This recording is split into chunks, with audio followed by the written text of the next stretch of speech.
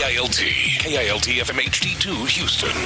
On Odyssey Sports Station, the Texans play here. Sports Radio 610 presents Seth Payne and Sean Pendergast. We coming to H-Town. Let's get the work in, man. Let's go. Great day, great day. Oh, give me some juice, baby. Oh, yeah. Let's do it. Hey, what's happening, everybody? Happy Thursday to all of you. Nice to be with you. And I mean that in the most sincere way possible. Nice to be with you. Appreciate you getting up with us. We were with you till 10 a.m. this morning. I'm so glad you're not dead. Dude. I was a little bit worried about it. I know I didn't call and ask you or anything, but, just know that I was concerned quietly. I was really, really worried about you. It was really unsettling for me to be out the last couple days, especially having been out on vacation last week. You know what you were like? You were like a baseball player that doesn't want to take a day off and that you get forced into it. Yeah, it was. I got load managed, basically. Yeah. Because I could have been back yesterday. For those who don't know, and it's that time of year. If you didn't dip in on Monday, I was back from vacation on Monday, but my throat was dry air throughout the entire vacation. It was bad. And by like 7 o'clock on Monday, I was having some serious voice issues. They kind of worked out the kinks throughout the show, but not great. So I had texted our boss literally at like 7. I'm like, I may have a voice emergency here. And so he was kind enough to schedule subs the next couple days. I told him, Seth, I told Parker, on Tuesday, I'm like, I can be back in tomorrow if you need me. He's like, no, take another day. I'm like, okay, well, I can't make fun of Kawhi Leonard anymore. Thanks a lot. I got load managed for the first time in my career. I'd never called in sick before. Since right, I got that was your first sick day ever, and it was forced upon you. Yeah. Well, you know what, and I blame myself because I'm the one that usually, if I have any kind of voice, when I get a voice issue, it ends up lasting a week. Yeah. And I try to fight through it, and it's not good for anybody. The listeners hate it because I sound like death. I sound like they're visiting their great-grandmother at the nursing home. You and I are kind of cut from the same cloth that way. I don't like taking days off, man. It was very unsettling. Well, we're glad to have you back. It's good to be back, man. It's really good to be back, and I would like to, if you're watching on the YouTube, I would imagine you're seeing this already. If you're watching on the Twitch, you're seeing it already. People are looking and going, hey, there's Cole Thompson. There's Cole Thompson What's right up, friends? there. Hey, how are we doing? Good. How are you, man? I am great. I do not sound like a cassowary, probably the way that you did a couple days ago. I did. Cassowary. By the way, I'm shocked that neither of you knew what that bird was. No. Can I tell you? I did. I knew. I knew. I was vaguely aware of it. I hadn't done the research. Fighting turkey is basically what it is. Yeah. It's like a turkey had sex with like a Tyrannosaurus Rex.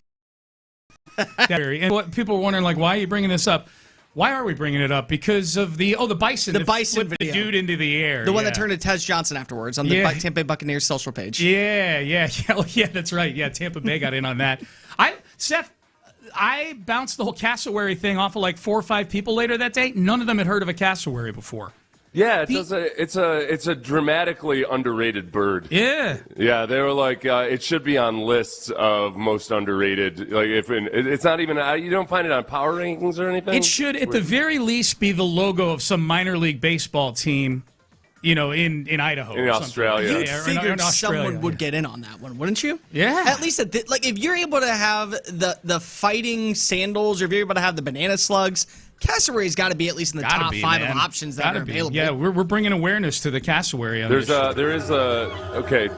are some soccer clubs in Australian League football teams, like some minor league teams that are named the Kuranda Cassowary football team. Okay. Yeah. Okay. That sounds like a cricket club more than anything else. Well, I know I'm going to Amazon during the next break to try to find some of their gear. Where are they from, Seth?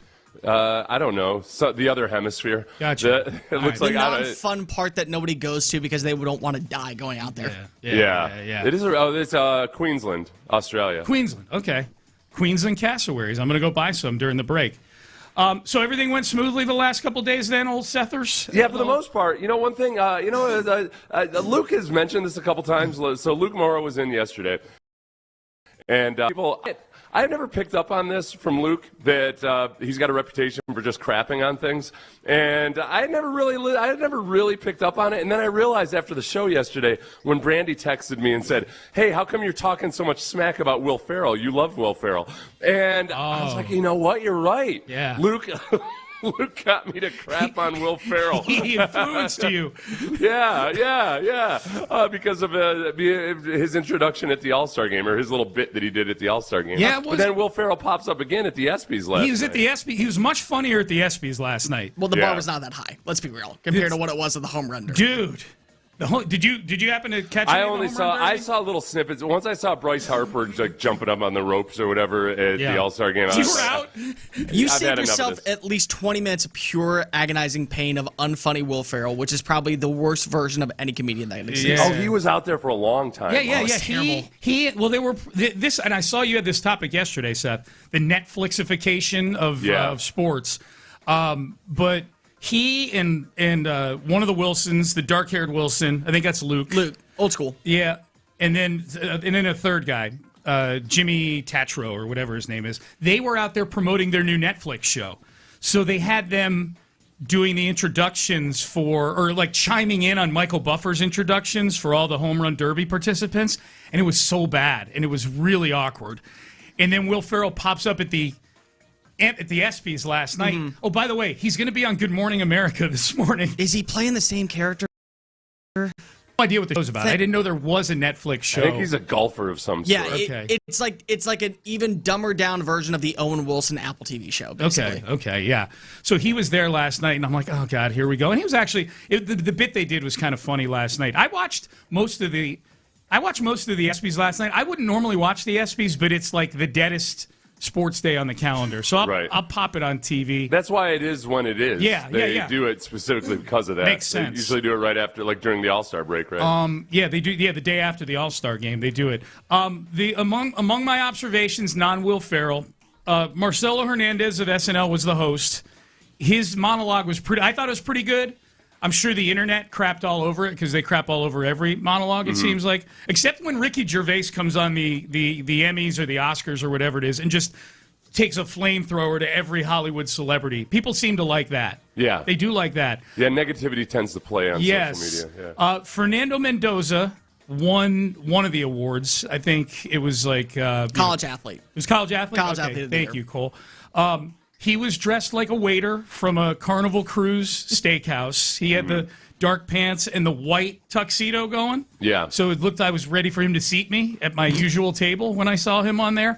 I am really looking forward to seeing how his shtick plays on a 3-14 football team. Right. That's where, well, if anything, I think that's why Kirk Cousins is there. It's not as much even to mentor him. I think it's to be the bullet catcher for that first season. And Fernando Mendoza can kind of come in. It's almost like a weird situation where I think he's got a better chance of playing if they're winning football games than the classic. Yes. Okay, if Kirk Cousins is playing and they still suck, I think Kirk Cousins is the quarterback the entire time. They just don't even throw him out there, huh? Yeah, but if they feel like, okay, you know what, the rookie can do some things and it looks like this is an okay environment, then maybe they put him in, like within reason, obviously. If they're undefeated or something, they're not going to do it. Does the whole hand thing when he's talking, like he's giving me a TED talk or something like that. He checks off all the boxes, Sean. Dude. He's a future politician. Of course he's got to check off all the boxes early in his career. Yeah. He does, like, he's... boy, if he ever went into politics, though, I mean, that's immediately just abandoning 50% of the people who love you are going to despise you. What I thought was so interesting is I saw this on Twitter last night. Somebody said he looks like George McFly at the Under the Sea dance ready to fight Biff Tannen. That is what he looks like. Yeah, that's a good call. Yeah. The white tuxedo. Full white tuxedo, getting ready to sucker punch Max Crosby, who's pretending to masquerade as Biff Tannen. Yeah, he's on defending Lorraine. There we go. Yeah, that's a good visual right there. McAfee was dressed like Woody from Toy Story. If Woody had undergone like a heel turn and an image change, like he had on like the whole cowboy outfit without the hat, but all black. Like the little designs that it has at the top of your chest. He's wearing a Western shirt. Western shirt. Yeah.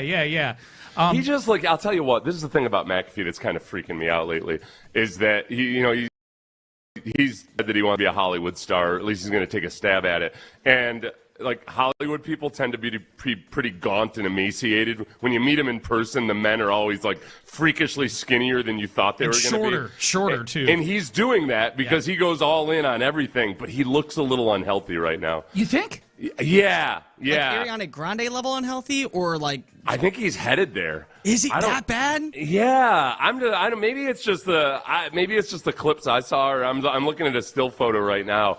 And it's just not – it's a gaunt look, which is great for Hollywood. Remember, you know what this is, though? This is when The Rock, when he went super Hollywood, and it felt like, he was going to try to go, like, be a dramatic actor and everything. He lost some of his, like, on-screen persona and charisma because he was just way too skinny. Yeah. And he ended up bulking back up and just being what he was. I feel like McAfee, part of his appeal is he's just kind of like a lovable everyman. And now he looks a little bit like a gaunt Hollywood D-bag. He does. I thought I looked at him like, he looks like he's in pretty good shape. But you think he's heading dangerously close. I think he might be on the Ozempic. That could be. Because it's happened. The transformations happened fairly quickly. He's on the peptides, like it seems like every guy is these days. Anybody in Hollywood, but because I think he's open about that. Yeah, I wouldn't be surprised if he was on the Ozempic too. My only other thing on the ESPYs, I was glad I stayed up to see this. I did not realize, and maybe I haven't been on the internet enough. I didn't realize that Simone Biles has 2 new friends. Really? I didn't know that. I didn't realize that. I don't even know what you're talking. I gotta look this up. Her friends are actually inanimate objects. Well, inanimate maybe. Anyways, she had some work done. Oh. Yeah, she had some work done. I'm like, okay, am I late to the party on this? Good morning. Yeah. And I turns out I was late to the party. She's made other public appearances with her 2 new friends. See, now I'll say with Simone Biles, it's funny. In that documentary they did on her a couple of years ago, which was an awesome documentary, she talked about how, people will always criticize the gymnasts for their hair and makeup, and she's like people don't realize, like, we have to do that ourselves. We're sweating, we're doing, like, it's just she has her overall appearance is she opposite of Pat McAfee, her face and everything looks it's incredible. She's really like she's positioned herself well for making that transition into either influencer, Hollywood, whatever it ends up being. Yeah, I want to be very clear. She looks fantastic. Yeah, she looks great. She looks great. I just didn't realize this would be the signal that she ain't coming back to gymnastics, I don't think, anytime soon. That messes up your whole center of gravity and everything. The aerodynamics have been thrown off a bit. The flips are going to be a little bit more challenging. It's a little top heavy. Yeah. So that's how that goes. Hey, did the Lance McCullers trade come down while you and Luke were on the air yesterday? No, I think it came down right at the very end. We talked about it at the toss. So we had zero details other than that there had been a trade. We didn't know about how the salary was going to be handled. Yep. What the Astros were getting back in return. We got none of that. Okay, so I've got the details on, and I'm sure people were listening yesterday. They've got. If you're just tuning in, Lance McCullers. Amy was the one who told me. Like, I wasn't. She goes, "Hey, did you just see Lance McCullers got traded?" And I feel bad saying this because I like Lance. I'm like, who's trading for Lance McCullers right now? Yeah. But the Milwaukee Brewers are trading for Lance McCullers now. Colton Gordon and Cash are also going to Milwaukee in exchange for Jaden Fielder. And I'm like, this is where you can tell somebody's in denial about how old they are? Me, for example. I'm like, Jaden Fielder. I didn't know Prince Fielder had a much younger brother. That's cool that Cecil Fielder had another son that plays baseball. That's a second cousin. That's a third cousin. No. Yeah, it's Cecil Fielder's grandson and Prince Fielder's son. Seth, which makes you feel older, that Cecil Fielder has a grandson that plays professional baseball, or that Prince Fielder, who feels like retired like 2 years ago, right? And I know it's been longer, has a son that plays baseball? I think it's the Cecil Fielder part of it. Yeah, anything with grand in front of it. A grandson. Yeah. We hear there are a lot more children of major league players and NFL players and everything in their respective leagues than there used to be. Yeah. So it's not as much of a shock to my system because there's so many guys in the NFL, guys I played with whose sons are now 5-year veterans in the NFL. Yeah. The grandson part, though, like the first time I find out that one of my teammates has a grandson in the NFL, I might just go ahead and end it all. I'm with you on that. Yeah. I'm with you on the grandson thing. Now, to the trade itself, the other thing that shocked me is Lance McCullers had a no-trade clause in his contract. like usually get given to guys. And now, granted, when he's you know what, it's not a no trade clause. Okay. I didn't realize this. It's because he has 10 years of service time, and he's been with the same team for 5 years. 5-10 rule. Yep, Yeah. 5-10 rule. Okay, so that was collectively bargained. All right, so that makes sense. That makes perfect sense. What was your gut reaction when you got the Lance McCullers news yesterday? Two things. One, I was actually happy for Lance. Yeah. Because there was nothing there was nothing that was gonna probably most likely be good about anything this year with Lance. Because even after he came back, even if he pitched well, probably going to get injured again. But then immediately followed by my own self-interest, which is, my God, if he goes to the Brewers and he just has an unblemished second half of the season of immaculate starts and plays well in the playoffs and never gets injured, I'm going to be a little pissed. And I can't be pissed at the Astros if it works out that way. This is the smart and rational thing to do. And yet it feels like that would be the ultimate blow to the head from the dude, if he's good? Oh, my God, if he's good. Well, if he's good and stays healthy, I wouldn't be surprised if he goes in and gives 3 good starts, but then drops a dumber on his foot. If he's still around doing doing things in October for the Brewers, that'll be frustrating. I'm just surprised they got anything for Lance McCullers. I thought there's a better chance he'd be DFA'd than they would get something for him in a trade, just because for all the reasons you said, Seth. Like he's injured he's never available. See, my first thought was, how much are the Astros paying back on the contract to go ahead and get? The Brewers are picking up $2 million. The Brewers are paying him $2 million bucks. His salary is like 15 or 16, so he's got like 40% of the season left. So it sounds like the Astros are probably picking up the lion's share of what's left on that deal. I still think it's more so in favor of the Astros, but the fact that somebody's willing to take on any bit of that contract is impressive. Well, I think the Brewers, for where they are as a team, are just like, hey, it's a little bit of a nice little $2 million gamble on a guy that's got upside, and they're a very competitive team, obviously. Playoff experience, too. Yeah, that whole part of it. Yeah, maybe as a... Like the whole, I know it's overrated sometimes talking about the mentor facet of it, but going back to Justin Verlander and what guys like Lance McCullers said, how valuable it was to have Justin Verlander as a veteran presence with the pitchers. I think, the Brewers might be looking at that a little bit with Lance. And Lance is one of those baseball junkies that probably does serve a purpose, just sitting in the dugout talking to guys. They could be looking at this as worst case, we're paying $2 million for an assistant pitching coach. Right. You know what? Yeah, there is that part of Lance that, people have been loath to acknowledge it because it's just been all negative in terms of on the field. But, he's the rare guy that even when he's injured, even when he's not coming back, all that, he's in the dugout, he's working, he's talking to guys, he's always around. So I think this is one of those instances, kind of like with Alex Bregman, where, no, it's a real thing. The veteran mentorship part of it is probably a big part of it. There was a positive yesterday. Dana Brown was talking about it, saying that he believes eventually Lance will be working in a front office somewhere. Yeah. Maybe even with this organization in the future. So it's like, if you give him to Jacob Mizorowski, a dude that's on fire right now, up in Hinnick's going to October. Yeah. Again, my biggest fear, though, is that he turns into Garrett Cole 2.0 with the Brewers. Like a 2.25 ERA, seven it's his first segment, and you're doing stuff like this. I know, I'm already pissing people off. Shut your mouth, man.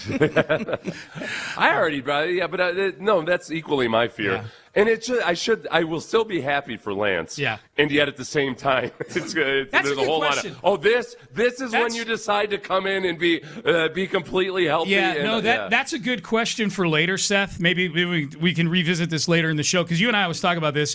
Where does this now departed Houston athlete fall on the will you root for them elsewhere scale? And Lance is a very complicated one, not for anything he's done, but just because of the injuries and the money he's made to pitch very few innings. There's a lot to unpack with Lance McCullers. We'll do it later in the show. Baseball Talk on Sports Radio 610, presented by Xfinity. Score the most reliable Wi-Fi. One price, 5 years, guaranteed. Xfinity. Imagine that. All right, 10 radio days until Texans training camp. So we're going to do one big question about the Texans per day. Cole's going to lead Seth and I on this one. One big question per day leading up to training camp. Cole, what is the question for today that we're going to attack next segment? Is the offensive line improved or just older and more expensive? That's a good one. I like that. Okay, a little line talk. We'll do that coming up next. But first, let's get you guys into that new luxury vehicle, and we do it. I do it, at least. My family.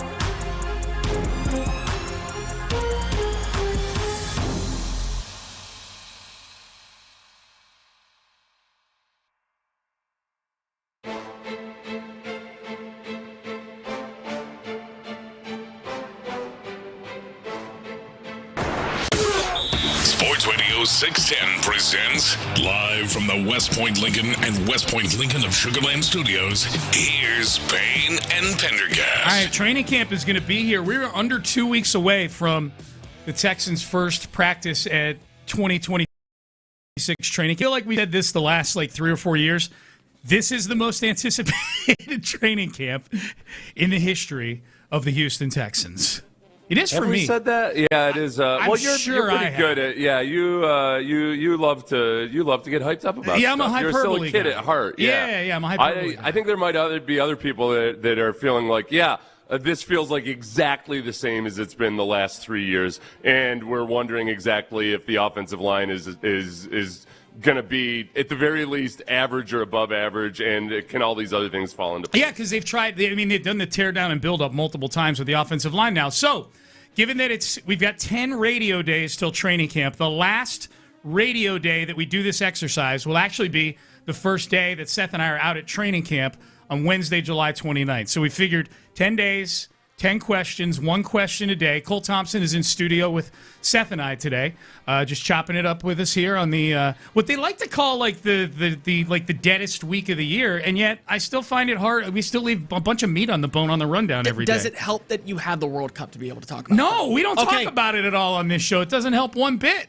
Yeah, I mean, I've been enjoying the World Cup, but we haven't been breaking down the games or anything like that. You know, it's like out of sight, out of mind, but just enough for you to be able to enjoy. It's nice to have on in my living room during the day. That's noise. It's great. Yeah, I caught myself. Chris Partee on Tuesday asked that same question about the World Cup, and I started saying, I've tried really hard to get into it, and I realized if I had tried really hard, I would be more into it, and I would tried nearly hard enough. That's the problem. Well, you got one game left, buddy. I was more intrigued, and now it's I'm waiting to see. I more than anything, I was just excited to see so many foreigners be excited about having a good time in America. Yes, that was really fun. There've already probably been a few anchor babies dropped. In their early stages of those pregnancies. We're gonna have a spike in international air travel 9 months from now. Yeah, I got to visit my kid. I got to be there for the birth of my anchor baby. I got to go hang out in Amsterdam for some reason. What are you doing out there, Bill? Oh,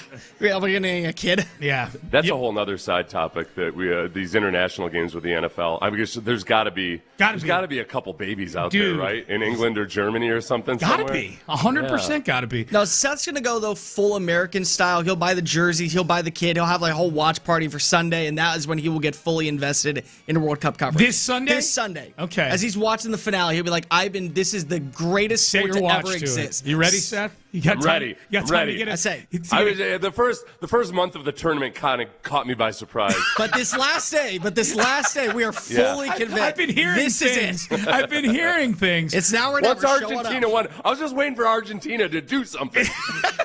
Now. All right. So let's start with question number 10. And Cole, you came up with this question. So you lay it out, and Seth and I will chop it up, and you jump in as well here. So what is the question of the day about the Houston? Number 10. Question about the Houston Texans counting down here. Is the offensive line improved or just older and more expensive? Okay. Hopefully, we know it's older. We know it's more expensive. Those are just numbers. Right. So there's two levels to it. There's the starting five and then the sum total of the offensive line. So if you think about the starting five last year, one, you had Ariante Ursary, a second-round pick, Cam Robinson, who was to be no more, and from the very get-go, Laken Tomlinson and Juice Scruggs was a doomed experiment.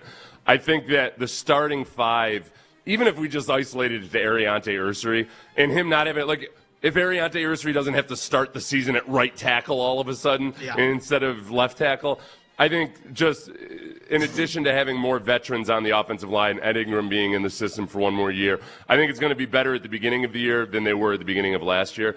The big part for me is really, as Caserio has said about, you're going to have at least 8, 9, 10 guys play at some point during the season.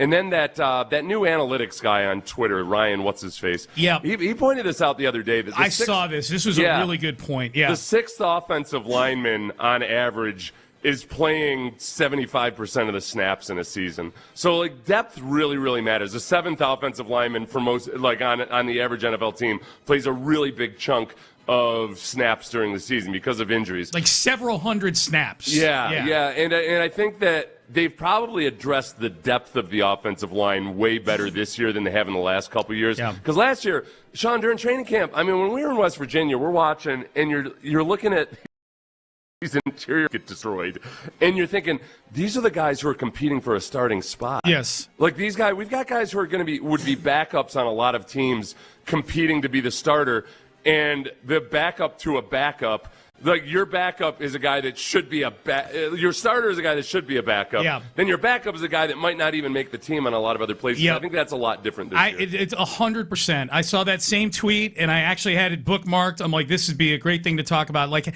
Ryan and his last name escapes me. He followed both of us. Yeah.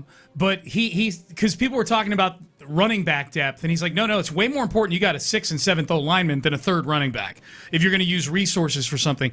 The reason I think it's going to be, I think it legitimately is going to be improved. Right. Because it's not like we're working off of a baseline that's really hard. It's not a high bar to clear. You know, it wasn't a good offensive line last year. I do think it was improved over the year before, so I think this will be a second consecutive year of improvement. The question is improvement good enough, or do they need to be legitimately at least average or good? That's a bigger question, and that I think there's a lot that factors into that. Health factors into that, all those things. I think the one thing I would illustrate that I feel very confident is going to be an improved offensive line, Blake Fisher was the anointed right tackle at the beginning of training camp last year. God. Now it's a question, does he make the team? Right. You know, now it's a question, does he make the team? So they've got guys that have taken the guys that haven't been really good performers and kind of push them to the level of the depth chart they're supposed to be at, which is competing for their job. To not be on the practice squad. Right. The one, just as a quick clarification, the 6th offensive lineman averages 408 offensive player snaps per season, so almost 50% or so. But and then the 7th offensive lineman as well. And we know with the Texans, it's been worse than that. It's been a lot of injuries, and you just have to account for that. And in any given year, you're gonna shuffle guys through there. Yep. Keelan Rutledge factors big into this too. True. Keelan Rutledge is going to have a spot on this offensive line. Now we'll see if he's the starting center or not. That'll be one of the more intriguing position battles to watch when training camp comes around. Is Jake Andrews and Keelan Rutledge presumably at center? But I think it's going to be improved because it's hard not to improve off of what it was last year. Do I think they're going to be average? Because I think that's all they need to be is average, and this is going to be a better running game. I think C.J. Stroud's going to be a little more comfortable back there. Right. And I think that, to me, that comes down to health. We don't even, that I just realized as we're talking to Cole here, we'll have to get in through the rest of the show. We don't really know Cole's stance on any of this, whether he's a believer in C.J. Stroud, whether he despises him, exactly where are you on just if C.J. Stroud gets a competent, good offensive line in front of him, does it make a huge difference this year for C.J. Stroud personally? No, I mean, but I also thought that C.J. Stroud was overhyped after his rookie season. I want to wait and see what he was going to do from year 1 to year 2. That was the big question mark, and everyone decided to anoint him as Lamar Jackson in that upper echelon of categories. And it was like, okay, let's learn our mistakes from the past, because then we did it again with Jaden Daniels the following year, and I wasn't that high on Jaden Daniels to come on out. So it's like, you throw that together. I agree that the offensive line is going to be better, but Seth brought up a really good point on Monday when I was listening to the show, that the most important player could be David Montgomery, and that's because of the fact of, if you have better offensive line play, you can run it more efficiently. When we were doing the whole, Seth, you and I were doing that exercise of pick one guy on the offense to take the leap this year, and Seth very, very astutely pick David Montgomery, because if for the price of one, he makes the leap, it means the offensive line has probably made a leap. Yeah. But which means the offensive line is more important. But yeah, the David Montgomery might be the most accurate indicator of it. Seth had a cheat code, basically. But to me, what's so interesting is that, you bring in Braden Smith and Wyatt Teller, and both those guys are damn good run blockers, and that's efficient and what you need for this team to be better in a Nick Caley offense. You also have to take into consideration, neither have played a full healthy season in the last 3 years. Yeah. And so you're throwing in the fact of, okay, Keelan Rutledge, we're going to try him at center, but all we know of him is that he's taken snaps in practice at the Senior Bowl and then here. And then you got 2 injured plagued guys in the past that we're paying not an inordinate amount of money to, but there's a reason why they were on a cheaper type contract when maybe you could have splurged a little bit more to get a more prolific name out there that you would trust is going to come on in and be a guaranteed bona fide starter. Like, thank God that the Texans will know number 57 has reported is eligible at tight end anymore. No, that's but we'll true. take that, but that's where we are. That's true. No, but to Seth's point, like this year, they signed Wyatt Teller and Braden Smith, and yet if in week 1 the starting offensive line has Keelan Rutledge at left guard and Trent Brown at right tackle because they won the competition, I'm totally cool with that. Yeah. You know, I'm totally cool with that. But you're cool with that as long as they won the job. They won the job, and that Braden Smith and Wyatt Teller didn't look like garbage, you know, or got hurt. You know, they didn't. Yeah, they won the job legitimately. They didn't get it handed to them because of injury. Because what I thought was interesting is that you guys were talking about West Virginia last year, and there's times when you just watch the Texans' defensive line go up against players, and you say, you know what? It's the Texans' defensive line. Nobody's blocking them. Right. You didn't feel that way. It was, good God, get these offensive linemen off the field. We don't need to see them ever be playing snaps meaningful again. Yeah, more competitive reps at training camp would be a godsend this year. the ones versus the ones, I'm saying, yeah. All right, headlines. Let's do them. We'll do them coming up next. Not a ton of headlines to get into. Cole Thompson in with Seth and I here today, but we will get into those headlines. We'll revisit some of the headlines from yesterday, too. We got a World Cup final. We'll dig into Lance McCullers a little bit. I've not had a chance to discuss the passing of Janice McNair as well, so we'll talk about that for a little bit in headlines as we roll on here on a Thursday. We'll do that coming up next, but first I want to get you guys sleeping better right now. The guy who got me sleeping better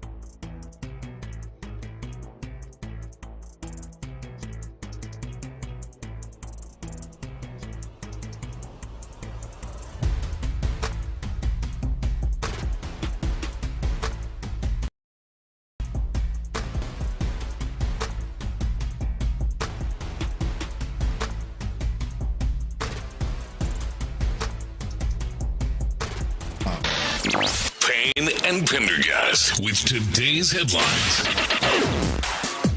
Here we go, headlines here on Payne and Pendergast. Cole Thompson in with us today. I want to start with, I wasn't here yesterday, so I'm going to be a little self-indulgent here. Seth, I'm guessing the topic of Janice McNair's passing was something that you and Luke discussed yesterday, especially with you being an original Houston Texan and whatnot, being here when the McNairs actually started the team up back in 2002. Yeah, no, and everything that you've seen from former players is 100% correct. Yeah. She's just an awesome lady. And I think just kind of one thing we talked about yesterday was that is you watch the Seahawks and their fan base kind of, wringing their hands over these last couple of years about what the new owners are going to look like, because Paul Allen was a local Seattle guy that was very philanthropically minded, but was also willing to spend on what they needed to do and on the football side of things and let the football people do their things. I think that's what over the course of 20 years we've seen the Texans. They've always been very philanthropically minded. I think they've become more of an aggressive spending team, and it feels very similar to that. Yeah. And it's a good place to be. Not all NFL teams are like that. Janice McNair was a huge part of that from the very beginning. Most of my interactions with Janice McNair were always with a Texans charity event or, building a youth center somewhere, all of those things. She was always involved in that. Yeah, she was a huge driving force behind the charitable component of the team. And there's nothing in that realm that I can say that hasn't already been said by hundreds and hundreds and thousands of people over the last 48 hours since she passed earlier this week. Tons of good videos from players, tweets. Go out of your way to find them if you haven't had a chance to do that yet. The one thing I will say, and I said this after Bob McNair passed away in 2018, from a personal standpoint, I'm thankful for the McNairs bringing football back to Houston, because I wouldn't have a job if they didn't bring football back to Houston. My first foray... Cal always says that to you when he sees you. He said, hey, listen, man, I heard you talking about the team the other day, and just know, my family's the only reason you got a job right now. Oh, it's a constant reminder to you, isn't Very it? on brand for Cal, just to point his finger and poke me in the chest and say, listen, pal.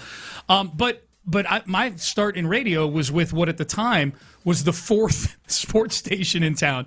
Without an NFL team, there's probably not even a need for two sports stations in this town, let alone four. And so the presence of NFL football, I think, is something that back in the early 2000s led to 610 going from being the only game in town to within 6 years being one of four games in town. And I'm thankful to be over here now, obviously. I've been here for almost 13 years, but there's no fourth station for me to cut my teeth. And if I don't get to cut my teeth, I'm not over here. So I'm very thankful for that. As far as Janice McNair being a part of all that, that was, I think, that was one of those things where I was still a relatively young man, actually married right when I got married right before the first season of the Texans' existence. And I always looked at Bob and Janice McNair as, wow, whatever stereotypes or preconceptions you have about billionaires, they just seem to be a really, happily married, you might have found them out in Davenport, Iowa or something. Yes. Just a happy, a Norman Rockwell version of a married couple. Absolutely. It was refreshing and educational at the same time. How it was a good out example to Davenport, set. Iowa is my question. Huh? Just randomly, Davenport, Iowa. Seth had that queued on up somewhere, didn't he? It sounds like a boring place. I don't know. Yeah. It is. I've been there. Yeah. It ain't. Oh, it's a real place. It's a real, Davenport, Iowa. Hell yeah.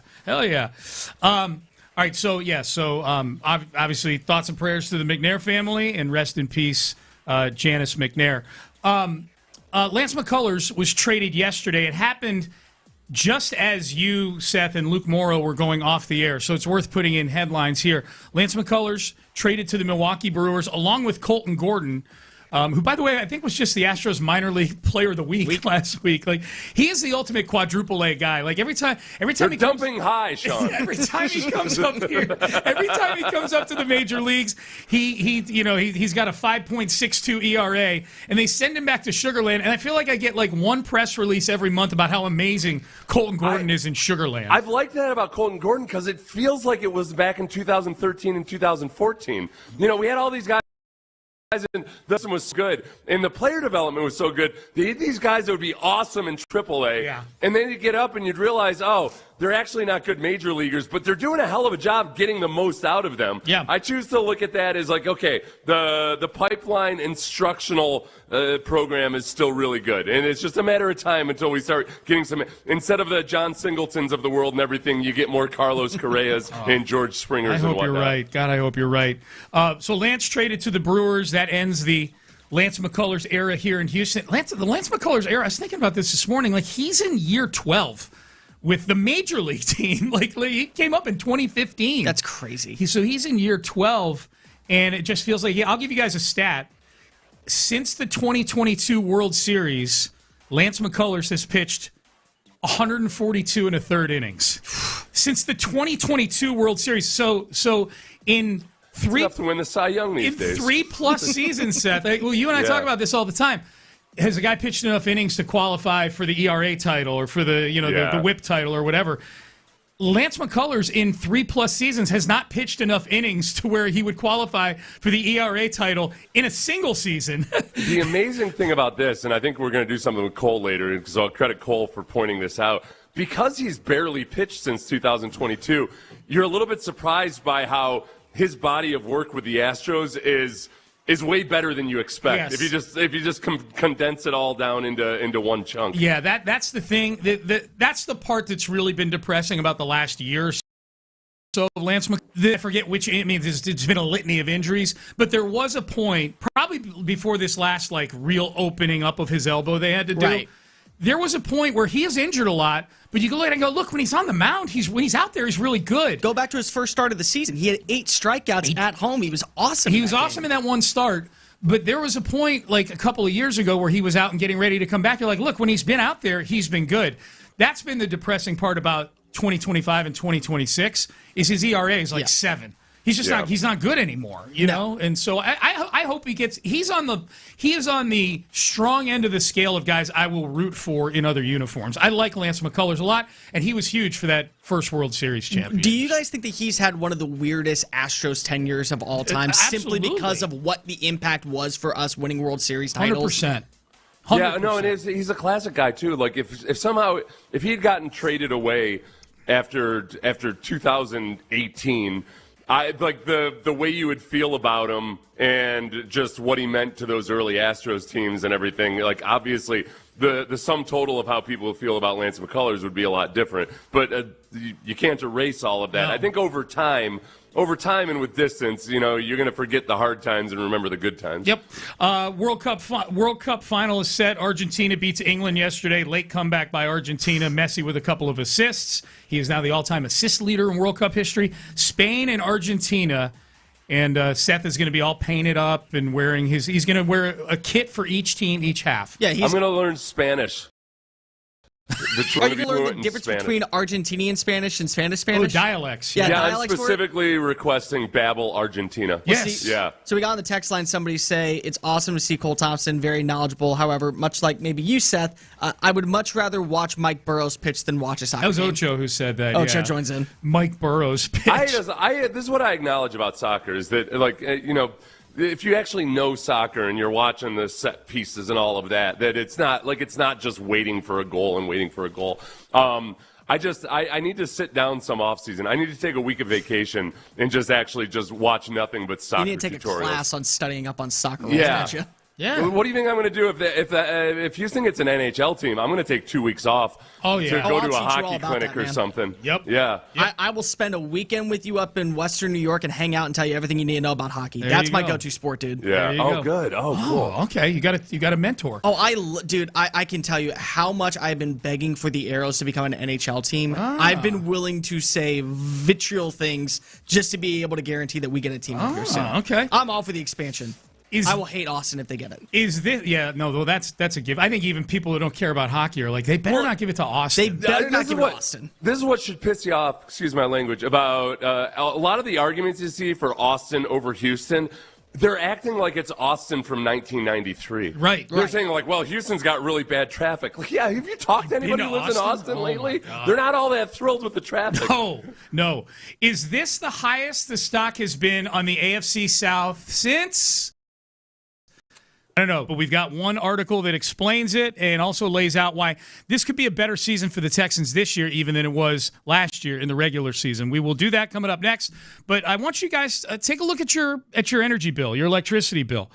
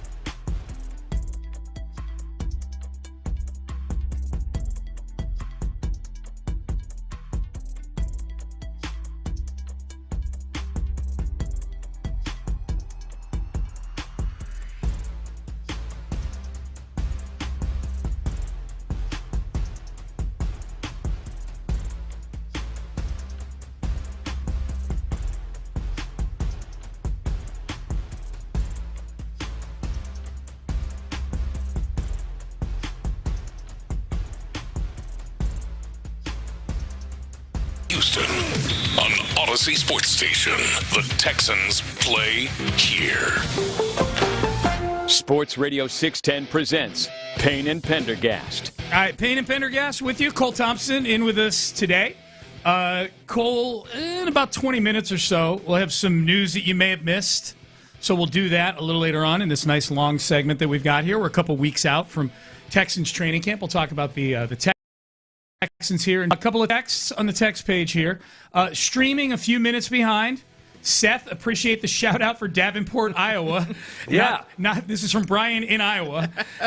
Not sure how I want to take that since it's my hometown. So we have a listener, a loyal listener in Davenport, Iowa. Not only is it a real city, it's a real city that loves Payne and Pendergast. I was trying to point out, where you think of just a good, wholesome Midwest place or something. Yeah, man, yeah. I didn't meet, when I met Bob and Janice McNair, I didn't get like a Mark Cuban vibe,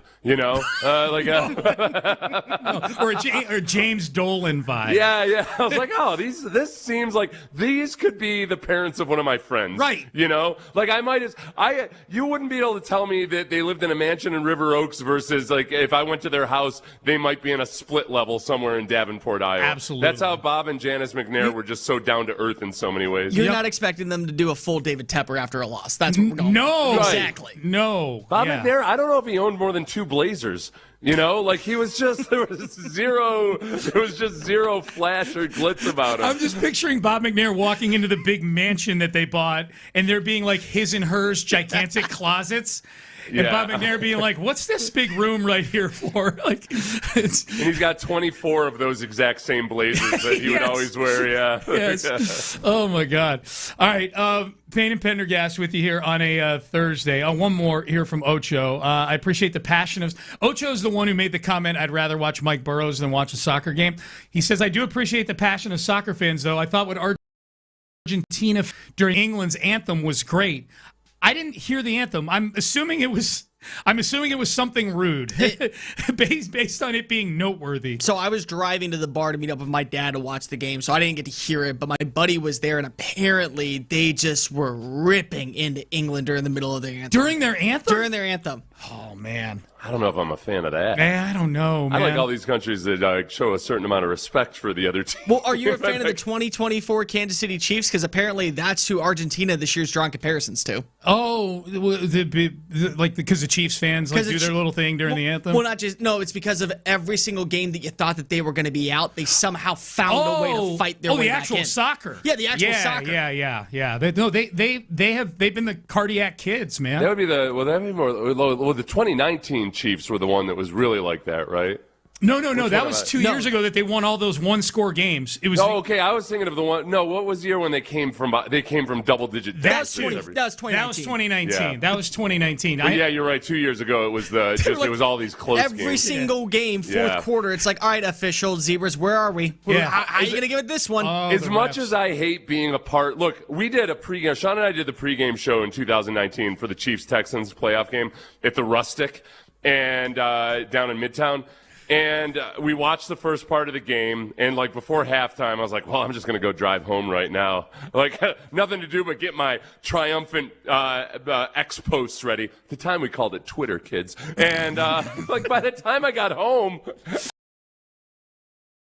everything had been grudgingly acknowledged, though, that was one of the freakiest playoff runs ever, that they were down by double digits in each of those games on the way to winning a Super Bowl. Every game. All right, so is this the highest the stock has been on the AFC South since God knows when? And I was racking my brain trying to figure out. Nick Shook of NFL.com has an article where he ranks all 8 divisions in the NFL. And boy, the NFC North is number 1.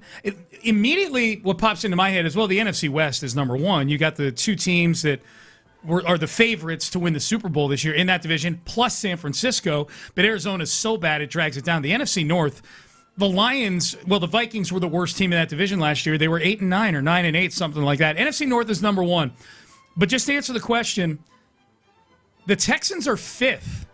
And I know 5th is nothing to puff your chest out about, but I feel like we live in a world where for the last decade at least, I mean practically my whole time here at this station, the AFC South has been either 7th or 8th. It's the NFC South or the AFC South. Right. The AFC South is 5th. AFC South is 5th. Yeah, AFC South is 5th. Yeah, it's not like it's not the relegation division anymore. No. Or even like in the conversation of being the relegation. Is this division. accurate? That's my question. I think it's accurate in terms of overall.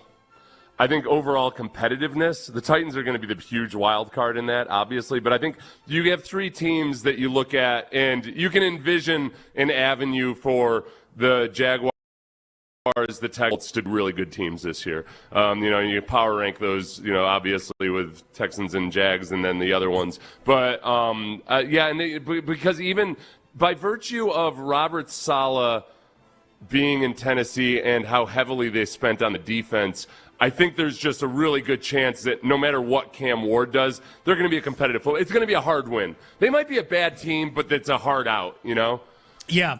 I think what's interesting about the AFC South is it's 5th. The Texans won 12 games. The Jags won 13 games last year. And the Colts were one of the hottest teams in the league for the first part of the year until Daniel Jones got hurt. They were cooling off even before he was out for the year. Right. They started 7-1 and they finished 8-9. So the bloom was off the rose to some degree once the Texans played them in week 13. Well, weren't they 8-2 going into the injury for Daniel Jones? Something like that. Yeah. It was like they were in the division lead when he got hurt. Yeah, and they were tops of the power rankings. He was an MVP candidate. All those things. And what a weird year 2025 was. And then the season fell apart. I think what's interesting about the Texans being 5th is that I think the quarterback situation in the division is pretty shaky for a division that's not considered one of the for a division that's not considered one of the dregs. I think C.J. Stroud is very much a coin flip right now. I think Trevor Lawrence is getting a little too much shine right now, and I know he finished last year really strong, but we've seen him finish seasons strong before, and then it all fall apart. And we've seen the Jaguars do nothing to add agents while losing their best player, one of their best players on defense, and their starting running back. On a team that couldn't run the ball in the second half of last season. Yep. That's because nobody pays attention to the Jaguars. They just say like, oh yeah, things look really good. Yeah, the passing game took off, but it wasn't like they didn't want to run the ball. They were really bad at running the football with Achane. And now you're wondering whether Tootin and these other guys are going to be an adequate replacement for him. It's going to be so weird hearing him call it Achane now because all I'm going to be thinking of is Texas A&M running back Devon Achane. And it's so hard to think of. The first time somebody brought it up on a clip that Seth and I played, You gave me that look like when I say something stupid and you're confused, immediately I'm like, oh crap, I said something stupid. No, it wasn't you. You played a clip of somebody pronouncing it Achane talking about the Saints. Yeah. And I'm like, what? What Achane? Like, he got traded? This person's all confused. And so that is going to be tough getting used to. Hey, Good point. real quick, any of our listeners who grew up in Louisiana, is it Achane or is it Ichan? Like, is it? I feel like Achane. Why are you complicating it even more? These Louisiana pronunciations. Blame Dabo Sweeney for this one because he could have nipped this in the butt when he was at Clemson, and he said, "Oh, ETN, we're just going to go by that." This in the butt? Yeah. Oh my God! I know, I'm old school. No, it's nipping in the butt. It's nipping in the bud, not the butt. You're gonna learn pretty quickly. I say the dumbest things because I'm off by like 11. Yeah. No, this isn't you're an old soul. This is your butchering. I kind of like nip it in the butt. I do better. too. I just want to make sure that's what I heard. Oh no, you heard correctly. Nip it in the butt. I'm nip always it in the off bud by means one like you. Letter and word. I get you in trouble sometimes with the FCC if you're not paying attention. Yeah, be careful, man. Yeah, be careful. Be careful. So AFC South 5th. I'm cool with it. I think the Colts are going to finish in last place in the division this year. Ooh, I think the Titans. I think the Titans are going to be better than people are forecasting. I have the Titans finishing second. Second? I am sold that because Robert Saleh is no longer having to coach the New York Jets, he will show you why competence was actually key for him. I actually thought he did a decent job with the Jets, honestly. Well, they were winning at one point. Yeah. The Jets' defense was really good. It was a classic. It's kind of like the Browns these last few years, where the defense is really good, but it doesn't necessarily show up statistically. Sure. Because they have no help from the offense. But I think that as soon as they fired Saleh that year, the Jets' defense had been playing well, and it fell off a cliff. Yep. So Okay, let me ask you this, though, Cole. Did you have that opinion before you started watching Quarterback on Netflix? Oh, God. Because Cam Ward's pretty likable on that show. No, so I'm starting it tonight, actually. Kirsten and I, we always watch and we binge watch it. So, like, when she gets off of work, we just sit down and we just go through the entire season, which is kind of why I hate Netflix, because I actually enjoy waiting for something week in and week out. You and I are like in that respect. I like waiting each week for a new episode.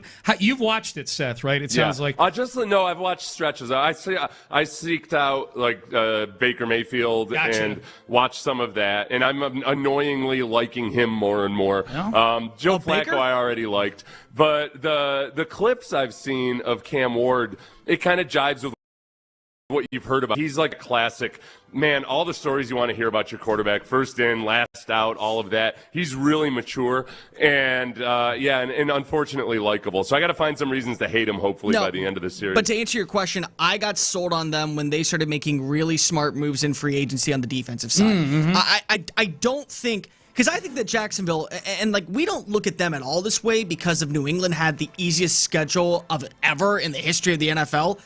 Who did Jacksonville face off against where their schedule was so daunting last year? They were also a benefactor of having first-year head coach, relaxed pathway to the postseason, and that fluky win over Houston where if Ariante Ursary gets a block on Josh Hines-Allen or Nico Collins doesn't have that fumble, you win that game, and that gives you the division title. So, I'm still not sold Jacksonville is as complete as people want to make it out to be. Terrible offseason.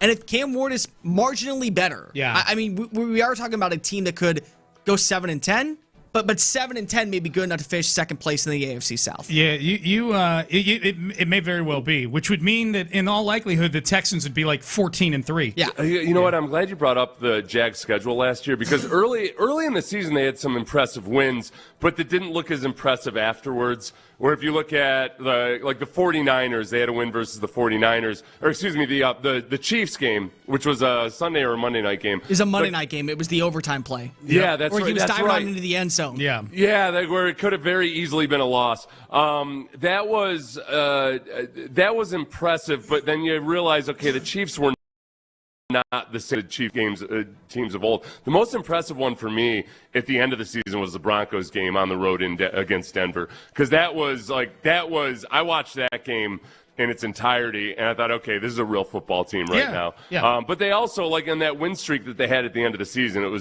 they beat the Cardinals, they beat the Titans, they beat the Colts without Daniel Jones, they beat the Colts and the Titans again. Like, okay, great, you had a win streak against some of the worst teams in the league, but you did beat the Broncos on the road.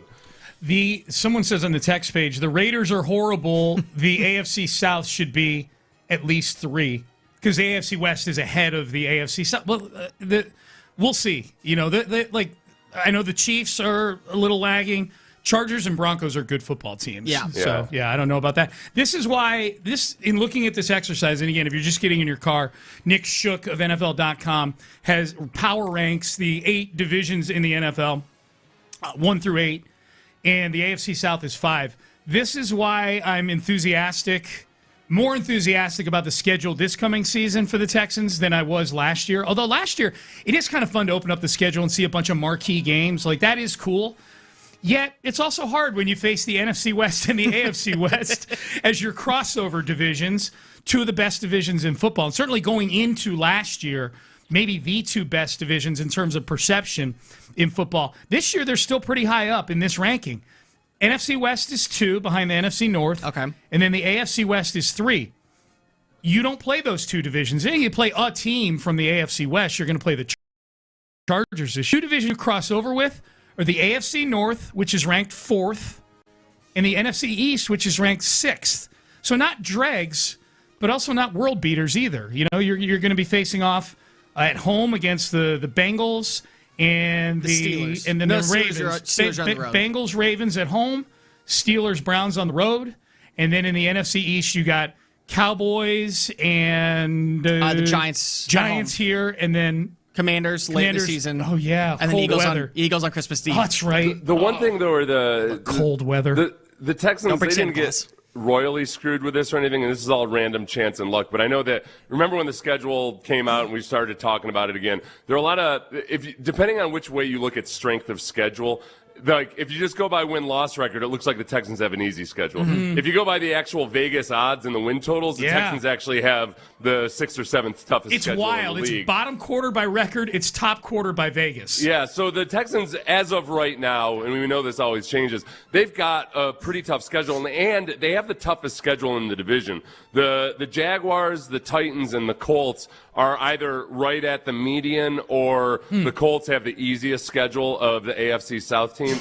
That's like one just kind of hidden obstacle that the Texans have within the division. But in terms of making the division look better overall, yeah, those other three teams don't have all that toughest schedule. So let me throw this at you guys real fast, because the text line said the AFC South should be at number 3. Yeah. Would you be okay moving them to number 4? Because I do think that Cincinnati is going to be interesting this year. All the defensive the moves. AFC North is first. You're basically asking, is the AFC South harder than the AFC North? Basically. Yeah. I'm just going through the AFC North in my head. Cincinnati's got no defense. But they have a quarterback. I mean, they added 7 starters. Sexy Dexy's there now, too. So, I mean, you got to add that to the equation. Yeah. Dance moves count for something. Yeah. The Ravens are going to have a healthy Lamar Jackson.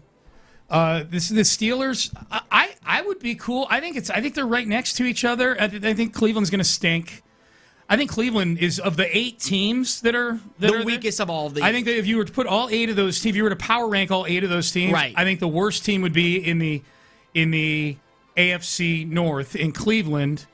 And that's a great question. This is the whole thing about it's gotten to the point with Joe Burrow where usually when we talk about injuries, you almost don't even want to talk about injuries because it can happen to anybody and everybody. Yeah. Joe Burrow, in 50% of the seasons he's played in the NFL, has missed huge chunks of time due to injury. I mean, he's injury prone at this point. There's no way around it. And in my mind, there's a 50-50 chance that they're a non-factor, A, because it's not so easy to improve on defense simply because you added a bunch of free agents, and B, that you don't know exactly just how long Joe Burrow's even going to be on the field this year. I would say the AFC North has the better has the better top-tier quarterback talent. Right.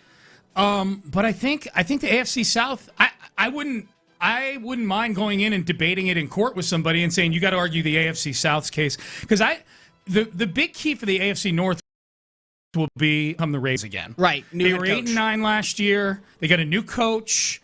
They got Lamar Jackson back healthy. They're still the Ravens, so the culture and everything is in place. That'll be the big key to the strength of that division. Are the Ravens again? Because I think Cleveland's going to stink. I think this is a year the clock runs out on the Steelers being a 500 or better team. So we're finally seeing 7-10 happen. I think with the Steelers, yes. So I don't hate that. I don't hate that argument, and I believe it when I see it that the Bengals can just A, keep Joe Burrow healthy, and B, if he is healthy, ride a bunch of 41 to 38 games to an 11 or 12 win season. The Bengals for me are like the Florida Gators. Every single offseason, I find a way to buy into them, and I know it's buyer's remorse. Yeah. I just do it, and I'm like, I need to learn my mistake, and it's like, here we go again. Yeah. Throw $50 down. Yeah. I've been enjoying watching people talk themselves into the Steelers because of this somehow. If you had asked me 6, 7, however many years ago, hey, you know what? Once Aaron Rodgers gets reunited with Mike McCarthy, that's when you should get excited. I'm like, wait a second. Time out. Wait a second. Yes. Okay, wait a second. Because if there's one thing I know about Aaron Rodgers and Mike McCarthy, the reports were not good about what their relationship was. But then the other thing about Aaron Rodgers that people have questioned over the last few years is man, he just seems like he wants to do his own thing, which worked back in the day, but offenses have evolved, for one. And 2, a lot of what he did back in the day was just him improvising and making some incredible throws that he's physically not capable of making. As he was not actually, he was running Mike McCarthy's offense, but vetoing a lot of Mike McCarthy's play calls. Yes. So I just don't understand where you're talking yourself into. Oh yeah, this reuniting is going to be so awesome for both of them. I don't get it. Nostalgia. That's basically it. Yeah. Nostalgia for what, though? It didn't end well between those two. They won a title, though. We still talk about it 2010. We still talk about it 16 years later. And that's the one thing you show for. It's like Sean Payton. 2010. This is what, I think the Rockets should sign Hakeem Olajuwon this offseason. Yes. That's what they're missing. Yeah. Bring back Does nobody Rudy. remember how good he was? You want Steve Francis back at the top of the rim? Rudy T and Hakeem Olajuwon. Yeah. That's the recipe. So them and then KD plays down low with them, and we got whatever championship, Yeah. 55 wins. We got it. Culture, yes. Mentality. That's what you're looking for these days. KD, I would like to see KD doing some work with Hakeem. There's, I'd like to see him doing work with somebody other than Victor Wembanyama. That's what I would like. I'd like to see him doing some work with somebody other than on his phone. He's back on the phone, man. Did you see that? I've got the audio for it. We'll took on Nick Wright and No. okay. It's not, in the spirit of Houston athletes giving advice and guidance to people they shouldn't be. Yeah. Did you see the little anecdote from the All-Star game that Yordan Alvarez gave a hitting tip to Juan Soto of all people, and it helped him? They saw each other in the stadium when the two teams were playing each other, either earlier this year, maybe last year, whatever it was. And Yordan walked up to Soto, introduces himself, and then voluntarily gives him some sort of I was watching your feet, and your feet should be doing ba ba ba ba ba. And all of a sudden, Juan Soto has this, not like he was bad or anything like that, but it turned out it really helped him. No, he clicked on for the second half of the season. Is that what it was? Yeah, he had an incredible close of last season, Okay. and everyone bought in of, oh my God, we're finally here. Stop helping people, Yordan. Well, is Mike Trout going to help that young little kid turn into like the next Lou Gehrig or something? I don't know, man. Did you see that, by the way? No, what is that? So Mike Trout, during the middle of the All-Star game, was giving pointers to this kid on the field about swing tips. Oh, really? Yeah. It was they had it all set up with different. I was almost like a little mini scene for all of these. Is it different made for guys TV? with their- It was like a made-for-TV movie to where this kid ends up becoming like the next great Barry Bonds. That's what we're going to see. That's what we're going to see, huh? He's not giving him any health tips, I don't think, on I don't think so. how to stay healthy, I like to Mike tell Trout. kids, keep your eye on the ball. That seems Yes. to be pretty universal. I feel like Mike Trout would probably give the same advice. You're to a young pulling kid your that I head would. up. That's what I was just, telling. You're overly simple. Just keep it simple. Just keep your eye on get the ball. beamed. Yeah. You'll get on first base. Problem solved. Just get beamed. Yeah, Just get beamed. You'll lean get in. on first base. You'll have the highest OPB in the league. Let it hit you. All right. So news that we may have missed. Cole Thompson in studio with Seth and I today, and tomorrow, and Monday. So what did you find, Cole? Because I was, busy watching a little World Cup yesterday, busy getting my throat healthy. I don't get to see everything here. So what are some news items that we may have, that we in the audience may have missed? Do you believe in prophecies? Do I believe in prophecies? Seth, do you? Not really, no. The answer I believe that, statistically, a lot of stuff that people say, some of it's going to end up being accurate, but no, Okay. I don't. Why do you ask? So, because of back in 2004, if I'm not mistaken, there was a photo taken of Lionel Messi holding a young baby in Spain. Oh, okay. That baby ended up becoming Lamine Yamal, the star soccer player. Oh, they're going to for face Spain. each other on Sunday. And they're now playing against each other on Sunday for the World Cup final in what will be Messi's last World Cup game. Oh, okay. Are we sure it's his last World Cup game? That he is going to 100% retire after this from international He's play. 36, right? Is he 39? What is he? He's in his late 30s. I know that.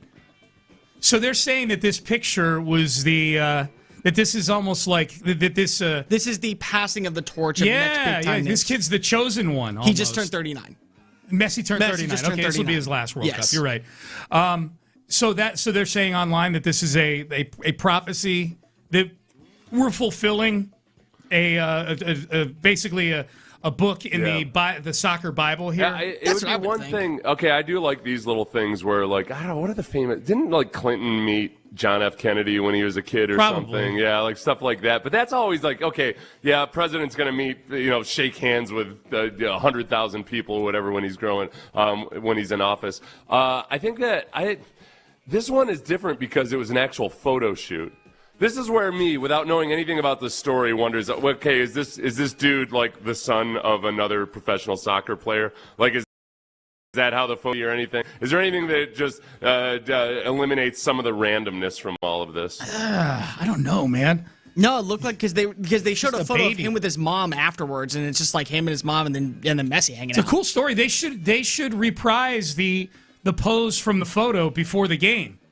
Messi should I don't think Messi should hold him in his arms. Holding him in a little, a little like tub basket. Messi should hold. They should stage it again, just the way it looks in that picture that you're looking at, Cole. Have you seen how big Lamine Yamal looked like? That's as why a baby? it would look awesome. Oh my God. Yeah. Maybe after the game. You don't want Messi. Messi's 39 now. I say you don't want Messi to tear his Achilles or throw his back out before the first pitch. Man. Your back starts to hurt when you get to be 39 years old. This might flip me upside down on this whole prophecy stuff. I might find religion after this happens. It is a really interesting coincidence, if nothing else. Speaking of coincidences, what else you got? Kim Kardashian had to know what she was doing here, right? What did she do? She honored her father, or let me phrase that, Chloe's father, O.J. Simpson, by getting a custom-made Ford Bronco. And the only problem is that the internet found it, and they went crazy on it. Okay, so start over again. So you said Chloe, and I got distracted, yeah. So she got a custom-made new Ford Bronco. Yeah. No. We're giving her family's ties to the O.J. Simpson scenario. And the only problem is that's not white. Yeah. Really? Yeah, she went with a black. Oh, she did? Yeah, she went with a black. Okay, one. Pretty cool looking Bronco. It is a really cool looking car. Yeah. But the internet found it, and they went, of course, crazy on it. It's a convertible? A convertible Bronco? Ford makes convertible Broncos. Who knew? They take it's like a hardtop, like a Jeep has a hardtop type of thing. Yeah. Okay, I have a theory as to why she did the black Bronco instead of when he was in the white Bronco, he was still a babyface. Yeah. But he's definitely a heel now, OJ. I mean, OJ? he may have killed 2 people. He went to jail. Well, he's dead, so. He's dead also, but yeah, right. And I don't know, Still not all that well regarded, though. It wasn't like in death that people are like, we need to revisit O.J. Simpson. Right. A lot of times when people die, people will put a good face on and say a lot of nice things about them. Remember when O.J. Simpson died and all of America was like, it's time for healing. Let's talk about the good times. Right. Yeah. So I think she understands O.J. heel, and when you're a heel, you wear black. I need to see her driving 45 miles per hour down the freeway, down the LA freeway. Yes, all these stories you have, we need to reprise the scenes. She's got her best friend, like she's in the back seat, like laying down on the ground in the back. No, she's got Courtney driving to the front seat. Courtney's driving. You know who I am. Yes. Kylie's sitting in there calling Timmy, asking what's going on for the upcoming weekend. Yes. I had not seen that. What else you got? How much are you willing to spend on golf clubs? I'm not a big golfer. Okay, let's just say that. I get like a 50% discount from Callaway, so I don't know. What's a sport that you guys love? Like that you play randomly or that like you stay involved with to stay active? Like okay, hiking. No, honestly. To stay active. No, Sean, you can set this one out. Yeah, no, for me, like hiking, I have to that I definitely don't need all the time. Every time I go to REI, in my mind, I'm about to hike the Appalachian Trail, and I'm like, no. I do not need this at all. So Seth is your muse on this question here. Okay. So a golfer on a British Columbia course captured a video of a black bear stealing a pair of golf clubs from his cart and then carrying it away. Yeah. Oh, just carrying 2 golf clubs? No, the whole carrying bag? the whole bag. Went into the cart, was able to rip off the bag. Did he use his bare hands? Yeah, he clawed it out and then picked it up with his mouth and then walked away with it. Some people call him paws. Yeah. His crazy little bear paws. Yeah. And he took so the question is a bear with human hands. So the question opposable thumbs and everything. Thumbs. Okay, so what's your question? Like, would we go after the bear? How much are you willing to spend to fight a bear cub to get a pair of golf clubs back? This is what I've learned about black bears. Because like generally black bears are very timid and shy and you don't have to worry about them. Like if you see one, you're not in imminent peril. And yet there are some like if a black bear does decide to fight you, you're screwed. Yeah. So I like because Seth, they're like people. You're not in imminent danger with most people. That's exactly right. Until they decide to fight you. Most people you meet will not murder you. Right. But every now and then, most people are not O.J. Simpson. That's what we're saying here. Right. Yeah. So like if you see a black bear in nature or whatever, and like you can scare them away pretty easily, but you still shouldn't fight with one. So yeah, I would let the black bear take my golf Keep the clubs. Yeah. Keep the clubs. And like eventually he's gonna lose interest in the clubs unless he probably had a cinnamon muffin and bun in there or something. Oh. He probably smelled some food. The guy probably had some food stashed in his bag. That's a good point. You think he has any beers in there? Stash away. In the bag? Oh, yeah. Oh, yeah, you got to have beers in the bag. I mean, that's why the bear went I say the bear Alcoholic smelled, bears are the worst, The much bear like smelled the people. Miller Lite and said, screw it, we're going to go ahead and take it. So would What you? did he do? Did he go after the bear? Yeah, what happened? He just continued to film him screaming, hey, give me back my clubs, and then just walked away. That's the most 2026 thing about give the me story. back the clubs. And then the bear just he looked. just made sure he had his viral moments. But the bear looked at him and then said basically no, and then just continued to walk off. What would with you it. do? If it was under $3,000. Are you a golfer? No, oh God, I suck at it. But if I'm paying $3,000 for golf clubs, I want to get the most of it. Yeah. It's got to be basically at this point. It's got to be a pricing purposes for me. If it's $500, screw it. I'm not getting my ass kicked. No, Depending on what your deductible is on your home insurance, I think I don't know, like for your personal property or whatever. So we could claim theft for this one. Well, that's it a gets fun stolen. one. Yeah. You're just even submitting it. I bet it gets approved just because insurance people love those weird stories when they and you got video true. evidence of it. Yeah, that is true. Okay, the final one for you guys. Okay. Are either of you into the wonderful hit reality television show Love Island? I'm not. It gets watched in the same room that I'm in a lot. My wife watches it. Yeah, I'm not into it. See, that's my token white girl show. I'm totally on board with it. I love it.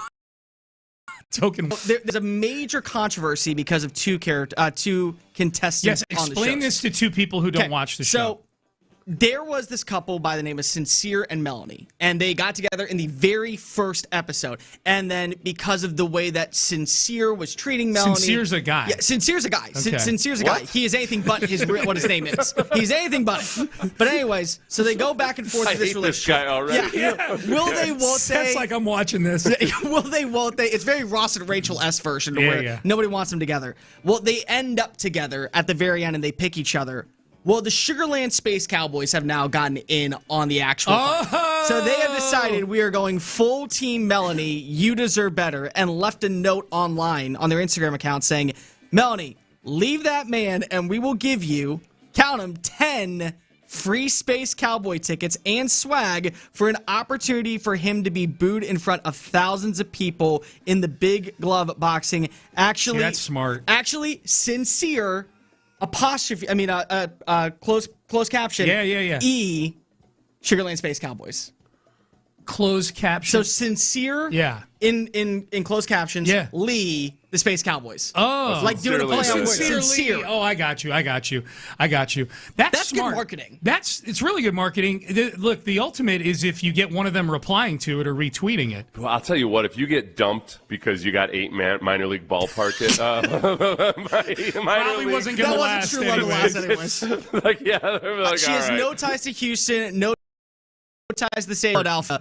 But you know what? If I'm going to get dumped for 8 free Sugarland Space Cowboy tickets, I know this was not meant to last. I know? That is a smart move by the Space Cowboys. Really that is a smart whole move. bunch of free publicity right there. That's awesome. I was Good about to say, like, is it one of those games where like one of the major league guys is rehabbing? That's what I'm wondering. Do I get, do I get to see Brandon Walter throw 3 or Ronel Blanco throw 3 innings? Hayden Wisniewski, do I get that 2 1/3? Yeah. Does she have any tie to Houston? No, she's from Philadelphia. Okay, so this is brilliant by them. Absolutely. The Space Cowboys are getting a whole bunch of free publicity for something that they would love to. They would love it if she took it up on them. You knew that there was some intern that was in there watching the show that came up with the idea and just got hired on the spot. Absolutely. Good for you, Sugarland Space Cowboys. Yeah, man. All right, coming up next, speaking of, good job, Cole. We like those stories. Keep them coming. Coming up next, speaking of social media, this Houston athlete is very rapidly getting on my bad side right now due to, in most part, social media. We've got that for you coming up next. In the Loop. The Astros are at the All-Star.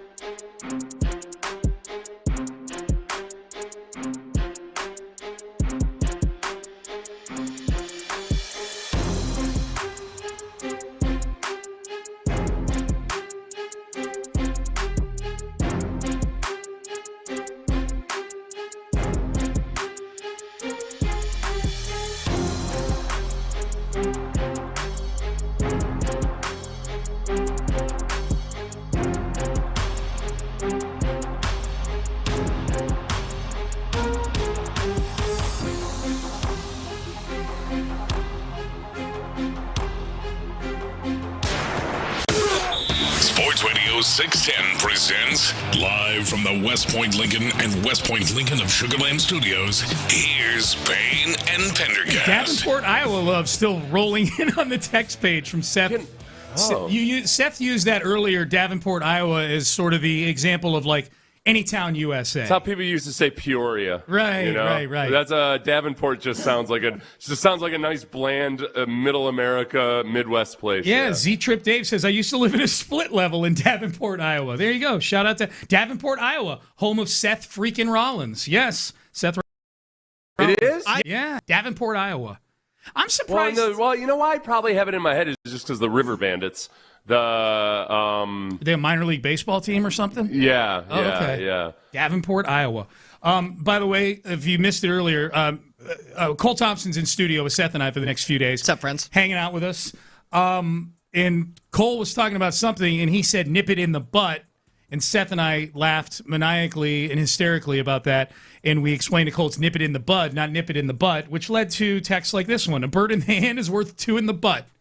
So we're getting a lot of in the butt texts coming in right now. Ocho's on board with it. I prefer nip it in the butt as well as for all intensive purposes. Yeah. Both roll off the tongue better. Yeah. Intensive purposes, I give a pass on that. Yeah. It's sad that I thought it was all intensive. The way you said it, though.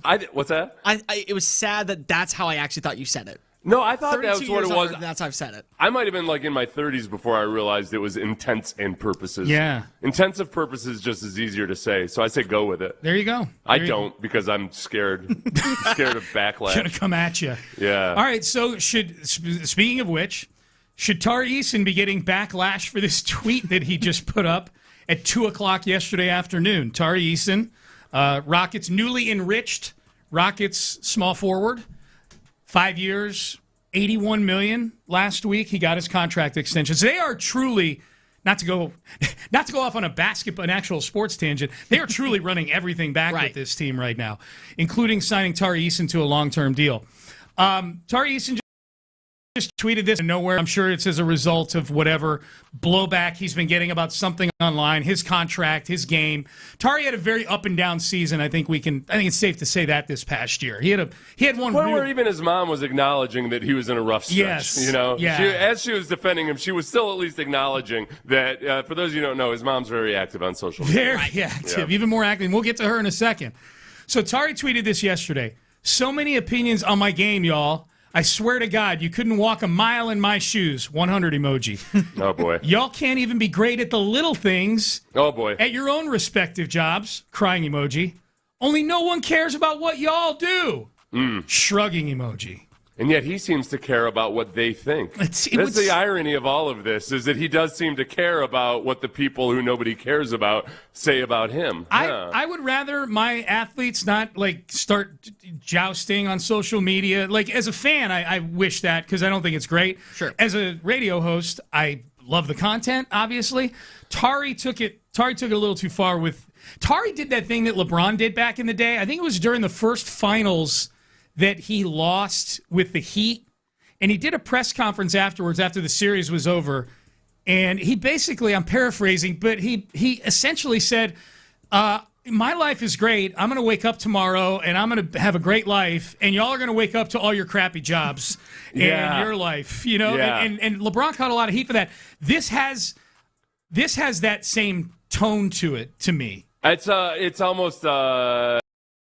Now, this is a problem, and this is where I think some athletes, if they would just go like a little bit step further, it's when people read that, they see it as him like saying it to everybody in the world, when in reality he's saying it to a very specific group of online haters. And like that's the part where I think just delivering the message a little bit differently might not make it ring so hollow, but it comes off more like, oh boy, this is a professional athlete saying I'm better than everybody because you guys are just normal people, and I've got this dream life of being but also, it's so hard. You guys wouldn't even realize how hard. You know what he's doing? He's subtweeting. That's what he's doing. He's calling out like that small group of people that probably got into his DMs and told him that he was a terrible player. Yeah. Well, that's where what I hate about it usually is it's players that you like. And like this happened with Kareem Jackson. You know, there's a certain segment of Texans fans that were going after Kareem Jackson after he wasn't on the Texans anymore. And sometimes those guys start feeling like the entire fan base doesn't like them anymore, and they start like taking it out on the fan base of the former team. Where no, most of us still loves Kareem Jackson. Yeah. Likewise with even though Tari Eason's still on the team, it feels like he's raging outward. This is the thing that I don't mind about it though, Sean, is that I think with Tari Eason, obviously he runs hot in a certain way. He's got a certain opinion about himself that probably serves him well at times, but doesn't serve him well at other times. The fact that players-only meeting that they had with him last year seemed to have had a positive effect, that it's just a matter of, okay, learning exactly how and smooth out some of the rough edges around Tari Eason. They figured some things out last year along the way, and I choose to believe that this isn't anything more than just a random social media post. Maybe so. And I tease into this segment like this guy's rapidly getting on my bad side because of the social media. And I guess to be clear, I was probably overstating it in the tease. I'm coming at this more just from a PR perspective, especially as a player on a team whose owner made his billions in what is largely a customer service related industry. Hospitality by the definition of the word is customer service. Yeah, hospitality, food services, things like that. Tillman Fertitta made his billions by making sure that his customers had an elite experience. And I think the both of you are absolutely right. This is not directed at the Rockets fan base at large. It's directed at a few people who aren't cited. It's a subtweet, like you said, Cole. He would have been better served just in terms of tone in picking out one of these jerks and retweeting it. Or quote tweeting it. That's what I mean, quote tweeting it. Yeah, quote tweeting it. But then you're giving you're giving the oxygen that person is looking for. That he needs to survive, basically. I would say, and boy, Momster, Tari's mom, she went off yesterday evening. Let me read this real quick, Seth. Let me get this straight. You get online with your thumbs, call a man all kinds of bleep, say he has intellectual disabilities, send death threats. Okay, well, if he's getting those, then that's over the top, obviously. Attack his mom, also over the top. Useless in a job only 5,000 men in history have held, and when he gets online, responds, you're a fan, a victim, and he's a soft P word.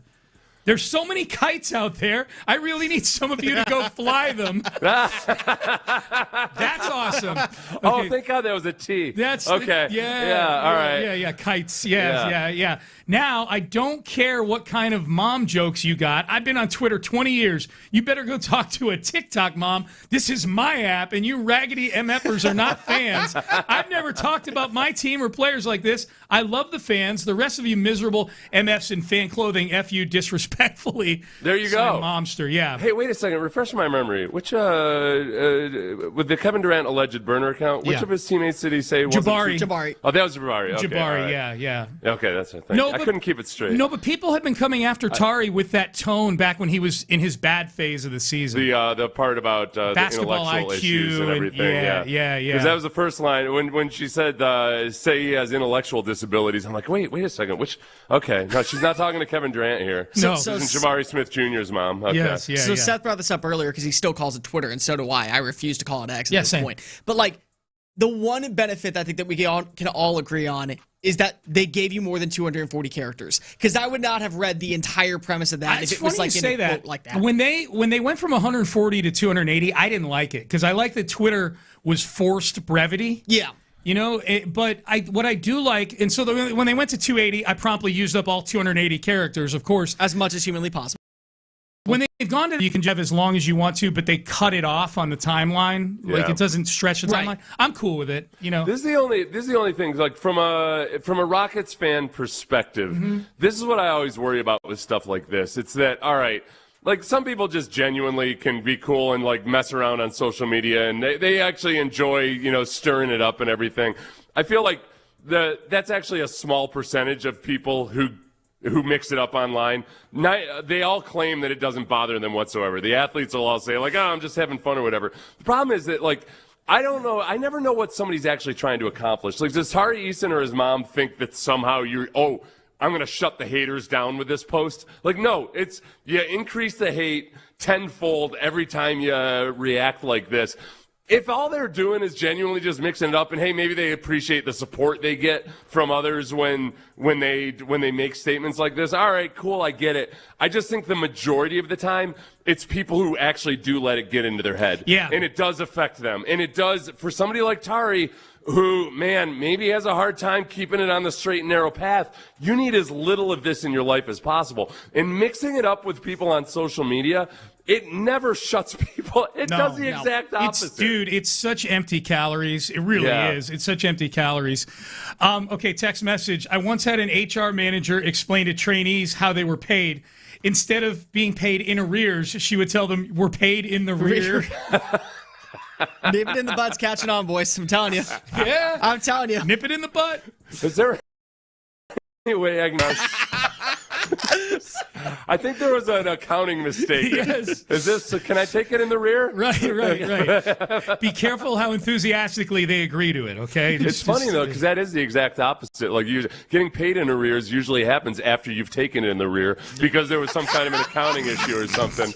Or you're like, hey, you guys missed this commission I was supposed to get. Yeah, I'm getting paid in the rear right now. Just make it a 2 next time. Oh, my God. All right, 8 o'clock hour coming up. All right, I was off the last couple days, so I've had 2 days just to sit cross-legged on the couch and digest the NFL's top 100.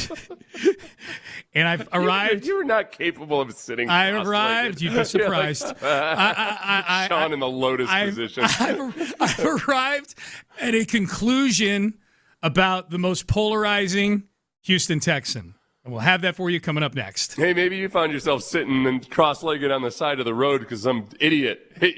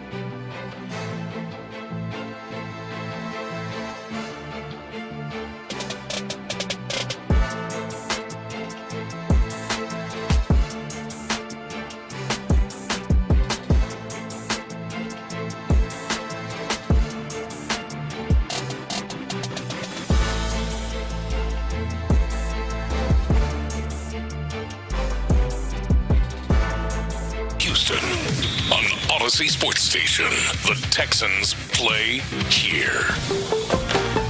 Sports Radio 610 presents Payne and Pendergast. All right, Payne and Pendergast with you on a Thursday. Cole Thompson hanging out with us as well here. Okay, so I was gone the last couple days. I was nursing a throat issue. There's a texter that says I was conducting my own All-Star break. That's not true. I wasn't conducting. What'd you hit in the home run derby at home? I was not. Were you a 7, a 6? Trust me. I was home nursing a throat, but it gave me a lot of chance to reflect and think. And I think I've arrived at the conclusion that C.J. Stroud's not going to make the NFL's top 100 this year. What makes you think that, Sean? Well, the Lamar Jackson getting revealed at number 69. Nice. Yeah. Nice. That happened right as you and I were going off the air on Monday, Seth. And so I needed time to process this. You guys know that I treat the NFL Top 100 like Moses is coming down from the mountain with it carved onto treat it like it's the most tablets on earth. It's the only thing we have that empirically reflects players' opinions on other players. That's why even the way you put it in the show prep annoyed me. Because you said there's no way the players think CJ is better than Lamar. I agree with that part of it.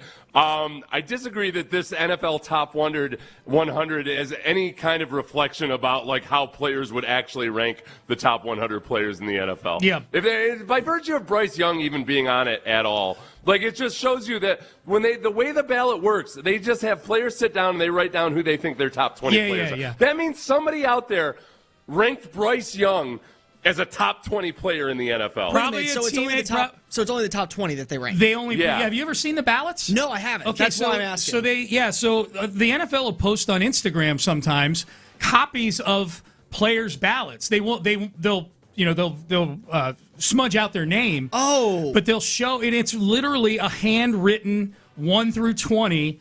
You write down 20 names. See, I just thought that was the start of their ballot. I thought that they ranked all 100 players each. No, they rank 20 players. So it ends up being, especially for like 50 through 100, it's like, okay, if a guy gets a couple people that vote him into the top 20, then all of a sudden they might end up ranked in the back half or whatever. But it's just it's so heavily weighted. And you end up with things like, okay, so somebody out there, at least one person said that Bryce Young is a top 20 player in the NFL, which is absurd. This is, and we'll get to CJ here. This also presumes, Seth, that this balloting, air quotes, it is something like hard and fast. Right, You know, they may just use it as a guideline to eventually have people with, the analysts' opinions kind of, okay, this is what the players sort of think, and now we'll make some adjustments here to it. Who knows? But either way, I do think, and you've pointed this out, Seth, that we know that the balloting takes place before the playoffs. So whatever opinion fellow players had on C.J. Stroud was based on his regular season. Yeah. So let's just live in a world for a second here where we feel like this is actually maybe a somewhat accurate reflection of how players at large feel. That Bryce Young belongs in the top 100 based on the regular season, and that C.J. Stroud, as I am currently predicting, is not in the top 100. Mm-hmm. How do we feel about basically being back to, saying you're back to square one with the two of them actually does Bryce Young a little bit of an injustice. He's the one that's actually in the top 100 at number 98. I think that you would go, okay, if I'm going to pretend like this isn't just all completely bogus to begin with, it probably, most likely, if there were any sanity to this, that C.J. Stroud, if people think that that's where Bryce Young is, then C.J. Stroud would probably have finished a little bit outside the top 100 or whatever. Yep. And it's heavily weighted towards quarterbacks and skill position players on this list, but that's probably more realistic and probably the accurate thing, which is we are kind of back to square one with Bryce Young, where he did some promising things at the end of last season. There's still, CJ's sum total is more impressive than Bryce Young, but nobody feels awesome about either of those guys. Right. Other than the jackasses, anybody, for CJ, it's going to be the same thing. Somebody, if CJ finishes ahead of Lamar Jackson, it's because probably a handful of people said, I'm going to do CJ a solid and put him in the top 20 here. Yeah, probably Ohio State guys. Yeah. Or Nico Collins. Or Nico. Maybe Joe Mixon. Joe doesn't get a vote. Joe doesn't get a vote? Okay. No, I'm just saying he shouldn't get a vote. He didn't play in any games last year. LT still protects him, doesn't he? Yeah. Or is he going with Jay Daniels at that point? Who? LT. Larry Tunsil? Oh. He's giving CJ a bone here. Oh, CJ. I thought you were talking about Mixon still. Yeah, maybe. Okay, I'll pose this question to both of you guys.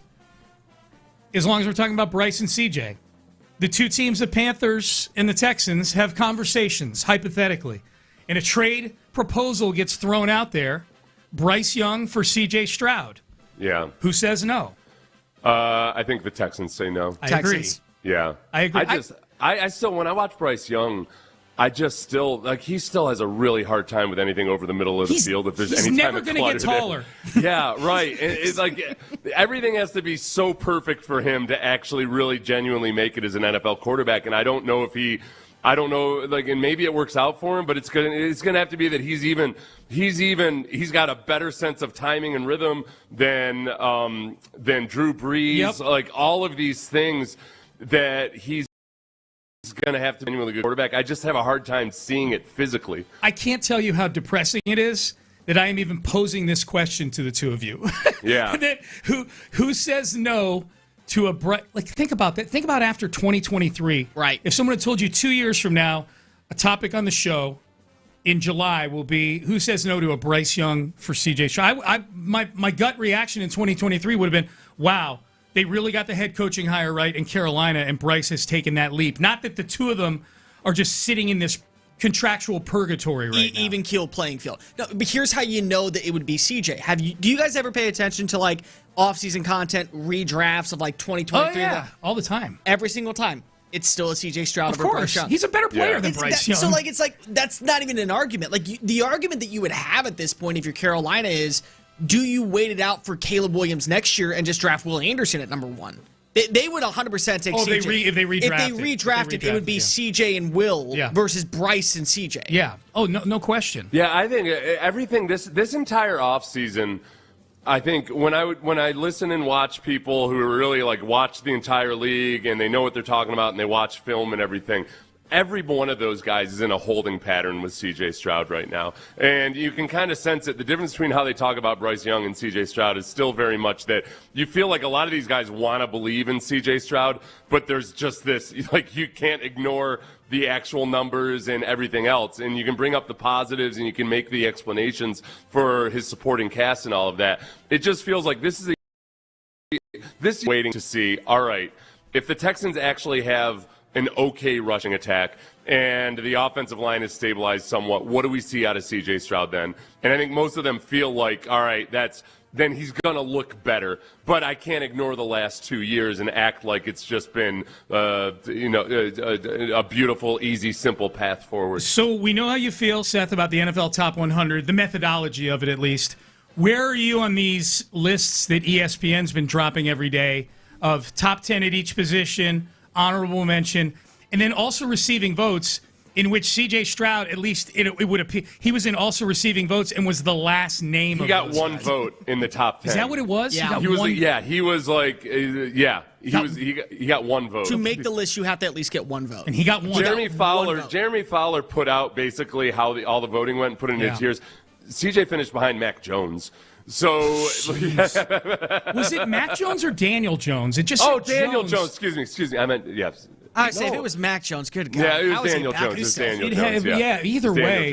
That tells you what I think about Daniel Jones. I saw Jones and I was like, Mac Jones. I did, Seth. I did too. When I saw Jones, I thought Mac Jones, and then somebody did a follow up to it, and they're like, "Hey, even finish me on Daniel Jones." I'm like, "Oh, that makes it doesn't make." And I Sean hate that said, he's "Thank God I didn't say it on the radio." Totally.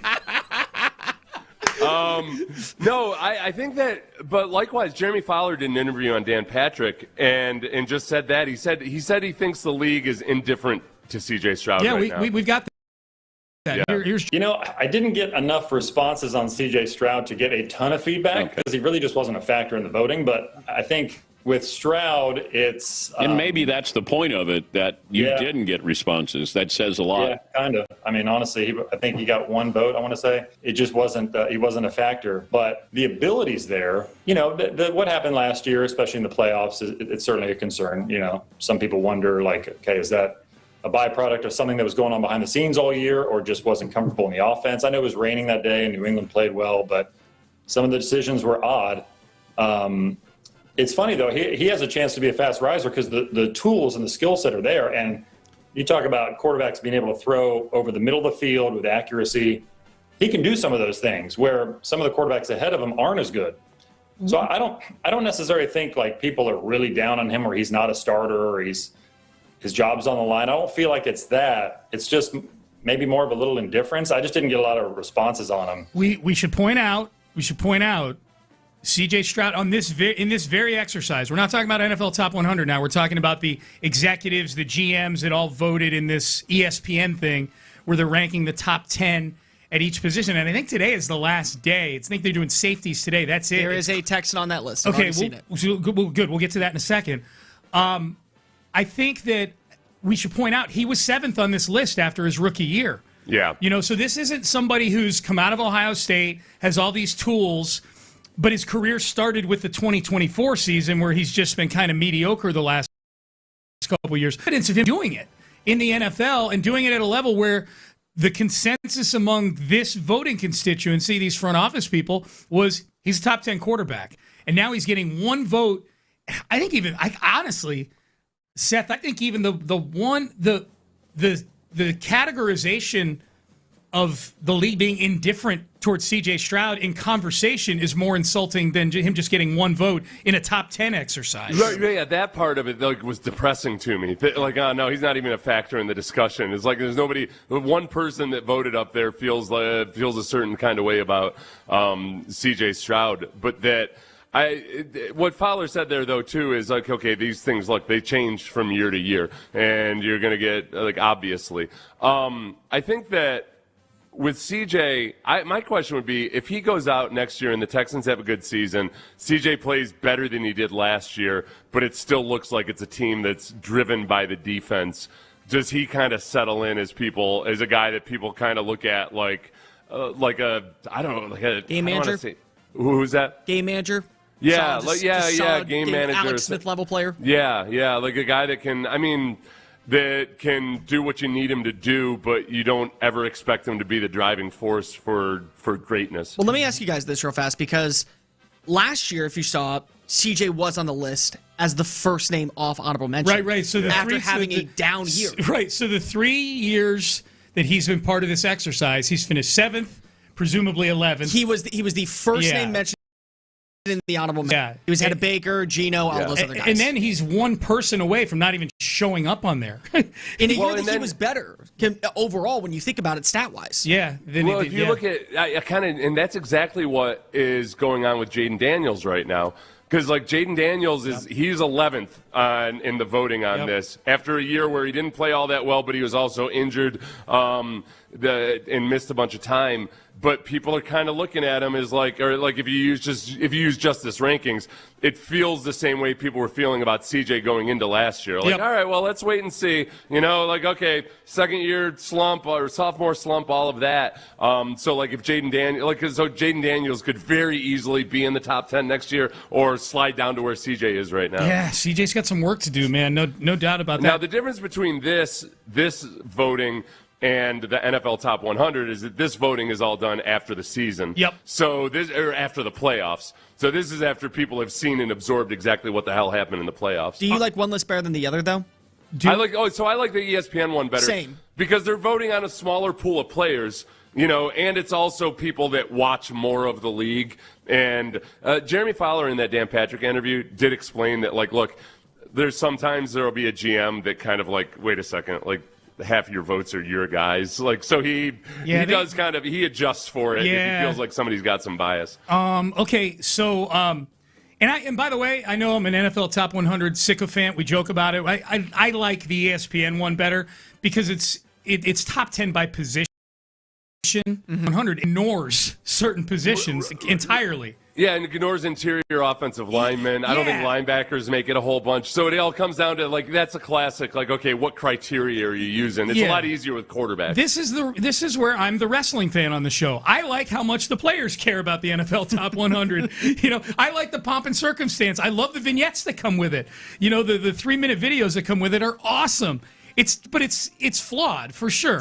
It's for sure flawed. The craziest thing about this one this year was that Jalen Hurts finished 17th, and I know exactly why people feel that way, and that it was an offense. It's when it's best. It's driven by the run game, but I feel like it doesn't surprise me that these are NFL people and executives and scouts and everything that are doing this because they don't know what to do in their brain with a quarterback like Jalen Hurts because he's so far outside the mold of what most good quarterbacks are that I do think they discount what impact it has when you've got a quarterback who can squat 3 times his body weight in short yardage situations and all of that. So but it has to be when circumstances are right. Yep. And it's not going to be driven by his arm. So they don't look at him as conventionally what I want my quarterback to do. But there's no denying that in the right circumstances you can go to a couple Super Bowls and win one of them with Jalen Hurts. All right, coming up next, speaking of the NFL GM rankings, the final position dropped today. Safety position. There are 2 Texans on here. Do we feel that, and they're each other in these rankings, is this particular player getting screwed by his versatility? I want to ask that question. So we'll do that. We'll do that coming up next. Stay there. But first, I want to tell you about Houston Powder Coaters. You got anything metal? You got your patio.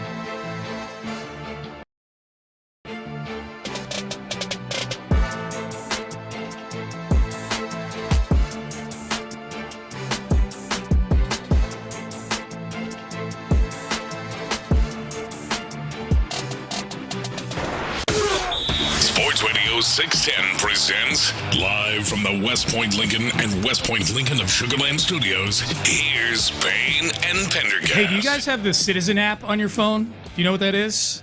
Amy got me onto The this. bank? No, not Citizens Bank. No, I'm in Philly. No, it's like the police alert. Like I get alerts when crimes are happening, when police are getting called within an X amount of radius from where I am. And just shout out, thoughts and prayers. Citizen hit on some pedestrian got hit on Richmond right now, just a couple minutes ago, right up here, the corner of Cummins and Richmond. Yeah, it's awesome. They give you a little map where it happens and stuff. I love how you just transition to thoughts to these people. It's awesome. Well, no, the app is awesome. If it's somebody I know, I'd be a little bit more. But no, like they tell you, like yesterday. 281-222-2222. Dude, yes. McCarran injury lawyer. Yeah, get a live read in, Seth. Get a live read in. I think I have to disclose that I work with McCarran injury lawyers. Right. But if you're still listening to McCarran injury lawyer, or if you're still listening to Sports Radio 610 on your transistor radio, pedestrian, call McCarran injury call lawyers. McCarran injury lawyers. Yeah, but like yesterday, there were some people. Like at the Taco Bell on Shepherd throwing rocks at cars. What? Boom. Citizen Really? app. Yeah, they were getting arrested. Yeah, yeah. I could have maybe used that yesterday. So you heard about the shooting out at the Kroger, right? I did. I saw it on the news in Cyprus. Yeah. I live 5 minutes away from that Kroger. I used to all the time. Yeah. My apartment sounded scary as hell. Where Kirsten and I lived before we bought the house, our apartment was right behind the Kroger. Wow. So if I was home, I would have heard the pop. So what happened? Seth, you didn't. It doesn't sound like you. No. Was it? Yeah. Was this a random crazy person shooting at people, or was it like an actual? I don't think they've released the information entirely, but there was just a shooting inside and 2 people got shot inside Kroger. Inside Kroger. Well, I always right need to know. The way I make myself feel better about being out in public anymore is if it was this actually a dispute between specific people, or was it a crazy person who was just firing at everybody? I thought I saw that it was a result of a domestic dispute. So somebody somebody got a camera from their car of the arrest happening. So I think that there was. It definitely was something that was premeditated, I think. Okay. Yeah. It wasn't a black bear. No. We've known black bears aren't dangerous, but if they have a gun, they just they will. You do have to watch. And they're holding it with their bare hands. Opposable gloves. Their tiny little bare hands. I would rather face a grizzly bear with no gun than a black bear with a gun. On the text line, we at least know that somebody is on Richmond and did not hit the pedestrian. So thankfully that you made clear that you were not a suspect in this case. We need a citizen vigilante app. Somebody said, go take care of all these crimes. All right, so we were just talking in the previous segment about C.J. Stroud, the top 100, the probably more substantive NFL GM poll that ESPN is doing of the top 10 at each position. Final position drop today. Kalen Bullock, congratulations. You are the 10th rated safety in NFL according to NFL GMs. The thing I like that they do about this, and we'll get to the other Texan who gets mentioned in here in just a second, I like that they show the highest ranking and the lowest ranking. Highest ranking, there is an executive out there that thinks Kalen Bullock is the second best safety in all of football right now. Yeah, and I think that's where Kalen Bullock is a guy that is the people that watch him a lot or have seen a good chunk of him. I think there's a lot of people that feel about him that way. It's just that he's still a young player, and as it happens with defensive backs especially, I mean, there's such a first-round bias for young defensive backs, especially for corners, but even for safeties, that this is going to be, if he continues to play the way he's been playing, at the end of this year, I think there's going to be a lot of people that just without thinking about him, put him in the top 5. I agree. Now it says, talks about the ball hawk aspect of his game and how he's elite at that. 9 interceptions in 2 years. Probably could have been a lot more interceptions. He's one of the dropsies culprits on this defense. He's had a few that he could have had. The tackling is the thing they bring up as an issue, they call it. But they do concede. Well, they said it was an issue in his rookie year. And he's improved his physicality. There's an NFL coordinator that says he's an adequate to average tackler, but his range is elite. I will say this.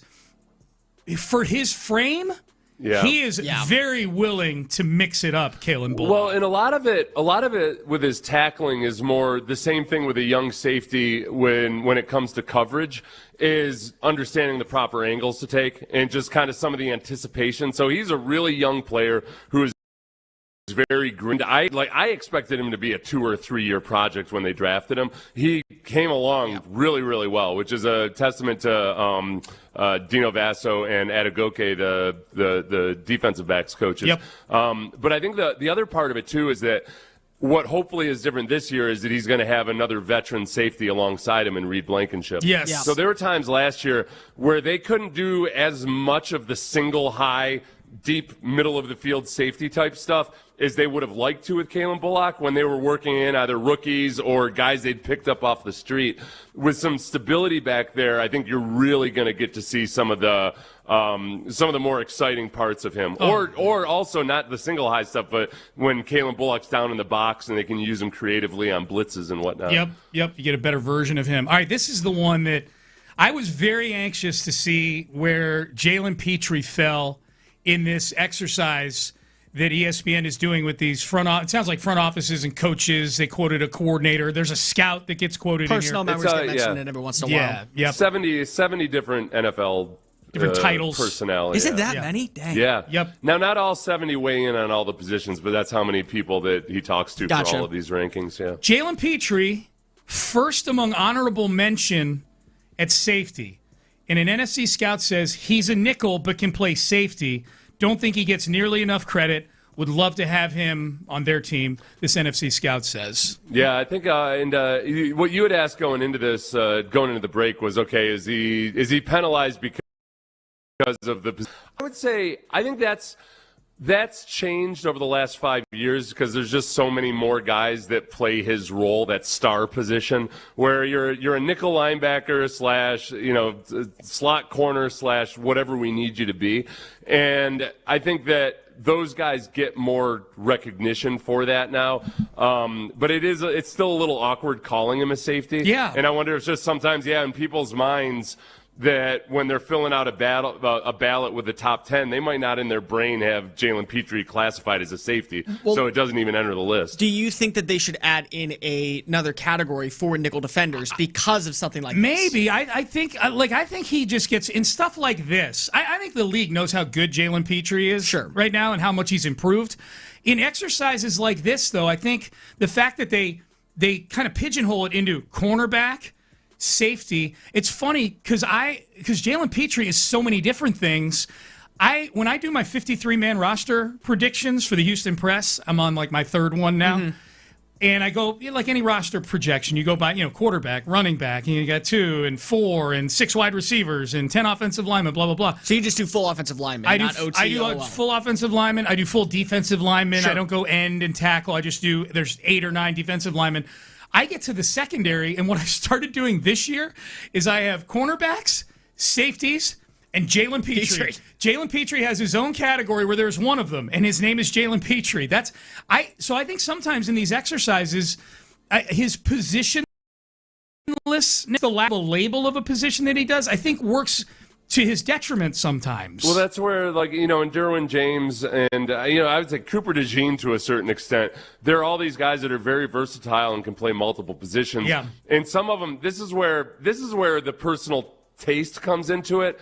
I think if what you want out of your nickelback is a guy who's got really good coverage skills, is like, okay, then you think about a guy like Cooper DeJean. Yes. That, okay, he's versatile, but he's more on the coverage side of things, where guys like Derwin James, who can do everything and be a Swiss Army knife, he's kind of a different position than a Cooper DeJean, even though they might be asked to do some of the same things. I think people value the coverage part of it more, whereas Jalen Petrie, it's not his one-on-one man coverage skills that are his calling card.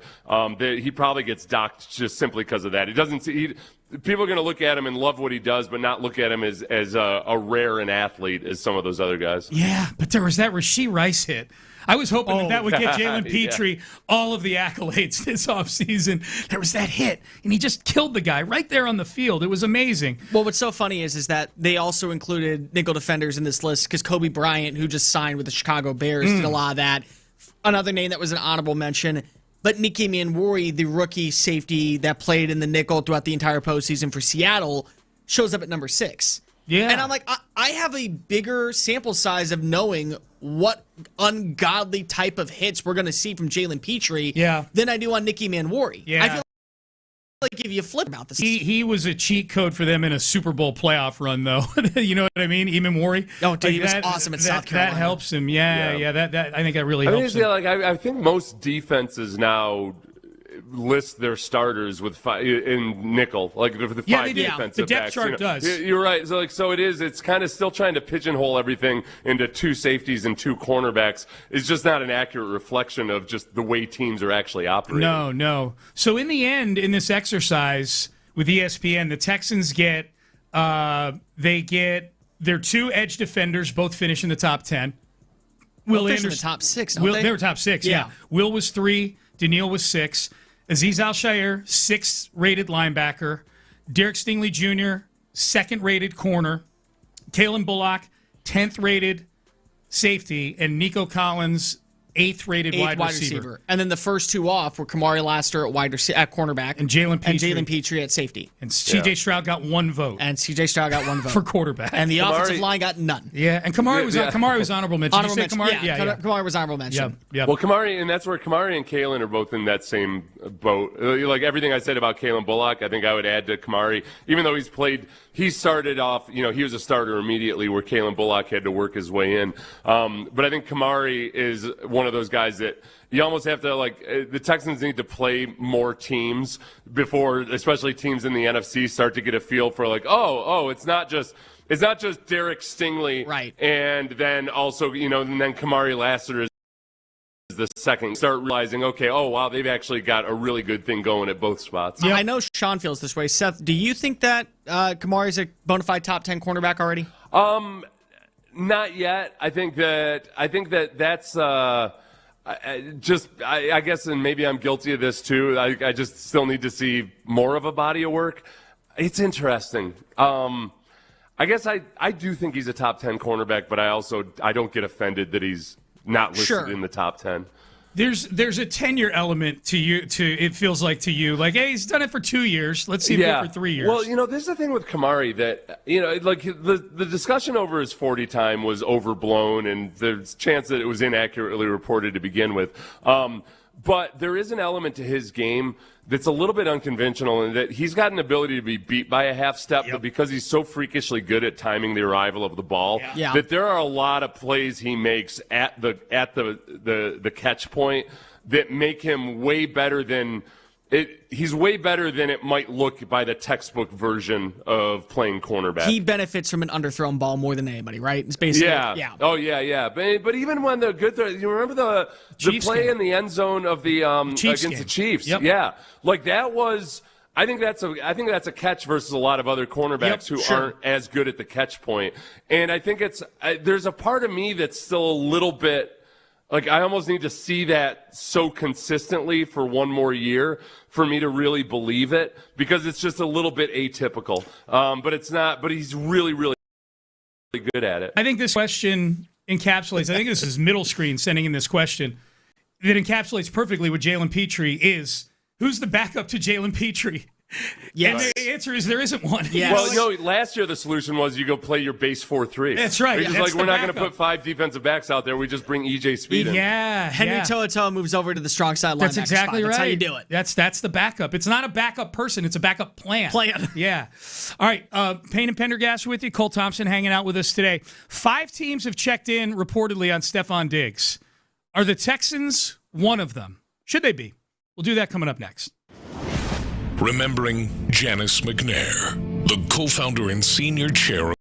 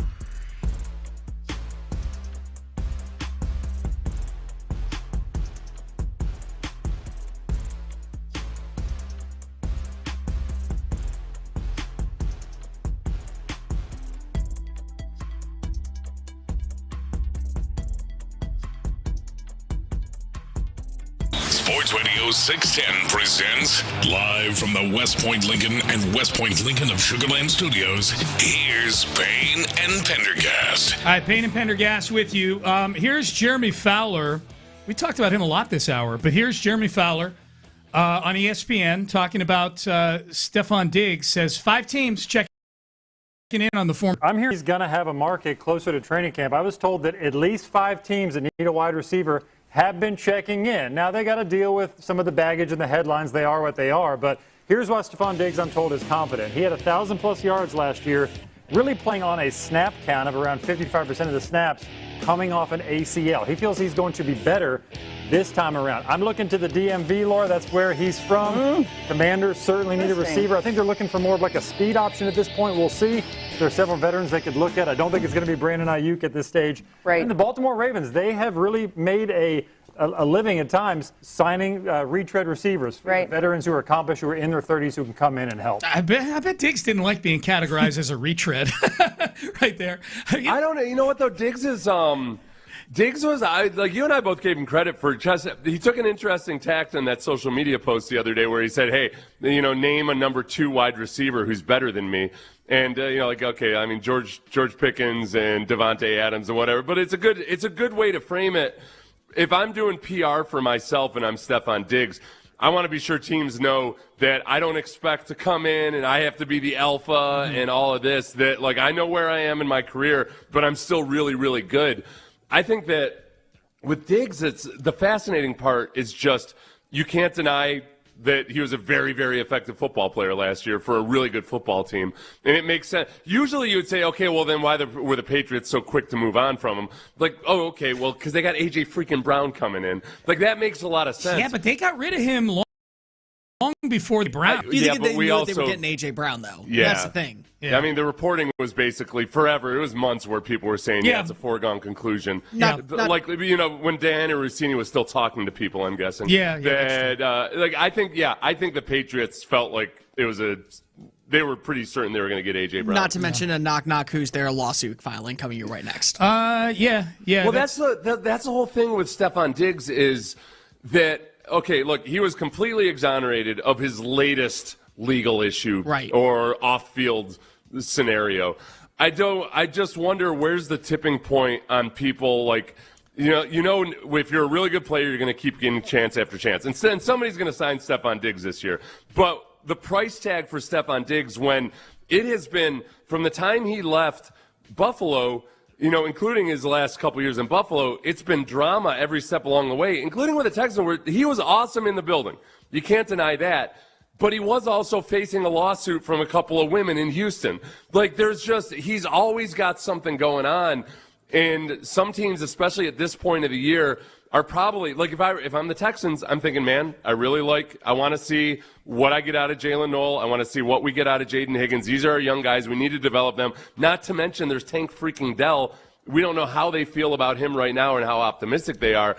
I don't need the extra money spent and everything else that comes with it potentially when the good, smart football thing to do is continue to develop your young guys and the guys you already have on the team to create a really Stefon Diggs comes in. So my question for you guys is this one of the rare cases? Because I feel like if we played a little game where every report that came out about a free agent and the Fowlers or the Schefters of the world were like, 6 teams have checked in on this guy.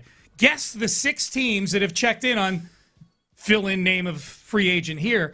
I would always put the Texans on that list. Always. Because I think Nick Caserio flips over every stone. Is this one of the rare instances, do you think? Because they've got a history with Stefon Diggs. They may feel like they know everything they need to know. They may feel like they want to develop their young guys in the wide receiver room. Is this the rare case where I shouldn't be guessing the Texans are one of the 5 teams that are calling? I think that... no, I think they probably still checked in. Yeah, I think yeah. Here's a reason why, though, and Seth brought this up a lot, and I'm in full agreement with him. Until I see Tank Dell actually take live reps, he's not a part of the factor for me. Yeah. So do you feel good about where you are with the rest of your receiving room to where, let's be real, if Stephon Diggs came on in, he would be the epitome of what you need in a number 2 receiver for a team that's trying to contend for a Super Bowl. Yeah. I think this is where, in building a team, you want your team, ideally a team is somewhat aggressive in free agency, but not over the top, make smart decisions in the draft, and build from within. If you go back a couple of years after the Texans had drafted Kalen Bullock, that's when Justin Simmons was also out there on the free agency market. And at the time, people are wondering, why would they not go after Justin Simmons? They need a safety. Well, all right, because they had Jimmy Ward, and they had this young draft pick that they liked. And lo and behold, the most idiotic thing in the world to sign Justin Simmons. It's not a great comparison because Justin Simmons, he hasn't played since He was kind of cooked at the time. But that's the same dynamic of, it's just so much more appetizing to say, look, you've got that guy out there, go get him.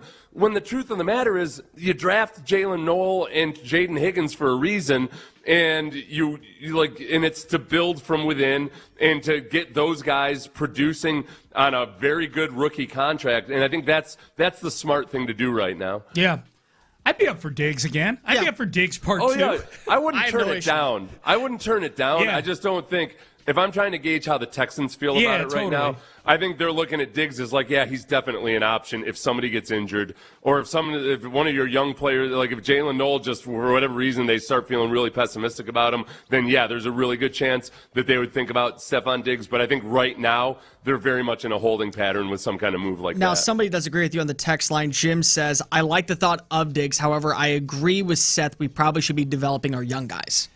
Yeah, I can go either way. If they bring him in, I do think I'm a little surprised that they haven't gotten a veteran, experienced wide receiver like for that Keenan room. Allen.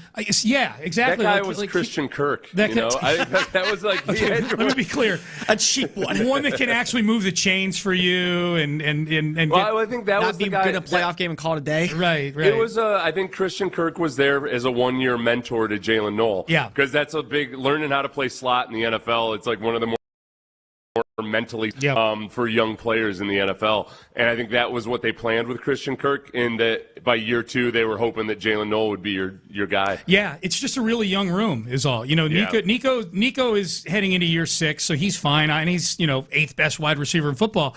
But you got 3 Iowa State guys. One's heading into year 4. 2 of them are heading into their 2nd year, and we don't know what Tank Dell is. And I don't know what it looks like. Is it Justin Watson after that? Is that the next guy? Oh no, Lewis Bond apparently. Yeah. I think Danny Amendola shows up at some point.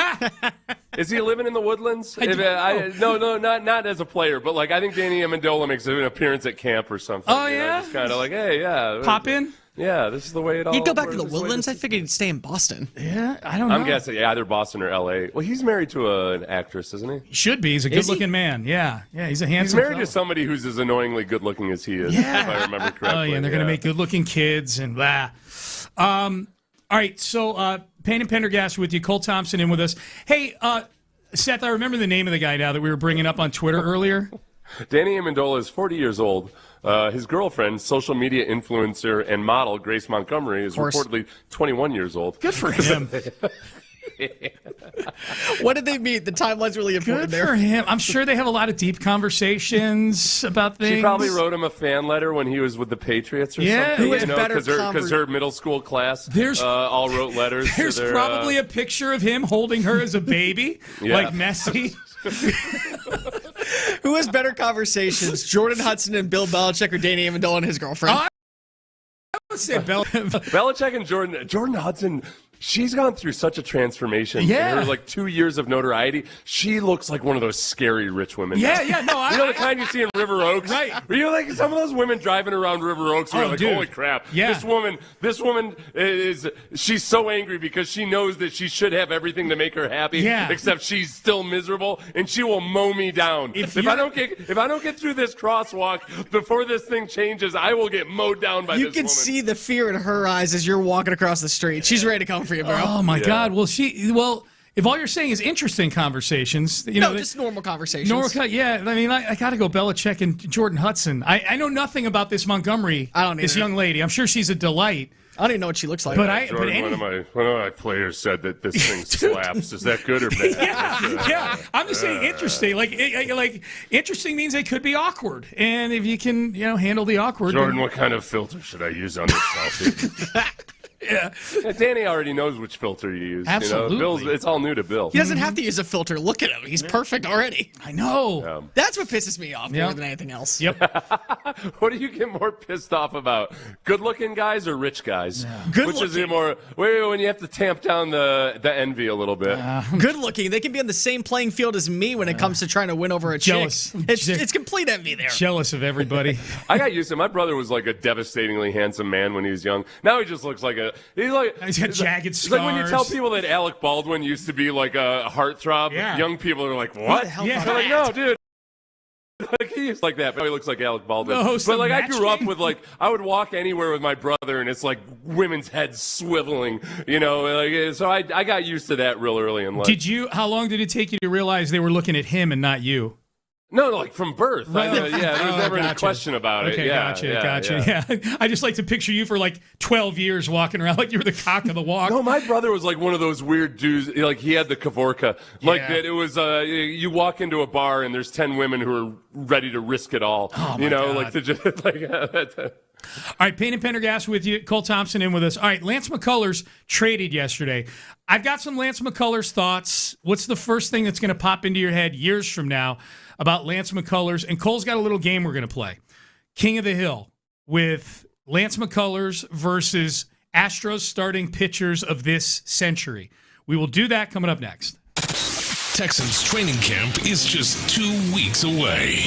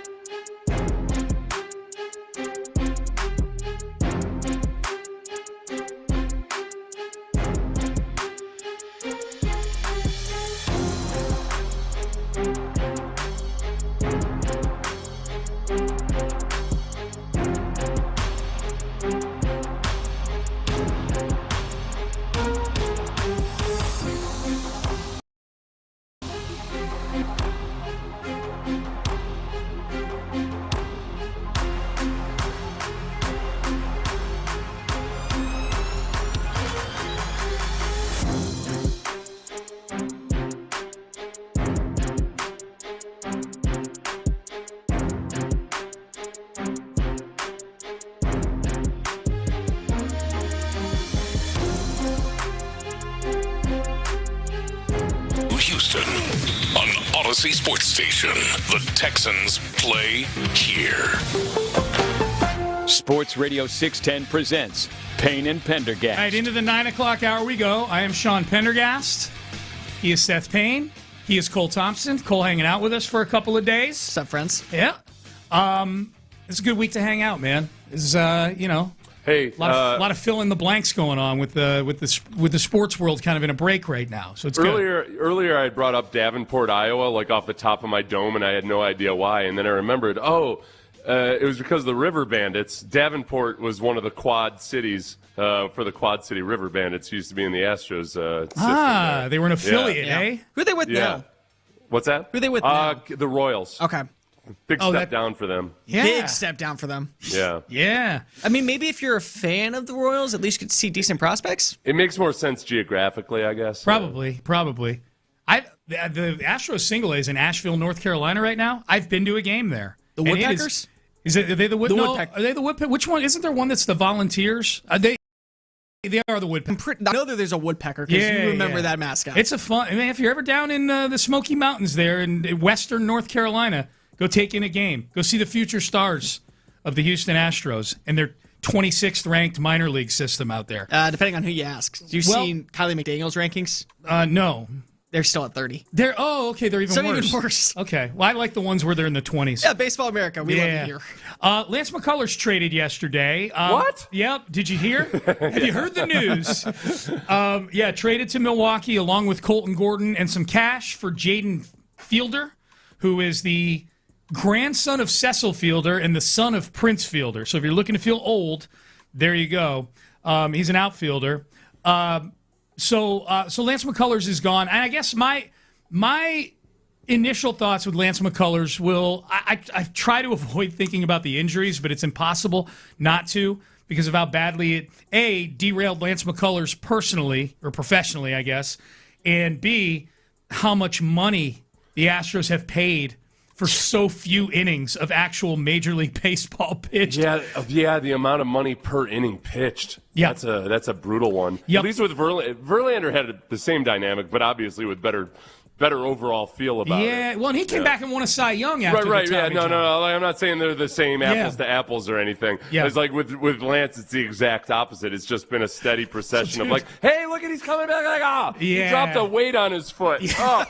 This year, Cole, you brought up it, man. He had a really encouraging start, but remember, the first medical issue this year was a fingernail. He lost half his fingernail or something, so for his spike curve, he couldn't use his fingernail. It was unfortunately always something with Lance McCullers. No, it was spin hard. the wheel of injuries or ailments for every single offseason. Everything. He looked like the Operation board game guy with with all the different, different tweezers you got to pick out. And if you touched the side, then you were screwed. Yeah. This is the biggest thing about the McCullers trade. Before we get into the actual McCullers legacy and all of that is, all right, this is a year where, man, because there's so many contenders, people are kind of wondering how the trade market's going to shake out. And usually what happens with the trade deadline is, man, nothing really happens until 48 hours, 72 hours beforehand when the dominoes start to fall. So to pull off a trade where you're going to get a couple $1 million of salary relief, that doesn't, really move the needle other than the big name involved. They are getting out ahead of okay, let's prime the pump and get ready for whatever moves we might be able to make. I like the fact that they did this a couple weeks before the deadline. They're going to make some kind of a move. Positioning. Yeah, so it very much looks like they're positioning, and not to mention. For the second year in a row, annoyingly, we're almost looking at some of these returning pitchers as some of your trade deadline moves. It's like, okay, well, we got these guys coming back. Let's see how they do. They're going to have to – it's almost like they're going to be trying guys out. Well, and there's too many guys to also include Lance McCullers. That's you nailed it, Seth. My big reaction to this was he was not in their plans, even once he was healthy again. He's just – there's no room. And on full force Gump, aren't we? Well, there were no – but there was no room for him. And so instead of when you DFA him, you got to pay him the whole salary. Right. This is at least Milwaukee picking up a couple million of it. I almost feel like Colton Gordon and the cash are like the second round pick that the Texans had to staple to Brock Osweiler to get Cleveland to take to take on the salary. Like, okay, we'll take on $2 million to Lance McCullers. But you got to give us something else. Like, okay, here we go. This guy was.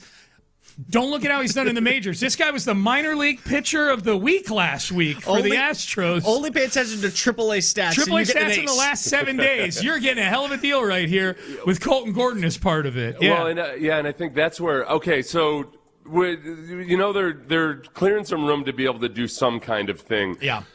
Do you feel good, bad, optimistic, pessimistic about the fact that it might also be an indicator that they're not going to be targeting a starting pitcher, but that this is to help clear some room maybe to go get an outfielder, and that they think that the pitchers that are coming back from injury or working their way back in like Christian Javier right now are going to be the solution for starting pitchers? Yeah, I don't know if this move has me feeling one way or the other, but Seth, about which – I hadn't thought about that, about which position it is. I just think it indicates they're going to do something. Which to point out to the people who didn't know or hear, like, Fielder's a prospect. They're not looking at him as a guy they're going to plug in. Yeah, he ain't on the major league team. He's like 21 years old. Like he's got some time before he makes something. Yeah. I would say indifferent about this because of it doesn't defer me from wanting to go pitcher the right guys on the market.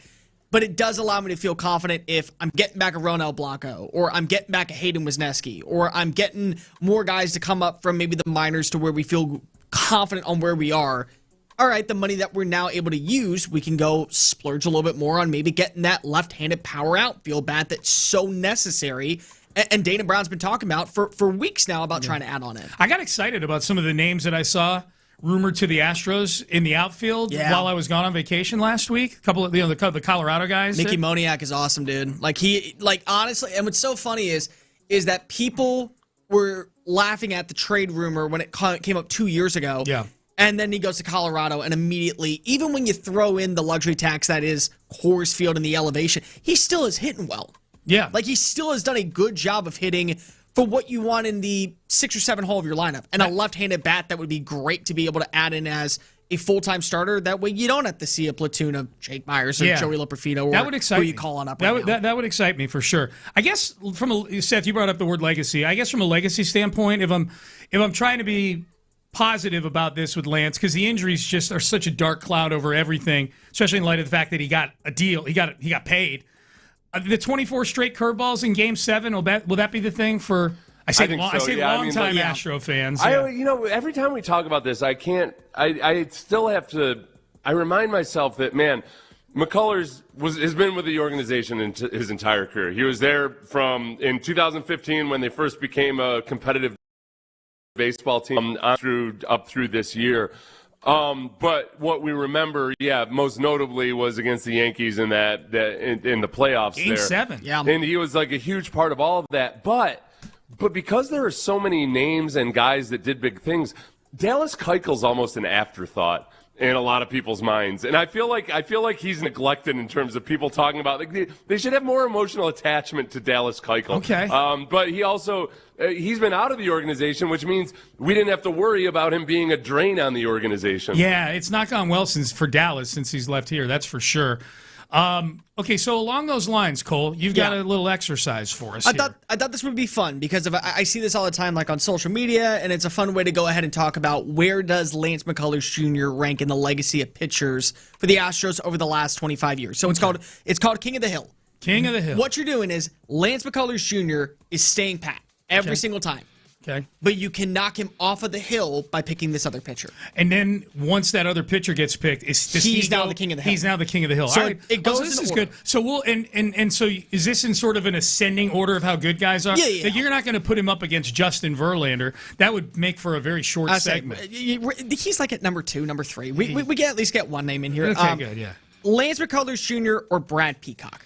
Okay, so Brad Peacock. Again. Brad Peacock, who got mentioned by name by Donald Trump when they visited the White House, because someone had clearly handed him a piece of paper that listed the pitchers by number of wins that they had that year. And Peacock had the second most wins on the behind, I think, Dallas Keuchel that year in 2017. Ben, do you have the Jose Altuve drop? Is that still a drop, the Donald Trump saying Altuve?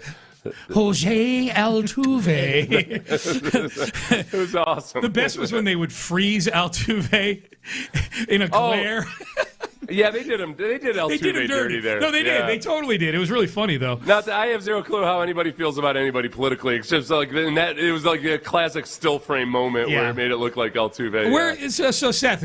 Peacock versus McCullers. I say McCullers on that. I say one. McCullers. Yeah, as McCullers. Well, yeah. Okay, let me add this too. McCullers finished 7th for the Cy Young in 2021. Yeah. Like Lance McCullers before like the second or third elbow surgery, when he pitched was good. Yeah. Every time. It was until like 2025, and then he lost it. So who's next? Lance McCullers Jr. or Colin McHugh?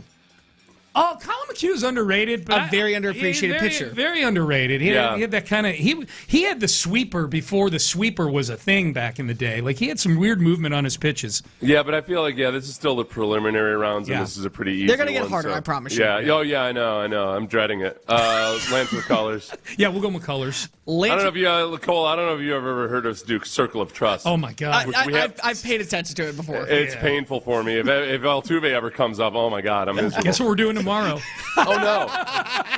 I just decided 2 seconds ago.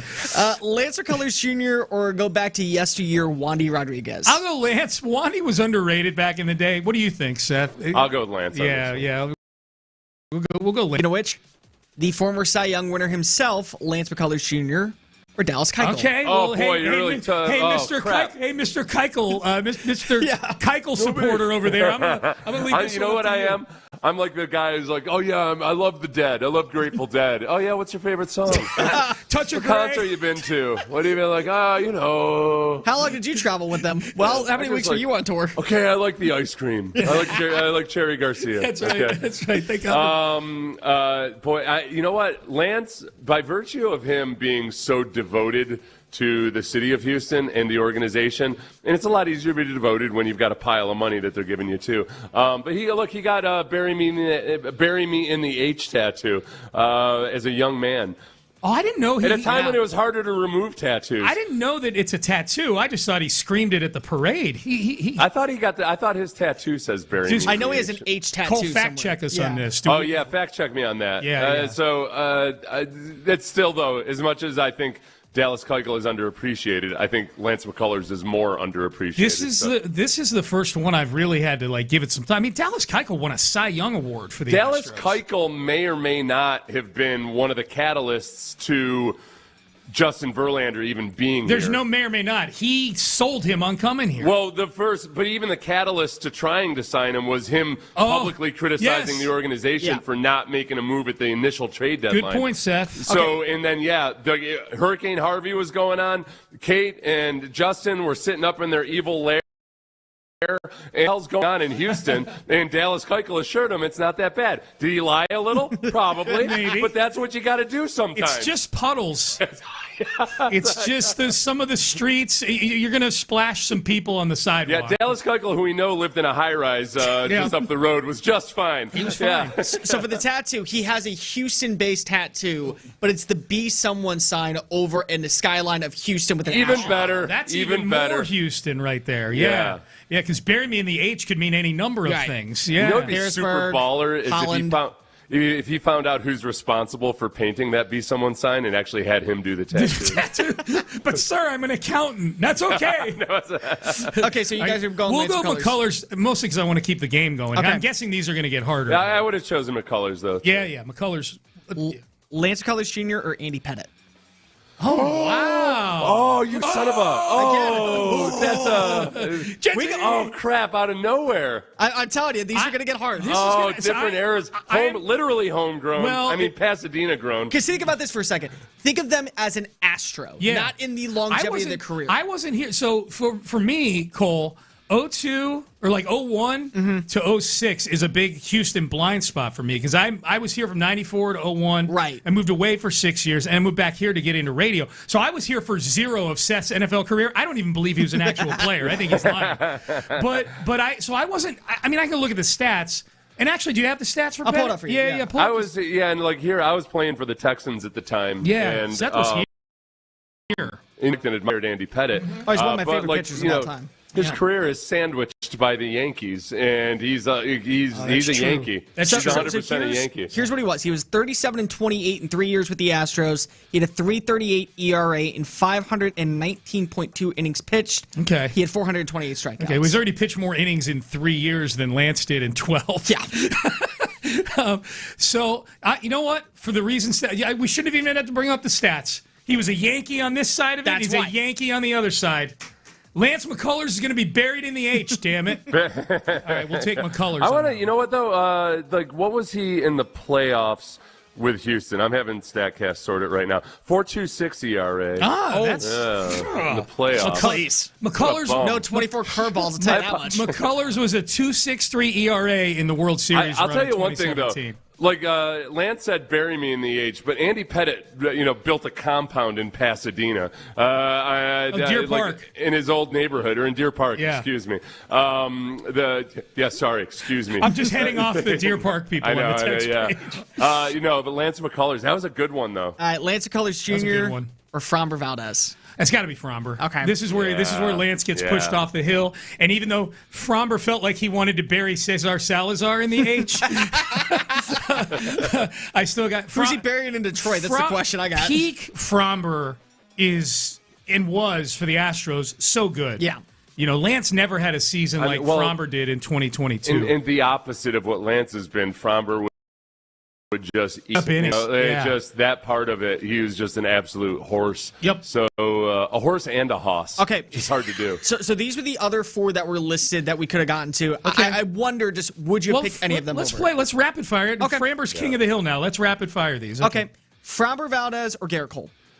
Framber Valdez. Oh! See? Sorry. Go. No. I thought you said Lance McCullers. No. Sorry. I forgot the way it all worked.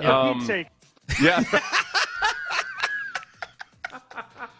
Good job, babe. I would go for Fromber. Okay, you've made up for not having Trump's thing. Fromber, yeah. Framber Valdez or Roger Clemens? I'm still actually a little bit scared of Roger Clemens. Roger might be listening. No, we'll go Roger. Roger wouldn't know it. I never show it when I'm talking to him. Yeah. Roger's one of those guys that's way bigger than you expect him to be. He's a hoss. Yeah. He's a hoss. Roger Clemens or the Wizard of O, Roy Oswalt? Oh, boy. I would have to go with Oswalt. I'd go Oswalt. Yeah, I'll go Oswalt. And then Roy Oswalt and... Don't tell Roger where I am. Roy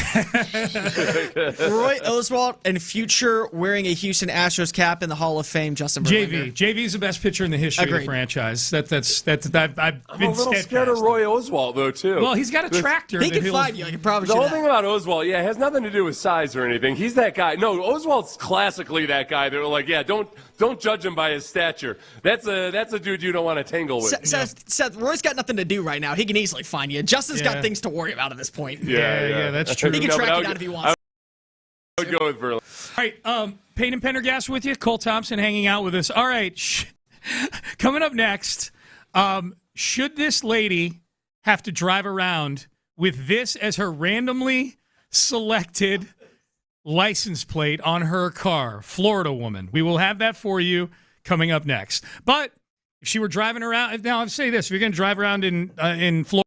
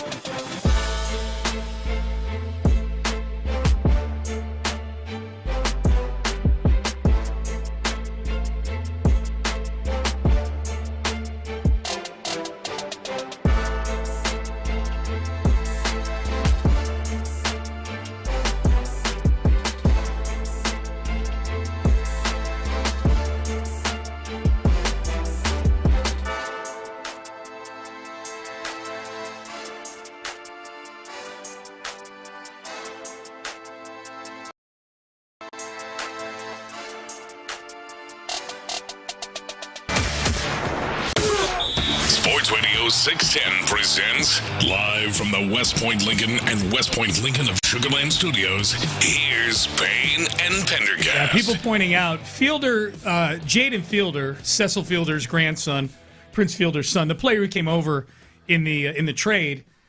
People pointing out he was an undrafted free agent. He's not listed as one of their top 30 prospects. He's got good numbers. He's got an OPS over 800 right now. He's not even really a prospect. We know. We're not saying he's the future. Yeah, no. I brought him up as a prospect. Just you just know that he's not going to likely be part of a World Series. No, he's joining the squad tonight. That's what's happening. This is not the outfield bat that the Astros are looking for right now. Right. At the major league level. He's just he's a low level prospect. Hey, credit where credit's due. Dana did draft a power-hitted left-handed bat, so maybe that was what he was talking about. He did. All right, so I saw this video yesterday.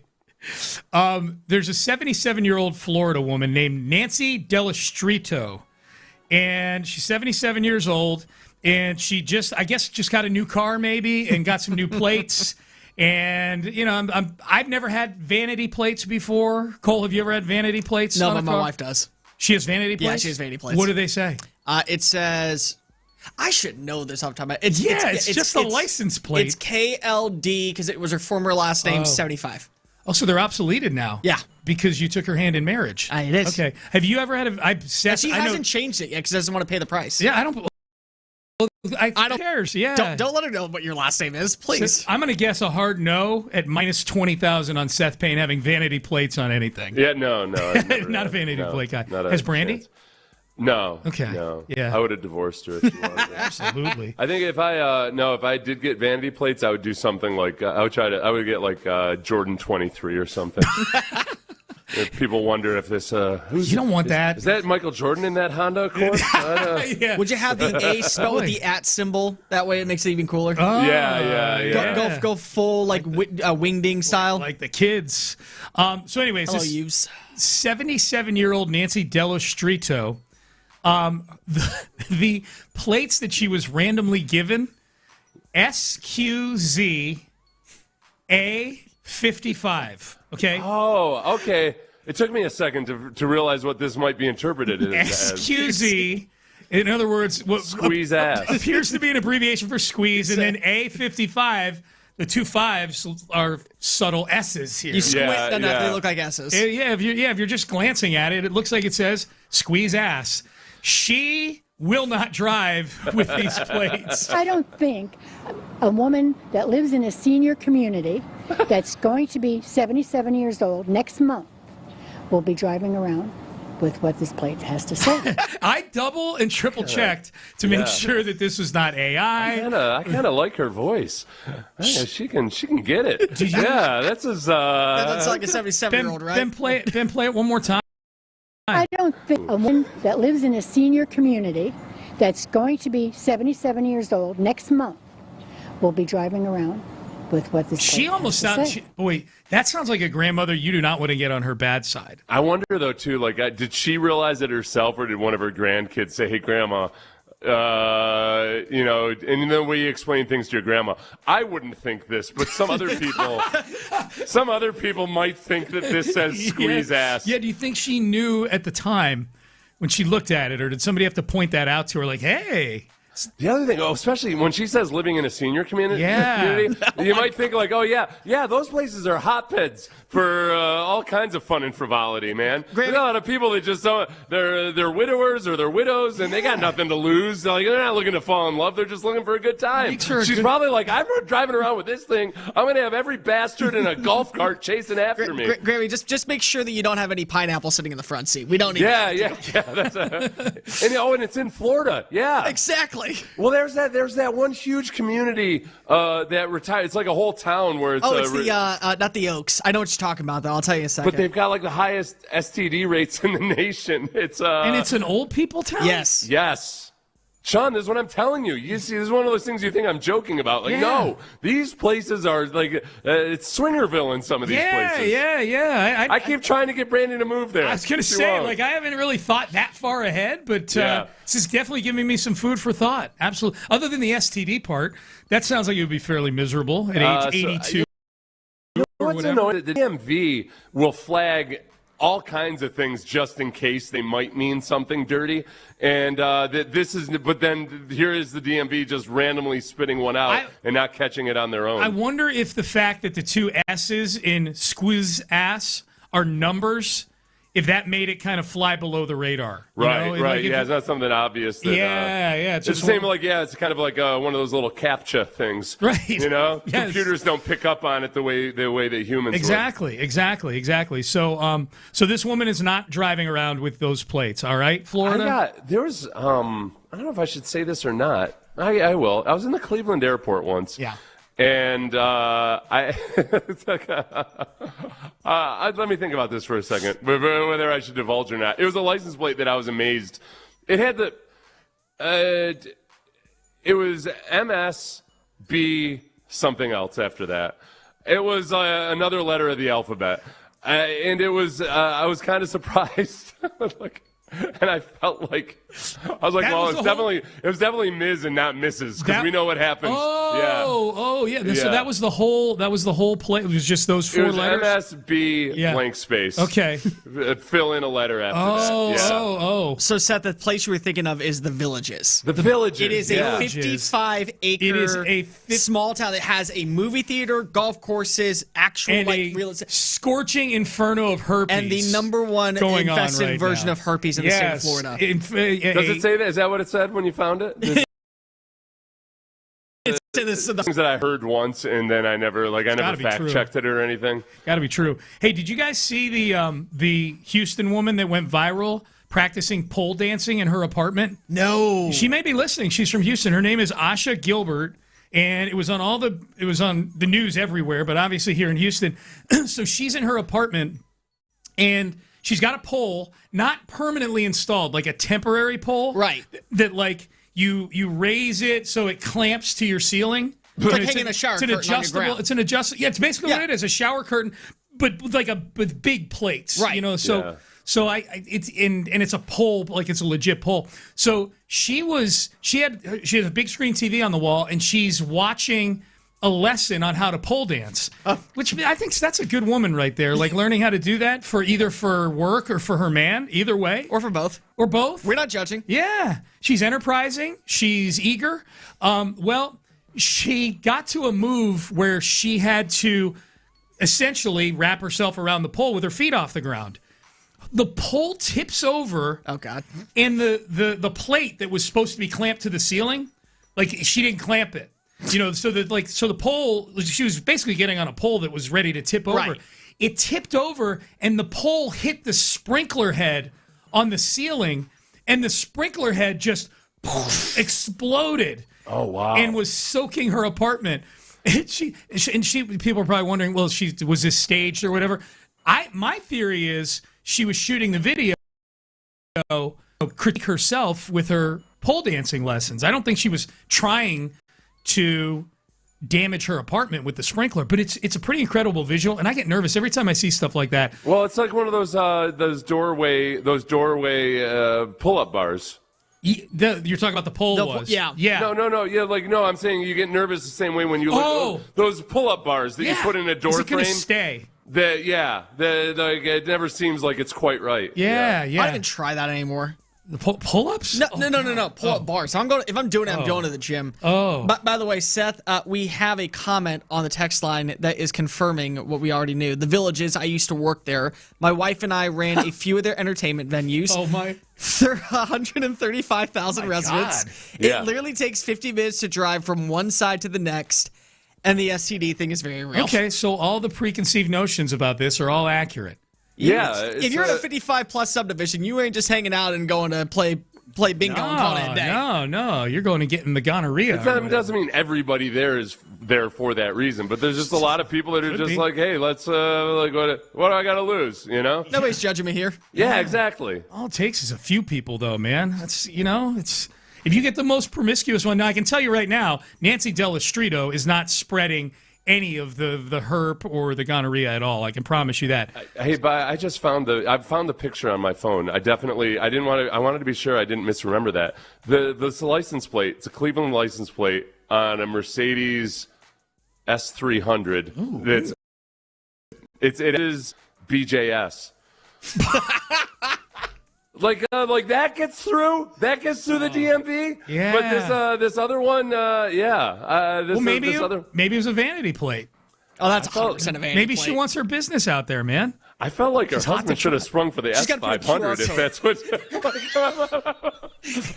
If she's married and that's who she is, she's not driving a nice enough car. This is an unappreciative husband. It is. I'll tell you that much. No, but if it's a business, put the QR code right in the corner. Oh, you know what a scam. Oh, yeah. No, but it's Mrs. It's Mrs. It's cute. Does she have a pineapple in the front seat? I guess that's a bigger question. Yeah. All right, Payne and Pendergast with you. The other voice you hear, that's Cole Thompson. Final segment coming up. Let's circle back one more time to C.J. Stroud and Jeremy Fowler. The one thing, if the Texans do this, you can win with C.J. Stroud. Did you have something you wanted? It was a Mercedes C300. I wanted it for the sake of accuracy. Where is that? Where is that on the spectrum of Mercedes? Is it? Oh, well, it's not. I don't know. I think it's like higher the number with Mercedes, a nicer car. She deserves better if that's her. Yeah. I threw out S500 like I knew something, but I don't know. Coming up next, final segment. We'll find out what the guys got going on In the Loop as well. We'll do all that coming up next. Trajan Wealth. Boy, I tell you what, you can afford whatever kind of car you want.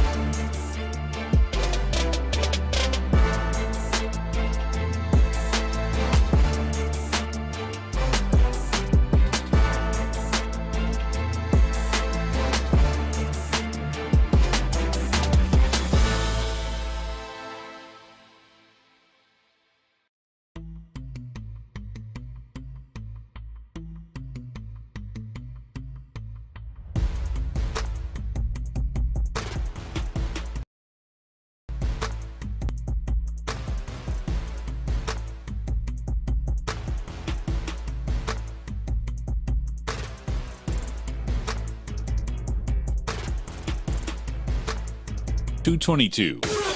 Sports Radio 610 presents live from the West Point Lincoln and West Point Lincoln of Sugarland Studios. Here's Payne and Pendergast. All right, Payne and Pendergast with you. Final segment. We'll find out what the guys got going on In the Loop. Jeremy Fowler, was this when he was on with Dan Patrick, Seth, talking about the Texans running the football and whatnot? Yes. Okay, yes, gotcha. Was. Yep, Jeremy Fowler on the Dan Patrick show. If the Texans can do this one thing, I just spoiled what it was, they'll win the Super Bowl. I think the offense, he's had changes. You go from OC Bobby Slowick to Nick Caley. Like, they need to be able to run the ball and simplify some things for him. And once they do, his arm talent and his ability can take over. But let's be honest, Dan. I mean, Houston, and I'm doing this top 10 series, they have the best defense in the league. They have talent on offense. They've rebuilt their offensive line. If they can run the ball, they probably have, I think they'll win the Super Bowl. Like, I think they have that kind of team. And if they do that, then that changes things for C.J. Stroud in a big way. Yeah, that was it was kind of pretty straightforward. Just if they can run the ball, I think they'll win the Super Bowl. That's along the lines of what we've been talking about with the Texans in that offense. It's just, man, the simple ability to run the football changes a lot of things. Whether it makes C.J. Stroud markedly a better quarterback or not, if you just take last year and add in the ability to run the ball in the red zone, CJ doesn't have to be an all-pro caliber player or anything. That's a much different offense if they could get there's so many instances. Like, remember when they ran it 3 times in a row down on the goal line or in the red zone? That, if they can get an extra 6 inches on one of those plays, then between the combination of a better offensive line and David Montgomery, that's a much different offense. They finished 13th in scoring, which is a little fugazi because of some of the blowout games and everything, but they also had one of the worst red zone offenses in the league. Being able to run the ball like an average football team would have made them a much better red zone offense. Well, the short yardage is the big one, and you kind of touched on that. That's to me is the value in David Montgomery. Right, is the short yardage stuff. The 3rd and 4th and shorts in between the 20s. The fact that we won't. I'm guessing when we come in on Monday, we shouldn't, assuming health for David Montgomery, we will not be debating should they have given the ball to British Brooks twice in that series in goal to go. Remember that? So I think that to me is the biggest value in David Montgomery is in these short yardage situations. Now, naturally, I think they're expecting him to be a lot more than that. Right. He's going to be their bell cow.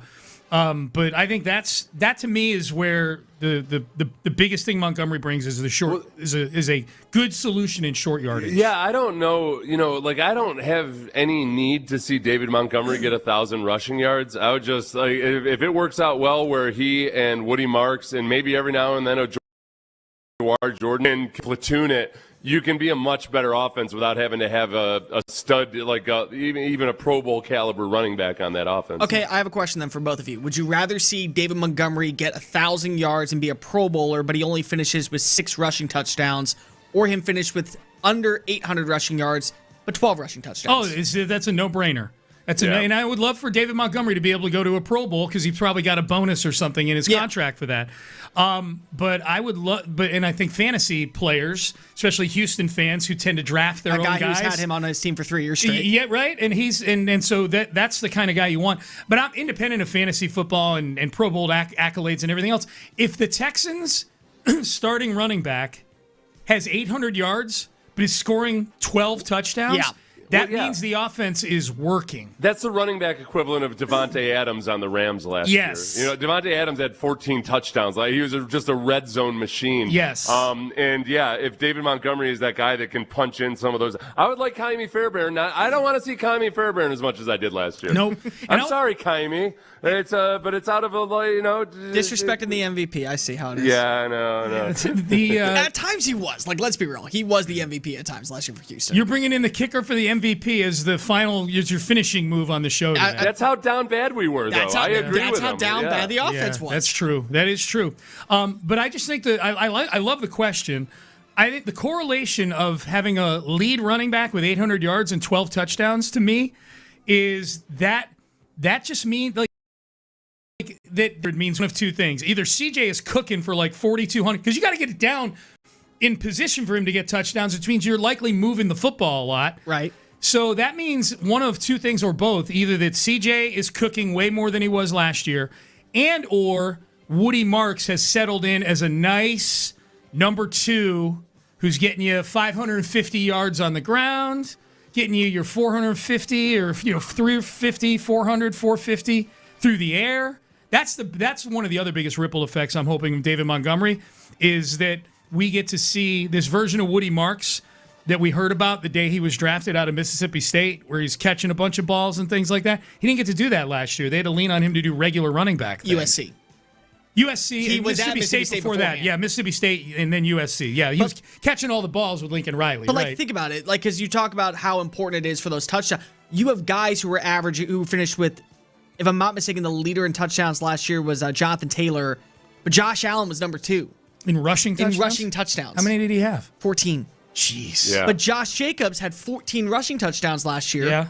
Only 900 yards. That would be good.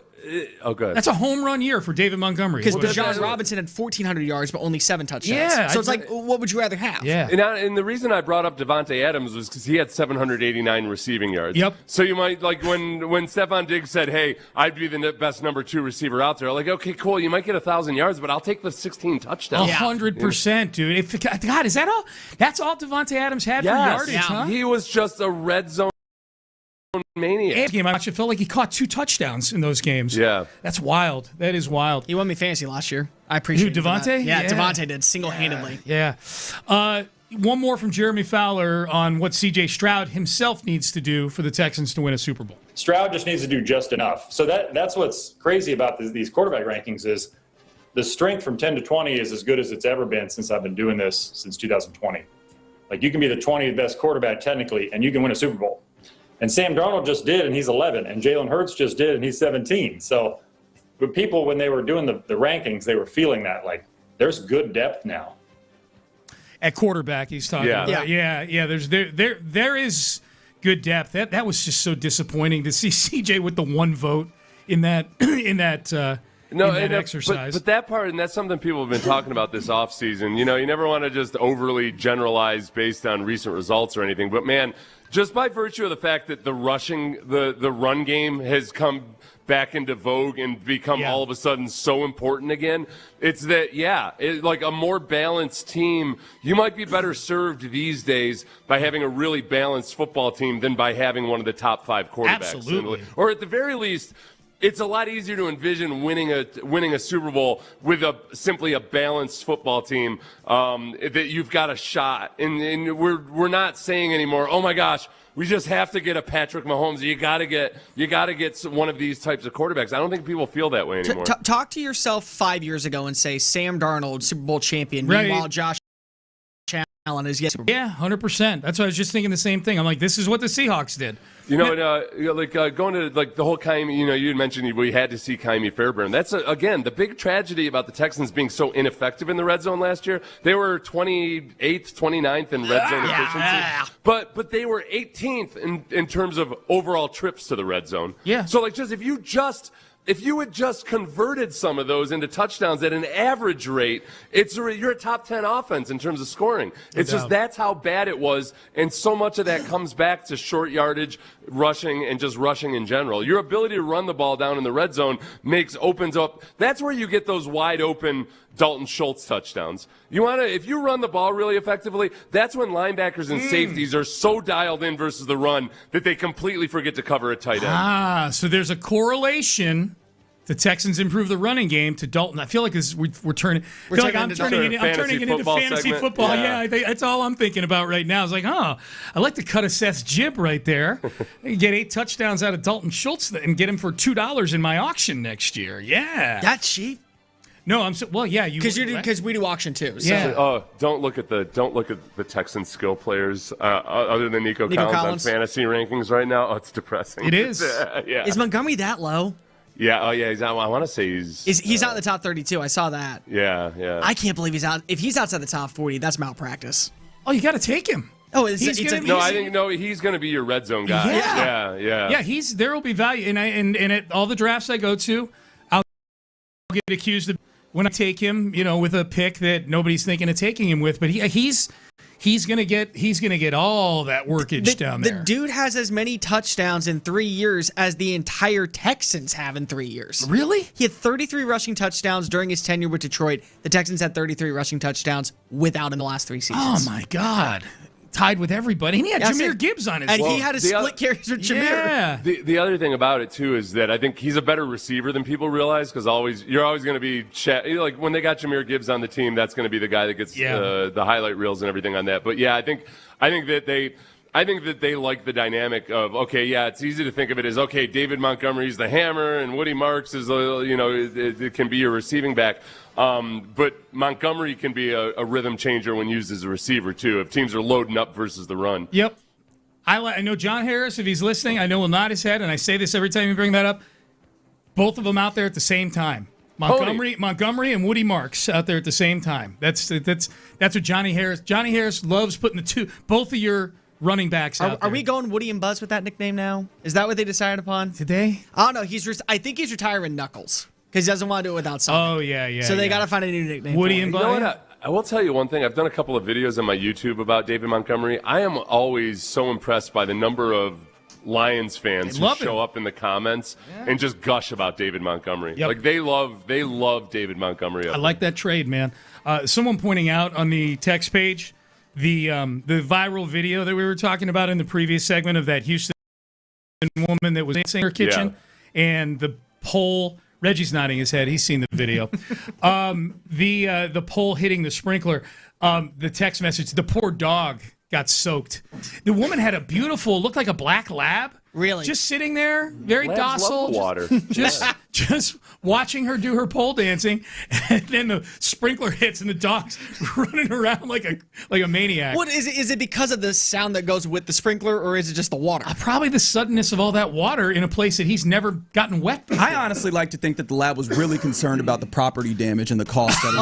She ain't getting back the cost, that's for sure. Call Geico. What's up, fellas? Not much, man. Welcome back, big dog. Thanks, man. It's good to be back. Reggie Atatula, John Lopez. Great to be back, man. And just having a good time with our friend Cole here today. Yeah, man. What's up, How about that? Yeah. I already feel the college football. I'm telling you, if I ever get to come back in with you and get talk smack, I promise you, nobody in the city knows more about the sport than me. College football? College football. You're putting yourself up against anybody. I will go up against anybody. You got good content. I'm not even going to worry about it. I can do this in my sleep or hungover and still be better. Who's your team? You versus John Harris in college football. Ooh. I like it. Whoa! This is a bit. He and I actually have gone to Big 12 media days before, and we shoot the breeze about it. So he is somebody I have an immense amount of respect for his knowledge of the sport. Do you sport. shoot the breeze, or do you try to one up each other? Do like a measuring contest? No. I like FCC regulations, so shoot the breeze is a fine Shoot the breeze. Yeah.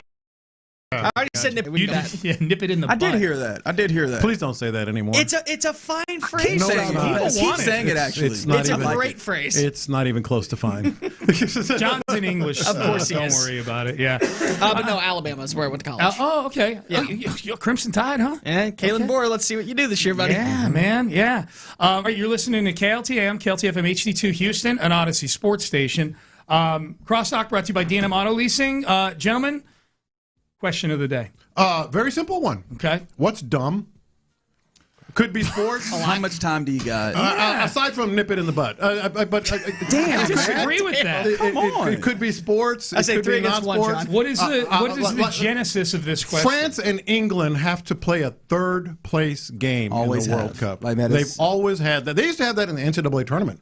And They did. I didn't know that. Yeah. Late 70s. And then they realized. realized. missed it. Then they realized that's dumb. That's just dumb. So I'll give you some examples that just kind of popped into my head. Okay. CVS receipts. CVS receipts are dumb. Oh, because they're so long? Yes. They're They've got some good deals. Do you go through it and actually read through? They've got some incredible deals. Have you ever looked at them? No. It'll be like 2 for 1 on stuff you actually need the use. town crier to open it like a scroll. My console is full of them. I always forget to use them. I forget to use them, but I've got my console is loaded with it. It'll be like 3 for 1 on like the actual deodorant that you use. Okay, Yeah. well that's mine. It's mine, and also for sports, I did one non-sports just to kind of thought process going.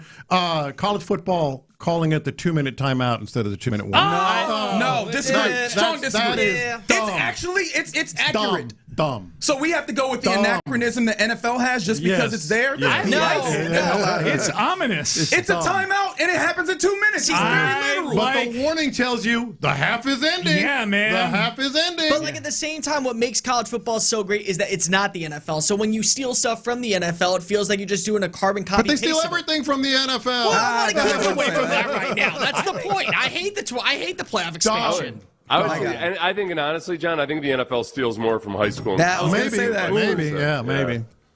I like 2-minute warning as well. I thought it always felt like they were doing it to be politically correct for some reason. Like, warning is too ominous. Oh, yeah, like when they have a post-game press conference, now stepping up the student athletes from blah, blah, blah. Student athletes. Well, that was a legal thing that they were doing. Now stepping up the mercenaries from North Carolina. I would say mine, and I think a lot of people share this, the dumbest thing in sports is that fumbling through the end zone is an automatic turnover. Oh, yeah, that's a good one. That's a good one. I'm cool with it even being a huge, you got to go back to your own 20 or something, but that being a turnover, it's never made sense to me. Correct. I'm going to read the list of things that annoy me that I keep on my phone. They're all dumb. Sports You already related. have them listed. That's sports related. Yeah, I've got them listed right here. This spends a lot of your time. The sports related ones. Well, I need to be reminded why I'm angry all the time. This helps. So, guys who intercept instead of just knocking it down. When they've got no real chance of a... it's 30 yards downfield. They catch it like they're going to the ground. I think screw that 30 yards. I'm looking at my stats and my money. What are you talking about? It's dumb. I don't like NFL quarterbacks who go to press conferences still in their pads. Stop being such a tryhard, man. Yeah. I'm so mad I haven't even showered yet. Yeah. Now, Daniil Hunter did that last year in the postgame show. I was not going to say that to him. I just said quarterbacks. That's all. Quarterbacks. You know what I don't like? Analysts who compare football players to quarterbacks, particularly to Steph Curry. He's a lot like Steph Curry, and he distributes the ball all over. I'm like, he's not anything like Steph Curry. Steph Curry's a basketball player. Stop it already. Have you gotten that feel? If you've been, I know you've been watching some World Cup. Darren Fletcher on the play-by-play has been doing a lot of. This is like when the Atlanta Falcons and the New England Patriots. That's funny. I wonder if that was part of, not the marching orders per se, but I wonder if when they were related. Make it relatable. Rob Stone that sometime. Do you guys when you guys are, because they have meetings galore before these World Cups, obviously, do they try to encourage you guys to Americanize it a little or just bit? make it relatable? Relatable. I'll only do a few more.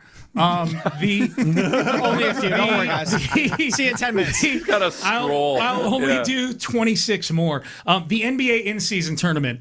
Check and mate. Dumb. Dumb. Do you like it, Reggie? For trying to seem like I'm sophisticated, I'm in favor of it. You are? Okay. No, because I people are like, no, you got to understand the elegance of the. I'll say this: you can have your in-season tournament. I don't like, and maybe it's an old man take. I don't like the floors that they use for it. Fair, that's fine. That's actually okay. Those feel like I would play worse basketball on these floors. I think that they are atrocious to look at. They're hideous. The thing that I appreciate about them is if you're going to do this thing in the course of the regular season, you have to make it very clear that it's different. And so that is an instant way for you to know. It's a visual way to do it. For sure. I would like it to look better. Can we get better designers here? Yeah. But I understand that feeling, and it's to the same degree of the NBA Cup itself. Yeah.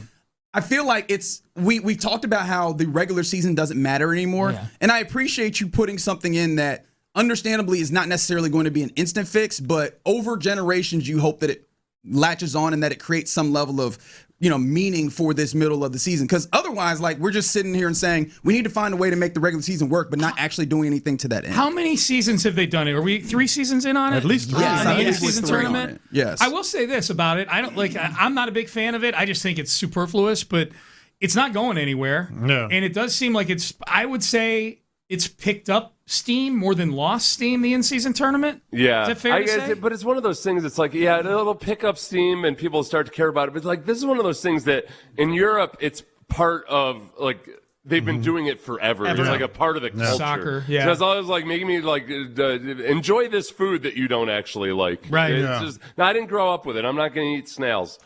But that's what's dumb. But the next generation, it'll just have been a thing that they knew. Yeah, and they then grew at up that, with it. and then Yeah. at that point, like, are you then? So this is a play in my mind for 10, 15 years from now. Maybe, yeah. Which not everybody has the audacity to do. You know. Last one.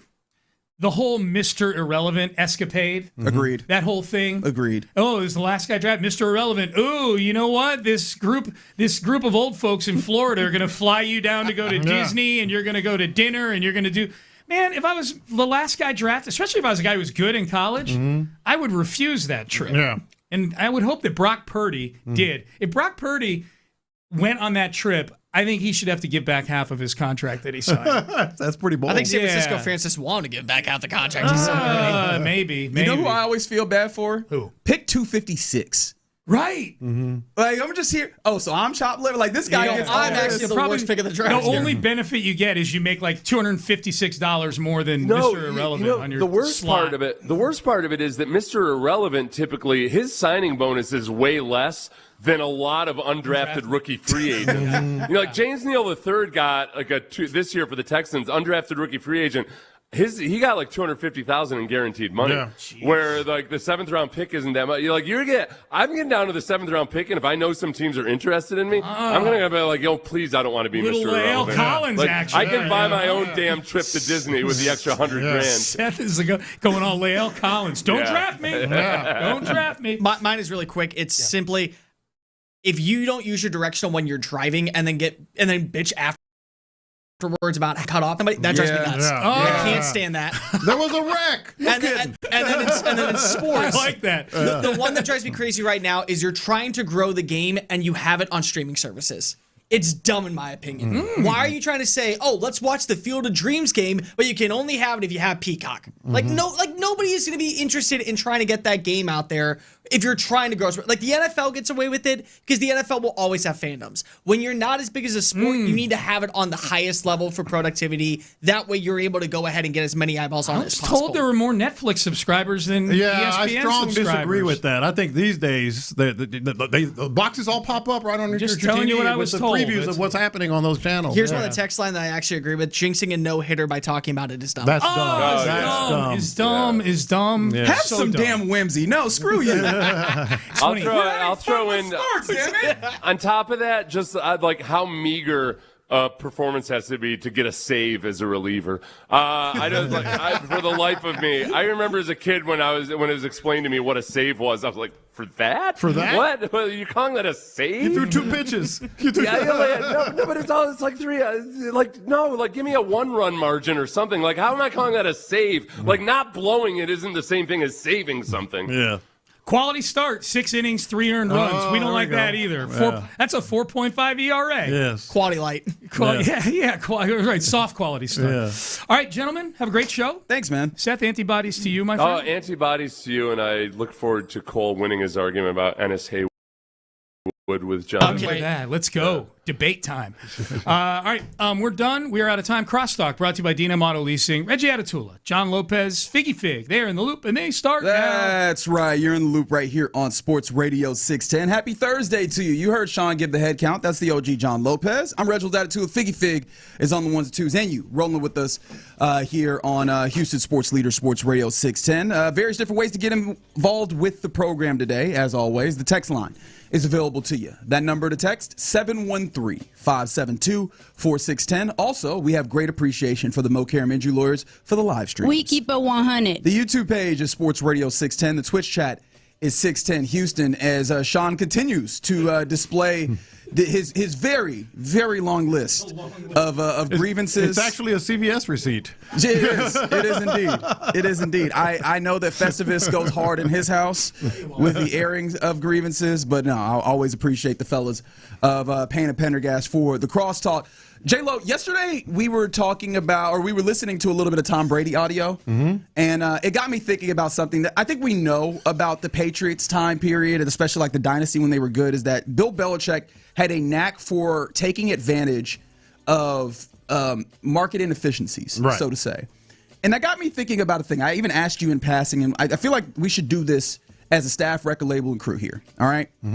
Are the Texans learning from the Patriots, or are they just copying the Patriots? Because those are not the same thing, right? Like and the reason why we got here was we were talking about what particular receivers, Yeah. right? In the ways that you have guys who are shifty in space, maybe not the fastest. And the reason why the Patriots got there is because you have the rest of the NFL in that time period looking at guys and going, we want big, fast receivers. And those we're going are to pay them. Those are small, relatively slow, but shifty receivers. We don't want them. Yeah. And the Patriots were like, if y'all want these guys that clearly can make an impact, we will take them, and we will make something of them. Yeah. We were going to take the scraps of this table and make it into a delicious stew, right? For lack of a better way of putting it.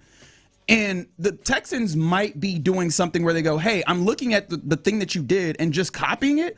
Or are they doing the thing where they go, okay, the idea of what you have there is what I'm going to then internalize. So I'd like to look at that particular idea, J-Lo, if you don't mind. Yeah, what we were talking about is the slot receivers and tight ends, like receiving tight ends especially, and how their market value was not very high at that time when the Patriots were doing Patriots things. And so they took advantage of that, and Tom Brady was talking about it. And so, the question of, are they copying or are they just using that as a template for how to play football and how to maximize their resources and other things? I'd like to, and I'm admitting here, I could be missing something very obvious, but to me, they're copying because they're doing the exact same things. Like, what are the Texans innovating in terms of taking advantage of a market shortcoming or something like that, because they're running the ball a la Patriots. They're spending more money on defense. They're inside receivers right now. We talk about Tank Dell and Jalen Noel and the new kid Isaiah Bond, Lewis Bond. Isaiah Bond, he played at Texas, didn't he? Yeah, he did. Does he still currently play for the Browns? Yeah. Oh, he does? But what I'm saying is, I just asked myself, is he still there? Right now, this is how I know I'm getting older. Because he didn't even get drafted. Right. Right now, they're just basically copying what the Patriots have done. They want a quarterback who controls the line of scrimmage, and makes the safe plays. Help me out. Am I missing something where they're like, all right, they're kind of doing what the Patriots did, but in a different way? Well, I wanted to look at at least the market inefficiency of this, right? The specific team building market inefficiency of this, because I think it's fair to ask this in a lot more context. And again, if you have thoughts on this, text in 713-572-4610. I asked a few friends in media just to see if I can get a more well-rounded thought process on it. What are the most undervalued positions in the sport right now? What would you imagine are the answers that come up here? Like, what's the first thing that comes to mind for you when you go undervalued position in football right now? Fullback. Well, yes, good answer. I don't think that I had that on the board. I appreciate you thinking outside of the box here. Yes. Try again, please. Tight end? Tight end is one that comes up on the board. I wish I had the Family Feud. Like, ding, there we go. That's up there. Top 5 answers to this. Yes. Tight end is one of the ones that comes up. It's not the most popular answer that I get. Defensive tackle. No, not one of the ones that comes up. That one was a little excessive figure, I got to be honest. It's all right. I liked it. What are they? Tight end was one. Center comes up. Maybe guard comes up as well. Safety comes up. Safety is the one that's like, yeah, this is very much the place where you go, this is an undervalued position in sports. And I take you to, this is not the best way of playing this, but I take you to the Texans and their spending, at least via Spotrac, when it comes to these various different positions. All right. At safety, the Texans are spending $11 million and change on the cap, good for about 4%. That is 26th in the NFL when it comes to average annual value. So they are also in this place where they're like, hey, we're looking at this place that's undervalued. We're not spending money there. But they also they have a great cornerback, and this is where they end up with Reed Blankenship. Obviously, they tried to make the move for C.J. Gardner-Johnson. It does feel like they're trying to take advantage of this position, right? Right. Tight end. They are spending $17.5 million here, which is good for 8th on average annual value. This is where you start looking and you go, obviously Dalton Schultz is a large amount of this. Of it, yeah. They have tried to use draft picks and use kind of the value there. Actually, I will ask this as a question. How do you feel about the way that they've tried to take advantage of this particular position that is viewed as a little bit of an undervalued one? I think that one fits. Foster Moreau coming in as well. That one fits in terms of they are trying to play the margins, as we often say. But they did re-up a couple times on Dalton Schultz at the high end of things. Right. Well, I mean, but the Patriots have had more expensive tight ends as well. They have, comparing Dalton Schultz to Rob Gronkowski. No, but in terms of like they're willing to pay, a little more at that position. Yeah, but at that point, if we're talking about the Gronkowski of it, we're copying, right? Like I'm trying to do the thing where we're going. That's kind of my point. Like, is it really that much of a taking advantage of the market? Safety, I'm with you. Safety, I'm with you. Yeah. Center and guard, I'm with you. Yeah, and center and guard, I think, is probably one of the more interesting places. Obviously, we can't do this. I don't have this split up into specifically center and guard. But I do have their ranking as with their offensive lineman spending in general. And that is good for 25th in the NFL. And this is something that we saw them undertake over the last couple of years. In fact, there was some anger to some degree. Not always, because there were some people that looked at the Laramie Tunsil player himself, Titus Howard himself, and go, yeah, the kind of the actual demeanor of those guys, what you actually have as the people in the room did not feel like it felt, or rather matched the intensity that you were hoping to make on that line. But even the spending of it actually kind of falls in line with this idea of let's go and get maybe better values in this place and see if we can get like the undervalued nature of it. Now, the only problem with that line of thinking is offensive line. There's just such a positional scarcity that I don't know that you're going to be able to do the this is the Danny Amendola or like the Julian Edelman of offensive linemen. I just don't know how much those exist, but it does feel like they've tried to do that a little bit for years. I think year after year. I think that would be the one place. As I said, I'm with you because their entire philosophy and strategy has been to find you and I'm talking about the three inside positions, center and the two guards, and it hadn't worked. I mean, it's one thing to make sure you can exploit that market. They've failed miserably over and over again. Yeah, and that's the tough part. Also, is like in addition to trying to even learn from the Patriots. You can learn the idea and principle. Can you execute it? Because that was the thing about Bill Belichick. It wasn't just that he was finding, these guys who were former quarterbacks and shifty slot receivers. He was getting guys that could actually do this and provide that value. So that's also the thing that happens here. So, like, honestly, in this small range, we can expand this out if you want to look at the other places that you feel like maybe there is a copying versus learning aspect to the Texans looking at the Patriots. It feels like they're just not executing it far enough, and there's not a clear enough slide towards they learned the lessons from the Patriots without falling into the trap of just copying them. It feels like there's a little bit of a mix of it, and that probably adds into why so many people look at the Patriots South moniker and kind of cringe at it. Well, I think what we're talking about here is like the template, the strategy of finding these undervalued places, market deficiencies, whatever you want to call them, and then taking advantage of them. That concept, they're still trying, and they're still working on it. They're still trying, but they haven't succeeded at it. Right. Even slot receiver, they haven't succeeded at that yet. I mean, they have injuries and stuff have come into play, but it's one thing to follow the philosophy. You got to make it work. I also think slot receiver just no longer it's a different animal. Yeah. Right. We're so used to 11 personnel, 3 wide receivers. Yeah. When we get to Sunday Night Football and they're showing you their starting lineup, the third wide receiver is in the starting lineup. You mentioned fullbacks. No longer are we throwing the fullback in here, or rarely are we throwing 2 tight ends. Maybe now we're getting even more of that. Like that would represent more of the market inefficiency, or maybe not even market efficiency, but the trends that are happening in the NFL and maybe trying to be on the front end of it. Right? They're even still coming in and getting all the tight ends and trying to get big, and that feels like they're falling in line as an adopter on this trend rather than being early or zigging when others are zagging. Right. And so I think this is the weird places. I think that they're trying to learn from it. They're not doing it successful enough, and they're not early enough on it.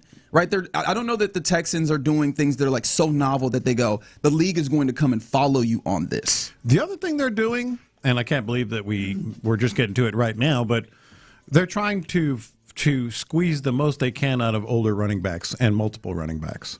That is fair. Year after year after year. They've, whether it's Mixon, Chubb, now Montgomery, that is straight out of the Patriots book. That is straight from their book. Multiple running backs, maybe some of them that were, coming off from another team. And what's the success rate been there? Well, injuries have played a factor again as well. Yeah, injuries have played a factor, which I guess you could make the argument that's part of the risk of an older running back is that injuries are maybe more likely to abound as opposed to a more young running back where in theory you would get fewer injuries. Obviously, that's not directly how this happens. It's the car crash sport and all that. But yeah, it falls in line with a modern trend as opposed to like zigging where other people are zagging. And that's ultimately the dichotomy that I'm trying to suss out is there is something to be safe. Like, we're copying the popular things. Are you innovating or are you finding somewhere that moves against the grain? Yeah. And in a weird way, the Texans aren't as much, and in the places where that maybe you could say they aren't hitting strong enough on those to this point. And so like, as much as the Patriots idea and like coming along with that, this is the tough part about anybody who falls in line with the system. Honestly, it's the way that I felt about Bobby Slowick, right? You could talk about falling in line in the lineage of a thing. Are you doing the spirit of the thing? Or are you just copying the thing? Right. And it felt like with the Bobby Slowick offense, you were copying it, but not getting the spirit and the innovation of it. And right now, I think the Texans are offensively, especially. They're not far enough on the train of following the spirit of the Patriots. And honestly, I'm cool with you following the spirit of what the Patriots did. I think the issue is if it's just copying for the sake of copying and you aren't getting the benefits that clearly come from the spirit of what they did as opposed to like I think just copying gets you to a bad place. All right, you're in the loop here on Sports Radio 610. Coming up next, let's talk about this. We talked about Lance McCullers Jr. being traded on to the Milwaukee Brewers. We get a little bit of his insight from it per Chandler Rome, but also the Astros did get a prospect. Who is it and what does it mean for the Astros? We talk about it next. Remembering Janice McNair, the co-founder and senior chair of the Houston Texans, has passed away at the age of 89. The Texans matriarch helped bring football back.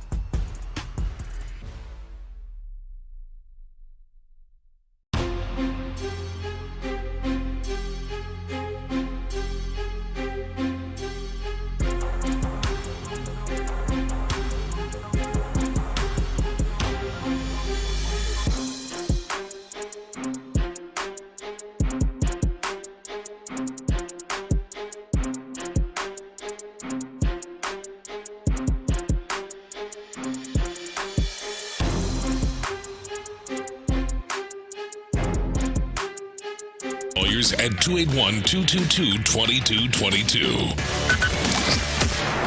Figgy, let's hit him big time. Houston, let's get in the loop. You better get ready because we're going to show up and show out. With John Lopez. Always live, always local. What do you say? I don't care about the labor, show me the baby. Don't tell me about the waves. Just bring the ship in. Okay, that's a different one. What'd you say about a baby? You've said that one specifically. Don't get out. Figgy, help me out. I have not said He's that gaslighting me right now. You're in the loop on Houston Sports Leader, Sports Radio 610. Yeah, baby, you're in the loop right here on Sports Radio 610. That's the OG John Lopez. I'm Reginald Atatula. Figgy Figures on the ones and twos. And you rolling with us on this Thursday. Overcast Thursday in the city. Oh, go figure. Yeah. Good Lord. It's been a month. Yeah. Well, I think it's been like 2 weeks. It's been a month of on and off rain. Trust a fisherman on that. No, here he goes. Here he goes. Weatherman J-Lo again. Trust me on that. By the way, shout out to the Hill Country again, man. Having a hard time over there. Yeah, no, it's rough. It's rough going over there, which makes it, you bringing that up makes the thing that popped up in my head something that I can't say until later. Okay, don't say it till later. Yep. No, I mean, like it's completely unrelated, but the tone of it is very different than what you just said. And so I have to find a way to segue out of that. Thank you very much for that. All right. But get involved with the In program. other news. Appreciate and you guys. now for something completely different. Completely different. Yes. But appreciate you rocking with us on this Thursday. Yeah, man, we had some pretty interesting breaking news yesterday when it pertains to the Astros at this All-Star break. Lance McCullers Jr., longtime Astro, obviously one of the big time reasons why you're able to win the championship that you was it 22, right? Mm-hmm. Lance McCullers Jr. traded along with Colton Gordon to the Milwaukee Brewers, and all we knew during the time of our show was that cast considerations were coming back, right? Yeah, it was a big mystery. That is all we knew. And I was like, all right, maybe that's the end of the deal. We found out after our show concluded, and I imagine the fellas of the Drive got you up to speed on this, was that there was a prospect that came back in this as well. Mm-hmm. His name is Jaden Fielder. And if you go, that sounds familiar. Mm-hmm. Yeah. Yep. Cecil, his granddaddy. Mm-hmm. Prince is his pops. He falls in line with a pretty incredidy lineage Mm-hmm. of baseball playing family members here. So now I'm talking about grandkids of people that I covered. How'd that make you feel? Not great. Okay. Not great. Fair. I covered Cecil Fielder. Thoughts? I hate this. Okay. Very good. But yeah, man. That's my thought. So Yeah. Is he good? well, He's all right. that I don't have a good idea on. Like, this is Cecil Fielder, or sorry, Bronny James. Mm-hmm. maybe? Yeah. Because Jaden Fielder, I believe he's 21. I'll double check this again. But Jaden Fielder comes from the Brewers. He was undrafted. And so that's already like a red flag for me in a sport that has a lot. Not even his name helped him. Right. They just doing this pops a solid. I could not find. Well, they would have drafted him in the late rounds if they were doing him a solid. They didn't even his name didn't even get him a late round draft. Yeah. Yeah. And they said, all right, we'll bring him in. Now, it is worth also noting that sometimes the draft can be a little, like the draft is not straightforward in the same way that like the NFL draft is, even the NBA draft. There is a lot more machinations and things happening. Honestly, I don't know fully here, so I just want to make that clear. However, I could not find like scouting reports on him to see what tools he had. But if you look at what he did at like A-ball, right? Rookie ball. This past season, his average was 268. He had an OPS of 870. Not bad. This year, to this point, in 133 at-bats, which, again, notable. 813 OPS, 233 average.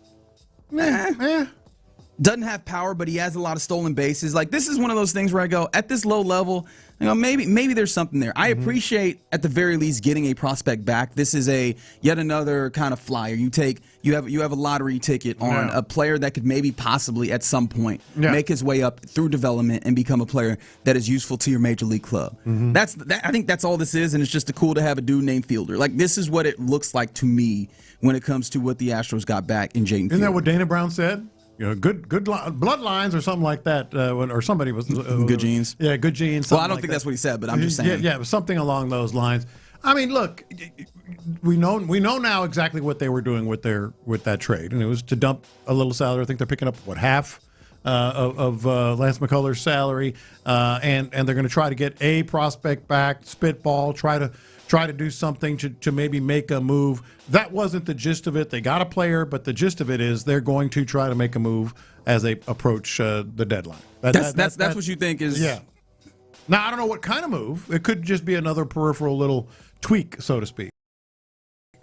Yeah, I mean, this feels like, again, even this was just, can we claw something back in the offing of it? As you mentioned, like this is just pure salary dump. That doesn't mean that obviously there isn't like a heartfelt nature in it. Yeah. Shout out to Chandler Rome of The Athletic getting a question and answer session with Lance McCullers Jr. And Lance gave us a little insight that, of course, he did waive his no trade clause, but that came after a conversation with Jim Creighton. Jim Creighton called him, and he said that, of course, he didn't want to ever wear another team's uniform. Actually, I should do this properly. A segment that I like to call reading. Yes. Quote, of course, I didn't want to ever wear another team's uniform. Like I said, I got drafted here. This organization took a chance on me when I was an 18-year-old kid. This has been my home ever since. My daughters were born here. This is where my wife and I will live forever. I never thought about playing somewhere else or being somewhere else, but I think all things obviously have to come to an end. I spoke to Jim Creighton on Monday, and we both he thought that this was going to be a good opportunity for me and that it would leave the Astros in a good situation leading up to the deadline and for the rest of the year. Do you think he reached just how would I describe? He just sort of reached a point where he sort of shrugged his shoulders and said, "This is it. So I'm going to go try one more time somewhere else." Well, it sounds like this wasn't like I reached it. It's that somebody told me that I needed to reach it. No, they asked him, but he could have said no. He could have. Yeah. And did he sort of have this moment of clarity and say, "You know what?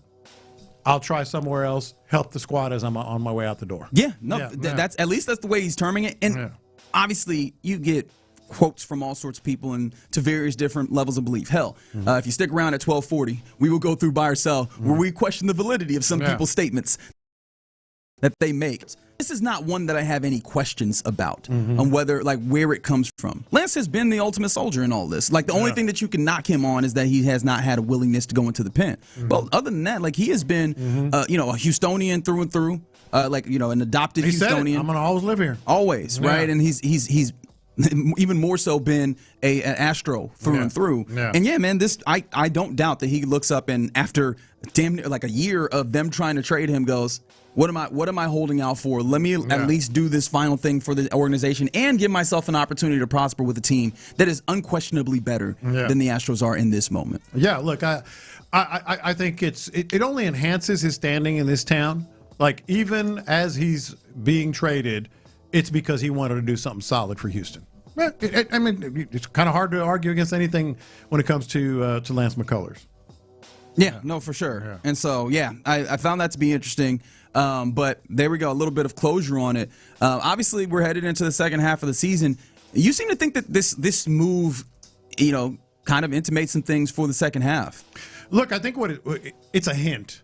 Yeah, because we don't know how big a move this might be. But are you certain that there's a move? Like, are you certain that we're not just going to end up in a place where like this gives them an opportunity to, with the impending returns of Renault Blanco, Hayden Wesneski, like this is just something where it happened to work that way, give them an opportunity to bring those guys up, and we kind of go through the same thing. Now, I know that sounds crazy, especially with Dana Brown on this lame duck year, right? And maybe you think he's trying to make any move that he has within his possibility to try and make this team better.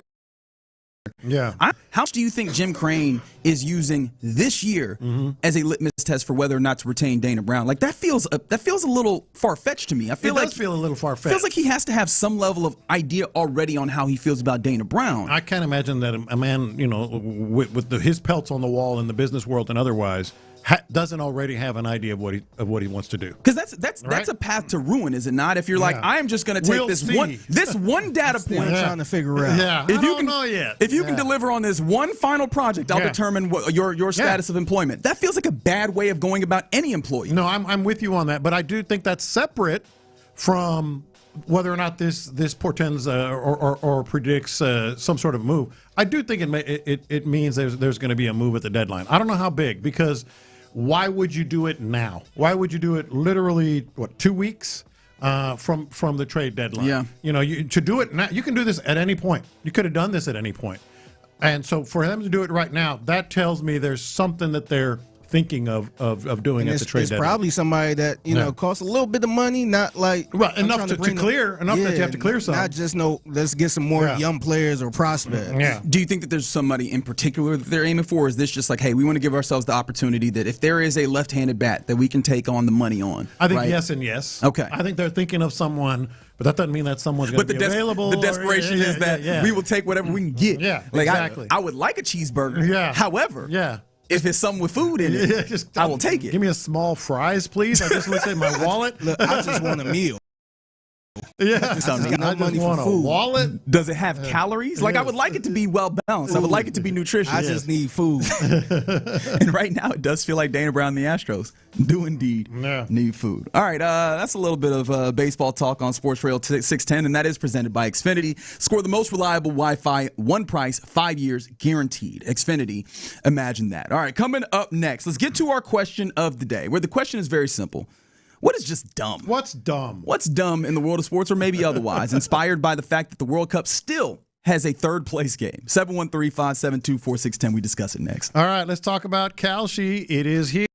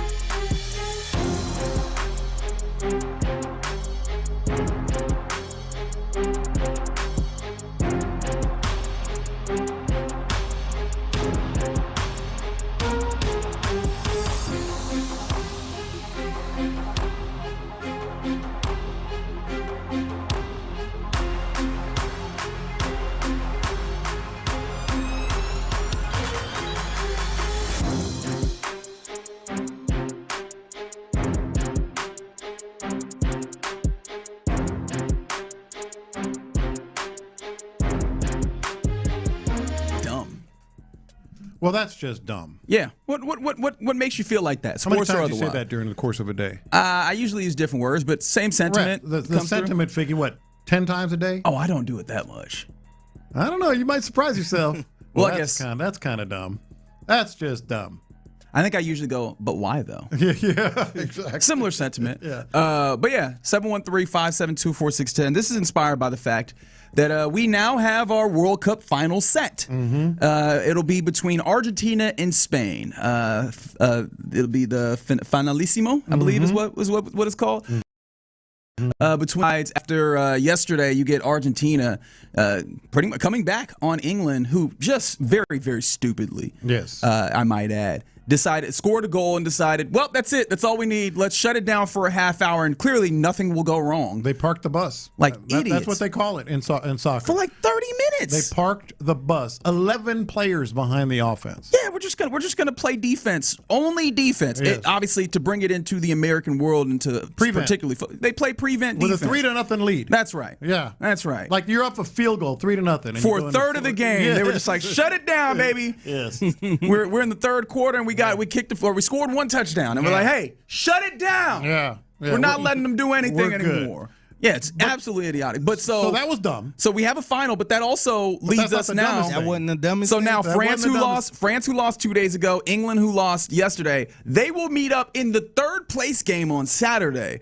A vestige of the World Cup has done this for a long time. Game going there on? is a third place game. Not the championship. Not the championship game. There is a third place game. Dude, how dumb is this? That? Is not the Olympics where there's a gold medal or a bronze medal. Rather. So two losers, yes, are just duking it out for the love of the game, baby. They're going to be so hungover. And what's hilarious is that usually the third place game at the very least is interesting. You'll see good soccer. Well, I mean, they get out there and play, but you'll see really good soccer from like some of these, for lack of a better way of saying, like middling teams. Like think of a Croatia. That's a pretty solid team, but that could actually make it that deep, but might not be the one that ends up in the final. They usually play hard in like a third place game, and you know, equivalent of like some of these. I was going to say the Valero Bowl, but the Alamo Bowl, but that might be a little bit lower. But they play harder in those games. Some of those bowl games where you get like the Georgia that wasn't very good this year, right? Like the 9-win Georgia. It's like you're not that good for your expectations. Or Ohio State versus Utah. Yeah, you end up in a bowl game where you know that at the big school doesn't care, but the smaller school cares. That's what the third place game happens sometimes. Except this is one of those ones where both Georgia and Ohio State had a bad year and they're meeting up in a bowl game. Yeah. I can tell you honestly, in all honesty, I have never seen a team play hard in a third place game because I've never seen a third place game. There we go. I was wondering, I was like, I don't think that's true. Give it a chance. Who cares? They're playing a freaking third place game at the World. You know how hungover these players are going to be? I'm dead serious. I mean, they do not care. Nobody cares. It's dumb. You know who probably hates this more than anybody? Those players as home clubs. Because remember, like this is supposed to be their break. Yeah, man, you got to play an extra. I got to lose you for 5 more days. And whatever. This don't mean anything. Nothing. They're all going through preseason right now, right? Like their teams back home are going through preseason, and it's like, hey, we would love to have our player back getting ready for the season. Oh, they're playing another game where they could get injured. What are they playing for? Nothing. Yeah. So things that. It's a very simple question, and I think we're going to get an array of answers from everyday life to sports to whatever. What's dumb? Like this kind of dumb? I mean, I do think that the new 1 for 2, 1 for 3 free throw thing that the Summer League is doing. I just feel like it's a solution to a problem that didn't exist. There is not Well, we're not going to disagree. I don't think that's dumb. But you're fair to say you think that's dumb. What is the issue that we're solving here? Again, we're not going to talk about that. I want to talk about it, John. I think it's dumb. It moves the game along, puts pressure on one free throw for a three-pointer. The notoriously slow NBA game. Yes, Got you. In cases of free throws and such like that, yes. And three-pointers puts much more pressure on that one free throw for a three-pointer that you got fouled on, et cetera. But anyway, we're not talking about that. 2-minute timeout instead of a 2-minute warning in college football. They're just trying to be different. They're just trying to be like socially acceptable or something. Don't say warning. There's bad connotation. There's no way that that they're like, this is politically correct. It is literally a timeout that they're doing at the 2-minute spot.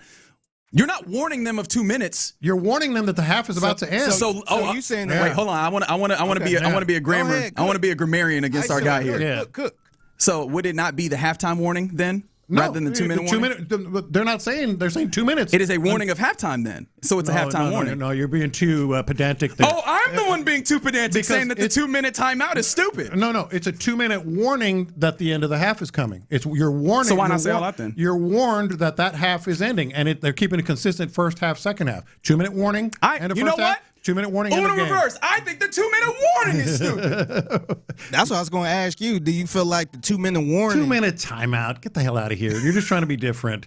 That's dumb. CVS receipts, dumb.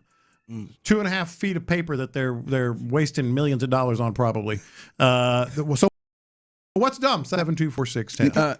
I was going to say, to kind of stick with soccer a little bit, I feel like the whole get a yellow card this game, and then if you get another yellow card, you suspended. I think that's kind of dumb to me, man. I've seen that. You're not alone. Like, maybe you should just be suspended for the rest of that game, but not the next game. I understand the red card and all that stuff, but it's a little tricky when somebody get a yellow card, and it's like, like that's kind of a warning, right? Mm-hmm. Like another one, you're out. Yeah. Why do that got to carry over to the next game? Yeah, to keep. Mm-hmm. It's the same thing as like, hey man, you stack up too many of these penalties, or technicals rather, and we send you down for a game. Like it's prohibitive to try and keep you on your best behavior. Yeah, but at least it go out throughout the whole season. It don't affect the next game. Like if I do it again, because just imagine the NBA if somebody got a technical, in that one game. And if they get another one the next game, then they're suspended. Right. I mean, there's a max of 7 games that you're playing in the World Cup. I mean, it's got to be somewhere here, right, to keep people from just getting out here kicking everybody. But it's a yellow card, man. No, you're not alone. I don't agree with that, but you're not alone. A lot of people are thinking that along those lines. How about the targeting punishment in college football? Well, they themselves are saying it's kind of dumb. They're kind of tinkering with that, or say they will. It was real punitive, right? If we're talking about punitive punishments, it was real punitive. But I thought that was kind of the point on the early side of this, right? You can start firm and then let up. You can't start soft and then get firmer later because nobody respects it, right? And I thought the idea was, hey, we want to stop these head injuries now, and so we will throw you out for the rest of this game, for the next game. Care about the way that you do this. Yeah. You know what else is dumb? And I've said this one before. We got one 2 days ago, I believe we got one. The Amber Alert for anyone outside of a 150-mile radius or 100-mile radius of where that thing happened. That's right. There was one from Amarillo. That's right. And I'm like, well, I'll keep my head on a swivel then. What are we doing? Come on, man. What about the one for Lubbock? The same thing. Honestly, like if in my heart of hearts, because me personally, my memory is not the best. The Amber Alert itself, I'm like, I'm just not gonna remember the number that I need to be looking out for. The blue Corolla? I'm not gonna remember it. I'm not. But I'm not gonna say that the Amber Alert is dumb. Like we've seen it be beneficial. Yeah. It just, for me personally, I'm not gonna be much help here, big dog. Like blue I just Corolla, know it. license plate SQZA55. That's a throwback. Yeah, no, I caught it. I was like, I just don't know how much I'm supposed to alert. Somebody said the NIT tournament, it seems like in general. Hey, how about the preseason NIT? People don't even care about the postseason NIT. Now they're having a preseason one. Yeah, it's not a good one. It's not a good one. Texans running plays that they never practiced. Do we feel like that happens a lot? I don't know how much. It happened once. It did happen once. It did happen one time. And you know what? That's more than I probably would have expected. Yeah. That is fair. How about some other ones that are coming in? Amy Adams Strunk thinking that the H-Town Blue is hers. That's dumb. I mean, in a way, I get it, right? Like the franchise information travels. But I mean, the H-Town Blue literally comes from the city of Houston. Like it's on the flag. It's on the seal. Like it is unique to the city. It might not be popular to say, but I understand that she's trying to stop the Houston Texans for doing that. But dog, why are you stopping U of H? Yeah, that's the thing that's dumb. That's irritating. That's dumb right there. Like, you don't own a color for a whole city. For a whole sport, for multiple sports. Yeah. A great answer that comes in, and this has always been kind of annoying to me, having to touch all the bases on a home run. We get the point. Like I like the ceremony of it. I hate when you get that inevitable, like, 1 in every 10 years circumstance where somebody just misses the bag and they go, actually, that run is invalidated. You're out. And it's just like, come on, man. Yeah. Let me ask y'all this. You know what's happening Is here. it dumb for a batter to strike out and then if the catcher drop the ball, then they get a chance I don't mind that one. I don't mind that because a lot of times it's in the dirt and they got a real chance to get the base. Yeah, but like, why? Because the ball hit the dirt. Look, you out. You struck out. Look, I'm fine with it, but it is kind of dumb, though. I agree, actually. It's kind of dumb. I agree. You know what? Somebody goes, what's dumb is that Joe Espada's still the manager of the Astros. I don't actually think that one's dumb. The one thing that I do think is dumb, and I recognize that, hey, man, it's a contract. This is how it works.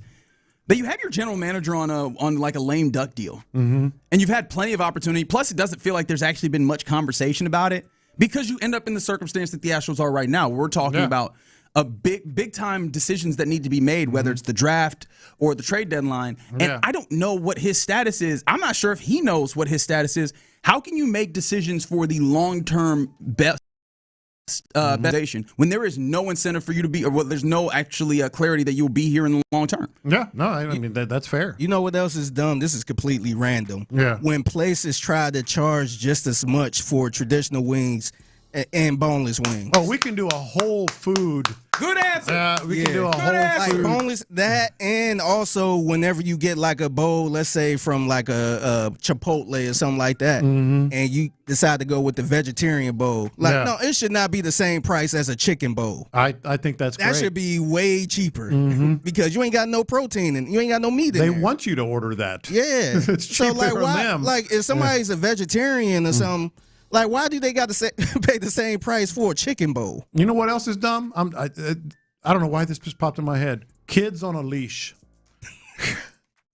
I mean, that seems pragmatic to me. No, you can talk about pragmatic all you want. It's dumb. You can't control your kid enough. You have to put him on a leash. Yeah, that's how you end up in that place. Put your child on a leash. That's right. I'm staying out this conversation. I know some of y'all on the text line. I don't care. The same thing. Those people on the text line, if they put their kid on a leash, they're dumb. Look, I'm not even talking about whether it is like if it is uncouth.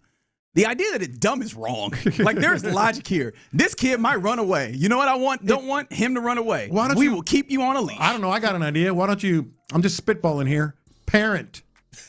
Why don't you go ahead and parent? Oh, because parenting takes immediate effect. Hey, man, in the meantime, I do not want this kid running away. Well, then don't put him at freaking Six Flags. So you can't go nowhere? No, you got to. That's part of consequences. Sorry, kid, got to stay at house. It's consequence. Over here. Exactly. Yeah, what happened to that? Exactly. Don't you ever run away from Preach. Yes. Put your kid on a leash. Maybe that don't work no more. I don't know. For lazy parents that don't parent. Get your From the 713. Hear me out. Cheerleaders in the NFL. Look, I appreciate them immensely. I think a lot of people do. It's not a bad take. Yeah. Not a bad take. I will. Also, the idea that we have cheerleaders separate from dance teams. Yeah. And maybe probably am just missing the point. What's the distinction? That used to throw me off in high school, the high steppers and the cheerleaders. Like, I'm like, who is this? The high step? Oh, these the cheerleaders. Oh, yeah. The high steppers coming on. Yes. I'm like, why y'all can't be together? Yeah. And from the 832, I'll wrap it up here, but you can keep them coming in on the text line. The number on the hot dog package and the number in the buns in a package is not the same. Conspiracy. It's marketing. Make you buy more hot dogs or more buns, one or the other. It's dumb. It is dumb. Oh, I'll end here. The Astros still being there. Appreciate you. All right, you're in the loop right here on Sports Radio 610. Coming up next, let's go around the NFL. We actually have a little bit of an experiment I would like to do. A stats versus eye test experiment. You ready to try it out? Sure. Let's do that next. Remembering Janice McNair, the co-founder and senior chair of the Houston Texans,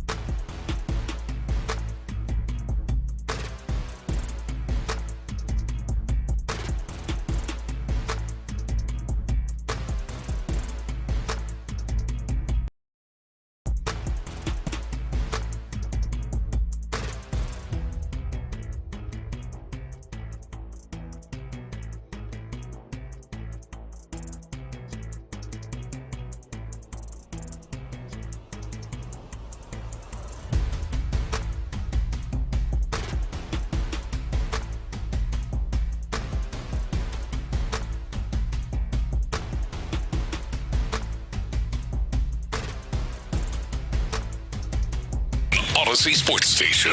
The Texans play here. Let's go around the NFL in the loop style. Why are you smiling? Because I love football.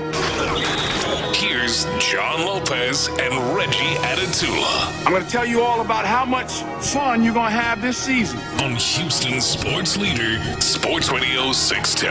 All right, let's go around the NFL here on Sports Radio 610. Actually, we were just doing our question of the day. What's dumb? Which that's just gotten the text line going in all sorts of different ways. From the 281, paying $80 for the updated version of Madden is what they said. Yeah, we've gotten to this place where just year over year in some of these simulation games, like, hey, this feels like the exact same game with updated rosters. Why am I spending so much money on it? $80 for that? Yeah, man. Dang. Yeah. Price of the brick done gone up. Nasty now, man. It's getting ugly. You had college football charging people within, I guess, the gaming stuff where they had to pay inside of the game, which they never did before. Yeah, and nasty. Some of the microtransactions that you kind of have come to expect, peer-to-peer gaming, like cross-platform or whatever the right word is, they were bringing them into single player. Where so like in order to advance, you would have to like spend money as opposed to like grinding it out. I mean, I shouldn't be surprised. And it's like, hey, man, took it back.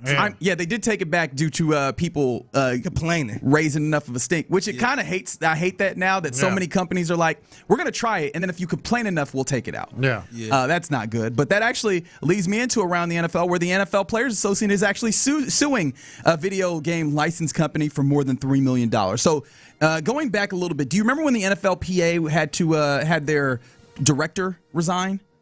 Oh yeah. Do you remember that? The current one is acting or whatever. No, the current they remember they ended up voting for Meyer. What is the former center that used to play? And he used to be the player, the player president, and now he is the director. Lloyd Howell was previously. I was thinking director. the MLBPA. No. This is the NFL Players Association. Lloyd Howell had resigned after some news had come out. Shout out to Pablo Torre about some of his dealings and the ways in which it felt like he was undercutting the best interests of the Players Association. Well, one of those things had to do with the corporation, the licensing company Saber Interactive, that Lloyd Howell had helped to negotiate, and whatever. It seems like the case that the NFL players they've spent weeks. Or now they're playing offense, rather, is the way that this is termed. They started a case in 24 with the NFL invoking an arbitration clause in its contract with Sabre. They won the arbitration a year later, but Sabre hasn't paid out the Now the PA is like, we're going to sue you about that. We want to sue you for our money to get this. Right?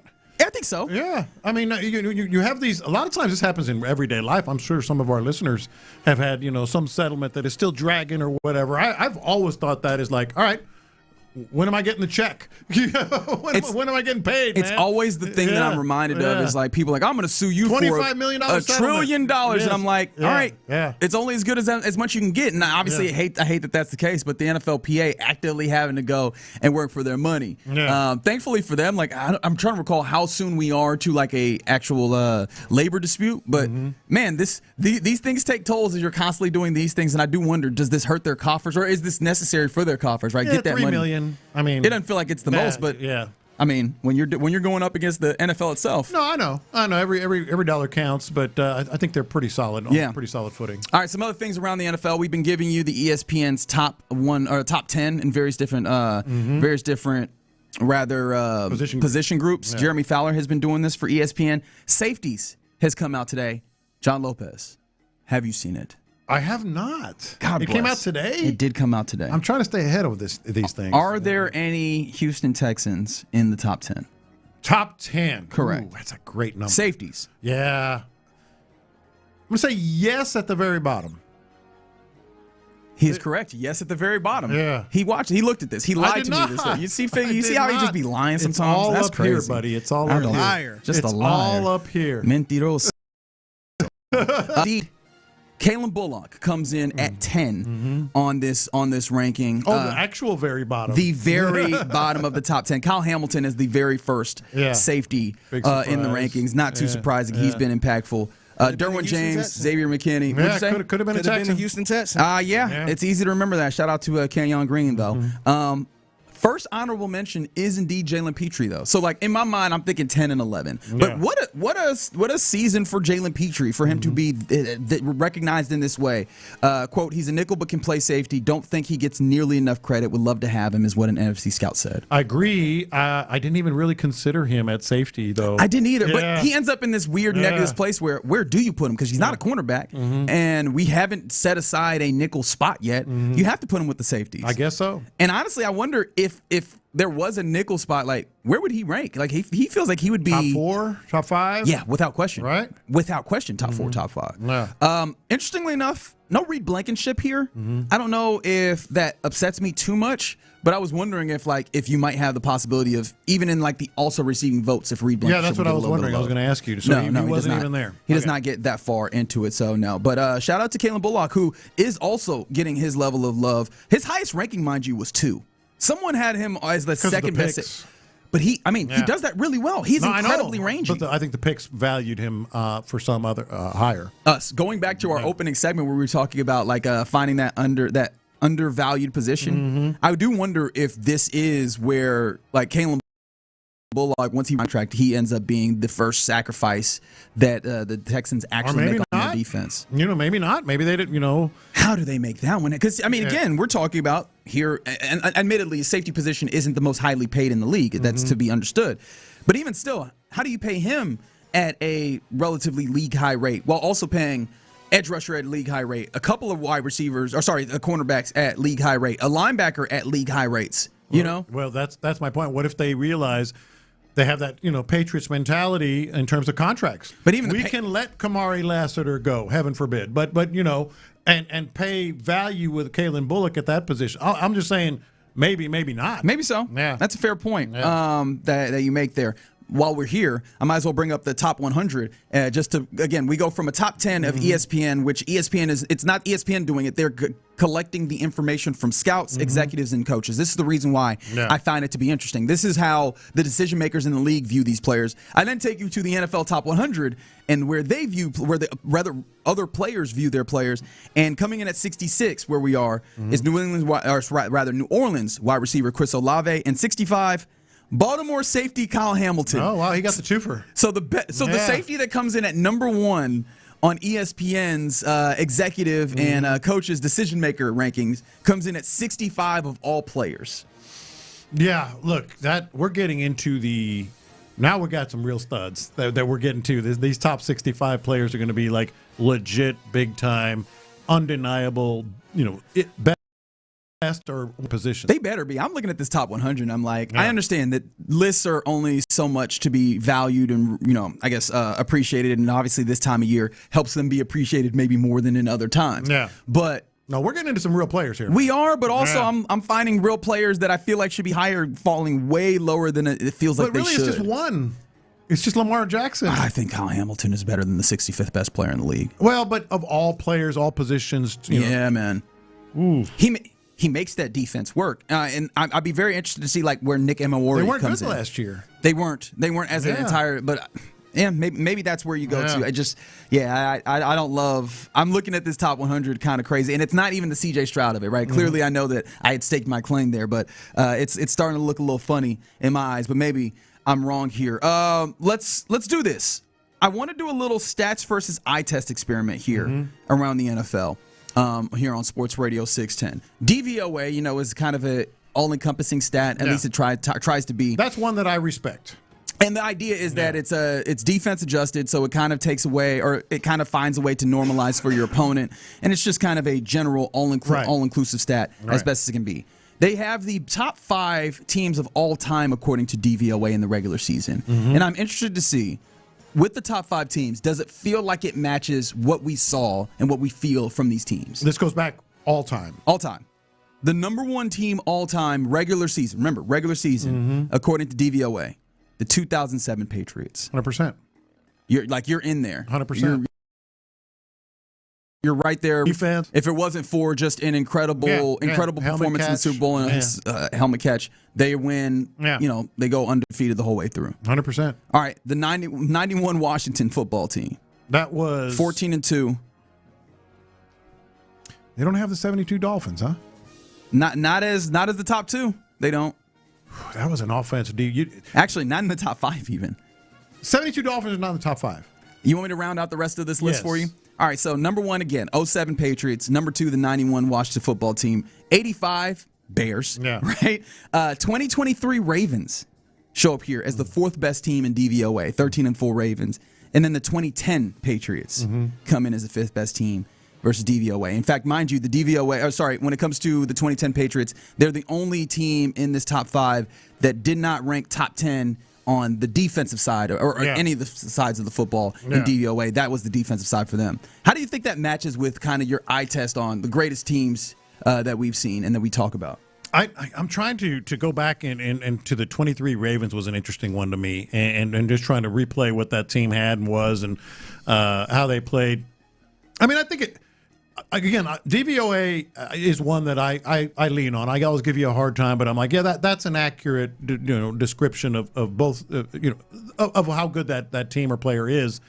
I don't have a huge problem with it.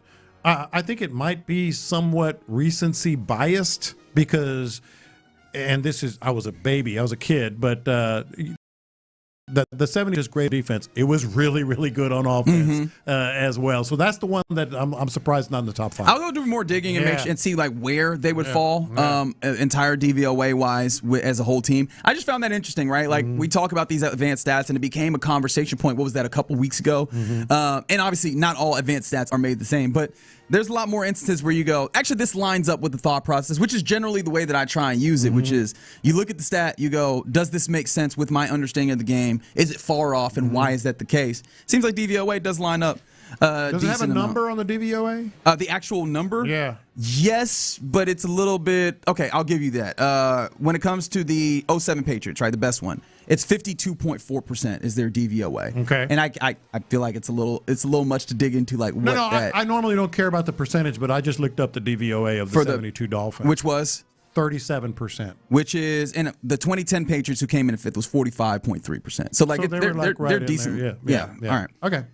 Some other things that are happening around the NFL. Remember, was that yesterday that we played that we talked about Stephon Diggs? Maybe 2 days ago. Stephon Diggs saying that you could take any number 2 in the league, and he believes that he's better than them. Honestly, he just didn't want to have to make the argument for ones because he was like, it seemed like that was the way that he believed. Yeah. Well, I wonder if this is if this isn't the reason that he's still out here as a free agent as opposed to finding employment with an NFL team. It seems like a former friend is suing him currently. Like that he is under a couple of like civil suits that are happening right now. And one of them has to do with a former friend of his kind of suing him when it comes to I guess something to do with the Ferrari here. Yeah, the friend now has the Ferrari. Yeah, right? According to court documents, and this is per TMZ, Stephon asked the judge to put the brakes on a case filed by Nigel King, which is, I guess, a former friend.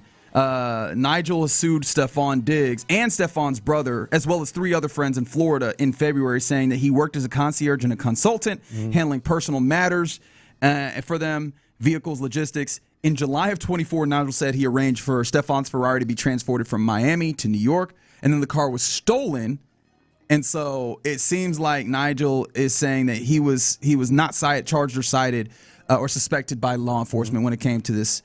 However, he says that after this, he continued talking with Stephon Diggs socially, professionally, without any apparent issues or rift. Then he said things took a turn in December where that Stephon, according to him, falsely accused him of stealing to his friends. And so then it became an issue between them.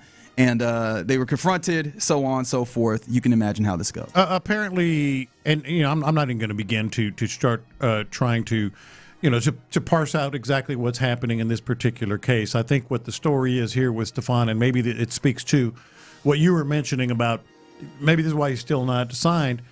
He's just messy. It's just the kids like to say that they're just messy.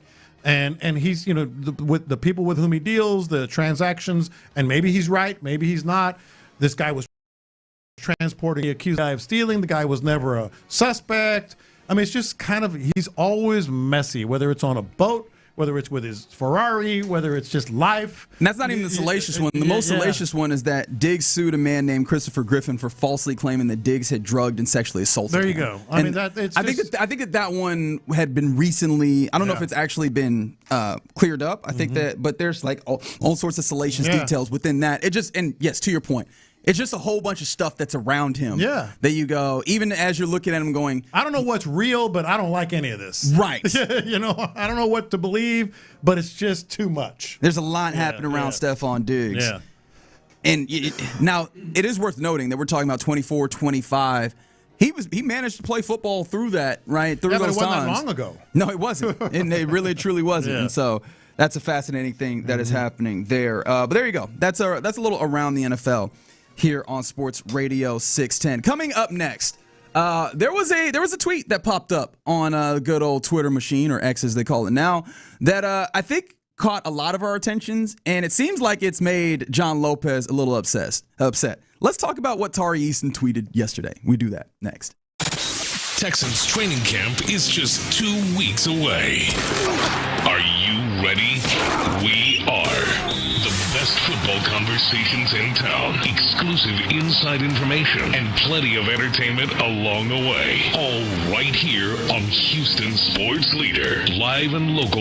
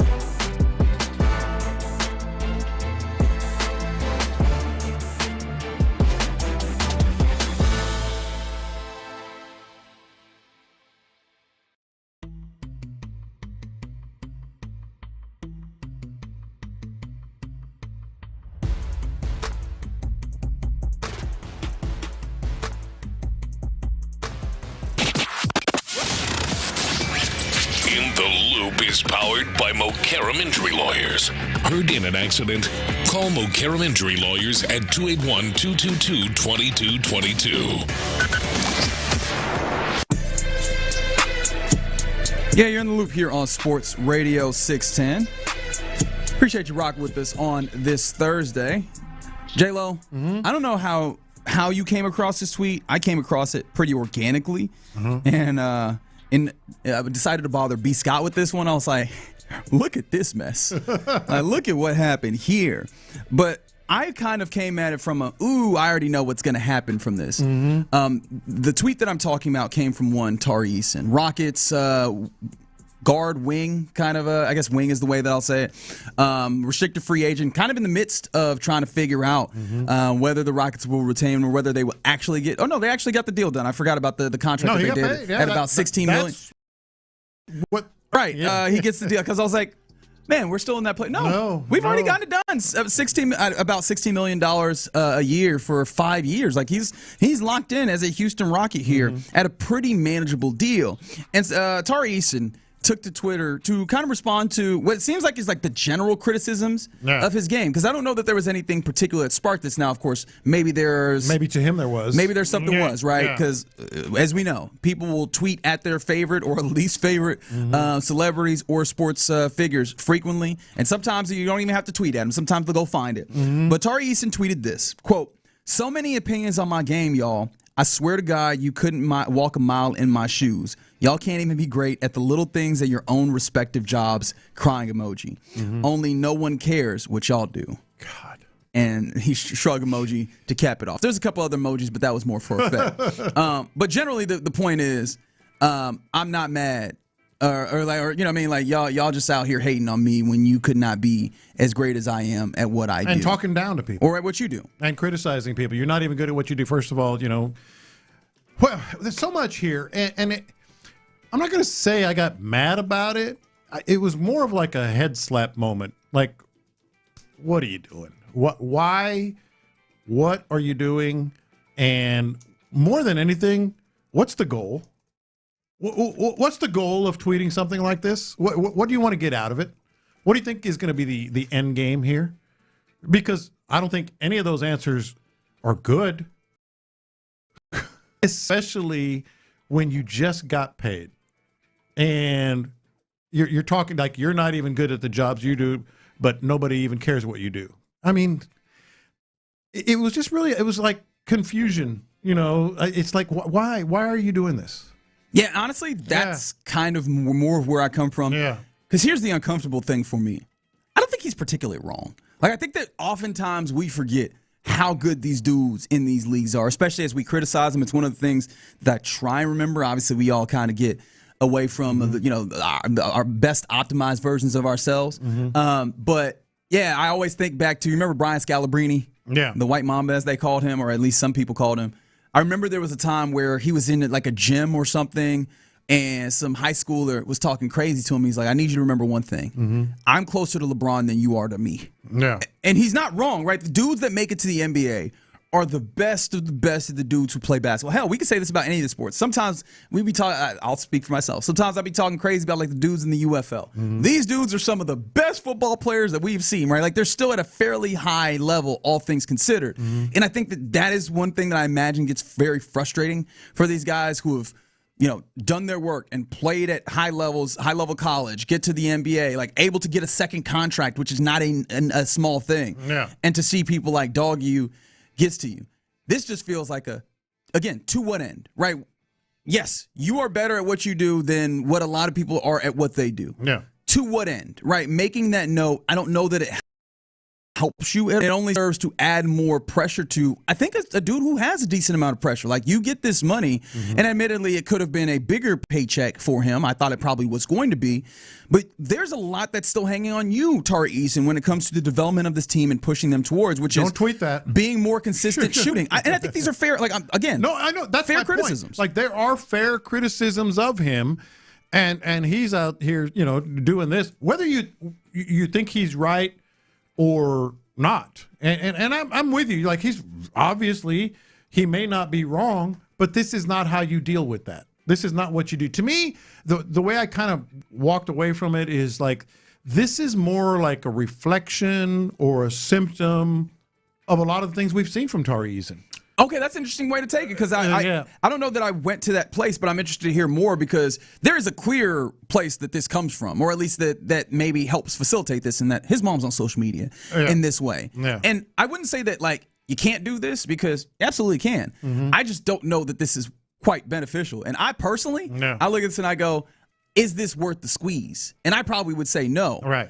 I think that you're making it a little hotter on yourself and making it so that, like, the criticism that you don't like, you're kind of laying the tinder for this to happen even more. Well, so I think. My point about it's more of a symptom than a moment. Please. Because we know he can be something of a live wire. We know he can be something of a player that is just kind of hard to figure and can go off in very on that wolf or whatever 3-point thing. Oh yeah, I do. And you know who else remembers it? The people that were tweeting at him in the responses. Yeah. Like they were getting after my guy. In fact, I believe there was a very particular tweet from a man named James. Mm-hmm. We don't need to be experts to know that it's not normal for an NBA player to shoot 1 for 40 on threes for a whole month. Right? Like, this is the tough thing about it. The receipts will come. Yes. And so, I mean, even with Kevin Durant, like Kevin Durant be doing this, and we're like, hey, buddy, you don't need to. Mm-hmm. And so I don't want to go so far as to be like, hey, this is the Kevin Durant of this involving here, but is this going to be beneficial for him and his psyche as he's going through? Because and maybe like everybody's motivated by different things. I just don't want you to kind of trip up because you're so focused on like proving those people wrong. We say it about Lamar Jackson. I think we've said it to some degree about CJ Stroud, where it's like, I don't know that that's a good place to come from for your motivation and the way that you get this done. Now, if it works, right? Yeah. But this feels like it can't possibly be beneficial for Tari Eason. No, it feels like, because it can't be. First of all, it's because of the contract and everything else.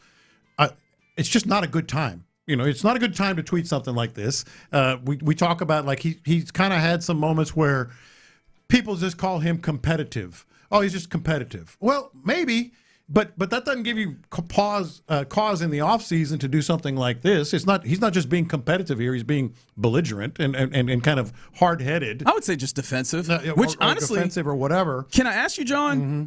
Is there any tone deaf? Is there any? Yeah, tone deaf is probably fair. Tone deaf. Is there any concern represents for you?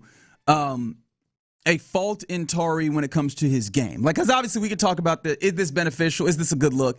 And those are less like substantive, I guess, ultimately to what we all care about, which is what shows up on the court. Mm-hmm. Is there any place in your mind that goes, this could affect the way that he plays? And the way I'm thinking about it maybe is what he's saying is like, oh man, y'all have all these opinions and y'all just couldn't walk a mile in my shoes, which almost feels defensive in a place where there are things that you need to work on, big dog. Yeah, and I don't know if it like necessarily directly, we can't sit here and say, oh yeah, boy, this is why such and such.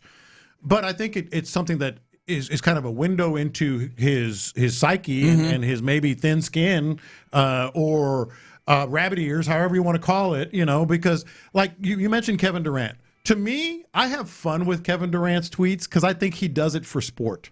Like he just yesterday was torching Nick Wright and Colin Cowherd.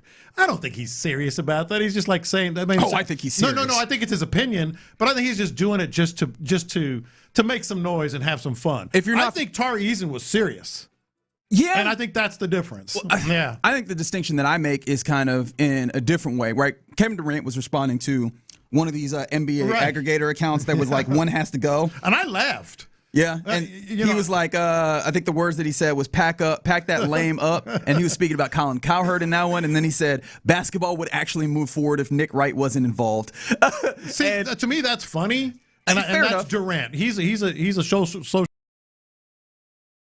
media. He does what I'll do. We kind of do our little smart aleck comments or whatever. Tari Eason was serious. Yeah, and it doesn't fall in line with, hey, man, you're always on here. And the thing about the serious nature of it is, again, it felt like he was being defensive. Mm-hmm. And it'd be one thing if it was something that felt more defensible. I do think there's some defense in. Tari Eason is better than I think sometimes some people give him credit for. Mm-hmm. Like there are some deficiencies in his game, but he brings a lot to the court. Sure. Right. I still look at him as like a spark plug type player for this team. When you get him on the court, you feel the energy. But I don't want it to be where he gets so defensive of the good things that he then neglects the bad things. And I can't say that that's absolutely happening here, but that's the fear that I have looking at him. And I go, hey, man, you need to there's still more to be gotten out of you. And I don't want you to come from a place of people are knocking me and I'm just going to get defensive because clearly I'm being attacked. Like, no, some of this is valid criticism, and I don't want that to get lost in any of it. I did think, and Figgy, I know you saw this. It did make me think, and I don't know if this is true, untrue. It's just a thought that crossed my mind. That 1 for 40 thing might have just gotten in his head. I mean, maybe this is. I talked about how this is a symptom. He maybe rabbit ears, too thin-skinned, or whatever. Would that be a factor in maybe affecting his game? You know what I mean? Like just oh no, I'm 1 for 18. Now I'm 1 for 28. Now it could be, especially because he's on social media a lot. I think his mom is as well. Mm-hmm. So they probably see a lot of the criticism and all that stuff. So it could be. Yeah. But to me, this tweet kind of came across like he heard somebody. Maybe, I don't know if it was a media member or what, but he heard or saw somebody say something. Apply to that. Now, I know he made it super generic or, where it could have been for anybody. But it seemed like maybe somebody said something about him because I don't understand the purpose of saying this after you just got paid. Well, and I think ultimately the big thing about it is players do this kind of stuff, and it becomes an issue when we look at their game and it's problematic, right? Like I think the players that get away with this are the players who are hooping. And so ultimately the thing that I would tell Tari Eason, and it's cliche, let your game speak for you, right? Like I think that's the best victory you can get here. And again, very cliche, right? And it sounds like take the higher road. Nah, man, get really good. In fact, I will make it a proverb that I believe very strongly in. You do what you want when you're popping. Get to popping, and you can pop your stuff here on the tweets in this way. A texter just brought up something that I completely forgot about. When he signed that contract, he tweeted, "I guess, bruh." Remember that? I vividly do. I vividly do. He's just it's not even irritating. It's like confusing. Like I said, kind of a head slap moment. Read the room. Do you feel like there's a slight air of malcontent? I don't know if it's malcontent or just, like I said, tone deaf. He got $80 million guaranteed for 10 points a game. Yeah, you're blessed now, man. Like, he did tweet blessed though. He did tweet blessed. Yeah. No, it's just kind of come across weird. And I know Kevin Durant. Kevin Durant is a Twitter OG, so I think he knows how the Twitter game is. Where he Durant to me is fun. Yeah, like I know he controls Twitter like we want people to control Twitter, just reacting to everything and being the. Or it just kind of came across like somebody said something, and he's offended, so he's just using this as his journal to kind of get his stuff off. Yeah, I'm very curious on it, especially because I try not to get too much into the psychological part of it because we can end up in people's heads. But like this is, I like thinking about when we get to the sports, there's still a human element of this, and it's still a workplace. And I do wonder if, because we could say this with like Cam Whitmore, right? Cam Whitmore was very much not very happy with his place. You remember that game where they won the basketball game and they go and they talk to him after, and he's like, "Do you feel like you're starting to understand your role?" And he was like, "No, not really." And you were like, "Okay, he's clearly not contented with his place and with his role." I don't think it's quite that with Tari Eason, but I am curious what's going through his head and how he feels right now. And I do wonder if some of those things kind of factored into, like you were talking about, the way he played, but as a larger team aspect, like how much of this is the dynamic of the way this team felt, and how much is like Fred VanVleet and Steven Adams being around the team helped that. But won't you be a little more confident once you got paid, though? Maybe one thing if he didn't get the contract. Not always, because sometimes that comes with more stakes. Like, sometimes that comes with more criticism. At least appreciative. I understand. Like C.J. Stroud, like he didn't get his contract or nothing yet. I would understand if he felt some type of way, but just imagine C.J. Stroud got paid. Yeah. And he's still kind of complaining and going after the people that's criticized. It's just like, man, you got what you've been wanting for. Go on a cruise, man. Go rent a yacht. It seemed kind of weird after the contract extension. After the contract, my big thing is, hey, Tar, man, like that's your biggest revenge to anybody who has some criticism that feel like it's unfair. I think that's the way that this plays out. All right, you're in the loop right here on Sports Radio 610. Coming up next is getting to what's popping. Did you watch the ESPYs, and how'd you feel about Lopez's favorite host, Marcelo Hernandez? We'll talk about that and more next. All right, let's talk about D&M auto leasing. One way to put it, and I saw this the other day, white glove concierge.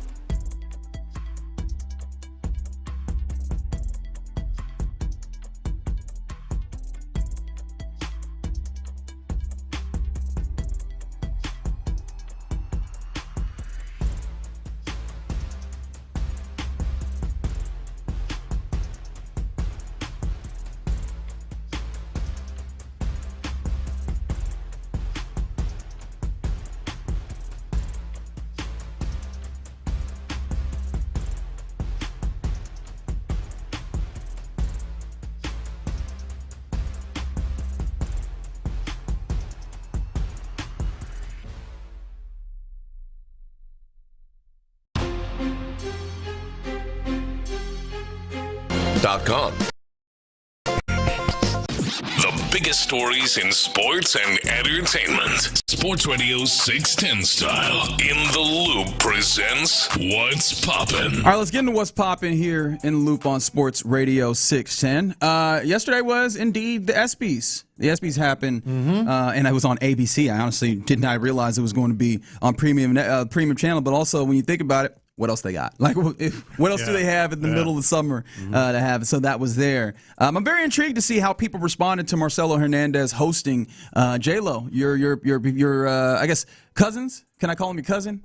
Sure, yeah. You can. Because he's Cuban and you're Mexican. Those are not quite the same thing. You can go down that road if you so choose. Very good, very good. We're all related. Is that what you're saying? I mean, you and me cousins in an even more distant way. You don't even know it. But no, what was your thoughts on the ESPYs? Because this is sports' biggest night, I guess, is the way that they try and characterize it, even though that is far from the truth. Yes. Right? Like, the Super Bowl is bigger. One of sports' top 300 nights. That is accurate. Yes. That is accurate. It is definitely one of the top 300 nights in sports. But did you watch it first and foremost? Checked in early, wanted to see the monologue. 10-minute monologue. Saw that. Marcelo Hernandez. Good. The way I described it, solid and safe. Pretty solid, pretty safe. Didn't go after anybody too harshly. His Shane Gillis joke was outstanding, and pretty smooth. No complaints whatsoever about him. And I thought the awards were pretty straightforward, predictable. I mean, I shouldn't say there were clear winners in all the categories, and they obviously got them. Fair enough. Yeah, I probably would have said the same about Marcelo. Like, decent jokes, but they felt very inoffensive. Yeah, safe. And even just his delivery of it was pretty inoffensive. It was solid. Yeah. And I think that's about what you can expect for the ESPYs in my mind. Yeah. So worked out okay, I guess. But I also realized, and I completely forgotten about this, when it comes to award shows, you already kind of feel a little cheesy when they're delivering, but you're dealing with performers. I was like, oh, these man, we got these athletes, and some of these presentations are not good. Yeah.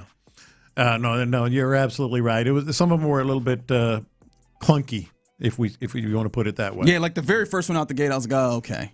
I know. I get what's happening here. Yeah. But yeah, like you mentioned, all the awards fairly obvious. Did not seem like there was any Houston ties that are worth noting within the winners. The one that I liked was was it the Pat Tillman Award? Yeah, Pat Tillman Award. That's a guy from Corpus Christi. Oh, yeah, I forgot. Yeah, Scott Ruskin. The guy from the U.S. Coast Guard that saved, 200, 100, something like that, people during the Hill Country floods? Yeah, that's a good point. I like that one, yeah. No, that's a good point. So it served as a thing to watch, I guess, to some degree. Yeah. I probably would have tapped into more of quarterback personally, but shout out to the ESPYs and shout out to Marcelo. Not messing it up. I think that's really the big thing. How was he? He didn't mess it up. Yeah. I mean, that's about all you can say. Am I wrong? No, not at all. Did you gain more enjoyment from that or from the World Cup semifinal match that we had yesterday? Go. I know you definitely gained more money from the World Cup semifinal than from the ESPYs. Go. Yeah, we have a final set in the World Cup after Argentina beats England 2-1. And honestly, a game that mattered a big deal to them people. Like, this is the funny thing about it is us Americans were like, all right, cool game. Messi did some things. It was cool. Oh, no.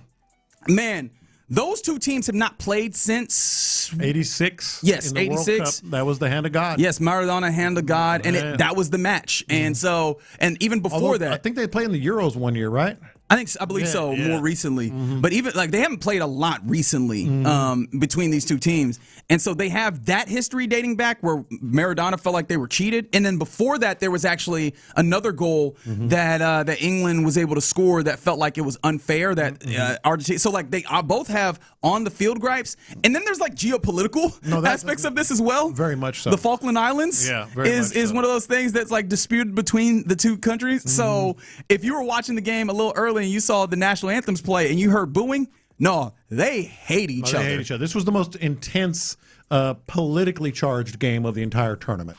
I don't think that there's any question about that. Just because of what you just mentioned and the history as well on the field, I am absolutely pulling for Spain big time in the final, and I was just cheering for myself in terms of Argentina. But that's done.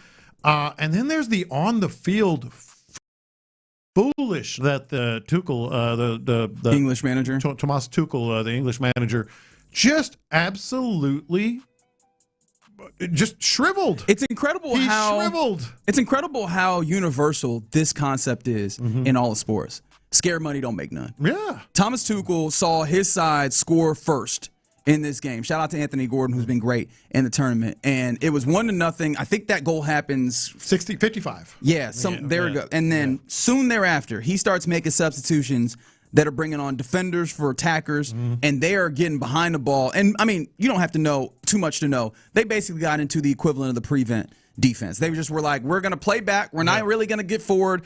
Argentina can have the ball as much as they want. In fact, England, from the point where they scored to later, they had 12% possession. Dominated, yeah.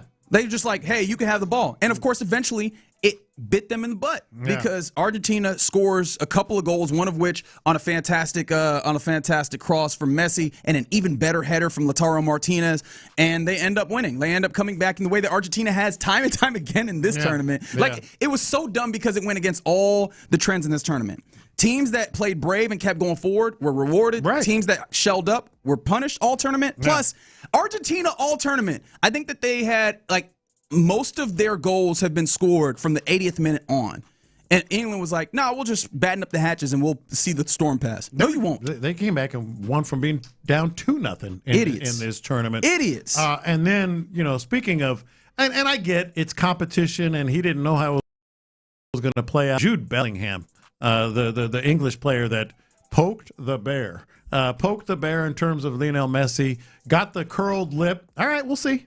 Messi said, and then 2 assists later, he's going home and Messi's moving on. Yeah, that is indeed what happened there. What else is popping? British Open. Let's go. Getting going today. Let's go. Give us the update. What you got, big British dog? Open leaderboard right now. Here's the thing. I think we should all be pulling for one player, or at least watching carefully one player. So the day before yesterday, I should say, the day before the tournament, Tyrrell Hatton was interviewed on his final practice round about his odds and chances in the British Open. No, seriously, it was 5. It felt horrific last week in Scotland, and it's been a bit of a sclaff show in practice. So, 5. Optimistic 5. I'll see you last group Sunday. Yeah, good one. I'll be on the sofa watching it. I'll see you in the last group on Sunday. Yeah, good one. I'm going to be watching it on TV. He's like, we know what the game is. 2 under. Ooh. He's 2 under. In the first round. He's on the leaderboard right now. The leader is 5 under, Jackson Suber, followed by Colin Morikawa and Sanjay M. But Tyrrell Hatton is in the hunt. I'm going to be watching it on TV. I'm playing horrible right now. Don't even worry about it. I'm playing horrible I appreciate a little self-deprecation. Always fun when that ends up coming around and working to your benefit. Yeah. So salute to him. So we're rooting for, one more time on the name? Tyrrell Hatton. Tyrrell Hatton. Yeah. All right, we're rooting for Hatton in this tournament. All right, one more thing here. And I know that this, like the reason why this jumps up is a rival here in Houston, and that's the Texas Rangers. But they did something that I find personally interesting because they changed their streaming partner mid-season. So they had been having their games on the streaming platform Victory Plus. I mean, the thing that I remember, like Houston related, is that like the state playoffs was on Victory Plus, so I definitely had to watch. I had to watch North Shore there. Right. But Victory Plus has accumulated like a pretty good grip of some of these like regional sports network type deals with some of these teams, and it seems like the Rangers just randomly were like, yeah, we're done. We're jumping over to this free platform. Well, the thought process, according to Awful Announcing, is that there was some belief that Victory Plus was not going to be able to tender the amount, how much they were supposed to pay to the Rangers. And this is kind of credibly substantiated by the fact that the Victory Plus was trying to court some other teams, some basketball teams, and they could not make it happen because they could not generate more funding, which makes it seem like this kind of startup streamer is not having the money to be able to make some of these things shake. And now we're seeing teams maybe start pulling out of this model and going to another one, which the reason why this is notable to me is this is something that baseball in particular, but a lot of sports are looking at, and with the regional sports model clearly crumbling, this was a possibility. Like, can you get maybe a streamer that's specific to maybe make this happen? And this one in particular is not going to work, but that maybe points to streamers. The idea that is that going to work? And if not, where do these teams go with their stream? Where they go? I think it's direct to, like, no, the in-house. Yeah, I think more and more teams are just going to say, we can handle this. Let's do it ourselves and stream it that way, because that's where the market is going. Just doing it yourself. Either that or local TV, like local. Yeah, but even that local TV, okay, but it still has to be streamed more than anything. Like, we're seeing it right here, SCHN. I mean, I think more and more teams, and including maybe in the NFL, at least in preseason games, we're broadcasting it. Yeah, well, NFL preseason games, but they're going to local TV. But I'm saying, like, even maybe beyond that, like, just stream their own platform. Yeah, which kind of sucks for them, because currently too. You said what? Actually have an app. Who? So they're not working with like Fox Sports or anything like that. Who's that, Fig?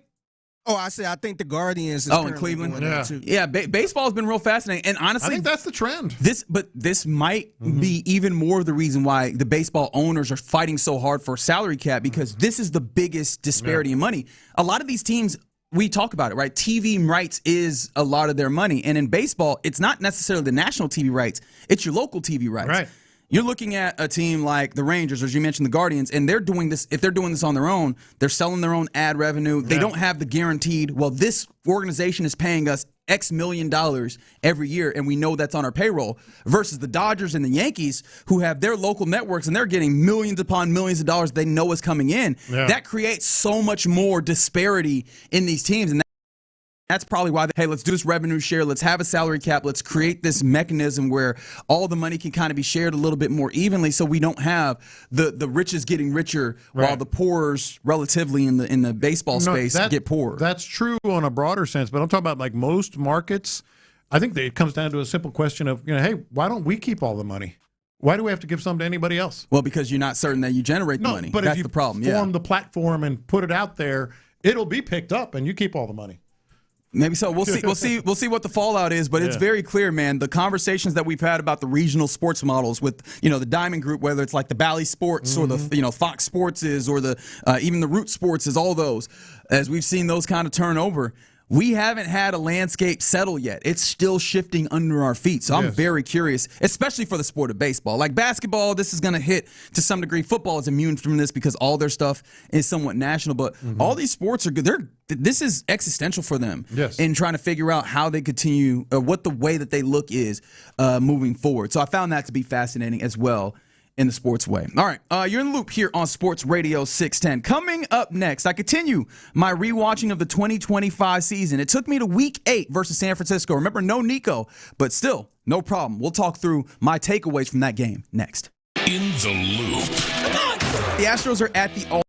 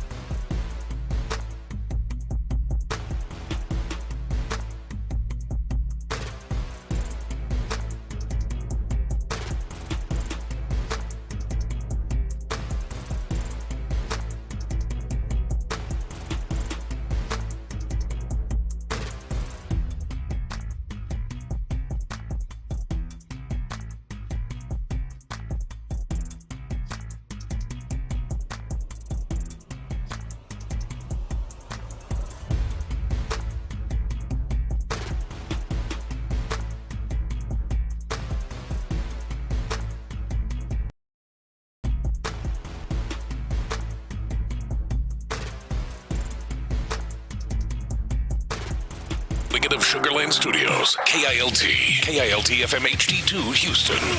On Odyssey Sports Station, the Texans play here. Sports Radio 610 presents In the Loop with John Lopez and Reggie Atatula. That's right. You're in the loop here on Sports Radio 610. Happy Thursday to you. Let's continue the rewatch of the 2025 Texans season. Why don't you? That's what I've been doing. In fact, not going to lie, ESPYs, watched the monologue, got through a little bit, and I was like, I can go watch this football game, right? Oh, yeah. You're good. Did that instead. You're good. Did that instead. Funny enough, as much as I enjoyed coming back to the Seahawks game, this one felt a little weird to me. What do you remember from Week 8, San Francisco at then NRG Stadium? It felt weird to you? Yeah. I'll tell you why as we get into it. They were pretty impressive in this game. Came out quick. Right. Held McCaffrey, pretty much in check. McCaffrey and Michael McCorkle-Jones, who was the quarterback instead of Brock Purdy. Yeah, I thought this was one of the games where you're like, okay, back on track. This is the kind of team that we think we can follow. Yeah, the defense was on it in this game. Do you know when the San Francisco 49ers had their first down? Well, just the question alone makes me want to say second quarter. Later. Second half? Yes. Wow. Yeah. It was just it was absolute domination. It was 3 and outs. Actually, the first drive wasn't a 3 and out because for some reason the offense and the defense were going back and forth on penalties for a little bit, but then ended up like not getting a first down. They were absolutely stifling. The offense also was a point of interest for me as one thing that I noted, just a small thing, play action. It's kind of amazing how little play action was working in this game, but it also makes sense because this team was so bad at selling play action, and it just comes back to one of the things that I'm looking forward to this year is how good can they be about the details? Yeah, no, I think that's fair. What was the starting backfield? I don't remember if for the Texans. Oh, defensive backfield. Yes.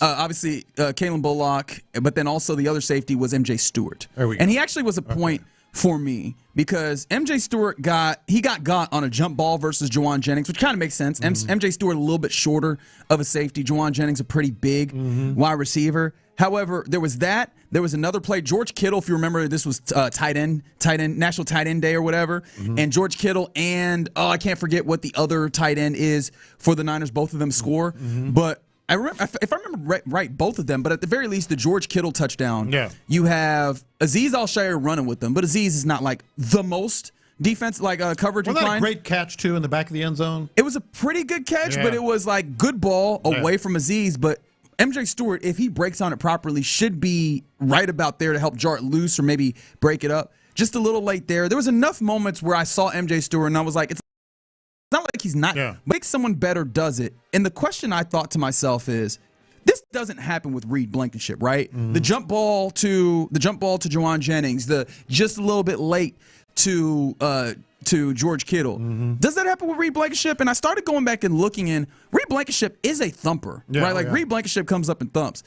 How confident are we in him as coverage guy? Because they get to places. Obviously, they like having Kalen Bullock as the single high safety ranging, but also there's going to be instances where they put 2 high safeties up. How comfortable are you with the idea that Reed Blankenship's going to be not just the guy that can come down and hit, right? But the guy can also make sure that he is in those places almost in a similar way to Kalen Bullock. Yeah, no, this is the reason that it's good to go back and rewatch what they were and where maybe you can project. And I think you can project that. I think Reed Blankenship, just experience alone, at a very high level, maybe makes a difference there. Yeah, I hope so. It was just it was a thought that I was. I don't have. That's a good one. I don't have a great answer on it. You know how many passes defense Reed Blankenship had last year? If my research was correct, how many? 4. Okay. Right. It's not as high as I would have thought, and so I'm interested in seeing how he is in those moments. Although, again, I come back to the idea if Reed Blankenship is the place where you go, this is the place we have to attack. Sure. I feel good about that. Right? I feel better about that in the circumstance. It's just a curiosity in that one. Another thing that I was looking at in this game, one of the biggest run plays in this game was British Brooks. It wasn't a British Brooks carry, but it was a British Brooks coming out on a trap wham block, and he tattoos the block, and now you get Woody into a gap a real big gap, which if you watched this team last year, was not a frequent occurrence. And he picks up 14 yards. And the question I have, is this the year that British Brooks finally gets utilized? Because we've done this a couple of years now where the talk going into the season is, ooh, look at British Brooks in the preseason. Maybe you can even get him some carries, or British Brooks is going to be the fullback. And then we keep getting into these years where they don't actually use him real for real. Yeah. And this brings me back to also a question I was going to ask. Is it possible that they use more 21 personnel? We've talked a lot about 12, multiple tight ends. Is it possible that they put a couple running backs on the field, whether that's Woody Marks and Demo, or maybe Demo or Woody Marks and British Brooks, and actually use him in some fullback capacities, maybe, and like really get some of that value out of him? Because it feels like he's just so underutilized, but he can do the job. I think that's the interesting one. If I'm remembering correctly, just sort of coming into OTAs and minicamp and all that, British Brooks has come back a little slighter of build, hasn't he? Hadn't there been some talk about this year? He looks trimmer, all this other stuff. So I'm wondering if that is even the case. If maybe they consider him more as another running back, dual back. Yeah, no, like what you're talking about, 21, as much as more so than a fullback. So that's something definitely to watch, because I'm pretty sure he's come back and the dialogue has been trimmer, a little svelte, that kind of thing. I'll be honest, I don't recall exactly I'm gonna look that it up. note. Yeah. But if that's the case, I'd be very intrigued to what they're doing with that. Like, maybe they are finally doing the thing that some people clamor for, which is have him as another running back. Yes. What does that make you feel? Because I know that one of the things we've talked about is running back depth. If you're looking at this and then maybe this becomes, you have David Montgomery, you have Woody Marks, you have Jawar Jordan, but another guy that gives you a little bit more physicality is British Brooks. Like, if they're viewing it that way, you say what? First of all, I'm looking at it up right now. He told Vandermeer and John Harris he's lost 17 pounds. Ooh, okay, yeah. He's lost 17 pounds. That was on Texans All Access? Oh, yes, on Texans All Access. So I remember seeing that and or hearing about that. So my answer would be, does this lean more into tight ends or 21 personnel, as you're talking about, out of the backfield? It might be all of it. Like, yeah. He might get some of the responsibility of, hey, if we need you to run the football as kind of like another back that has some of that wiggle, right? And maybe not necessarily to the same, because you have the lighter end of, Jawar Jordan and Woody Marks, and then maybe a little bit of the, for lack of a better way, heavier end, some of the more bulldozer-esque in British Brooks, in addition to David Montgomery. I would like that. It'd be very interesting to see that. I just feel like, and does that take away from the possibility of actually using him as a fullback, right? Or I think 17 pounds does. Yeah, I mean, that's the case. That's a big distinction. That's a big loss. Because what was he listed at last year? Now, that I don't recall, but maybe it leans more into he's just another back. He's another one of the backs that could be in the rotation, and that's part of the plan. Last year, British Brooks listed at 225. Yeah. Yeah, man, if we're talking about 17 pounds, we're getting down to like 200. That's whatever it is. Yeah. Now, that gets to be real interesting at that case. And it does take away, I think that takes away from the real fullback things, but maybe that gets him into a place where, he is in that rotation. Running back room as well. Some other things from the note. This was an odd eyes versus numbers game for me. How so? For CJ. Do you know what CJ's numbers were in this game? This was a pretty good game. This was technically CJ's, I think, best game of the season, but it did not feel like spiritually. I don't know that I viewed it as his best game of the season. Maybe as I'm watching this, I will recall all of this when we look at the entirety of the season. 30 for 39, 9 incompletions. Pretty impressive sounding. For 318 yards. In fact, like, you look at QBR, he had the third best QBR on the week. He had one of the best passer ratings on the week. And yet, looking at it, it didn't feel like it was electric looking. And maybe this is just the whole kind of dichotomy that we have with CJ. Even his good games don't feel as electric to the onlooker. Yeah. And so maybe that's also part of the feelings on CJ. Because this was a good game. I mean, he's getting the ball out. He's getting to various places. A couple of the misses were mechanical, I think, where he airmails it a little bit. And I think that some of that was not stepping forward, not turning fully into his pass. I'm nobody's quarterback coach, so don't take it with a grain of salt, but I was looking at it and did feel like those were the cases, and he did adjust that during the game. But 30 for 39, like, even watching the game, I didn't feel like, man, this is he's just hitting everything as he throws it. He did have some great passes in there, but it's one of those things where I thought, is there an electric-looking game for CJ in this offense, right? Or is it always going to be, it's a good game, but it doesn't look electric in the same way that we've seen CJ look electric at times? Do they want it to look electric? was this a template of this is how we want our quarterback to play in this offense? Spreading the ball. I think Xavier Hutchinson had a good game, and so was this? Like you said, it didn't necessarily feel like a great game spiritually. Well, I don't think they care. I think they want it to be boom, boom, boom, spread the ball, nice short passes, complete a lot of passes, that type of thing. And it's worth noting, this is also a game where not only was San Francisco last year just a bad defense, it was in large part because they were injured to all hell. Secondary too, right? Lots of injuries. Yeah. A couple of defensive ends were missing in this game. No Fred Warner were in this game. I think they were missing a safety, if memory serves, in this game. They were missing some dudes on this defense. And one of the things that I found interesting is that Nick Caley did find a little success in maybe like stacking routes and whatever.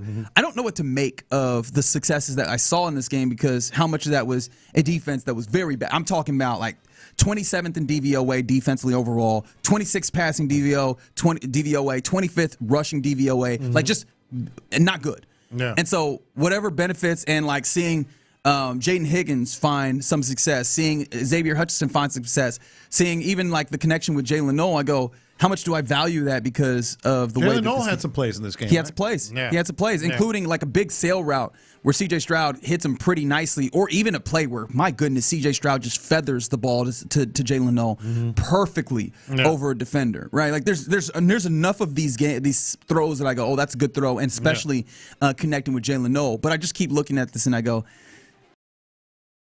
how much does that game represent an actual step forward or just a lessening of the competition, and that's when you can find some flourish in the offense? Or maybe a combination, lessening of the competition. I do remember the injuries. You went through them more specifically, but also this is how maybe this is what we're they saw CJ in a game like this and similar and said he can do this. This is what we want. I think that's what we're talking about here. Yeah. No, maybe so, but he don't need to be slinging it all over the place. But I mean, he threw the ball 39 times. It wasn't like he would. But I mean, more deliberately. Yeah. And I mean, they had some shots in here as well. But at the same time, you had some like explosives in catch and run. Catch and run. Like one of the big plays was like a 50-yard Woody Marks dump off. Right. There's a play action. That's CJ looking around, finds Woody Marks, gets it out to him. Perfect. And for them. The Niners early on were playing deep. Yeah. Everybody's playing deep. They're not letting these guys beat them over top, get the ball to Woody Marks, or Woody Marks just goes in space. But also, this is a play that CJ tried to make a few times against Seattle. Yeah. The guys failed him on. Yeah. Stepping up, making the right play. And so, I mean, I don't have a ton to like push forward on that, but it's just like, If guys around him are also making plays, C.J. Stroud has the capability and has the, not just capability in the abstract, but the capability of doing it pretty consistently to make that play if guys are making it. I think it's when guys aren't making that then pushes them to the place where, damn, I need to do more to create, and sometimes that gets them into some trouble. It also was an easy game mentally for C.J. Stroud because the defense was they jumped out so quickly, and the Niners couldn't do anything. Well, you say jumped out so quickly. Well, their first couple scores were field goals. It was like a one-score game for much longer than it had. But I mean, they were in total control. Didn't they have was it 12-0 or something at the half or something like that? Yeah. One thing I also thought about, how much of the ease of this game obviously was injuries. How much of it was kind of the game script. How much of it is also this is a Niners defense that is reminiscent of a defense that they see frequently. There was a thought that came to mind, and I don't know without the personnel.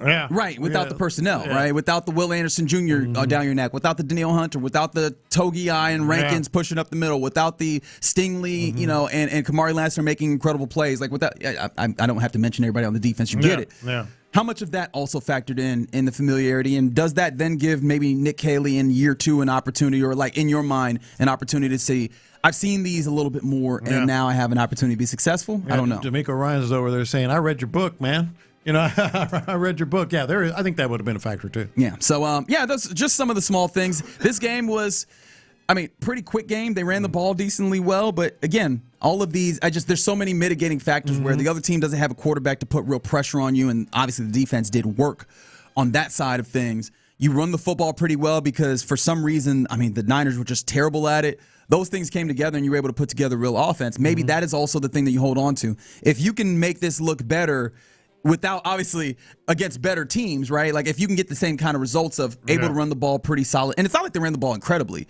right? But run the ball pretty solid. CJ Stroud can get comfortable and dice things up, and maybe this is the platonic ideal just in a more normal circumstance in this upcoming season. Yeah. All right, you're in the loop here on Sports Radio 610. That was Week 8, rewatching the 2025 Texans season. But coming up next, we get to our lunchtime confessions.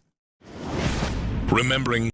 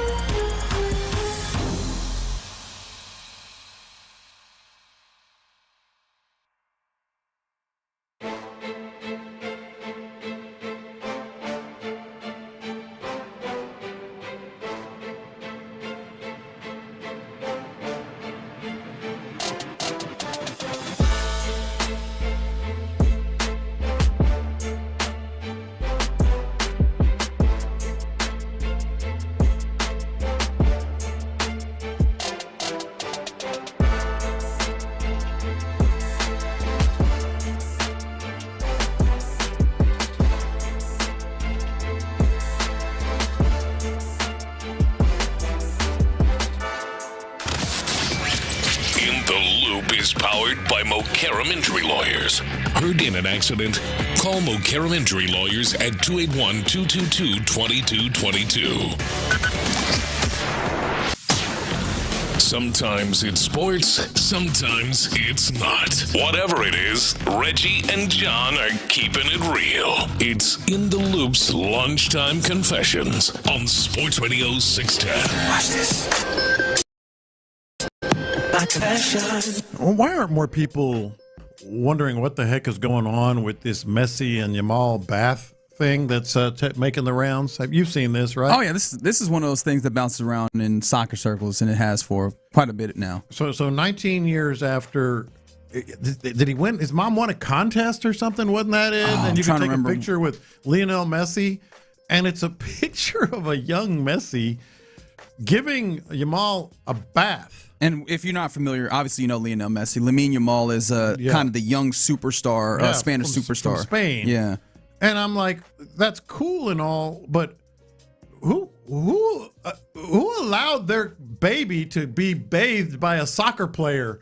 I just don't understand this part of it. Would you allow your grandkid to get bathed by Victor Wembanyama? No, I'd just say thank you. We'd like to say hello. Young JJ. No. You win a contest. No. What is this? I'm not weird here, am I? It was a charity. This is bizarre. It was a charity. It was a charity calendar shoot. Yeah.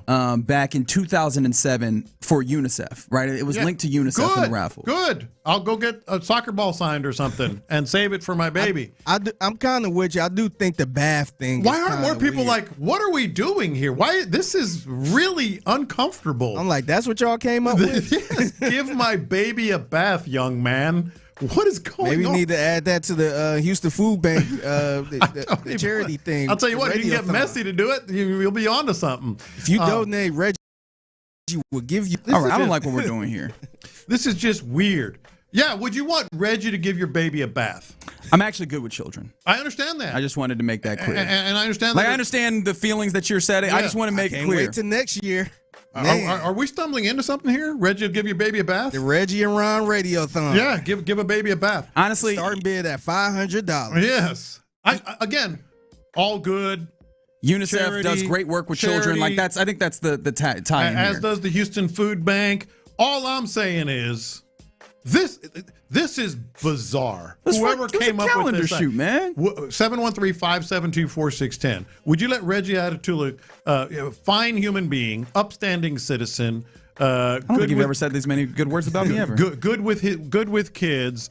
All things are, on the level. On the level, That's right. outstanding, etc. 713-572-4610. Would you let Reggie Atatula give your baby a bath? Yeah, I'm great. I'm not asking you. Great. I'm not asking you. Who at Sports Radio 610 would you let give your baby a bath? Everybody's done pretty well with kids. I understand that. Well, no, it's Sean. I don't know that Sean was doing a lot of them. We need to be more work. like Reggie. Reggie, like, ain't nothing wrong with this. It ain't weird at all. I'm sorry. Something's wrong with this. There is something wrong with it. It's a great cause. We all good with kids. What's wrong with this? If you had a baby, would you let Reggie give your baby a bath?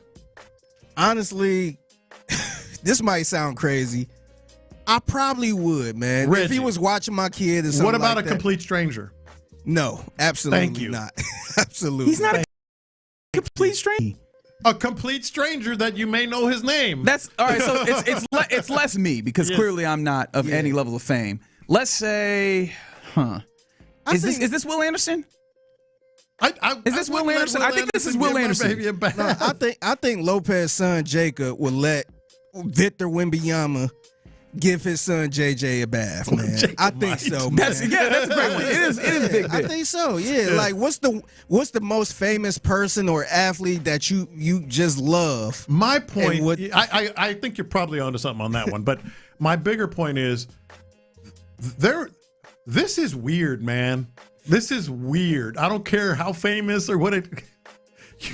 I'm with you on that. This is strange. Look, I'm with you on that a little bit because I'm like, damn, a bath? That's what y'all came up with? That's what they came up with. A photo shoot? A bath. A photo shoot of me getting the bath by a soccer player. And that anointing led to Lamine Yamal being one of the great. Yeah, it was a baptism. Yeah, of sorts. Yeah. Damn, y'all really don't believe in me and the care They're that I all would. saying hell nah, hell nah. All right, I'm a fan, but no. Is it fair to say the people that don't have any kids that they will probably be last on the list over the people that do have kids or had kids? So somebody, hold on a second. Somebody texted, "Why are you making it weird, John?" I'm making it weird. I'm making it weird. I didn't think about it until you just said it. It's weird, dude. It's weird. Myself, are y'all asking? Would you let a world famous athlete bathe your baby as Lamine Yamal's mother did in 2007 for a UNICEF charity charity calendar shoot? Yeah, that ended up being kind of prescient because I don't think that she knew that Lamine Yamal would become a superstar for the Spanish soccer team. Well, Messi is. Well, that Yamal would be a star. Yeah, and that they would be meeting up in the World Cup final, which is what is going to happen here come this weekend. People love you, Reggie. Ain't nobody wants you to give them their kid. Honestly, I'm real disappointed. I think that I've demonstrated myself to be like. I mean, I damn near raised my two little brothers, 13 and 16 years after. Man, they're also blood brothers. No, they're also blood brothers. Y'all jerks. All right. These are my confessions. I gotta admit, like, I completely missed the details on this one story, and buddy, they are insane. Did you see? Because I know that we had talked about it in, I think, the mixtape, like the Matt Miller circumstance of him crashing his car and having to have his arm amputated. Did you see what started happening after that? Yep. In the ensuing month, people were like, "Nah, good riddance," and I was like, "Oh, this is kind of harsh, guys." Come to find out, Matt Miller. Not great if he's your fantasy commissioner. Slime ball. Yeah. So we found out just like last month, a few weeks ago, that Matt Miller, just a few days ago, rather, that Matt Miller was stepping away from ESPN, and it's not because of the medical situation. It's because dozens of people have come out and talked about how he was like the commissioner for various fantasy leagues and did not like let them in or just did not actually produce the winnings that were supposed to be there. Some of these leagues he purported to be in the benefit of charity. And stuff. And so he's taking this money and ostensibly or like seemingly pocketing it and continually running the scam. And I've got to ask, what is the benefit here? Yeah. What is the benefit here for what? For him? Yeah, because I feel like if you're running a scam, fantasy football league's got to be the worst way to run a scam. Oh, yeah, you'll be watched. Everybody watches this. This is a really they watch dumb that scam. more than their stocks. Yeah. They really do. I do. I got the page open right now for the British Open. So you don't think nobody going to get over on you on fantasy football or anything? Everybody is skeptical of everybody in fantasy sports. That's yes, crazy. You're right. It's funny because I did bring it up briefly in the mixtape, just kind of a prayers up because, something rough that happened to him. But after I started seeing all the stories, I'm like, damn, maybe I should have brought it up. No, I mean, obviously you hope the guy, is well and all that. Didn't he lose an arm? Yes, he did. He amputated. And honestly, seeing some of the video of the crash, I do wonder how much of this was like his responsibility. He was in his Ford Bronco, and we get video from like the helmet cam of a motorcycle rider going the other way. He's swerving into the middle of the lane before things go crazy. Yeah. Obviously, still don't want people to, have crashes and be in bad places. But at least 7 people claim that they even paid $500 as a buy-in to enter these leagues, where Miller was allegedly unreachable when they came to collect their wins. Yikes. The analysts recognized 91 fantasy leagues that season. What? I just don't understand. Who is the person? It was a system. 91 fantasy leagues. Yeah, you just can't. You can't manage 91. No, fantasy you can't. leagues. But he was systematically bilking people out of money. Yeah. Hustle. It was a hustle. Yeah. Man. What a crazy hustle! Like I would have never thought that somebody's putting together a fantasy league for the hustle. Yeah. Well, he did. I would have never guessed it was him. I mean, that's the other thing. He was widely respected. Yeah, that's why I brought it up. We brought his name up a few times when it comes to draft boards and stuff like that, and fantasy stuff and all that. Yeah, no. By the way, The Missouri Attorney General's office is looking into this. Yeah, well, that's not a never surprise. a good sign. That's not a surprise. Literal insult to injury. Yes. Man. These are my confessions. So I'm usually not into any of the sports. Sometimes I watch sports documentaries and stuff like that, but as far as the TV shows, I was never into. But I did watch the first episode of Quarterback. Oh, you did? Yeah, on Netflix. I need to. I have not. And I thought it was pretty good. I'm kind of into it. It looked like my lady was kind of into it a little bit. And I got to confess, and this is definitely revisionist history on this. But Baker Mayfield, man, I'm like, what was the Browns thinking getting rid of him, man? Oh, yeah. That's straight up revisionist history, of course. But I'm like, damn, he seemed like a good guy, man. They ran his ass out of town. And he was hurt, though, right? He was hurt during that season, but he was still playing. Yeah. And, I always said, I'm like, man, I feel like they just keep trotting him out there. And they looking at this as, oh, he ain't good enough. We got to move on from him. Yeah. I did think that was unfair. I felt like it would have been a little different if he was healthy. But just kind of watching him play, it felt like, I'm like, damn, he's a good guy. It's hard to find anybody that doesn't like him. Well, you also say he's a good guy. He openly admits on that show early on, he's done some maturing, right? And some of that maturing happened in Charlotte, North Carolina, and in Los Angeles when he no longer had the rights to being like, you are the starting guy. That's what I'm saying is revisionist history. Fair enough. That's my whole point. But I do say, I will say, I think most teammates and coach, it's hard to find someone who doesn't like him and respect him. And that always says something. Yeah. Whether he was immature or whatever, you know what I mean? Yeah. As a teammate, as a player, et cetera, he's always been a guy that people kind of have his back. We are starting to get to the point, though, where the injuries and the ways that changes his play is starting to become like how much is this all worth if this is going to be a part of the program? Yeah, it'll go fast, I think. Yeah, but no, I'm kind of, I only watched the first episode. I'm kind of enjoying it. I ain't going to lie to you. I'm not the biggest fan of the quarterback for the Commanders, Jaden Daniels. I'm not the biggest fan of his really. mom. I can't wait to dig more into this. Oh, his mom? Yeah. No, Jaden is cool. His mom is kind of doing too much. She's really involved. She's involved in everything. She's employed by nothing get past her baby. Yeah. She is his business partner. She is basically his agent.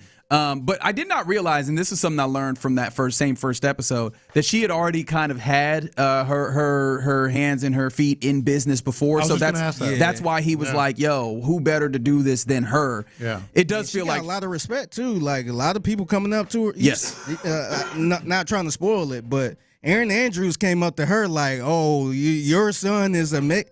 I'm like, damn, you're Aaron Andrews. Yeah. Dang, Tom Brady was doing the same thing. Yeah, so I'm like, dang, she got a lot of respect, but I don't know. I'm not the biggest fan right now. All right, we'll see how the continuation of the season. I'm going to go watch episode 2 myself this night as well. I've been spacing it out. I'm not going to binge the quarterback thing. Also because I'm rewatching games from last year. That's the other thing too, like a mini confession on top of that. Is I was expecting them to be doing it once a week or something like that. And after I watched the first one, I'm like, oh, they got the whole season? Yeah. I'm like, I can't sit here and watch all of these episodes right now. I'm not going to lie. I kind of hate that you can binge the whole season because, shout out to our guy Garrett, right? Texans, Houston Stress on Twitter. He's, posting clips from other episodes, and I'm like, I kind of wish we all as a collective sports fan base, get it. We're like, okay, first episode, let's all talk about it together because now everybody's, talking about stuff that's in, episode 6, and I'm like, I ain't there yet, guys. And that's what threw me off because I'm like, dang, I ain't see the part everybody was talking about with Baker Mayfield trash talking. Yeah. And I'm like, oh, I can't watch this whole damn season now. Right. That's right. You got to get ready for the mixtape, which, mind you, coming up at 1:20. But there you go. Those are your lunchtime confessions here in the Loop on Sports Radio 610. Coming up next, let's do our Thursday staple. Let's do a little buy or sell. Are you buying what these folks in sports are trying to sell you? 713-572-4610 is the number to play along. We do that next. Payne and Pendergast. Non-quarterback.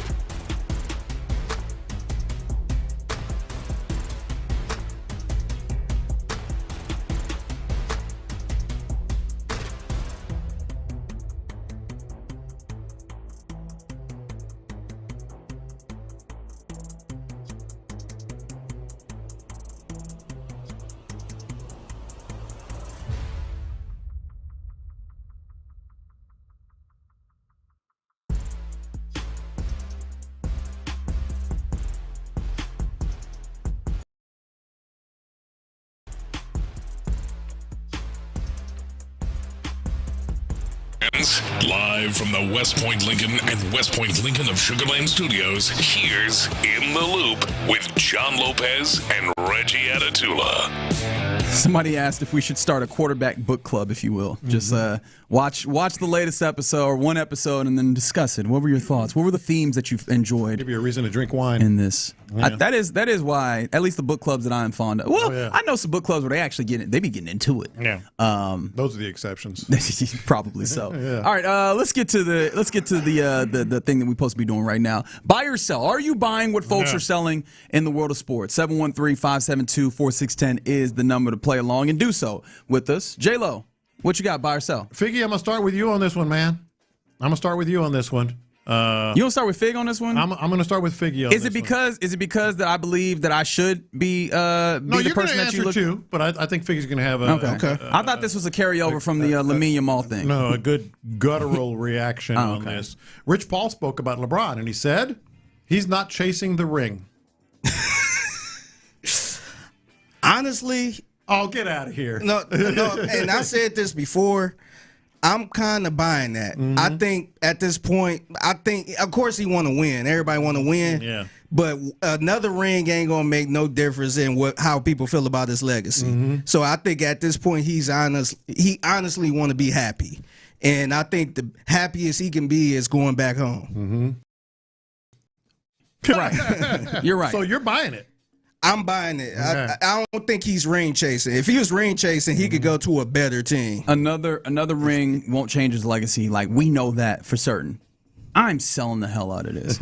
Right? Why are we doing this? Oh, he's more strongly considering the people, the teams in the East, and he's waiting to hear all these things. If we talk about being happy, the happiness for him, I think, are things that can be determined pretty quickly than this. Like, he is courting various different suitors so he could find the best one for the opportunity to win. And I don't think anybody would begrudge him that. But don't lie to my face and say that he's not searching, chasing the ring. Yeah, he's still playing because he wants to go win a championship, and he is searching for the best place where he can do that. Fair. Touche. Go ahead and do that. But don't lie to me about it. But see, if he was searching for a ring, he would, the San Antonios of the world would have probably came up. The OKCs. Well, he hadn't made his decision yet. Yeah, I get that. I'm just saying those would have been obvious. I'm trying to get a ring. Well, okay, and that's fair. Like if we're not doing the Gary Payton, Karl Malone thing with the Lakers, go to the Lakers. We're just all gonna go and we could be 10th man on the roster to go get a ring. Yes, he's not doing that, but he's actively looking for what's the best place where I can try and win. He's for real, trying to compete for a ring for sure, right? Because it's not just where am I gonna be happy, right? Like I know that there's places where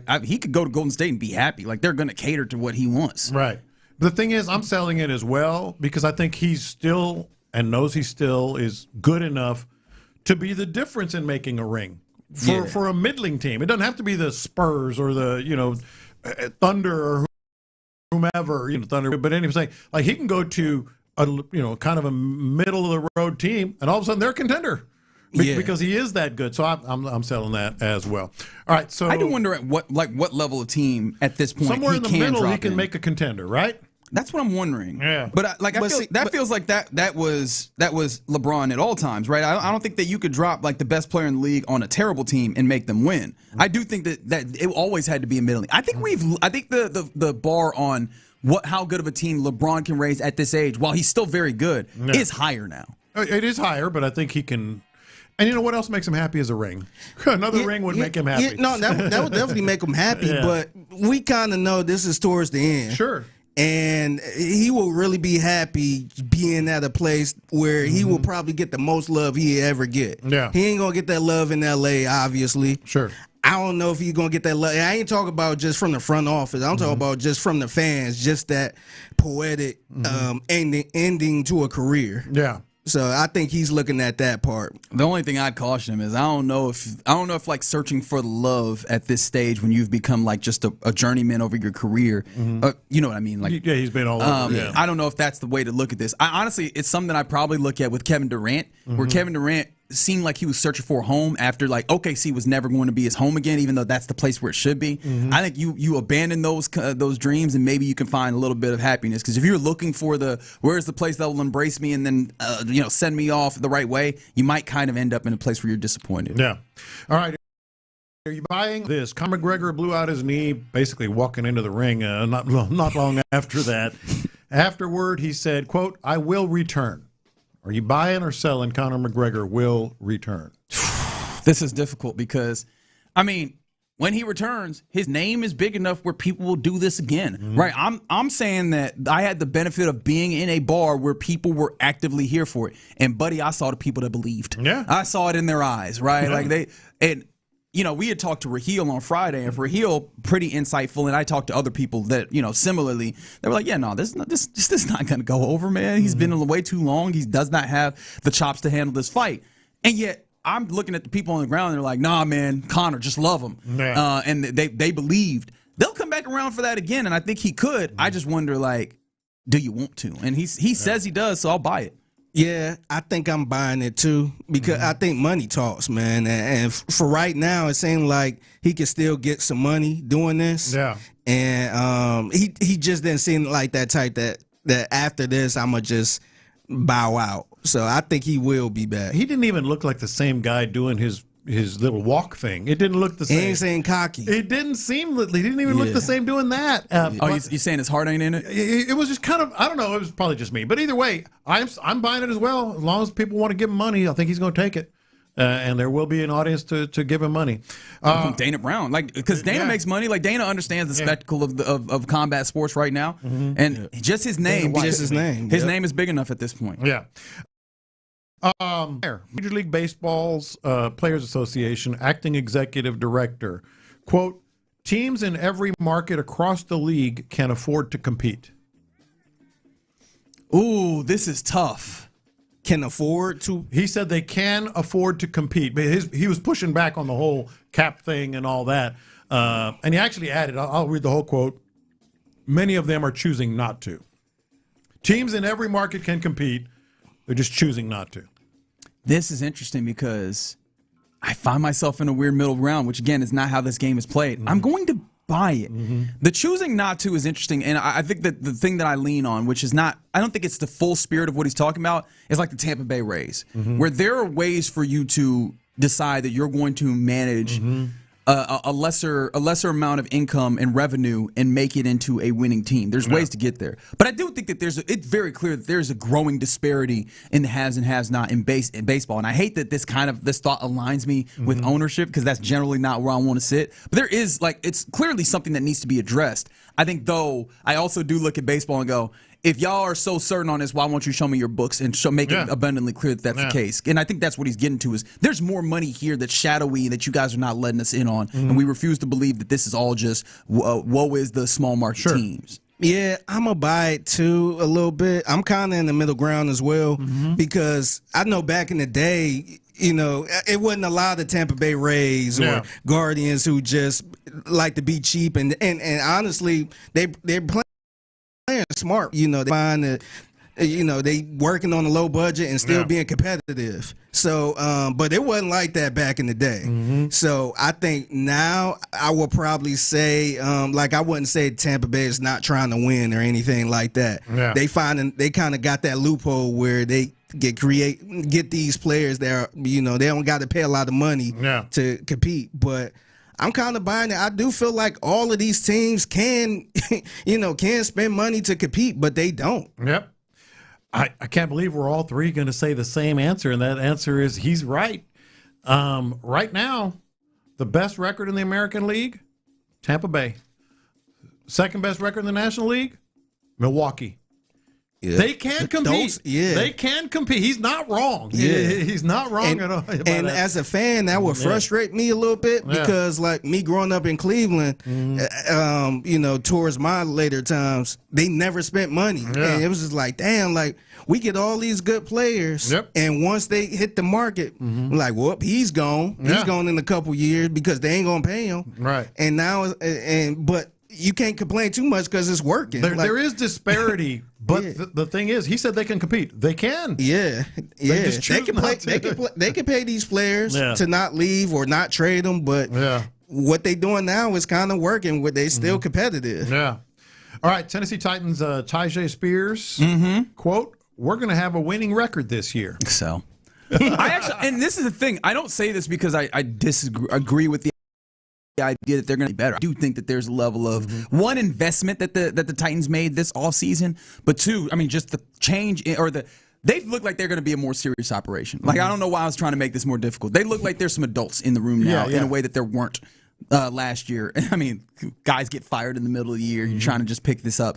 Robert Saleh is a solid coach, right? The defense will be together. He knows how to kind of just run a show. And I think even if you have any questions about that, Brian Daboll has been a head coach before. And so you have head coaches on the offense and the defense. At least they can kind of divide and conquer at the worst case scenario. And so I do think they'll be better. I just don't know that they have that much more talent to be able to rise up and become a team that is, that is above 500, because it's not just you be 500. You got to be above. You got to win 9 games in a division that I think is getting better. Right? You got Houston. The defense is going to beat you down.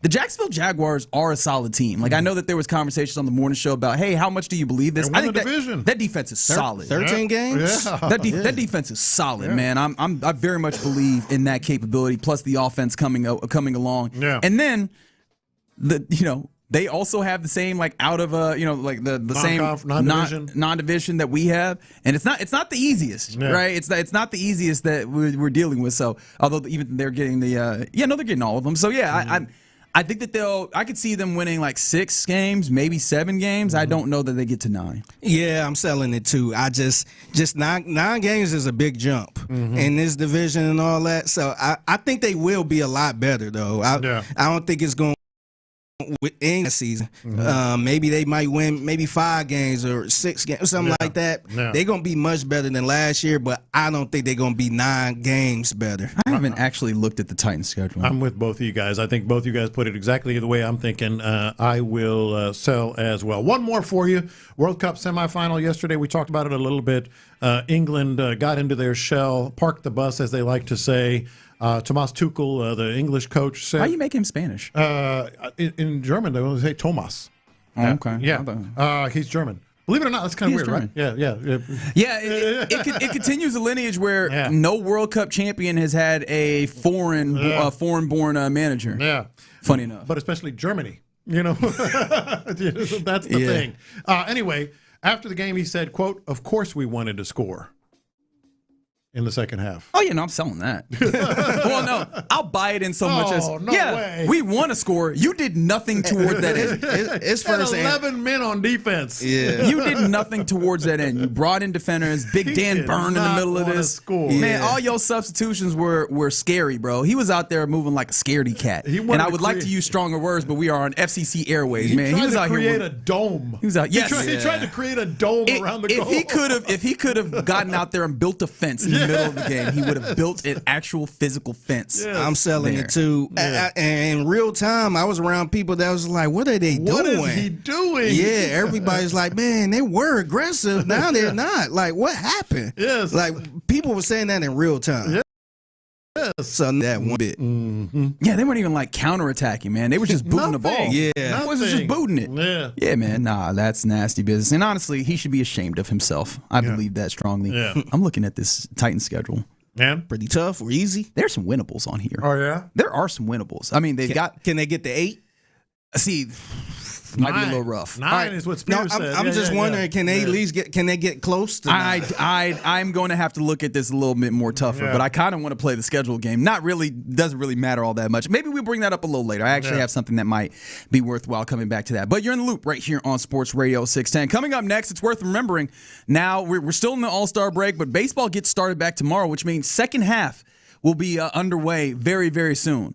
What are some of the storylines in the second half that you are looking forward to with the Houston Astros? Let's talk about that and more next.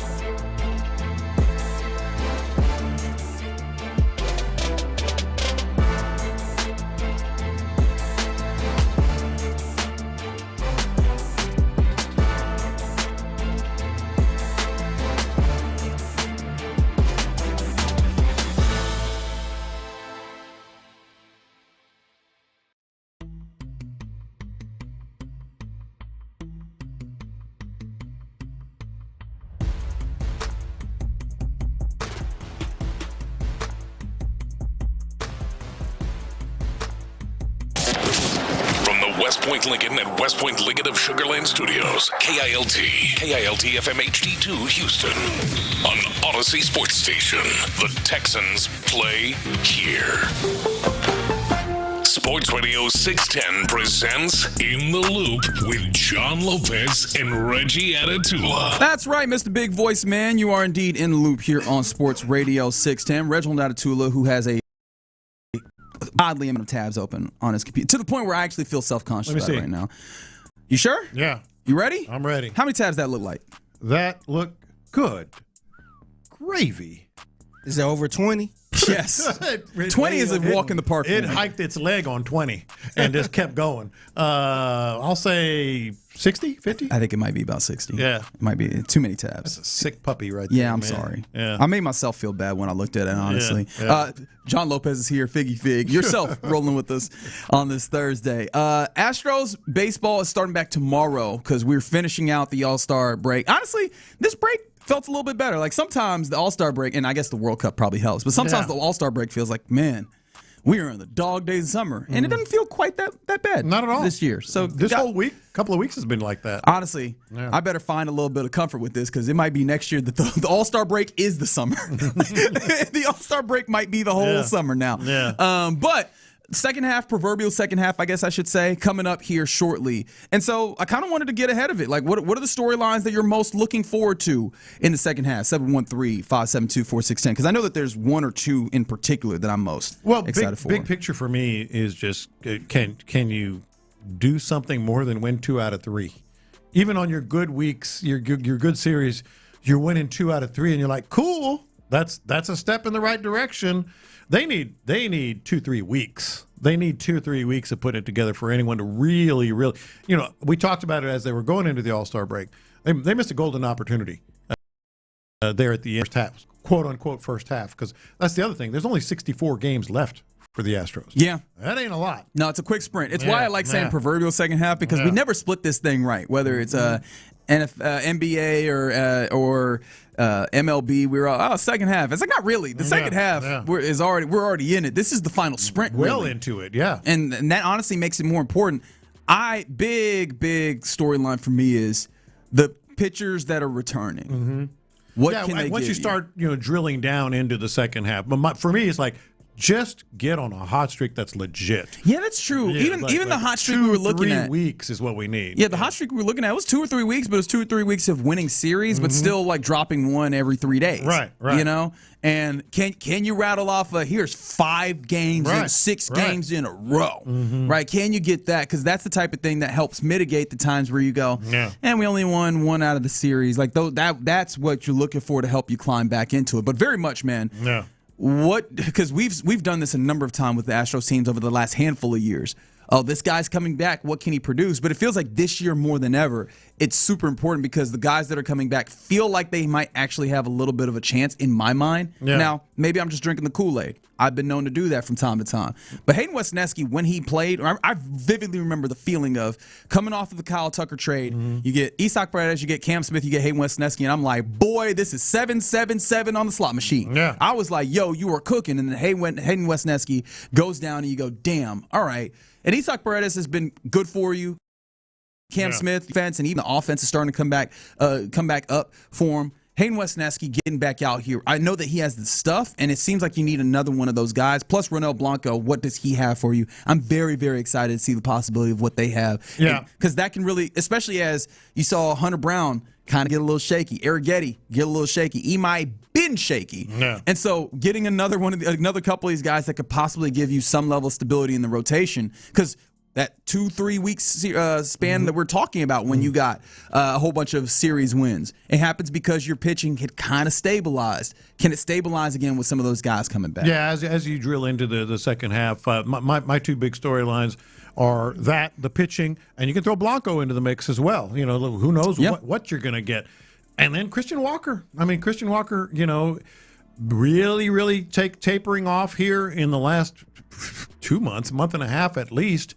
And you're going to see more pitches because they're not going to pitch as much to Yordan. So I think those are the 2 big ones for me. Are there any other ones you think about? Like, can this outfield get itself together? I wonder if some of that is Does Cam Smith start playing some center field? Like, do we eventually get to the place? Right? They kind of in necessity got there. Yeah. Does Cam Smith become a center fielder? I think is an interesting thing that I don't know if they'd be willing to jump right into it, but it feels like that might be a progression that eventually happens. He's shown the capability of ranging in the outfield, and that might give you the best option of finally getting a center fielder who can use the bat. I think that's a really, really good one, and that might give you the best option moving forward. Here's guy that was going to be in the outfield. Now you're relying on him at a place like that, in center field. No, for Hopefully, sure. Anyway. Now, of course, also some of this is just does Dana Brown actually get you something at the trade deadline? Like that's obviously you still got a couple of weeks to determine that, but does he actually get you something that helps you get right? And it feels like that's going to be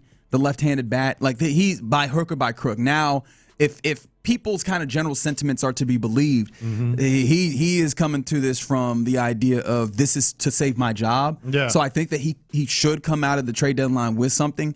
Is it something that feels kind of like the Jesus Sanchez move, or is it something that feels like it's a little bit more meaningful to get your outfield going? The dynamic at work, we'll never know how it is because it's between them. Is going to be is fascinating to me. Is he really pushing because he's on a 1 year or no year deal now?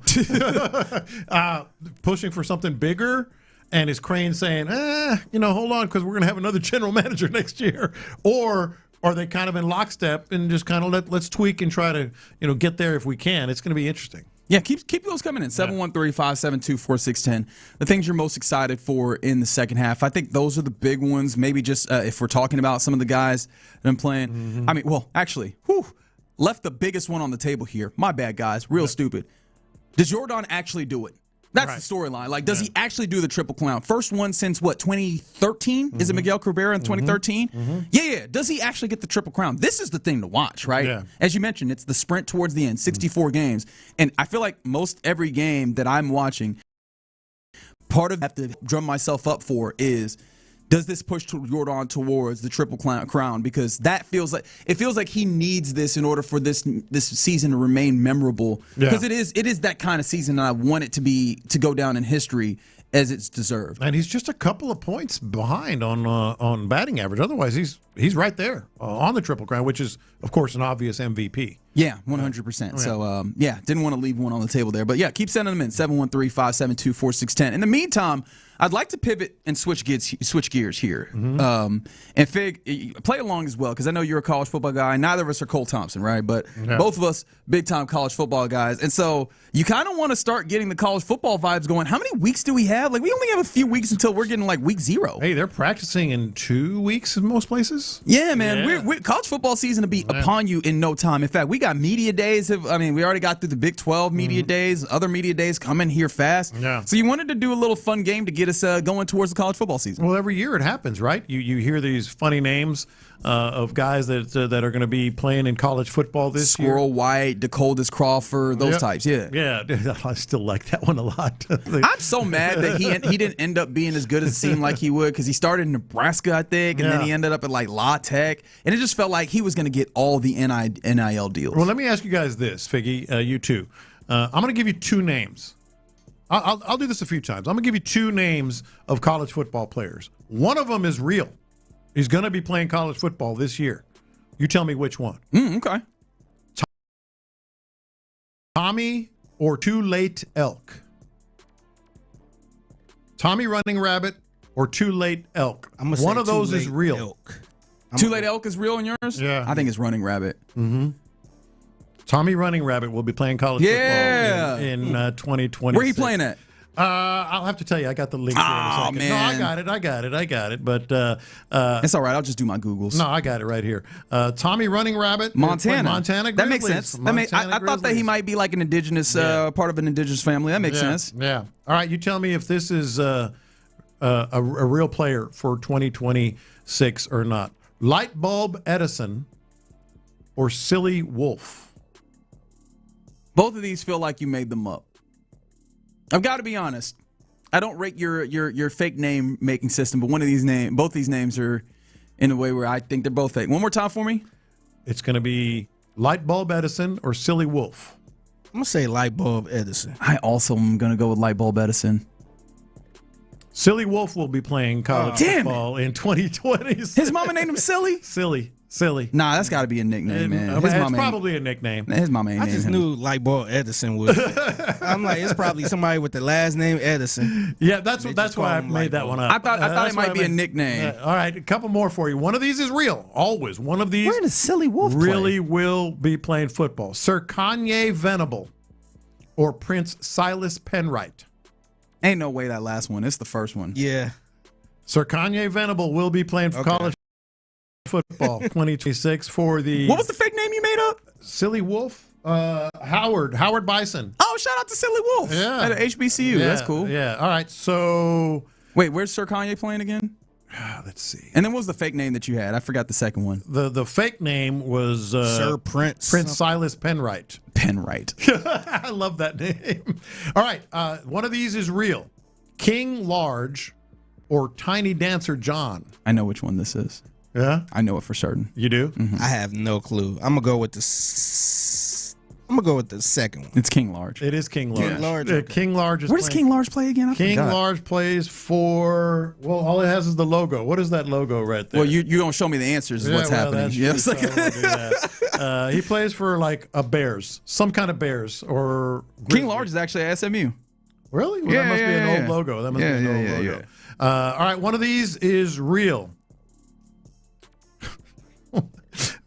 I can't believe this.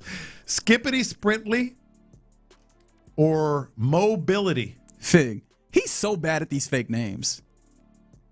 Skippity Sprintly or Mobility? I know this one as well. You do? I have no clue, man. Really? You can't tell? He said Skippity.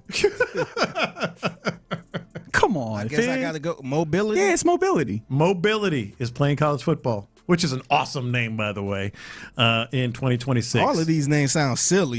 Let's be real. By the way, Mobility plays in Houston. Rice. Oh, wow. Yeah. Oh, wow. Wow. Sean Picard or Gideon ESPN Lampron? Damn, both these sound fake as hell. Photon Picard or Gideon ESPN Lampron? I'm going with the second one. Me too. And you both are correct. Gideon ESPN Lampron plays for Colorado. Huh. What does he play for? I need to see. Named him ESPN. Yeah, but that makes senes because I was like, ain't nobody out here naming stuff after Captain It's not Picard. Espen. Maybe they call him Espen. I don't know. I'm reading the four letters, Figgy. All right, one more for you here. Dicey Hopkins or Shorty Shrink? I think it's Mr. Hopkins. Yeah. Dicey Hopkins or Shorty Shrink?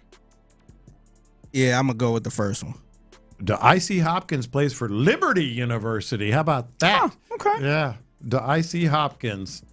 This is wild. These are always fun. There we Always go. fun to do. There we go. All right, very good. Somebody said this is the East versus West Bowl or whatever. Yeah, the Key and Peele sketch. That's always No, every year, man. Every year you find out, and you find out that college football has the craziest names in addition to all the craziest stories that you look for. I have a feeling that I don't know how many of these guys will come up in like just the general storylines that everybody watches, but yeah, shout out to college football, always giving us very funny names. I really wanted Photon Picard to be a real player. You made it up though. I know, but as I typed it down, I'm like, that's a great name, Photon Picard. Is it? Yes. Edison, that's coming. Light bulb. There is an Edison last name, obviously. There's a light bulb Edison. Yeah, I feel like that'd be like our son Bryce Edison that we call light bulb. Yeah. Like they call him light bulb, and so they call him light bulb Edison. Yeah, I feel like that might happen. Actually, I don't think it will. I think they're just gonna call him like BJ or something like that. It's BJ Edison, it's cornerback. All right, you're in the loop right here on Sports Radio 610. Coming up next, about that time we hand things off to Figgy Fig. Hopefully, there will be no nicknames in the mixtape. No, it won't. But it will be a little list of things you shouldn't grill, courtesy of some professional chefs. And I want to know if this is on or something, or they kind of full of it. I can't wait for Lopez to be mad at professional chefs. We do that next. All right, let's talk about Kalshi World Cup.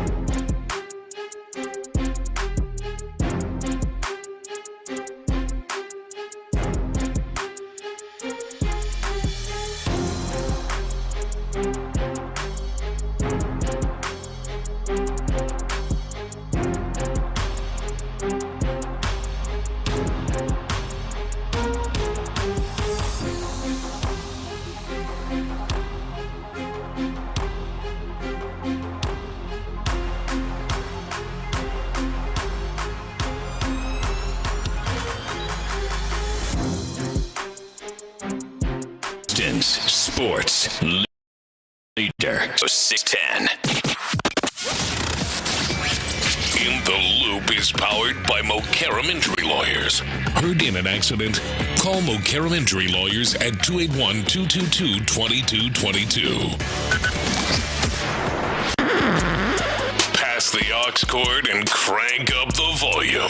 Figgy Figs in the driver's seat. Sit back, relax, and enjoy the ride. It's time for Figgy's Mixtape. Presented by Sheriff Injury Lawyers, the official personal injury law firm of the Houston Texans. On Sports Radio 610. Yes, it is the mixtape presented by Sheriff Injury Lawyers on Sports Radio 610. Hurt in the accident? Injured? Don't wait. Visit callthesheriff.com today. Happy Thursday to everyone out there. Lopez, I know technically you're probably not a professional chef, but I feel like you're a damn good cook, man. Well, thank you. Yeah, so I think he's solid. So I want to see how you feel about what these professional chefs had to say. I know a lot of professional chefs. Yeah, I know. Yeah. I think you probably hooked us up with a few of them. So I do want to know what you feel about these professional chefs and what they had to say in this article. So somebody pulled up this old Bloomberg article that had, I guess, professional chefs listing things you cannot grill or shouldn't grill on a actual grill, like a barbecue grill. First thing on this list is burgers. Oh, well. So I want to know. I just want to know if you feel like they're on to something or they don't know what they're doing. So the argument is the fat drips down, the outside doesn't get caramelized, and you lose all the flavor. And they also mention how you're supposed to use a plancha. Yeah, the plancha. Yeah, press it like a smash burger. Yeah. So you're supposed to use that on top of the grill. Yeah. I generally agree with that, but let's be honest. If you're out, at a park or just in the backyard, let's cook some burgers. I mean, I think it's very, very common, but I think a flat top is griddle is That's where the you need to do the it. best way to cook a burger. Yeah. Okay. Yeah. I'm generally with them, but I don't think it's as practical. It's not that deep. Like, it's sometimes, hey, just eat a burger. I just want a burger, so cook it where it is. Yeah. Okay. Another one on this list is filet mignon. They say it doesn't have enough fat for the grill, and they're usually pretty thick. So it's hard to cook them the way you want to cook them using a flame. Do you feel like they're on to something? I think they're on to something. Or you think they don't know what they do? Now, and you guys know this, how you reverse sear, and then you can just go quick on the grill, but not the whole way on the grill. I think they're on to something. I like how you said you guys know this. I don't know that I do. I think I learned the hard way because you reverse sear your steaks, right? Sometimes. Yeah. Sometimes. Yeah, I think that now you can do that and then go to the grill, but not the whole way. So the thing is, I've been getting on the grill probably the last 5 weeks. Cool. Like every Sunday. And this time I got a little fancy. I went to a farmer's market. I'm like, you know what? Let me get a filet. And I tried to cook that on the grill, and I messed it up a little bit. Yeah. It was still good. Yeah. But it wasn't what you wanted. Yeah. So I think it's a little point there. Is this how you ended up on this list? Oh no, I wasn't on this list at all. Another one they had on this list is pizza. So most grills, they said most grills don't cook very evenly, and it's hard to get the toppings to cook right. So if you do try to do it, use aluminum foil or a pizza stone. Otherwise, you're going to have a tough time scraping off the grill. I ain't know people actually cook pizza. I didn't think that was the thing that people tried to do. You do not want to do a pizza on a grill. Unless you can get it to 500 degrees and just go real quick. But you still need, like something like to put a it on. stone or something like that. Yeah, I ain't think people actually do that. I know people have the oven, the oven grills. Yeah, I got a pizza oven in my backyard, too. That thing is money. Money. You should try char-grilled oysters in a pizza oven. Woo-hoo. Oh, man. Baby. Yeah, I'm going to try that.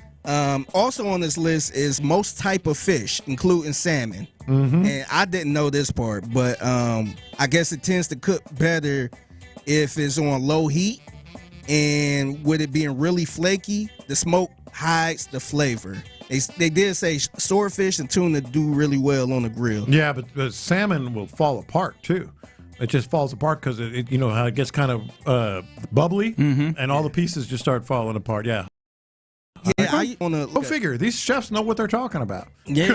I just never thought about that because I cooked everything on the grill outside of the pizza. I cooked everything on the grill. Now with the salmon, I usually put it on like foil or and I don't usually keep it on there that long. But also on this list, pork chops.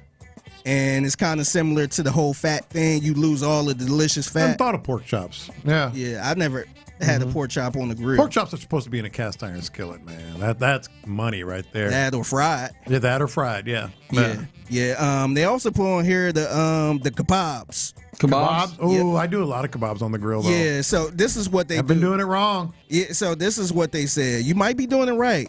They say they're okay to grill like the actual meat, but you need to put them on separate skewers. Yeah, I do that. So the vegetables on and then the meat. A lot of people put the vegetables, meat, and all that stuff. No, I raised my hand to that one. I did that a few times. That makes me feel better. Yeah, where I got a burnt ass pepper, and then the meat is still raw. Yeah, I did that. And then they also mentioned like melty cheeses. You can't put the cheeses on on the grill. That's kind of that one felt because then the cheese will just be on the grill and not on whatever you want it on. Exactly. The irony in this is they say they will like American cheese. It works well when you put a burger on there.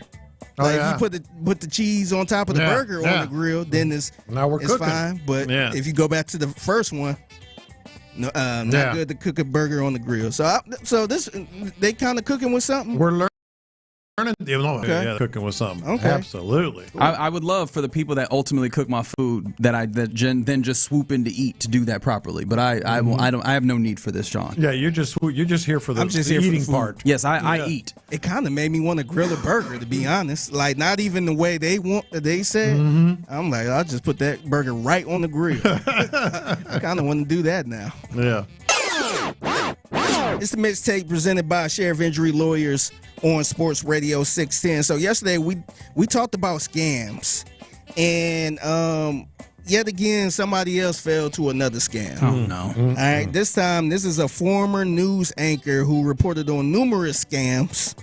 Ended up getting scammed herself. Oh man! So this happened to Alex Delgado, who she used to work for KSEE in Fresno for 22 years, and she decided to go public with what happened to her. So here's more on this story. This veteran news anchor is going public after she says she was scammed out of her life savings. How does it feel when you spend so much time reporting on the news to find yourself the victim? Heartbreaking. You never think it's going to happen to you. Developing this midday. Alex Delgado delivered the news at KSEE in Fresno for 22 years. After she retired, she put her years of hard-earned cash into a mobile banking and investment app, Robinhood. Everything was going fine, but then came an alarming text. I got a text from Robinhood saying that there was suspicious activity on my account. Please call. So I did, and when they answered as if it was Robinhood. This is the fraud department. But it turns out the text wasn't from Robinhood at all. Instead, she says it was a scammer who, over the course of 2 days, gained her trust and convinced her to transfer her entire account.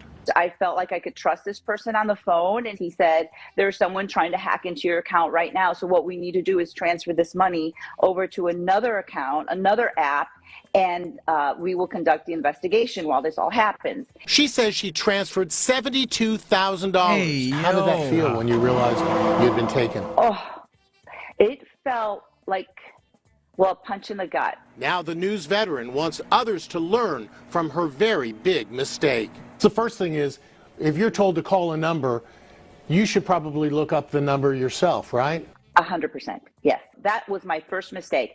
I did not look up the number. I didn't Google the number, and I didn't call Robinhood myself. Man.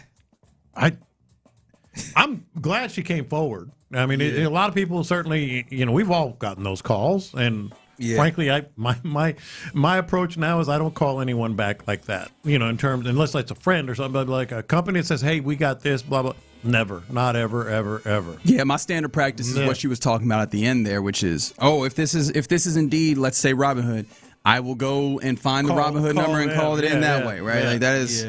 Yeah, man, it's sad that folks are actively scamming this way. I always feel like, maybe this isn't accurate, I feel like, hey, man, it's a good indication of people are getting so desperate to try and scam each other. You know what I mean? Like that's always kind of desperate. Like people are that destitute to do that. I mean, it happens. I mean, remember I told you guys when my laptop got taken over and I had that big alarm alert or whatever? Yeah. That's because you was watching. No, where's the drop when I need it, Pig? Some of which went to pay for more porn. There you go. That's the reason why. Actually, no. Yeah, no, it happens. Not that time. Not that time. I was like, I think it was one of my confessions. I was like, I was close. I remember that. And then I realized, oh, wait a minute. This might be, yeah. Don't call anyone back is the moral to this story. Yeah. Yes. Don't have any human connection.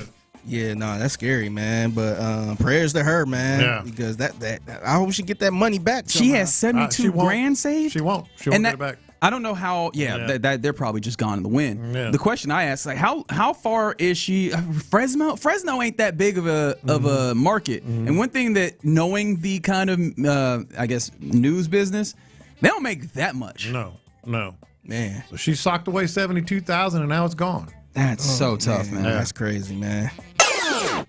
It's the mixtape presented by Sheriff Injury Lawyers on Sports Radio 610. Real quick, I got to give a shout out to my guy Jason. So I went up to Cabo's yesterday to watch the game, and he's a big fan. He's a listener. He was giving us the breakdown. He was just like, "Man, where the hell Reggie at? Yeah, why Reggie ain't here?" So someone didn't invite Reggie, nor Tyler. You ain't got to invite. You could go there anytime you want. Been there a few times. He's seen me. I know. He know. I don't own the place. I don't know if you was talking about me, but I don't own the place. You could show up anytime. I'm talking about everybody. Didn't nobody invite me. But yeah, shout out to him, man. He's a big time listener. I just wanted to give him a quick shout out. But also shout out to this guy, and not in a good way. I don't know if y'all saw this, but 24-year-old Texas man sentenced to 15 years in federal prison for armed robbery of a Lyft driver. And you're probably wondering, why are you shouting this guy out? So investigators said he requested a ride through the Lyft app. Come on, dog. When the driver arrived, he pulled out a handgun and told the Lyft driver, "This is a robbery." What? So shout out to him for being the biggest dumbass. Yeah. Remember the question of the day? What's just dumb? That guy. Yeah. I wonder what you were just sitting there like, you're on the app going to Lyft. I think they'll be able to find you. So you think when the Lyft driver pulled up, "Hey, are you Jerry?" Yeah. Yeah. This is a robbery, by the way. Dumb. What do I like to say? 15 years, criminals are dumb. Oh my God. And that guy is the epitome of that. Whew, that's I wonder if he was just sitting around, you know what? I'm going to get the Lyft driver. Let me request exactly where I'm at. Yeah, because Lyft drivers, that's a good target for a big score. Big score. Yeah, isn't it? The thing where all the money happens digitally. Clearly, he's going to have a lot of money. It was worth that 15 years. I bet it was. Golly. Had to be under some influences, right? Had to be. Stupid. Had to be. There you go. That's another fantastic edition of the mixtape here in the Loop on Sports Radio 610, 1:20 p.m. every weekday on the program. Hit our guy up on social media if you see anything mixtape worthy. It's at the Figgy Fig, and he'll shout you out. All right, coming up next, we get ready to hand things off to the fellas of the drive. Shout out to NFL Network, though, who has put together their power rankings of the divisions in the NFL. Do you agree with where the NFL, or rather the AFC South lands? We discuss that next. Remembering Jan.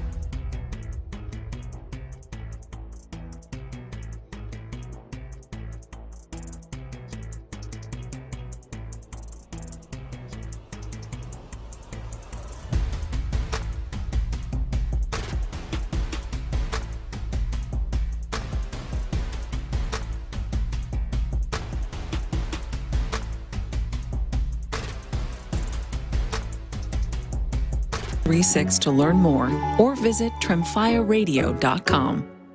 Thank you, Figgy. Sports Radio 610 presents live from the West Point Lincoln and West Point Lincoln of Sugar Land Studios. Here's In the Loop with John Lopez and Reggie Atatula.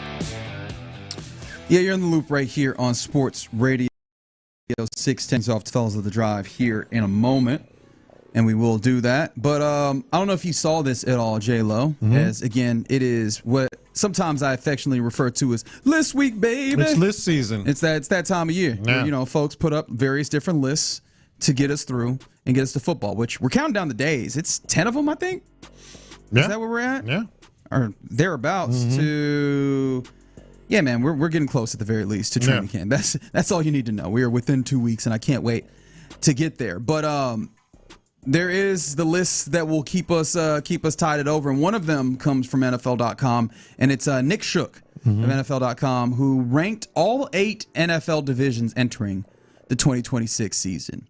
Do you think that you know where the AFC South ranks in this? Probably too low is my answer. I think it's going to be pretty good. Okay. I think it's going to be pretty good. All right. Is there a number that you'd like to put out of 8? I'm going to, out of 8 divisions, let me call up the standings here. Off the top of my head, I'm going to say 5th. Okay. Which is too low. Fig? Out of like the whole NFL division? Yes, yeah, all 8 divisions. I'm going to say the AFC South, I'm going to say 7. J-Lo hit it. Oh, yeah? They have them ranked as the 5th best division. Would you like me to give you the blurb that's here? Yeah. And he says, here's a division that could climb the rankings in 26, backed by the defense that the Texans owned the throne in recent years, but they were overthrown by the Jaguars last season. 2-team races at the top has emerged, and if the Colts have their way, become a 3-way battle. He went into more depth, but that was the quick blurb that happened there. I think it's a little low, but then now I'm looking at the standings, and maybe that's about right. This is how I would rank it. Let me guess. The division rankings. Yeah, what do you think is the best division in football? Let's start there. I think that's obviously an interesting conversation to have in and of itself. I'm going to say NFC West. That is probably where I would go as well. If not NFC West, then probably AFC West. That one a little bit less so for me, but I understand why you would go there, right? You look over and you Chargers, go, Chiefs, Broncos. The Chiefs I've had a little bit of a cooling off on, and maybe I'm making the grievous error of counting out a team that has a level of dynasty at the back end of, or maybe assuming that the back end is near and it isn't there. Hello, Tom Brady. We did this a lot over there, right?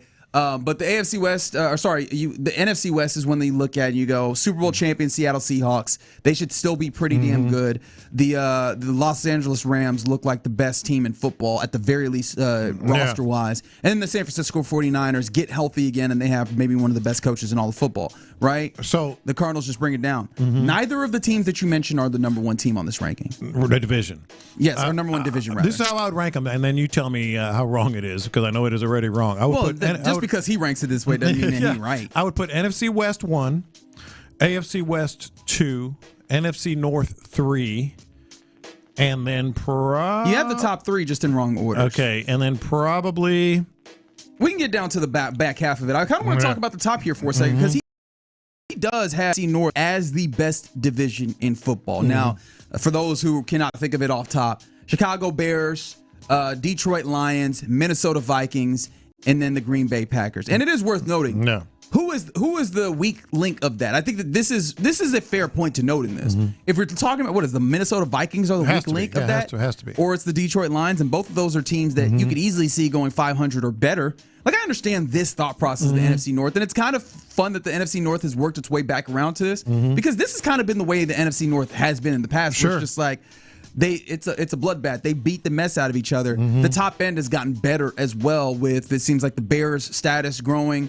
The Bears are probably the best team in this division, right? Yeah, Bears. I think Bears, Packers. Yeah, I've kind of cooled on the Lions a little bit. I think I have too, but I wonder, is that fair? Because they had a bad offensive season, right? They brought in the new offensive coordinator, and obviously letting go of Ben Johnson, you were going to feel that. Ultimately, there's a firing there. Yeah. Dan Campbell has to take over. But it's not like the talent there is atrocious. No, not by any stretch. They need to figure out the offensive line, though, the Lions, right? Yeah. They had to bring someone back from retirement. They had to do some rejiggering, I guess. But if that offensive line is back together, you're back to cooking because Jahmyr Gibbs, you've seen the uptick that he's taken to the point where they were willing to give the Texans David Montgomery, and they still have the wide receiver talent. I think that's still a team to contend with to some degree, but I feel like I've cooled on them. I think it might be wrong though. Yeah, and so I think those three are clear because then you have some real questions. A lot. NFC West is 2, AFC West is 3 here. Yeah, and I think that's fair on the top 3. Do they overvalue the NFC East? No, that's not They're the not overvalued. 4? That's not the overvalued. The overvalued conference, and I did say this very specifically, the AFC North. Okay. The AFC North is in a depressed state right now. Mm-hmm. The Steelers did not look all that good last year, but they did the whole Tomlin thing of finding a way to be some level of good. And they're going to go and run it right back, right? They're going to bring back Aaron Rodgers. The defense is still going to be solid, but another year of that.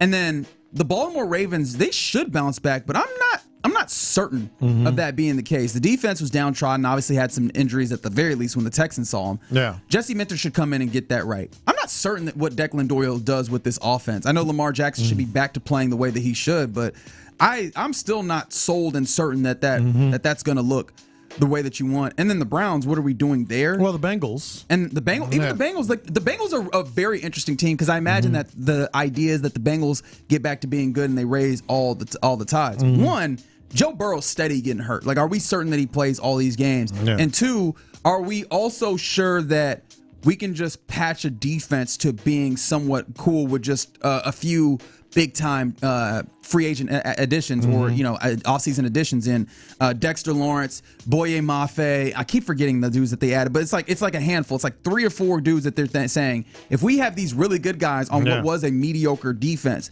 can we get them to be an average and then offense to go up and down? Yeah. And I'm not sure that that's guaranteed to be something that works. No, I hear you on that, but I think they're banking on, and it's always dangerous to, you can speculate on injuries all you want, but it's always dangerous to predict an injury, to expect an injury. So if Joe Burrow is healthy. How many games has Joe Burrow played in the last few years? I know, though? I get it. Like, I don't know how much am I betting I'll speculate on an injury with him, but it's always like you can't, it's kind of not fair, you know what I mean? Because if he is healthy and he has had some healthy seasons, he does raise the boats on that one. So fair enough. Fair enough. And then this is where the AFC South comes in.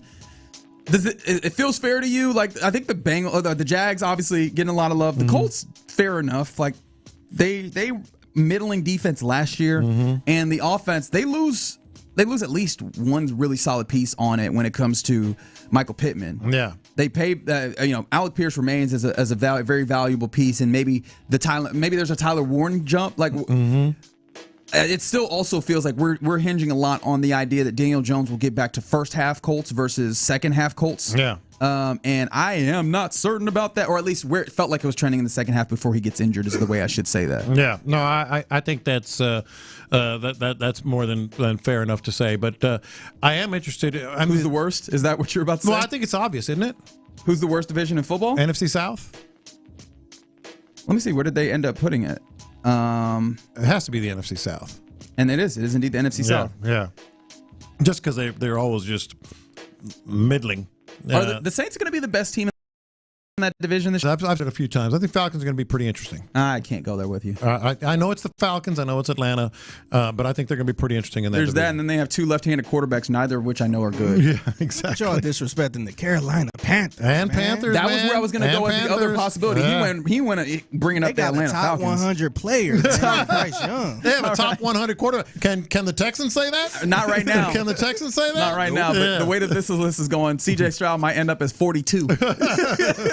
Who knows? But yeah, that's probably fair. They have a top 100 quarterback, man. What are you talking about? That is technically correct. Coming in at 7th was the AFC East. The NFC East comes in at 6th. NFC East, one of those divisions that you're facing. Yeah, you're facing every one of them. Yeah. Yeah, it feels like there's just a whole bunch of teams in like real limbo. Because I was saying this with you. I have no idea what the Commanders are supposed to be. No. And that was because I was going through the Titans schedule, right? Because remember, Tyjae Spears, the running back one of the running backs for the Titans, was saying that he believes that the Titans will be above 500? Have a winning record. A winning record this year, which I just can't get there. Yeah. And then I was looking at the schedule and I was like, if you squint. Really? Like, if you squint, you could get there. Because if he's right and the Titans do pull this up, like, the Texans, or sorry, the AFC South absolutely does make a jump. Mm-hmm. Right No, into the top half. I definitely think that. That's why I thought at first they might be a little low, but 5 seems about right. Titans start with the Jets. Right. That feels like you want to play the game. Do we just play the win-loss game? I'm just kind of glancing at it at large here. Potential W's for the Titans. Week 1 at home versus New York versus the Jets. That one feels like a possible win. I'm going to be honest. I don't know what to do with the New York Giants and just the idea. Me too. There will be John Harbaugh at the helm. Mm-hmm. I'm not certain though that that's going to be all the way serious. Yeah. Week 3 in New York for the Titans, I think that's a possible win. Yeah. I do think that there's a possibility that there's a victory there. They did spend a little bit this offseason as well. Another potential win for the Titans on their schedule. Are we sure that the Browns are going to be good? No, nobody's ever sure. Oh, I got to week 7. I skipped week 6. Mm-hmm. Colts? Well, when I say fair enough, Ron and Show Hughley walking through. I didn't mean good, but not terrible. No, nobody ever can. The last time that was real Baker. Yeah, probably Baker. The correct thing I should have said is not terrible. Are we sure that they're just going to be not terrible? Because I don't know that that's going to be the case. They had a really good defense, but Myles Garrett, who that thing was all situated around, is no longer there. And I mean, don't get me wrong. I like the young cat, but I don't know if this all works in that same way. And then I forget, man. They get the Colts in week 6 on the road, and division games end up going one way. That's always the case. Other sometimes, I think that you could get to. I could probably pull up at least 6 right off the bat that I go very winnable for the Titans, and then you end up with the weirdness that is football sometimes. Right. Oh, yeah, but I can't get to 9. I still can't get to 9. It's a lot of ifs. He said they're going to have a winning record. Ain't no way. It's a lot of ifs all in there. Yeah. We welcome in to a little bit of crosstalk brought to you by D&M All. And the fellas, remind you that you're listening to KLT AM, KLT FM, HD2 Houston, and Odyssey Sports Station. Clint, Ron, what's happening, fellas?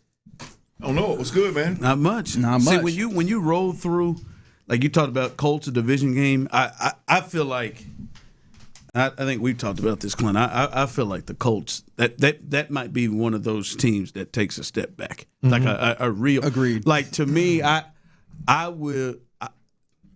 I'm like even money between them and the Titans finishing last in the division. And that's why, to me, if CJ doesn't have cuffs put on him or improved, or this running game can be everything they dreamed it could be, any of those things, like the Texans could have a chance for the highest seed we've seen them be able to get, especially in the D'Amico time frame, because it feels like the South might slide back to what the South kind of has traditionally been. Last year, I thought the AFC South was, before Daniel Jones got injured, they had 3 teams legitimately in the race, right? 2 of them made the postseason. I don't like Jacksonville. Feels like probably schedule-wise that they could take for schedule-wise they could take a step back, and they kind of had an odd offseason too, right? Like they let some of their ETN they let go, and they let some of their parts go. They didn't do a lot of addition this offseason either. They pay our own guys. And I love their coach. And, after he got through that Duval thing, I love their coach. And I think he's going to be really, really good. But I don't know that they're going to win 13 games like they did last year. Fair. Right. So there could be a chance for the Texans to get a 1 or a 2 seed. Well, yeah, it could be if those things occur. And if you don't start slow again, right? That's absolutely a fair point to make here. Yeah, no, it feels like there's a good possibility that you put up the most wins. Like that feels very 4-0-ish. Indy and Tennessee. Yeah. To me, for the Texans. Yeah. If they're what we just those should be. Those 4 games, we've talked about this, Clint. Those 4 games feel like the Texans are just going to win games with their defense and minimal mistakes. Those 4 games feel like that. Yeah, I agree. Me. And as I'm rewatching some of these games, because you guys know I'm going back, the lack of detail-oriented play that happens for the Texans in the first half of the season is kind of infuriating. Right, it's just little details in some of these games. Even as we're looking at this Texas team and going, it's still not that good early. could have changed the whole first half of the season in a beneficial way before we even get rolling towards the back half of this. I would hope so. I don't know if they're completely out of the woods on that yet. Agreed. On the details. Yeah. Agreed. Yeah. Well, there's so much pressure put on the defense when you choose to play that way, and you're just flat not very good at the way you choose to play offensively. Like overall, when you play to be led by your offense, by your defense, and you're going to let the game kind of dictate what you do offensively, how aggressive you are, and we're going to let the other team lose the game instead of we're going to go out there and just win it. That is a ton of pressure on the dude. We saw it last year. It's funny, you're talking about the Titans. I mean, we beat the Titans by 3 points last year, fellas. Yeah. I mean, the fake Oilers. That's one of those deals where when you in that whole game, we're sitting there watching. You're like, boy, you're one Cam Ward play away from this thing being real interesting in the second half. Well, that's the other part. He made that big throw down the sideline of the run or whatever it was, and you're just now you're one play away from losing this joker. So it's just that is a stressful life to live when that's your overall approach to football is win this thing on defense and don't make mistakes on offense. Well, you got to remember a number of these games in the NFL are one-score games, man. You just got to be there and win it at the end. But SOB. Not as many teams as the Texans have based their entire philosophy on playing close games. Yeah. Yes, they're one-score games, but most teams want to win by 2 or 3 scores. Yeah. The Texans' approach with defense and running the ball and kicking field goals is to play. They want to play close games, and that's where it gets a little scary. Gets real dicey, man. Yeah. You got to be really good on defense. You got to have like 6 guys on the defensive side of the ball in the top 10 at their position in order to do it. They might. They might. They got it. And I feel like I know exactly where Ron would go on this, but I was rewatching the San Francisco game week 8, and this is a game where C.J. Stroud 30 for 39, 300 and some yards. And as I'm watching it, it didn't expressive of it, like it just, man, what an incredible game just watching it. And I'm like, is that a problem with me, or did y'all have that same feeling watching it? Because the question I ultimately was coming to was, wasn't half their roster hurt? Yeah, right. The receivers, they went in there with, that was when Jalen Noel really had a big. Their linebackers were. Well, I know Nico was out. I'm talking about San Francisco. Yeah, a couple of defensive ends weren't in. No Fred Warner was injured. Yeah, and even still, it didn't feel like, oh man, like this is a electric looking offense. And it makes me go like, is that in it for CJ? Like in this offense, is there an electric looking CJ in this offense at all? I don't know. I mean, I don't know. I mean, 30 for 39 and that's pretty. It sounds 318 the stats yards. Were great on it. With no Nico. You're saying watching the game, it didn't look like that. It didn't feel like it to me, and maybe I was just so caught up in. Well, there's probably a lot of that. What did the Pittsburgh game look like to you? They won 30-6 or 30 whatever that first round of the playoffs. Mm-hmm. Yeah. You know, that didn't. I don't recall that being just one of those, like, the only game that I recall, like, good Lord, these guys are cooking, this is ridiculous, was the one we expected with Baltimore, who have, they're right. I mean, everything just fell off. And Arizona, we just I think Arizona, they got after them offensively, and they had to work a little harder than they wanted to in that one, didn't they? Because that's when Jacoby Brissett was cooking on our defense a little bit. Wasn't I think Trey McBride was. I think they put up 40 or something like Jacoby was still holding out. Yeah, he is, man. Smart, man. No, but but I also remember they didn't have. I mean, no Nico. There was no Nico, correct. no Christian Kirk. I think if I'm wrong in my mind, Barrios and Noel were like in big against 49ers. Against 49ers. Yeah, those two. If I remember those two, like I mean he spread the ball around. Hey, just out there hitting the open man. Yeah.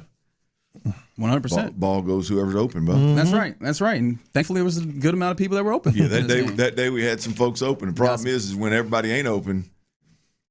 Yeah, you ain't trying to get your best dude the ball. Mm-hmm. It can get real hairy there. Yeah. I guess it can. Or you trying to run it. Mm-hmm. Which he these last couple of games, Seattle, San Francisco, when he decided to take off, CJ looked downright dangerous. Quarterback running the ball. Yeah. Oh, you meant like running the football behind the. Yeah, I just meant run. Your alternative. Just in general, Your alternative. You got to be able to get them out of the too high safety. I think the funniest thing that we've heard is this group over the last couple of years constantly beating us over the head with that's a too high safety league. It's a too high safety league. Look, football's a too high safety game. Yeah. If you let it be. Correct. If you can't run them up out of 2 safeties high, that's on you. Correct. right? You know what I mean? If like that, if you choose to play a super vanilla brand of offense and you can't scheme them up out of two on the roof, that's on you. Yeah, like you're choosing for that to be the case. I guarantee you. I don't know. I'm just saying this off the cuff.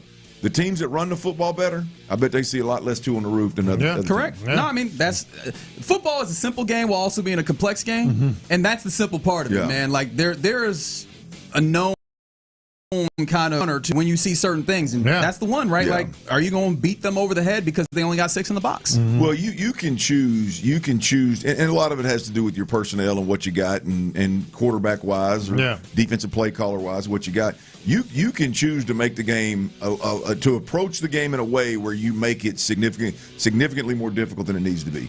Like I'm not saying obviously they won a ton of Super Bowls with it, and arguably the best dynasty in I guess it was 2 dynasties, but the best dynasty in all of football or all of sports, arguably the Patriots over Brady's years, right? I mean, obviously it works.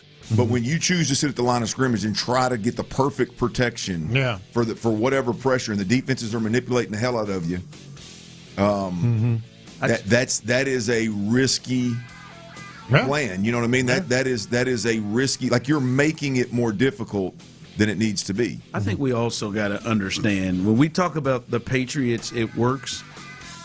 Like the part that I think, especially here with us, that we leave out or that people leave out is the Patriots just didn't not change with their personnel, though. A lot of different iterations of the Patriots, right? Like, and we can clearly, especially see now the person that was there, that's been the OC the longest, and had the most success was Buddy that's there now, Josh McDaniels. We now clearly can see that Josh McDaniels can form to what he needs to form to. Yeah. He had Tom, then he had Cam Newton. You remember that year Cam Newton was having with him? And they kind of changed up he wasn't running that system, was playing well. Drake May is probably in the middle. Mac Jones was a Pro Bowler. And Mac Jones, but Drake is in the middle of maybe them can use his legs. And they went from receivers. They went from tight ends with the Killer and Rob, and then they also had Randy, and like they didn't just sit and just all right, this is our system, baby, we're gonna run it the way it seems like Bill O'Brien does, and the way it seems like this is. It's honestly how we started our show today. It's a question that we were thinking about: are the Texans learning from the Patriots or just copying? Because I think that those are two different things, and it feels like there's a lot more just copying than there is learning. You ain't got what they architect or the contractor that out there. You ain't got Bill Belichick, and you ain't got Tom Brady. And to hell with where he was before or Ernie Adams. The Rams stuff that ain't even. Yeah. Well, it might. They didn't have tight ends, you know. Those tight ends. With that, man. It's interesting. You guys think about this. We talked about it a little bit yesterday. I think it's fascinating to craft the conversation around the you know, if you really look at kind of how I know the Randy Moss year. Tom Brady said literally, "Hey, bro, go get open. Break wherever you want, and I'll buy some time and throw it as far as I can." Yeah, why make it more difficult? There was a year or two where that was them and that worked, but for the most part, it was really what Tom said in that piece of audio the other day of the slot receivers. Not going. Looking back, it's genius. Tight ends and slot receivers because you know Bill Belichick ain't going to ship them up out of here because they're not going to make any money anyway, right? Yeah. But you think like that mindset. And that approach, Cobbs, who's top 10 in the league and a $30 million a year wide receiver. Yeah. Right? You know, like, so what do you do offensively? Do they take more of the Randy Moss approach? Not saying that Nico's Randy. I'm just saying, do you take that approach and kind of veer off center? Yeah, but again. Or do you keep – it's just interesting to see how this group build, you know, how they handle this particular offense. But again, because you do have a $30 million receiver. When they had something special – It wasn't just hey, just hit it to the open guy. Yeah. No, somehow Rob kept being the open guy. Yeah. Sometimes he wasn't open. Yeah. Sometimes Rob kept being that. Sometimes and then Randy just kept being that. Like when they got the slot receiver. But the slot receiver and the tight end thing is fascinating because I enjoyed that. Yeah, listening to that. Well, it's fascinating because that football is so, I mean, literally and figuratively, so close to the quarterback, right? Mm-hmm. I mean, you're my answers for everything. You can break in, you can break out. You're great versus pressure, you're great versus zone. Like as a quarterback, I can do so many different things. The guy that's sitting out there on that island out there by himself, I mean, if unless they just go flat out man to man, like they can take you away or try to take you away, right? Yeah. So it is a safer play to always have your inside presence and have that chemistry and have that work and have a quarterback that can do those things. But you're completely removing my guy's better than yours. Sure. And that's I'm gonna get him as many touches as he can possibly get. Yeah. And I think that's one of the curiosities that I have, though, where it's like, are you taking the spirit of what the less copying? Because modern NFL has teams going, well, why not merge those two dudes and bring that dude from the outside, get him into the slot, and now we can do all that same crap that you're talking about with Julian Edelman, except this time we're doing and that's the thing that I've been like, yo, are we learning the lessons, or are we just going, well, you tend to get the slot guy, so we're going to get Lewis Bond, and he's going to do these things, you know? Yeah. No, it's fascinating because we're at a spot where you look at the Texans right now and you go, don't look there's down. Just game one, week one, guys. Nico Collins' legs should be ran off, and I don't mean that seriously. I mean, I'm talking about lined up in the backfield, lined up out wide, both sides, lined up in the slot. I mean, it should be one of those like, boy, he's hard to keep up with. It should be Puka Nacua. It should be Jackson Smith and Jigba. Yeah. If not, then you struggle offensively. You got to start questioning, like, if we're not already, you got to start questioning the schemers on that sideline. Oh yeah, I agree. Fellas, love talking ball with you and excited to hear the remaining 4 hours of you guys talking ball. J-Lo, catch you tomorrow for Friday. All righty. And again, appreciation to D&M Audleys for the crosstalk. For right now, the drive is live. That's right. The drive is live, and I'm here to tell you I've had it with Jeremy Fowler. He needs to be stopped. Hey, man, leave Jeremy alone, man. He's been doing a lot of rankings, man. I like this one ain't even about the rankings. Talking to a lot of execs, man. I want to get listen. I'm assuming Jeremy's in his 40s, like I am. We're too old to be fighting, but I would like to get into a room, together. I didn't see Jeremy in person, really but I think you might have him hash some stuff out. I don't give a rip how tall he is. Ron will get inside. Ron's got power and he's got quick feet. And I just want to talk. He's also going to cheat. Yes, and I just ruthless. But I just want to talk. I just want to engage verbally with you. Aggressively, because see what he's doing here, and what a Jeremy Fowler of ESPN does here. Drive is live, by the way. Again, Clint, Tyler, YouTube, Twitch. Hello. The drive is text live. line. You can jump in, because what Jeremy is doing is he is going to make us to have to be the asshat. All right, and I really care about guys like Tyler. Many of you listeners, even though you don't think I care about you. I care about you too, bro. And even though you say really nasty things to me, I still care about you. I do. 7 years. I care about you. Is it 7? Almost. This will be the 7th football season. That just threw me off. 6 good years. This will be the 7th football season. Okay. I care about you. And see, Clint and I will have to be the ones to be honest with you. Because Jeremy is doing nothing but trying to get Texans fans' hopes up.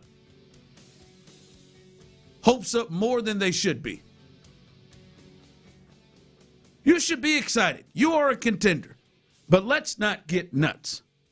And Jeremy Fowler, when he says things like this, Tyler, do you have this?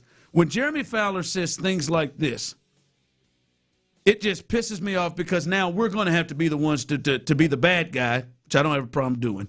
But we're going to have to be the ones to be the honest guys and explain what happens. Here's Jeremy Fowler talking about the Texans. Stroud needs to do just enough. So that's what's crazy about these quarterback rankings is the strength from 10 to 20 is as good as it's ever been since I've been doing this since 2020. Like you can be the 20th best quarterback technically, and you can win a Super Bowl. And Sam Darnold just did, and he's 11. And Jalen Hurts just did, and he's 17. So but people, when they were doing the rankings, they were feeling that. Like, there's good depth now. Did that son of a bitch just compare the 2026 Texans to the 2024 Philadelphia Eagles and the 2025 Seattle Seahawks? Hold on, so. I think he did. At least the quarterbacks of those two teams. How you feel about it? Is there anything that you think of with Seattle in Philadelphia in those years that they won the Super Bowl that feels different to you than what the Texans are rolling out of what we know right now? Well, yeah, all three had really good defenses, great defenses. Seattle's number one defense last year. The Eagles, great defense.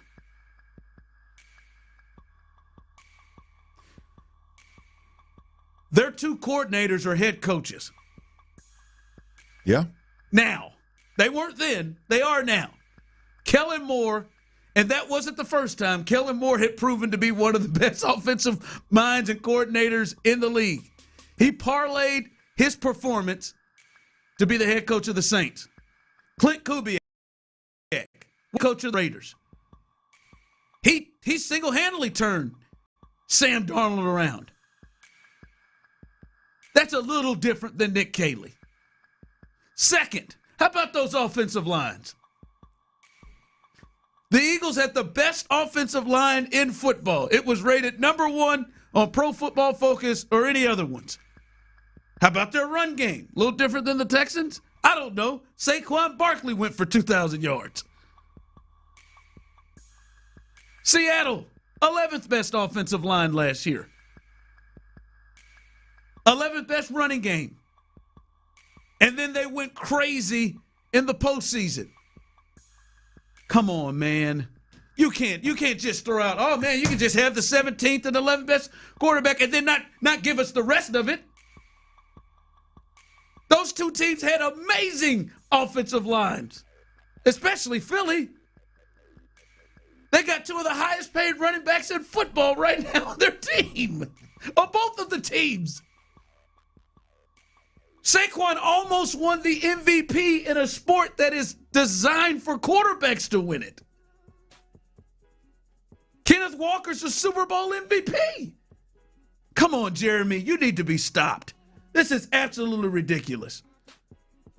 I mean, utterly ridiculous. Come on, man. The Texans, yes, they got a shot.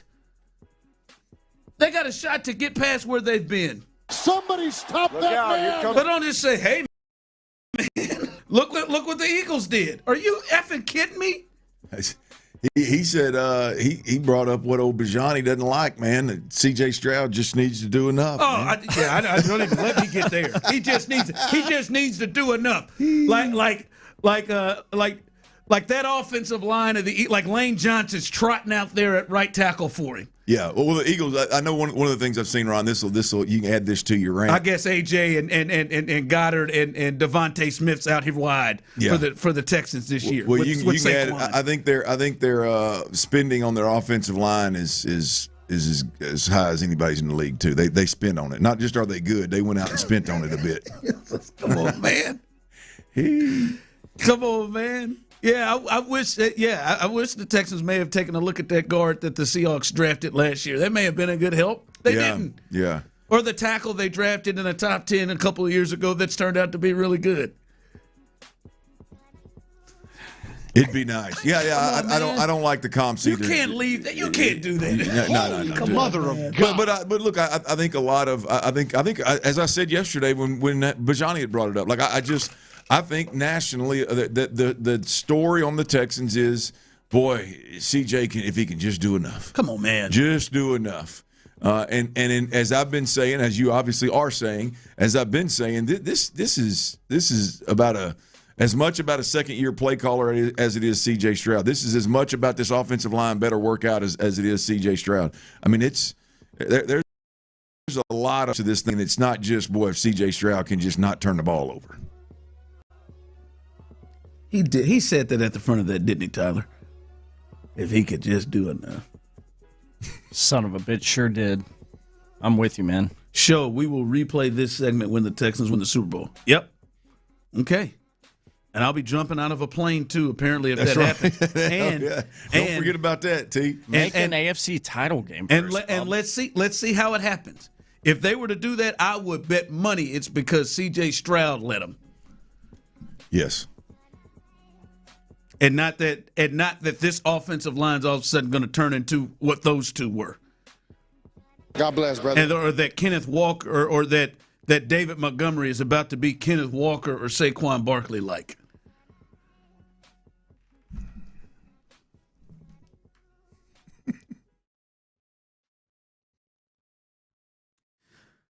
Coming up next. Well done, Chief. Well done. Hey, Fowler. Seriously, he needs to be stopped. Want a piece? He also said Tyler that he could play this. That's why I know we're over. He also said, "Hey man, if they can run the football, they're going to win the Super Bowl." That's what he said. They're going to win the Super Bowl if they can run the football. So simple. Believe it or not, Bob Nightingale, bottom of the hour. We'll get his thoughts on the Astros and what they're going to do. But coming up next, believe it or not, kind of hype thoughts, reports on the Texans. Do you believe it or not? We'll do that next. In the loop. They're at All-Star break. So how are you feeling about them being buyers versus sellers? I feel like they can't even really be buyers, not even because of desire, but just ability. A lot of your talent in your farm system is low. And then you look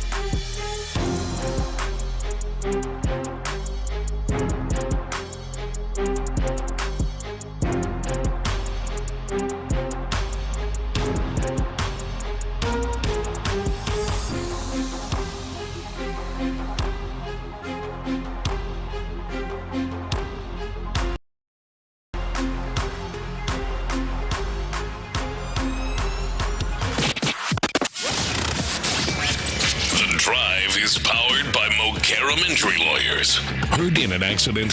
Call Mocarum Injury Lawyers at 281-222-2222. Believe it or not. Sports Radio 610 presents The Strange, the Bizarre, the Unexpected. The Drive with Stoerner and Hughley.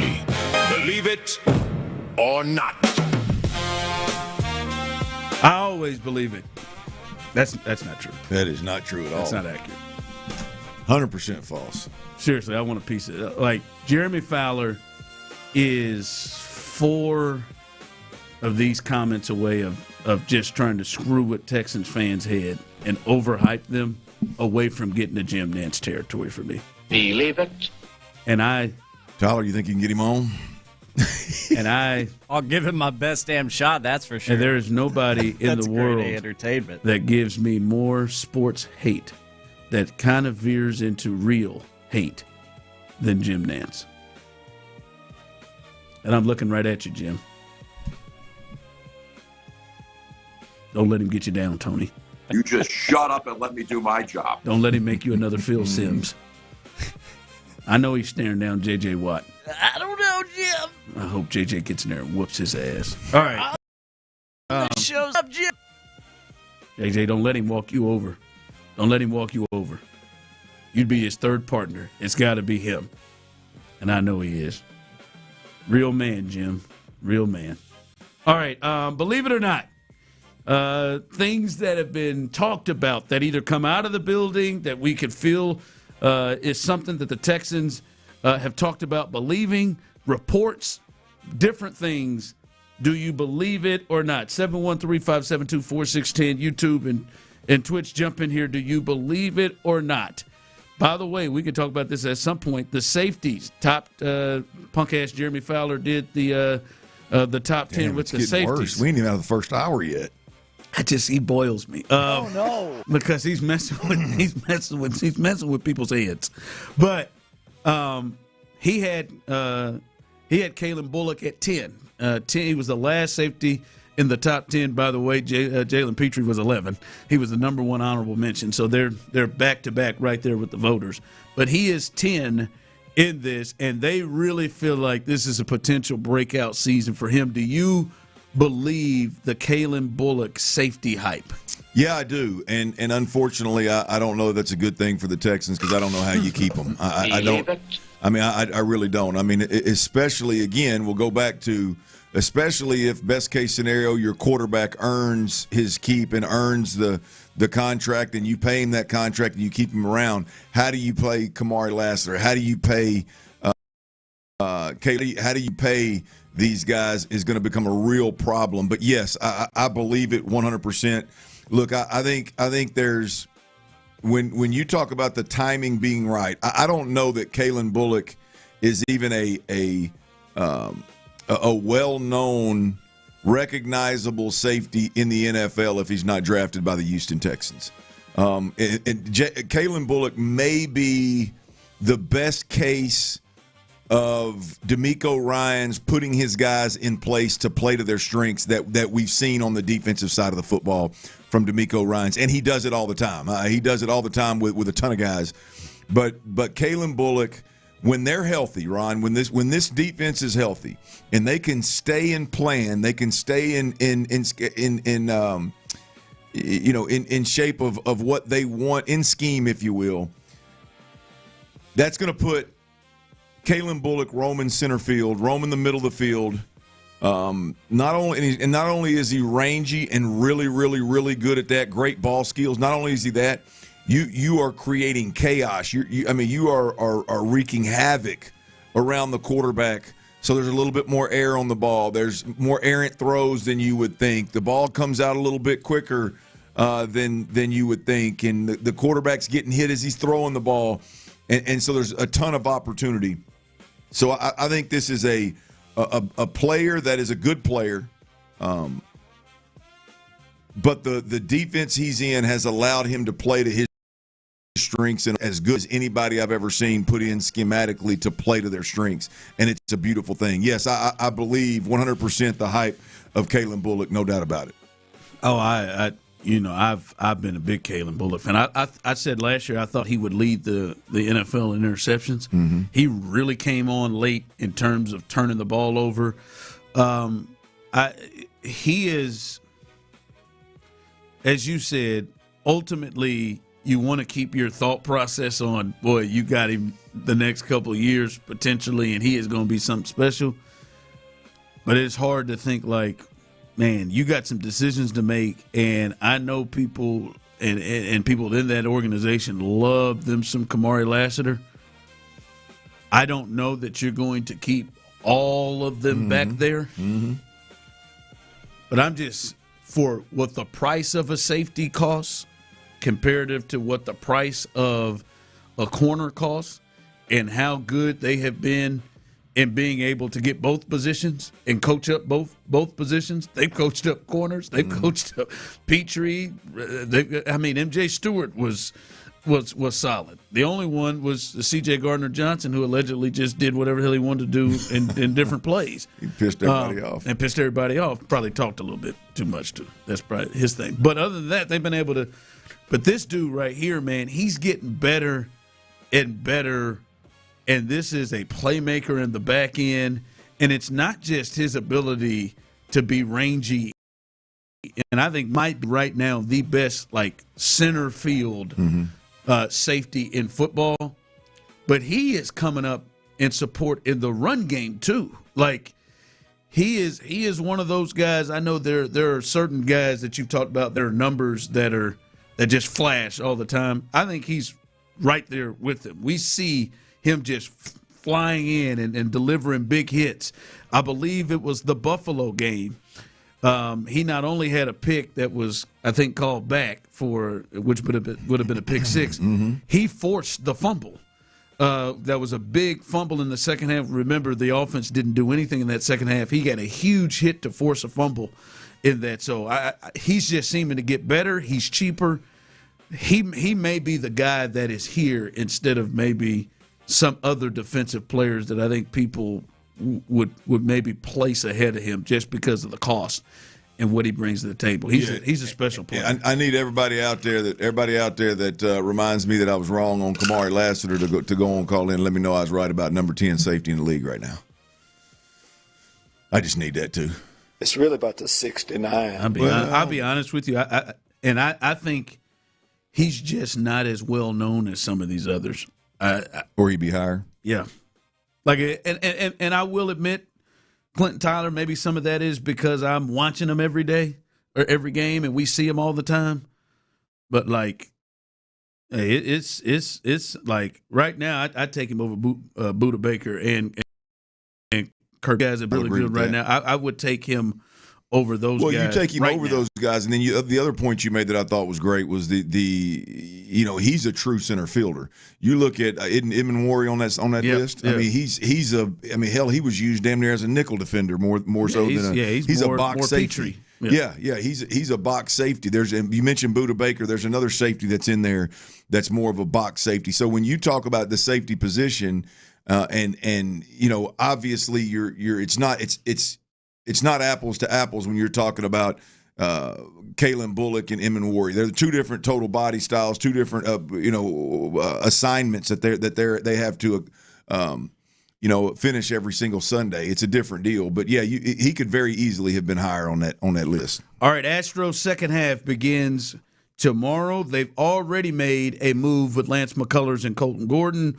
What else is Bob Nightingale hearing. USA Today's Bob Nightingale. We call him Hotel Lobby Bobby. He will join us coming up next. All right, y'all. Breathing is one of the most essential parts of living, man.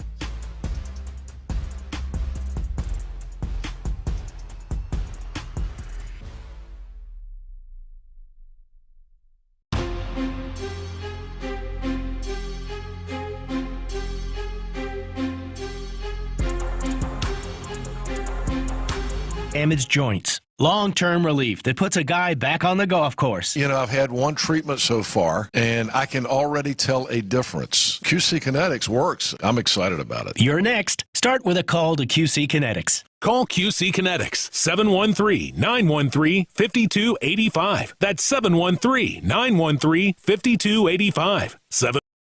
713-5285. Sports Radio 610 presents. What's in the glass if you're sitting there at that hotel lobby, Bobby? Usually it's a vodka with just a tiny splash of creamery. Not too much beer. Get you too bloated. The Drive with Stoerner and Hughley. Ah, when you hear that music, you know what time it is. No, it's not Mr. Rogers. It's Hotel Lobby Bobby. Bob Nightingale. And Bob, I want you to know it's not too early. It's not too early to get you a little... I'm in Chicago, right outside Wrigley Field, so yeah. I'm trying to get done, and it'll come early today. There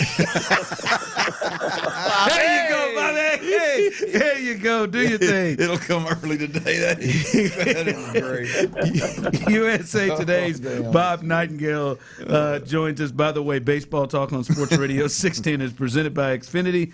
Score the most reliable Wi-Fi, one price, 5 years guaranteed. Xfinity. Imagine that. I do want to get your thoughts because there was some great reporting from you on the McCullers situation. But before we get there, I think the number one thing that our audience is wanting to know is, what are you hearing about the Astros? Are they serious, committed buyers right now to try to make this team better?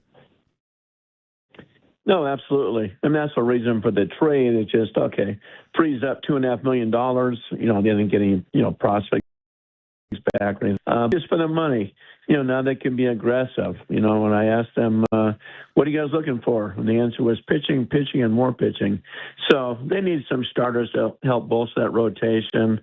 And they'll be in the Turk Skubal sweepstakes if he's available. Really? Robbie Ray certainly will be. Sonny Gray, if the Red Sox give up, they'd like to have him. But I think they'll be in a number of guys, and they'll be very aggressive. I mean, they always want to be in the playoffs. And, as Jim Crane has famously said, as long as I own the team, we're never going to rebuild. But hold on, Bob. You maybe stop traffic here for a second. You said Skubal, that you think they will at least be involved in that. What would that take, and do they have enough to be able to make that type of deal happen? Because I would imagine the Tigers are trying to get everything if they're going to make that move with him. Oh, sure. They're going to ask for sun and moon for him and see what happens. But it's just a rental. No one's going to go crazy. But they would like to have, someone's top 100, one of the top 100 prospects in baseball, probably two of a team's, top 10 prospects, that sort of thing. I don't know if they have enough to get it done, but I think they definitely want to be in that conversation and see what it'll take. Well, I think it's refreshing as an Astros fan to hear you, who's entrenched in all this MLB trade deadline stuff, say that your thoughts are that we'll be in the mix for any of those guys that you mentioned. That's refreshing. Hell, I'm hoping that they make a big move and get some guys healthy and can be at least make a run, at least scare some folks in the playoffs. Hey, let's talk a little bit about the McCullers situation. Were you surprised that the Astros were able to move McCullers? You mentioned kind of getting some, I guess salary dump maybe, or just getting a little bit of relief, getting some money there, but just the overall move of McCullers from the Astros. I thought it was, I thought he was untradeable with the contract and all the, he's making $17 million this year and all the injuries he's had. But, I didn't think he wanted to go anywhere, and he did it. But I think it was just kind of his loyalty to the organization. So, you know what, I've underperformed here. The injuries have cost me. Obviously, I haven't been worth $85 million because of those injuries. But I'll do anything I can for this organization. They mean the world to me. And, reached out to when Jim Crane called. He says, if that's what you guys want, I'll do it for the second organization. So, kudos to him, as far as saying I'll help out with whatever you need. And if the Astros make the playoffs, hey, he'll begin to send that World Series share back. Real quick, Bob Nightingale, USA Today, joins us. On one more thing on McCullers. As you said, you seem to be surprised that they were able to move him with that contract. And I would assume you're probably surprised also the team that elected to go after him with being the Brewers. Any way of how he is going to be used, because it was very clear he had been against going to the year here with the Astros. I was surprised of the team and how they're going to use him. Well, they're going to use him as a starter. That's what they like to do. Brandon Woodruff just went on the injury list, 60-day injury list, so we won't see him until September. Kyle Harrison, their number 2 starters on the injury list. They're taking they're being very careful with that Jacob Mizorowski. So no, they plan to work their magic and hope he can stay healthy and they can, get him back to where he was. Taking a $2.5 million gamble to do it. But they're kind of desperate for some starting rotation. They've kind of slipped here down the stretch. But no, they fully intend for him to be a starter. Bob, what about Yordan Alvarez, man? How much? I guess the big question here is, before we get to the MVP and the Triple Crown kind of conversation, is do you think any of that, his ability to be MVP, do you think any of that depends on just how competitive the Astros are down the stretch for one of those wild card spots or even in the division? I do think it's a factor. It's not as much of a factor as it used to be. It used to be a massive factor. I mean, that's why we had the guys like Kurt Gibson winning over Gerald Strawberry, or Terry Pendleton winning over Barry Bonds.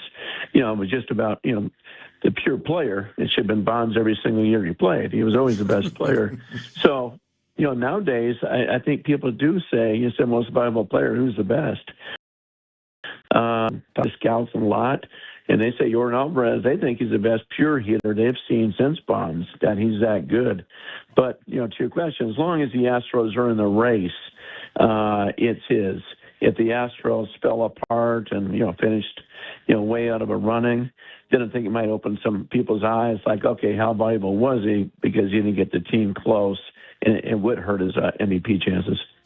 Bob, I know you've obviously had some communication with people surrounding the Astros, and then you said pitching is what they've talked about. They're trying to get. Is there any particular player, like who would you think would be maybe the number one player that could be on their wish list that's realistic? I feel like Scuba would be, a kind of a long shot. Who's more realistic? Do you have any names that you would think could be on their wish list? I would think certainly a Robbie Ray of the Giants, Freddie Peralta of the New York Mets, where both those. But Peralta's not making that much money. He's making $8 million, so let's say that the season's already half over, so you're only picking up over $3 million. So guys, guys like that. And I think, both those guys are very realistic. I don't think the Twins are trading Joe Ryan, the fact they're in the race, that sort of thing. But I do believe that, certainly guys like Robbie Ray, who won a Cy Young Award, and Peralta was so good for all those years that, he's certainly available too with the Mets going nowhere. Bob, would those guys be enough? What you've seen from the Astros, Peter Lambert obviously has been nails this year for the Astros. Who saw that coming? I don't even know if it's real. Spencer Arrighetti obviously started extremely hot and has fallen off of late in his last 4, 5, 6 starts. And Hunter Brown, coming off of injury, hasn't been himself in his last 3 starts. Are any of the moves that you're talking about and the Astros could potentially make, in your mind, is that one that puts them over the hump of, okay, we can take them serious, or do you still have questions about really everybody not named Hunter Brown in the starting rotation? Yeah, there's still some questions. You can always use, more bullpen to help out, a Josh Hader. Could always use another outfield bat for sure. But no, I think, hey, get some starters. That's how you, that's how you win. That's how you win playoff games. It's never really about the offense. It's just about the dominant pitching. So no, and let's face it, American League is so down. The Central and the West, in particular. Everybody kept waiting for the Mariners to take off, and the fact they've struggled like they have has left everybody, given an opening. We've seen the A's collapse. Obviously, they're out of it. The Angels are out of it. And the thing is, with the American League being as down as it is, you just get into the dance, you got a chance to be playing in the World Series. It's not like the National League where, okay, how am I going to overcome the Dodgers or Philadelphia or Atlanta? They don't have those. They don't have those in the AL. Not this year. All right, Bob. We appreciate you joining us, and go get you a good drink. Bob, go ahead. You're in Wrigleyville. Right. Go ahead and do your thing.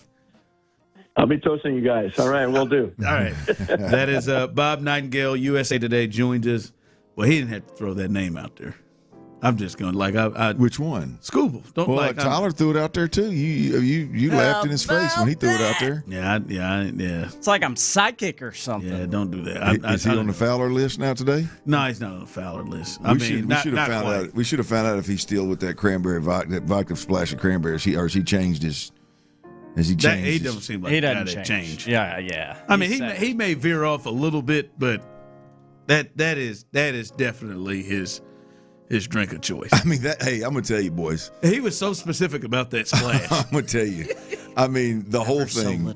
The whole thing has legs. I mean, he's a cool cat, man, bro. But I'm talking about the music you played, the introduction you played, the nicknames. Take your pick, either one of them. Bobby 2 Chainz or Hotel Lobby Bobby. He did have them double gold chains. He did. I mean, just and then you think like, really, okay, Tyler's work was tremendous, but there's no way his voice is gonna make this even better. And then he chimes in. In like he might be sitting at the hotel bar 2 or 3 deep right now. Yes. I mean, he might. Felt like he may have toasted us already. While you were introducing him, I'm listening real close to see if I can hear that ice rattling. And then what did he say? A gold pinky ring too. Absolutely. What did he say? He said it won't be long, or what? He said it starting early tonight. It'll start pretty quick. Whatever. Oh, that was about as smooth as you can get right there, boys. I mean, that is smooth. He's a cool customer, man. I mean, that's pinky got ring, them chains. I mean, that's got like I'll pay you to come on every week type of vibe, because that character could be. Let's not get carried. I'm just saying. I'm just saying. If we had a budget, I would. I mean, it just is. It's one of those where I was going to say that's like Scooble. You're crazy. You know what I'm talking about, though. I mean, that could be a real. I mean, that character would play. It would play to all generations. Male, female. I already have it in me. I want to take calls. I want to line him up, take calls, and like a therapy What about the caricature? Come to the bar. Here's a bartender. What about the Hotel Lobby Bobby character? I mean, the caricature. You know, I'm drawn up with the shirt. Oh yeah, of taco meat hanging out. Oh, it's 3 buttons down, easy. I mean, come on. There can't be a Mrs. Nightingale, right? There's got to be. Oh, I don't. There's probably more than one. There's probably been more than one. That's what I'd guess. I would assume there is not. There can't be. I think he's had one or two in his past, but he seems like a guy that later in life wouldn't want the stress. He don't want the baggage. I'll take the ride. I don't want the baggage. He just wants to enjoy his vodka cran each evening in peace. I'm sorry, there is. This may catch you off or not. Nightingale is based in Phoenix. I'm sorry, Tyler, but we got to get. Nightingale is based in Phoenix. Don't be sorry. I'm very interested. His son Bobby is currently a Minnesota Twins beat writer. Okay. Here we go. Has often been outspoken about race relations in baseball. In the New York Daily News interview, he said having a black wife and biracial children have shaped his views, particularly instance where his family. Bobby! That don't surprise me one bit. Not one. Not at That don't surprise me one bit. I was going to say, now you look at Bobo. Yes, sir. No shock and awe on that one. 3 buttons down, Bob. Yeah. What did it for her originally? The white man with the 3 buttons down chains, the white man with the raspy voice, the white man that drank the cranberry vodka splash of cranberry. Was it the pinky ring? What exactly? Or did she bring that out? That's what I'm trying to figure out. I don't know, man. Did she bring that? Bobby don't seem like he's acting. I think that's deep. Bob. No, that's deep. That's deep. Yeah, he got there. That's from birth. Bob might be a unicorn. Yeah, he may be added into it. You better check who his stepdaddy is or something. I think he's too pasty to be a biracial kid. I mean, he's got to be, but he may have a stepdaddy that ripped off. Bob ain't biracial. I will very confidently predict that right now. He is definitely a nightingale. Man, he's brought it. The only thing it changed to me is what type of vodka he's drinking. Did he get it? Did you get it? No, I didn't get it. I mean, I tippity top shelf. He may be on that goose. No, man. His secondary drink may be hen. Coming up. If it isn't steel, it was at one point. Coming up. The news by the Texans. We'll see if you agree with these coming up next. All right, y'all, look, if you're looking to sell your home, hell, if you're even flirting with it, I'm going to tell you, I'm going to do you a big favor, man. I'm going to introduce Orchard to you. This is what you need to know. Orchard.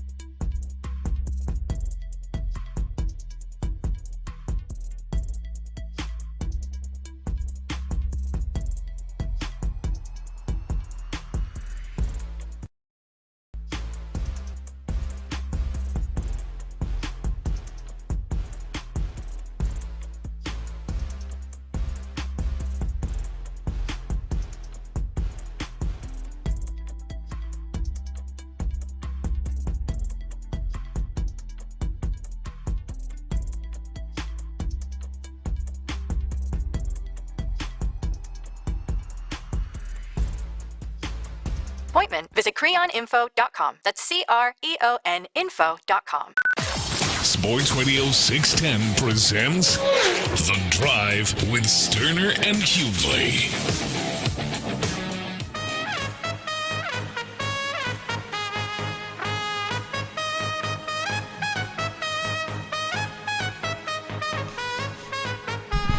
One hour down, 3 o'clock hour here for you live on The Drive. Shout out to Bobby 2 Chainz Hotel Lobby Bobby for joining us. And Robbie Ray, that's the name that I heard. Peralta. Robbie Ray and Peralta. Names I heard. Scooble. Nope. Are you sure? I'm not. Listen, I'm not going to let him do that to me. Nope.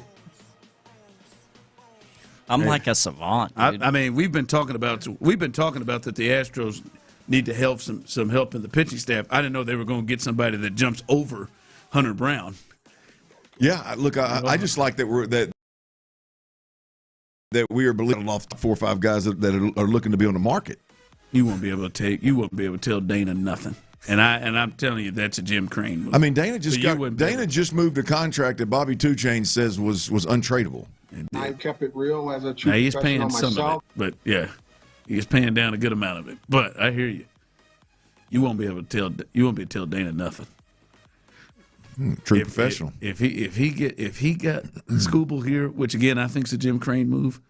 If he got Scooble here, and I feel bad for the way that I think about it because I feel like Jim would be like, here, I got this. Go ahead, man. Work out some of our prospects. I'll handle this one. Maybe get us an outfielder, left-hander. If he were to get Scooble here, we will tell Dana nothing. I mean, a damn thing. That'd be nice. I did not envision Hunter Brown in a playoff series would be the number 2 starter. But again, he won't be because Robbie Ray, Peralta. If he was. As soon as my man said it'll take top 100 prospects, I just thought to myself, well, the Astros don't have any of those. So, see about that. Yeah. how that rolls. Hey, man. I'm trying to think. Don't be the wet blanket, man. We just had one of the best in the game, man. Tell us that the Astros are in the mix for the best in the game. Yeah, maybe he started and early. you just commit. You've been throwing a wet towel on a wet blanket on that damn thing for about 10 minutes. I'm throwing on that one, Scooble. The wet blanket Ron's back, Tyler. Make another appearance. Yeah, that's right. Tyler tried to tell us. He's got to get it out some way. He hadn't been able to dog on me this week for missing on best bets. Yeah. He had a real good start there. I think he went 1 for 3 on Friday to end it in last week. Yeah. Back at it tomorrow. 7 for 8. There it is. Yeah, there it is. That's a tease. T-Mill's best bets returns tomorrow. Full slate. I think you could really just gone off with the Phillies and the Mets tonight. Here are your 5 picks for tonight's Phillies game. God, do they regret that having the Mets out there as they open this sucker up? Yeah, I would. All right, Clint. ESPN as they ran through, and I wonder if how much of this you agree with. 713-572-4610, YouTube and Twitch. You can jump in on this as well. I wonder how much you agree upon this when they go through the things that you need to know about the Houston Texans. They go into it and they say the biggest strength for the Texans, Clint, is the edge rusher. They said it was a toss-up between edge and cornerback, but edge rusher gets the nod, generating 46-plus sacks for the 3rd season in a row. Would you, in your mind, when you look at this team, is that for you the strength, the edge rushers? Yeah, I think it's a strength. I think it all starts up front. I mean, if you can create habit this group does, then I think everybody behind benefits, right? I mean, there's obviously a conversation about when you've got 2 top 11 corners in the league that complement each other the way that Kamari Lassiter and Derek Stingley Jr. do. There's obviously a conversation that has to be had, but I am of the mindset kind of like I love the interior defensive tackle. That's a monster. I think he's the most dangerous weapon on a defense. I think the defensive front sets it, man. If you can pressure the way they can pressure, the ball's got to come out quicker. The quarterback's throwing balls, errant passes because of the chaos around him. He's getting hit, and balls are tipped, and there's just the ability to create chaos around a quarterback. And especially when you're comparing or debating corner versus pass rush, I'll go pass rush 10 out of 10 times. Yeah, Champ Slice comes in. Yeah, I think Will and Hunt are better paired than Sting and Hawk, who I'm assuming he is being Kamari Lassiter. Both are top tier though. I believe that is the answer. The only thing that I would say is just the secondary as a whole might be there's a bigger argument to them being a strength, because now I think the reason why it was without question a strength is because it wasn't just Will and it wasn't just Danielle Hunter. It was Will, Danielle Hunter, and then as they like to rotate, they rotated with Autry many of the most of the times, and then they rotated with Derek Barnett, who, by the way, is still out there. Now it is Dominique Robinson and Dylan Horton. He'll be a Texan. It makes sense, doesn't it, that he's just sitting out there? That's a week before training camp. We'll spend the first half of training camp just in sweats, getting in shape. Yeah, maybe because, I mean, that he's had 12 sacks in 3 years as a reserve. That makes sense. Feels like teams would go after him. I know there's a team in the middle of the country that I think should maybe take a whirl at him. Take a look at it. The boys in red. The boys in red sitting over there. They could take a whirl at him. But now it is Dominique Robinson and Dylan Horton as opposed to, man, just the secondary. I mean, I think they got four guys that I think have a great chance to make the Pro Bowl. Yeah. When you bring in the safeties. And then I think they really like both Reed, Smith, and Tremont. I think they like them back there. I think the answer is that because I think the answer is the edge rushers because they're so dominant. But I think it is closer because the depth is not where it was. And if they add Derek Barnett, like you're saying, then I think that then puts them right there because then they have depth. Yeah, in a way the secondary does. It's a fascinating conversation because you can argue stopping the run, it's more beneficial to have two corners that can allow you to insert that safety into the box, close the middle of the field, that can cover on an island. There's an argument to be made about the corner, but if we're just talking about the way this defense is wired right here, I've got to go with the pressure, man. It starts up front. If you can create that K, and everybody in the back end benefits from it. And they play the run really well, too, also the edge rushers. All right, biggest weakness, they say, about the Texans. The offensive line. This group is perhaps the NFL's shakiest starting five and remains a major concern after finishing last in run block win rate and 30th in pass block win rate last season. Now, they have made a whole host of changes. They will have 3 new starters on this offensive line. They better have 3 new starters on this offensive line. Do you agree, Clint, that is the biggest weakness on the team? I may surprise some people here. I'm on record. I don't think they're going to run their way and grind their way and road grade their way beyond the second round of the playoffs with this new offensive line. But the pass catchers on this football team leave a lot to be desired. Yeah. I'm going to go. I'll say it. The biggest weakness right now, I think, is the pass catchers. Really? You are headlined by Nico Collins, who is injury prone. Everything beyond him, we don't know nothing about them cats. Is Dalton? You including Dalton? Yeah, Schultz I'll include Dalton Schultz in that mix. I mean, I was talking about the wide receiver room, but yeah, we can include pass catchers in general if we want to. We can go the whole route. Dalton Schultz is a possession receiver with great chemistry with the quarterback. Beyond that, he's not a big playmaker. He's not explosive. Consistent chemistry with the quarterback is what you get there. Again, it's nice to have. It's not going to be the reason you win. And beyond that, you got a bunch of dudes that are either unproven or injury prone. And I don't just mean injury prone. I mean a history. Brevin Jordan, a history. Tank Dell. or unknowns with Jalen Noel and Higgins. So you look at Ursery, promising upside. You look at Wyatt Teller, been really, really, really good in this league. If he can just be nearly what he was in his prime, he should be better than any guard they had over there. And I'm not saying that's a whole lot to jump up from. Because Titus is a tackle. He should be. But he's a true guard that's been a road grader in his and that mindset is in him. That should be significantly better on that left side. Ed Ingram was one of the best guards available in free agency this year, and even better if you look at the run game perspective.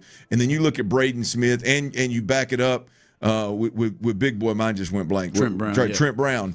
I mean, that offensive line is getting severely disrespected. I don't think they're going to be top half, but I don't think they're going to be 31 of 32 teams. They at least have solid that go across. Yeah. Like I think Braden and Ursery and Teller will at least be solid. The hope is Ed can play to the level that he played last year, which was at least solid. And then we'll see about the center thing. That's better. That's better than what they were doing last year. I worry more about the pass catchers on this team.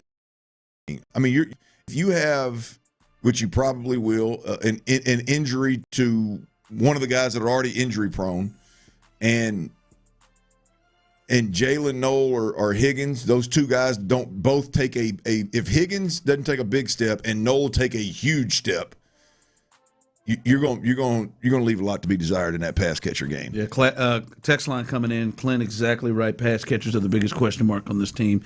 They could be quite good or they could be terrible overall. Well, I'm on record. Jalen Noel, I think, is the biggest X factor on this offense. I really do. And I like him. I like him a lot. But I'm not going to sit up here and tell you that what I've seen in training camp and what we saw in the preseason and what we see in OTAs is like always transitions or translates to the field in big moments. I think he's going to be fine. But the fact that we haven't seen it and the fact that it wasn't a jump off the screen for sure, with Christian Kirk having all the problems he had last year, Jalen Noel not being that dude last year leaves me with a little bit of concern of what kind of workload can he handle, right? Where does he really fit?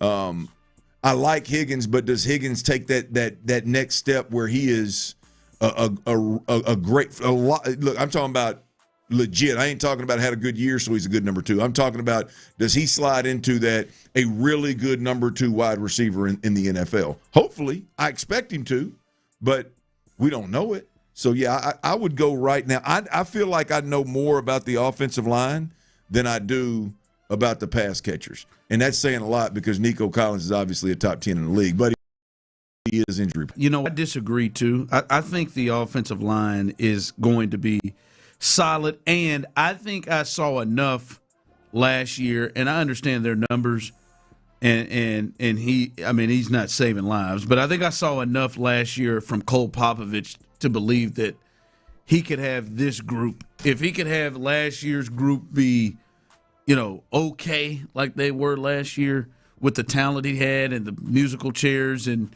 all that, then I feel like he could have this group to be in a pretty decent spot. So for me, I think it isn't the offensive line. For me, it is the offensive coordinator and, to me, the staff, the offensive staff. Like, to me, I think that is the biggest weakness, and I think it affects so much in everything because I have a real concern of when they don't just physically dominate teams or teams do something that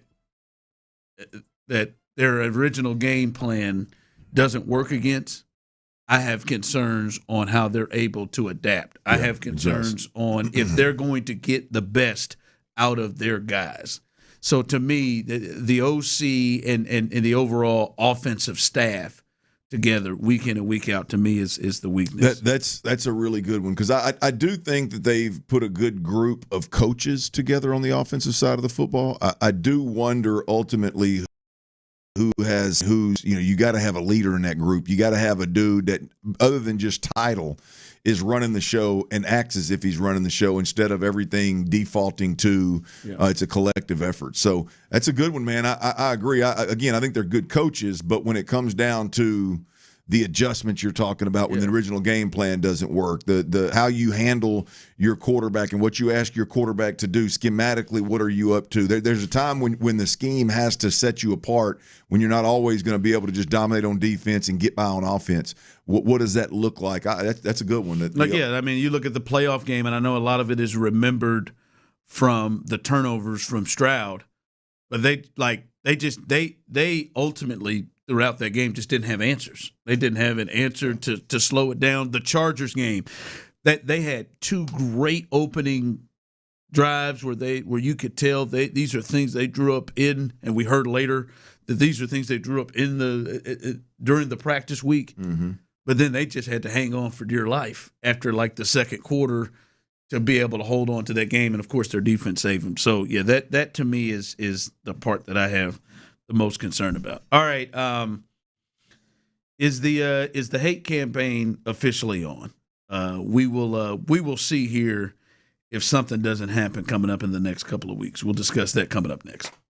But before we get there, let me tell you about DraftKings, and it is live in all 50 states, and obviously that means you, Texas, and we are down.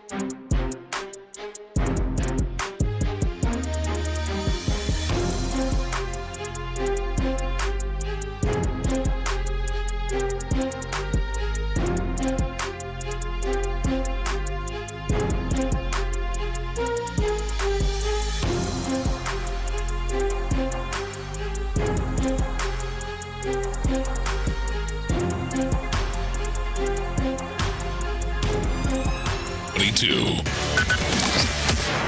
Take a rocket ship to the stars.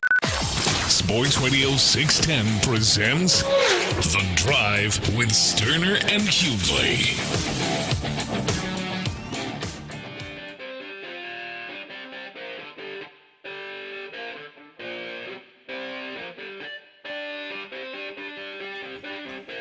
Clint, Tyler, I want you to be honest with me here. Run.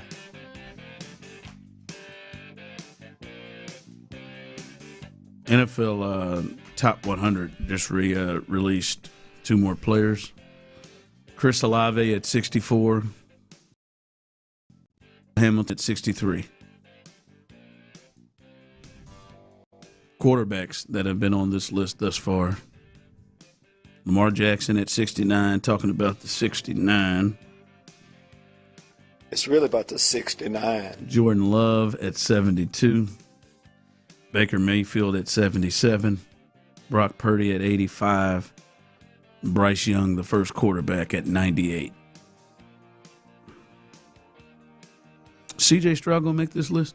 Absolutely not.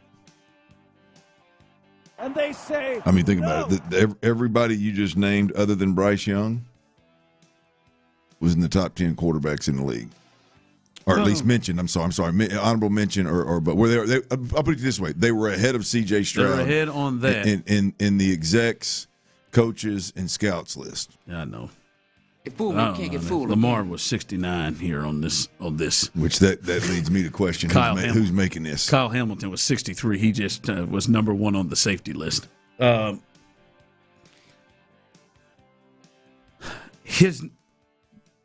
the way, the voting generally takes place and most of the ballots are in by December, or in the month of December, by January. So before the season, before the playoffs. Clint, his numbers are better than half these guys. Is he gonna go from? He was 39 last year. He played less games than Bryce, and his numbers across the board are better than Bryce. What is this? Except for the touchdown. What is this top 100? How do they get there? It's the players. The players voted. Yeah.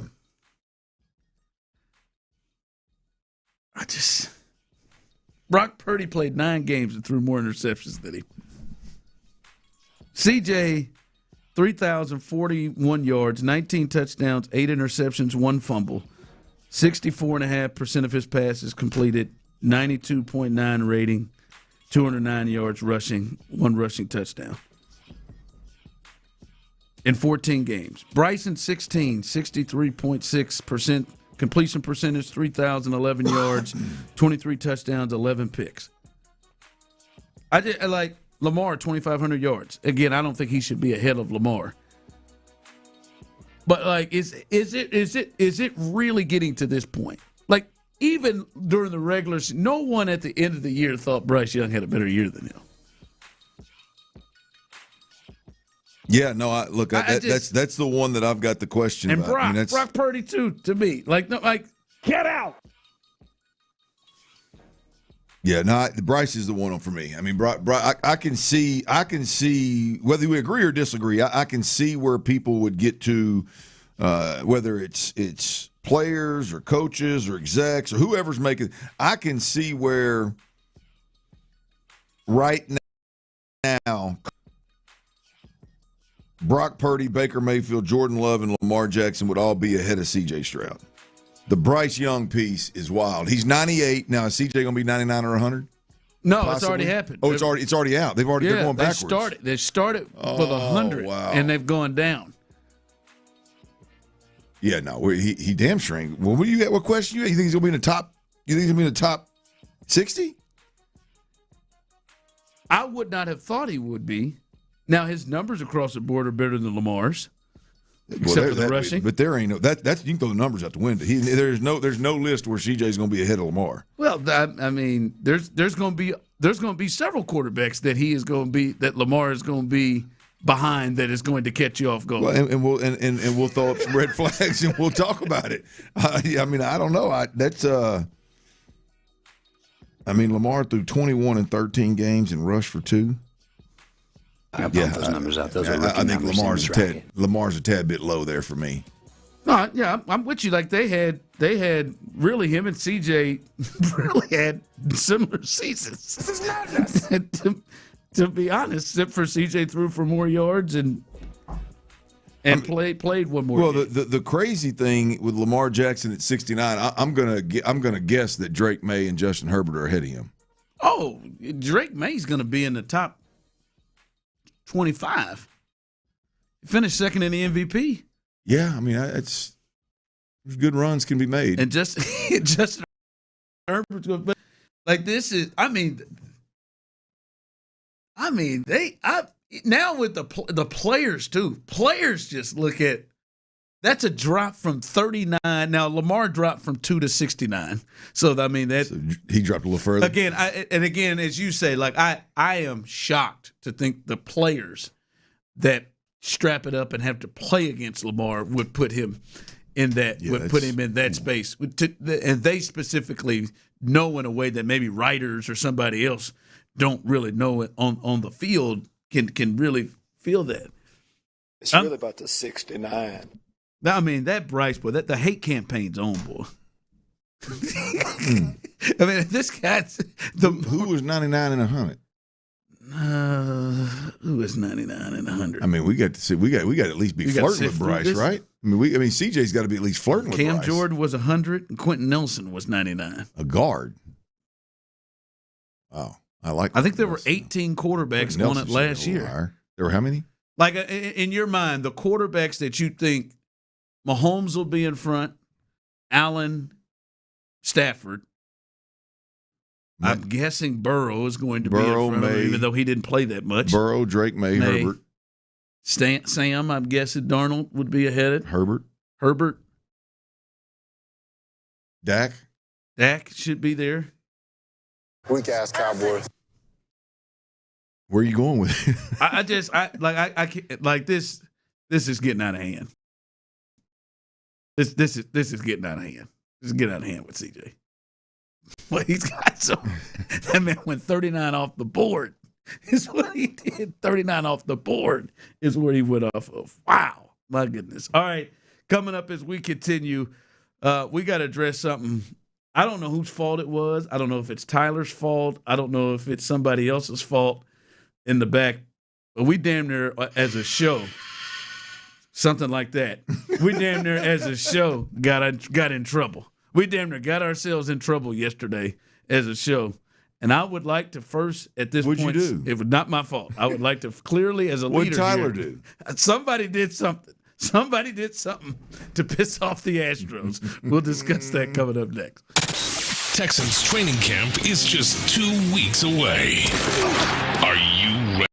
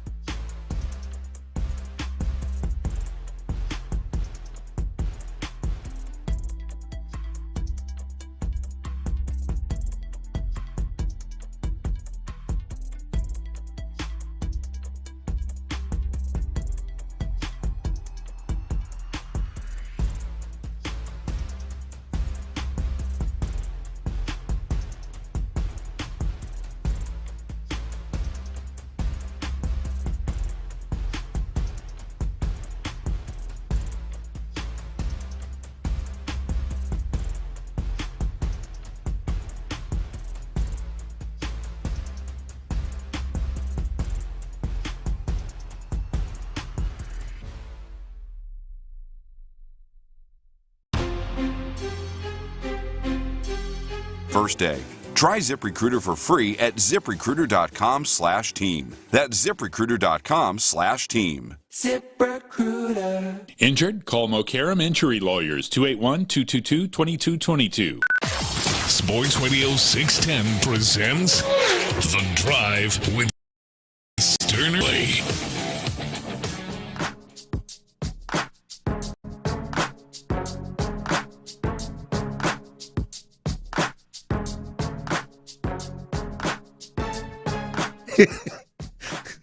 Sorry, Tyler just caught a video of Jerry Rice running down a heckler. Jerry Rice does not play any games no more. No way. That's from last week's. That's from last week's. That I'm deal. sorry, Jerry Rice. Jerry. He teed off and he turned and he walked underneath the ropes and took off running across the other tee boxes after somebody, after a heckler. This is the second time Jerry Rice has done this. This sounded familiar, but I was like, I know that was Jerry from like a couple of years ago. Actually, I went on with these guys. Jerry came after some guys that they were asking him questions about the Chiefs compared to the 49ers, and he went off on these guys. I mean, that can't be real. I think it is. I mean, he runs him down.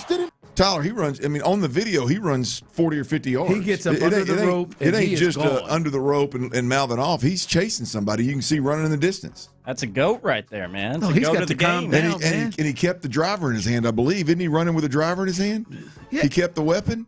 No, I think he let. Let me sure? Again. I think he let that driver go. I think when he went under that gate, under that fence, you're right. He still has it in hand. Some goofball in the hat. No, he does. Yeah, he's got it. He's still got it in his. He's got it in his swing hand too. And Jerry's got to calm down. He went out there among the casing. There's got to be a bigger story to that. He was in Lake Tahoe for that celebrity challenge that last week, I think. Yes, somebody give him a Safeway commercial to do or something. Like he Chick-fil-A step in. They need to give him that. What was the old commercial that? Tough acting to acting. Somebody needs to give him something. He needs something to do. He's out here. Somebody get him a titleist or fast something. acting and acting is a Since real he wants deal to hold the club. I'm telling you, that fast acting and acting. I never used it. You used it. Shoot, I use it on my jock itch and my toes. John Madden on that tough acting. Versatile. Hey, no, I'm thinking of O.J. Simpson. What is that when he's running through the airport? Hurts. There you go. Hurts commercial. That's what Jerry Rice needs running across the golf course trying to get to his flight. I don't know. Well, maybe he shouldn't do that. That Hurts led O.J. to O.J. to killing those people. That's what it did. That helped O.J. pass for that. Pay for that. Allegedly. Helped O.J. pay for that defense he got. Oh my goodness. You remember O.J. was real big in the fantasy football there for a second? No, I do not remember that. You don't? No. He would go on radio shows and talk about fantasy football. The only one I know doing that's Lisa Ann. I remember telling my boss in Kansas City, I can't do it, man. I can't. Even if he wants to come on, I can't have Orenthal on. I can't do that. I can't have him on to talk. Just sit there and just talk about that. I can't do that to the Goldman family. Is OJ alive? Oh, we lost him. We lost Orenthal. Where have you been? I'm telling you, I don't remember it. When did he die?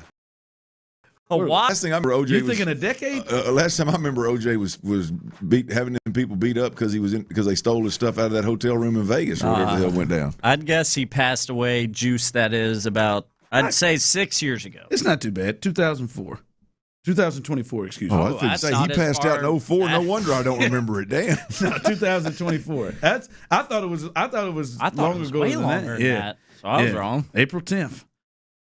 It's 10th. I don't remember it. Yeah. I remember. I thought it was probably. I would have said like 2020. I mean, I don't want to get that deep off into it. I don't remember it. I'm just curious what guy. I'm trying to look it up, but I got to fight through all his criminal charges before I can get to death. His old wiki page has got a bunch of criminal charges on it. His court history. I'm trying to fight through it. I'm still trying to get through it. I'm still. I think it's cancer. Yeah, it was cancer. It is cancer. Cancer got him. Prostate. There you go. Prostate cancer. Yeah, got him out there. All right. So did we get in trouble yesterday, Tyler? I mean, I don't. Well, I got home. My wife didn't mind my Instagram post. You two in there, Ron cleaned it. Y'all didn't get in any trouble. I guess I didn't really get in any trouble either, but I did something yesterday during our show that could have gotten me in trouble, apparently. Well, that surprises I wish nobody. I would have known. I would have really got us in trouble. Why? I wouldn't have got us in trouble, but I would have been like, Dana! Yeah. So apparently, for the knowledge of the drought, happened yesterday. It was about 4:45. Dana Brown, Astros GM, was holding a press conference to talk about the break, Lance McCullers Jr. being traded. And I was in here in my production booth trying to get that presser pulled up so I could have the audio, cut it up, get it out to the 610 family later. There you go. Yeah. So I'm trying to get in this presser, which I've done 1,000 times in this room, but I have not done that since all of our engineering and technological changes. And not on you. And I didn't find out till an hour later. I didn't even know at the moment. But apparently I logged into that Astros press conference for Dana Brown, and I was blaring our Sports Radio 610 radio station live feed into the press conference in the middle of one of Dana Brown's answers. I bet that pissed the flagship off. Oh, I bet they were fuming. Can you imagine him being serious about Lance? It was like loud. That's what Kunkel told me. That's what my guy Kunk said. He said that out of nowhere, the 610 radio stream, the live feed. Well, what did they hear? What were we talking about? Kunkel said out of nowhere it was like God's voice, but it was Clint's. And everybody in this Astros press conference could hear Sports Radio 610 live and Clint and whatever we were talking about. And I just had it up, had no idea, just let it run. I think it's a great advertising tactic. I think you should do it every time. Keep doing it until somebody contacts boss man and says, "Hey, do you mind?" Accidentally keep doing it.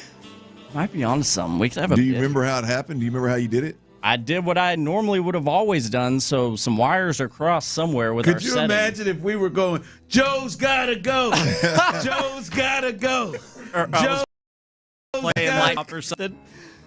Oh God! I mean, if we could you imagine some of the conversations we had? I mean, who in the hell thought Mike Burrows was going to be some? Who in the hell? Just heard another homer hit right now. How many more times are they gonna roll Mike Burrow, Homer Mike out there? Guys, come on, how many times? Did y'all hear? Did you hear Dana talking about Mike Burrow's gonna be back in the pitching again? He's about back. And when they come doing back good. And Clint's just yelling, "Yep." Very small boner. Another load management day. Yep, another one. That'd be great. That'd be great. Who we load managing today, boys? I need from the conch. I need him to let me know how loud it was. Like the he way said in all it, caps, loud. Like it took over. It took over what was happening. I think the way he said it, it's like the moment when that audio hit, it like stopped all traffic at the press conference. Like everyone was like, "What the hell's going on?" I bet those shot callers for the Houston Astros were cussing us. God, dog, man. They'll let you. I need Will to let me know what was being talked about at the time. It could get hairy. It really could, man. We could be talking about. It was like 3 or 4 questions in. I know that. I wouldn't have it any other way. We could be talking about CJ, or we could be talking about the magazines on the drawer of Clint's dad's. Yeah, third drawer in the bathroom, man. Playboy drawer. I'll be damned. That drawer was worn out. Boy, them other ones not so much. Dana, if you are the one over there at Dyken Park, it was an accident. Yeah. Please Dana. don't restrict me from your future press conferences. Don't get Tyler written up again. Tyler, once was Dana, enough. Good point. It was an accident. We'll do it again. Sorry, Dana. God, that would have been. Boy, if you were just. I want to find a video of it. I want to hear. I want to see their faces. I mean, we could have been like there is a good chance we could have been killing Dana, and he's sitting up there. You sons of bitches! Moderator, get him out of here. If I just have to be doing that takeout ad where I said, "Yeah, man."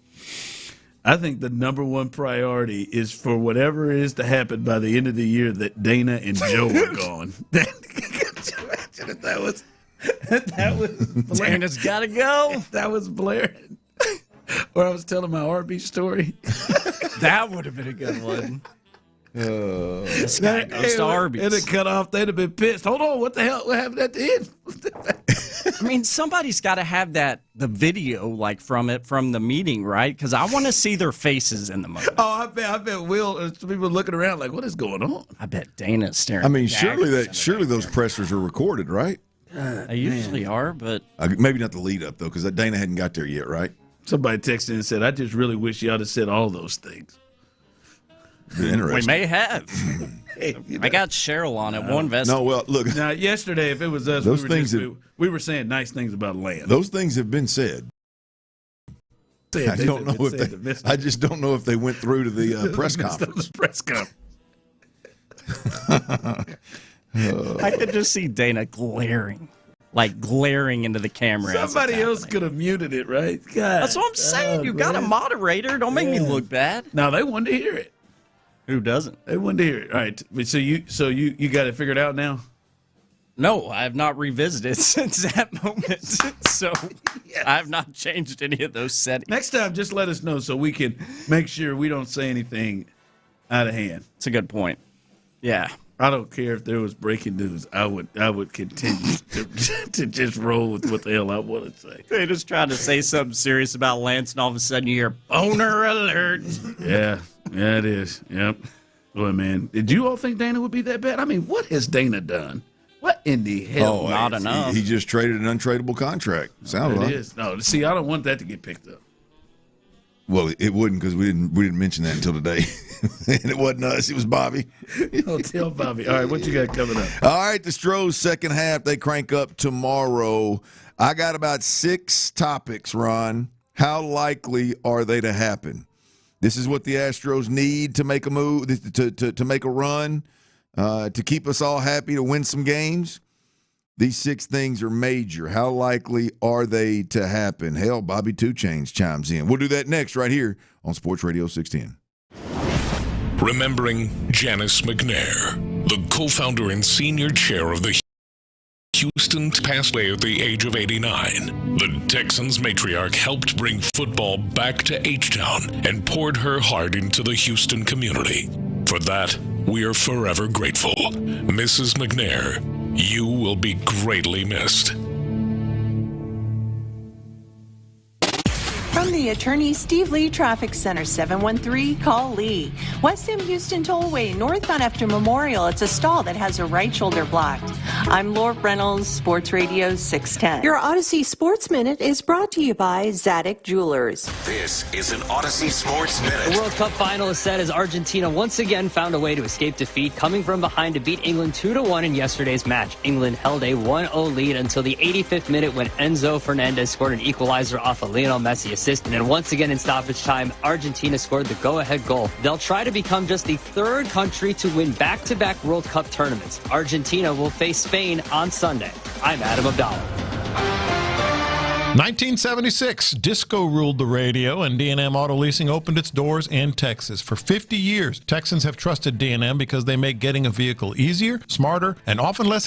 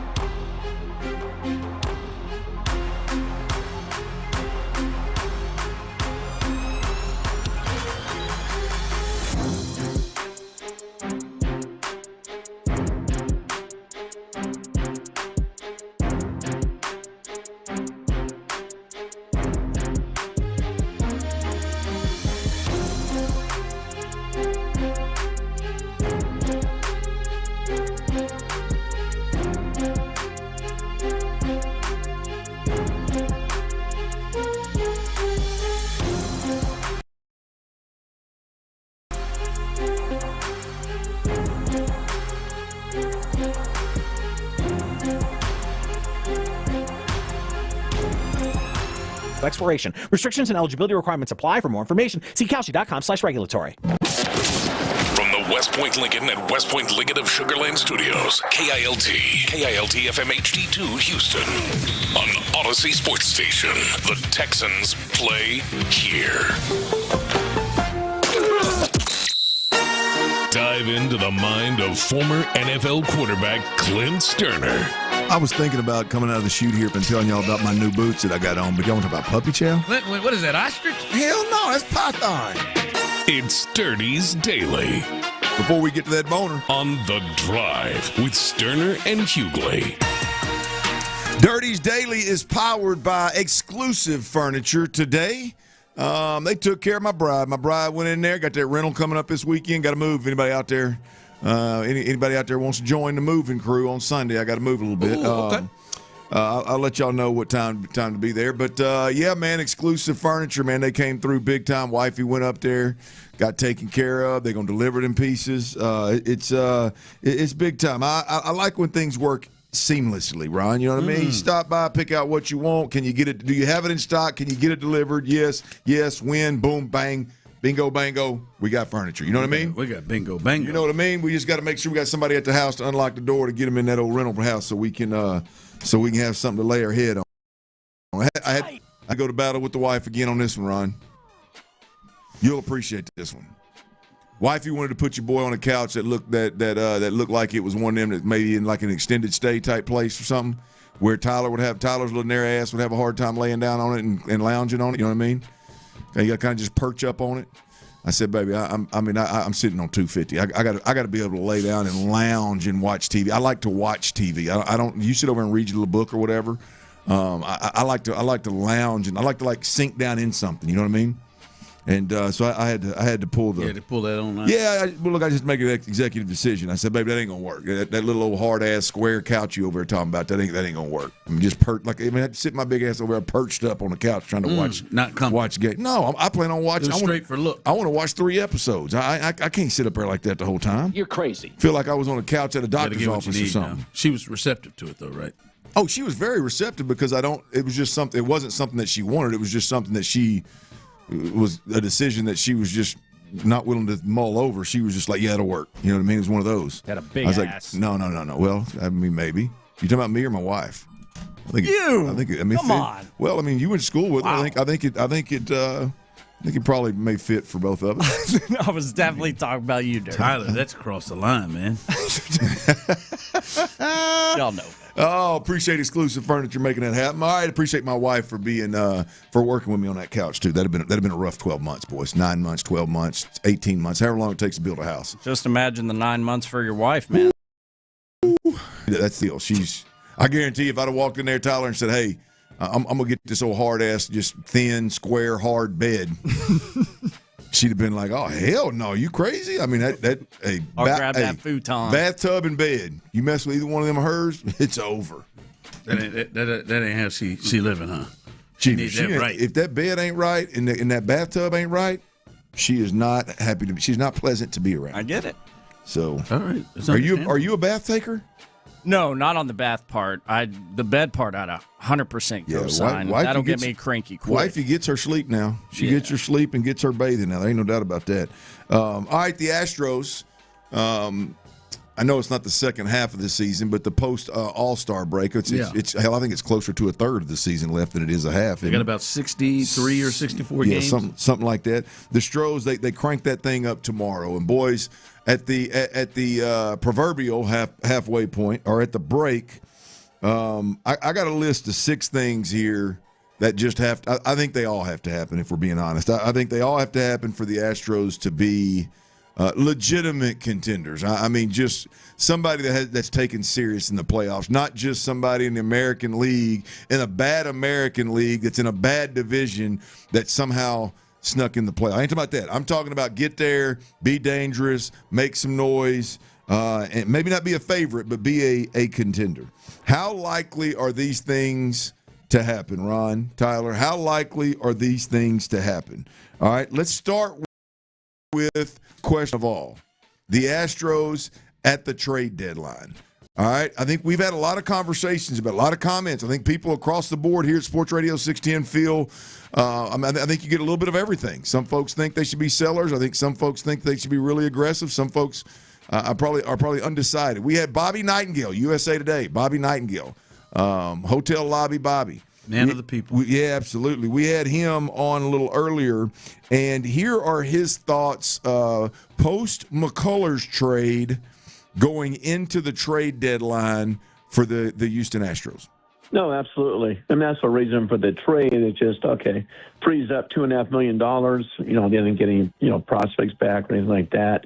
But just for the money, now they can be aggressive. When I asked them, what are you guys looking for? And the answer was pitching, and more pitching. So they need some starters to help bolster that rotation. And, hey, they'll be in the Turk Skubal sweepstakes if he's available. Robbie Ray certainly will be. Sonny Gray, if the Red Sox give up, they'd like to have him.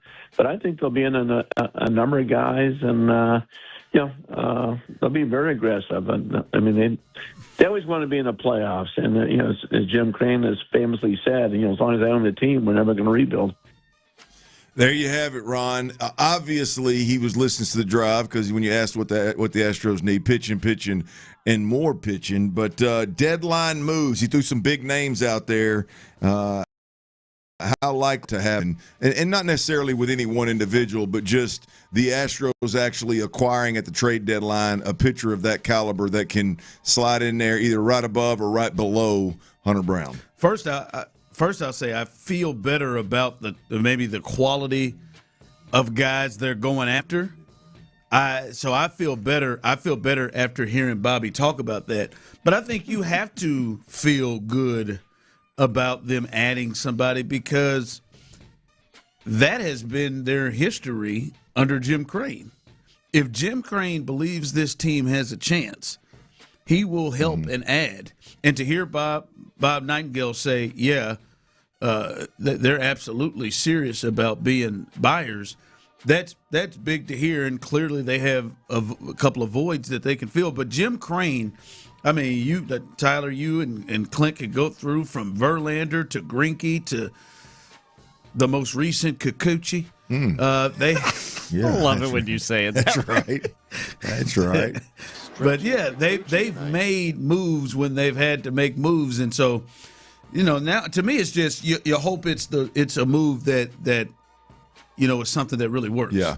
Well, the piece that's kind of the X factor or the unknown is do the Astros have enough to legitimately make one of those moves that it's a difference maker and not just a role guy, right? I mean that's the key. I think the Astros, can you get healthy? I mean, hopefully so.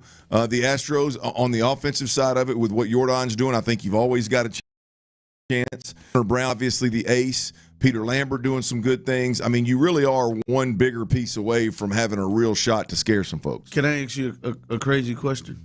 Sure. Would you be willing to give up Paredes for the better arm? Would you be willing to give up Isaac Paredes, one of those big five? Would you be willing to give him up?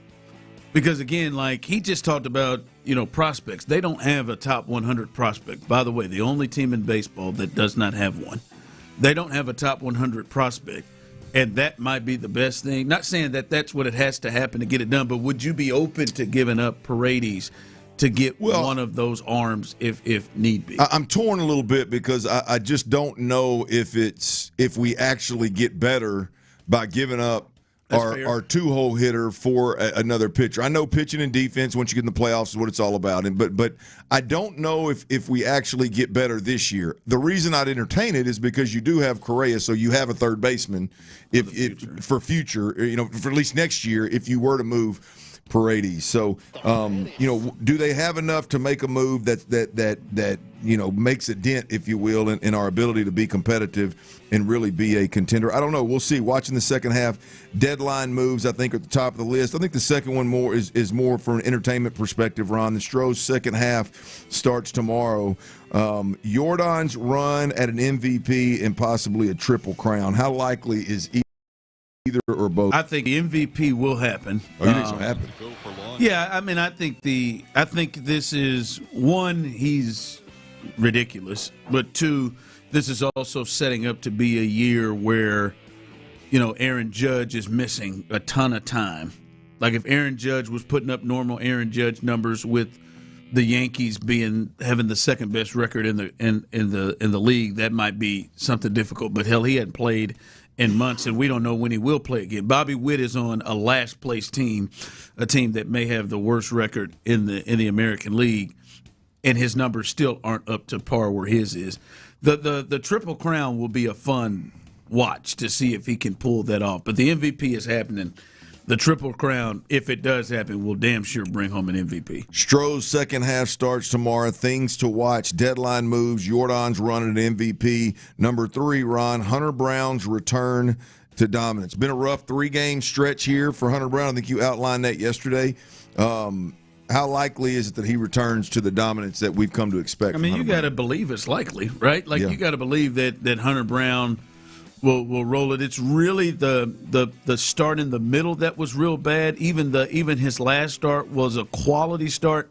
Now the walks are concerning, like him having the same amount of walks that he has strikeouts in the last 3 starts. Not to mention also the same amount of earned runs, 11 across the board, is not what you expect from Hunter Brown. But I mean, I don't know how you can't have confidence that Hunter Brown injury break will get this together. Yeah, I'm with you. I got a ton of confidence. As I've said before, I think this is the one guy that I think that Jim Crane pays big money to keep him here. He hadn't looked like it the last 3 outings, but I think he gets back to his dominance. Number 4, Yainer Diaz bounced back. Again, you outlined this yesterday. Yainer Diaz has been really good. He's been much better, much improved, much more confident at the plate, and even better behind the plate some of late. You think that bounce back is real, or you think it's just flash in the pan? No, I mean, I think it can be real. I'm not going to sit here and tell you I got the same amount of confidence that I had in Hunter Brown, but I think it can be real. This guy's he is literally 2 seasons removed, like this current season he's in and last year, removed from being one of the top 3 hitting catchers in baseball, right? And hitting almost 300, hitting 299 that season. So, yeah, I think it's still in there, and it could be a surprise missing piece if he can return to the consistent hitter that he had been 2 years leading into last year. Yeah, I think I'm with you. I think it got a little buried there at the end of the first half, right there going to the All-Star break, because you drop a couple of series. As we mentioned, you've got bigger stories, whether they're good or bad, and I think Yainer Diaz kind of flew under the radar. I did recognize and notice that he was swinging a bat better, and I think he's more. I'll tell you this. I think he's more of the better player we've seen than the struggling player that we stands in the middle. Exactly, I don't have a clue, but I do think he is more like long term. He's more of the better player that we've seen than the struggling up and down inconsistent player that we've seen. Number 5, how about old Pete Lambert, boys? Peter Lambert has been nails, big, come up huge for the Astros. In the first half. But how about his staying power in particular, Ron? We know the sample size is continuing to grow. The confidence is continuing to grow. As I mentioned yesterday, I think he's given up more than 3 runs 4 times, and I think he's given up more than 2 runs 5 times in 15 starts. I mean, so Peter Lambert appears to be the real deal. Do you think he has staying power for a complete season and even beyond? Well, your hope is. Yeah. That is the hope. Also, the hope is one that he continues to pitch, just continue to be the solid pitcher. Everything that you're saying is great. Can you continue to be a dependable starter that you know is going to go a certain amount of innings and keep you in the game? I think the hope is at some point, whether that be by what we talked about in the first point that you made with deadline moves or by some of these guys that are also on the staff pitching to their to where they can pitch to, the hope is that he doesn't have to be your number 2 guy. Yeah. The hope is that eventually at some point in the second half that Peter Lambert's your 3rd or 4th guy. That to me is what the hope is. And if Peter Lambert is the 3rd or 4th guy, doesn't have as much pressure to continue to do what he has to do right now. Big Pete's one of them athletes, boys, that I go back to the Bo Nix comparison. Like, it just looks hard. You know what I mean? He's labored through a few now. Well, yeah, I mean, just everything. Like, it looks like he's trying harder to throw it harder. Like harder than most MLB pitchers, where it just looks so smooth. It just jumps out of their hand at 92, 94. You know, even when they're spinning it, it's just a flick of the wrist. When he's spinning it looks like like his damn hat should fall off. Like, it's just and I'm going somewhere. That person, I think I typically doubt, like, boy, do they have the staying power? Can they stay healthy? Can they keep this rolling? And when they do, I go from doubt to, like, admiration. You know what I mean? Like, there's no just like, all right, dude's gonna be all right. I go from like, boy, if Bo Nix can play 10 years in the NFL and compete at a championship level, whether he ever wins one or not, doing what he did last year, putting his body on the line and running all over the damn place, and the way Baker plays, like, you go from like, oh, I don't know, man, this is not sustainable, to, damn, this cat is ridiculous. Peter Lambert's one of those for me. Like, it's hard to buy into when he just jumps on the scene like this, because it looks like it's really difficult for him to do. But boy, if he can make it happen, I am going to be an absolute huge fan. And I say make it happen. Look, I'm talking about be a starter in a major league lineup in the 2 through 4 slot right there. Speaking of, last but not things to watch in the Astros second half. Starter 3 through 5 competition or return to competition, all the way from Spencer Arrighetti all the way to Wisniewski and whoever else, Ronel Blanco, whoever else wants to jump in there. Ron, how likely is it? How likely is it that starter, really not 3 through 5, but 3 and 4, MI is obviously going to be in that mix, but 3 and 4 kind of emerge and grab hold of that particular slot in the rotation? That one's harder to feel confident in. It feels like the number one thing with all of those have been inconsistencies or bad. And to me, that's why I think it's so important to at least bring somebody else in that slots over Peter Lambert. So Pete can slide down that. Yeah, so Pete can slide down to it, and the hope is that is it. But, like, right now, you can't. I just don't think you can bank on Imai just picking it up and starting to be somebody that can be dependable. You damn sure can't do it with Homer Mike. And you know, all of them. Kaiway has been up and down at times. Christian Javier, it seems like they don't really want to go in that direction. Maybe he's the one that potentially could get into a, all right, I know what I'm getting type of deal. But that's why I think it's so important they add, because none of those guys that fit in that range, Clint, have shown to be, all right, yeah, we're going to, or even look like they're going to be. Yeah. 713-572-4610. Stroh's second half starts tomorrow, and things that have to occur for the Astros to have a real shot. The deadline moves have to be aggressive. Jordan's run at that MVP Triple Crown has to be real. Hunter Brown's got to return to dominance. Yainer Diaz, that bounce back that we saw a little glimpse of the last couple of weeks, has to be real. Peter Lambert's staying power, hopefully that's a real thing. And then they've got to figure out that starter 3 through 5, whether it's via the trade at the trade deadline, or a guy like Ronel Blanco or Wisniewski or MI turns a corner and is more consistent. How do they find those, really not 3 through 5, maybe just 3 and 4 starter in this rotation? Get into playoffs and make a little noise, boys. All right, coming up, more Astros news, and I've got to think we're going to make an executive decision. I'm going to make an executive decision off of this that involves us. Hold on, so. All right, and maybe the biggest story of the offseason is potentially coming to an end. We'll discuss that coming up next right here live on The Drive. All right, what's not going to come to an end around these parts is in power outages, in random power outages. Really, be honest with you, they're not that random, right?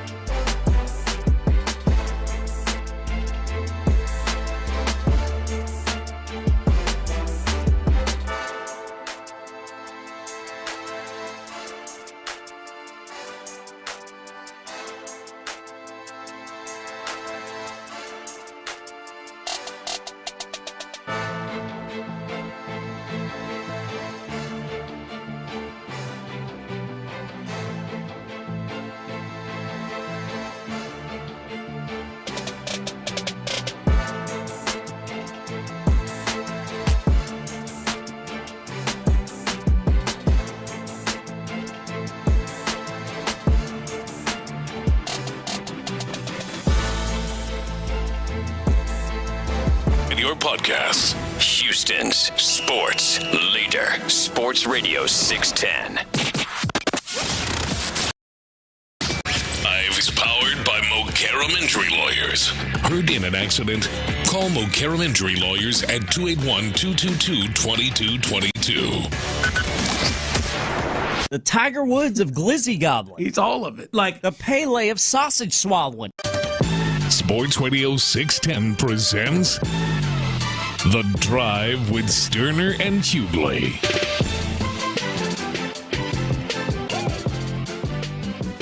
All right, welcome back here live on The Drive. Can't wait to see how fast Clint's going to be moving once he hits this window. Does he have a fob? Yeah, he does. That's a shocker. Let's hope his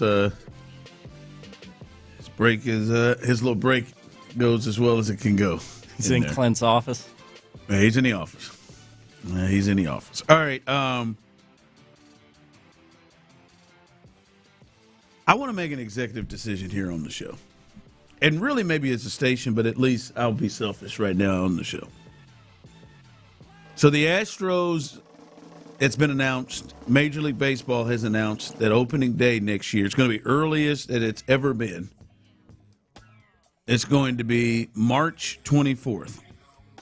And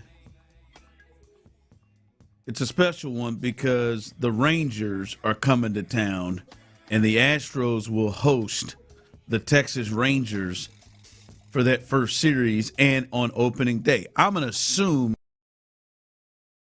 Tyler, probably be a day game of some sort. Yeah. Beautiful March day. Spring break. Now, when I look at this as well, Tyler, on that same day will be the first round of the NCAA tournament. The NCAA tournament will kick off, the real one, not that. And it's bigger than ever this time. I'm sorry, not the first round. I'm sorry, the regionals. The regionals will start. The Sweet 16. Okay. The Sweet 16 will start on the 25th. Opening day competing with NCAA March Madness. Yeah, they're both on Thursday. Yeah. Hold on, let me check this out. I had not picked up on this. I may be dead wrong on Cheryl? this. I may need to take a look at this again. It looked like it was. I was taking your word for it. Let me look. No, it says a Thursday, right? It says Thursday. Yeah, it's opening day is starting. Their first game against the Rangers is Thursday, March 25th. Shout out to Matt Kawahara of the Chronicle. March 25th. I'm sorry, that is a Thursday, March 25th. The Rangers will come into town, and hosting them will be the Astros. And then later on that evening, the Sweet 16 starts. I would just throw out a sports day. I would just throw out that we do some sort of drive, tailgate, something live to do the show on opening day somewhere near the Daikin.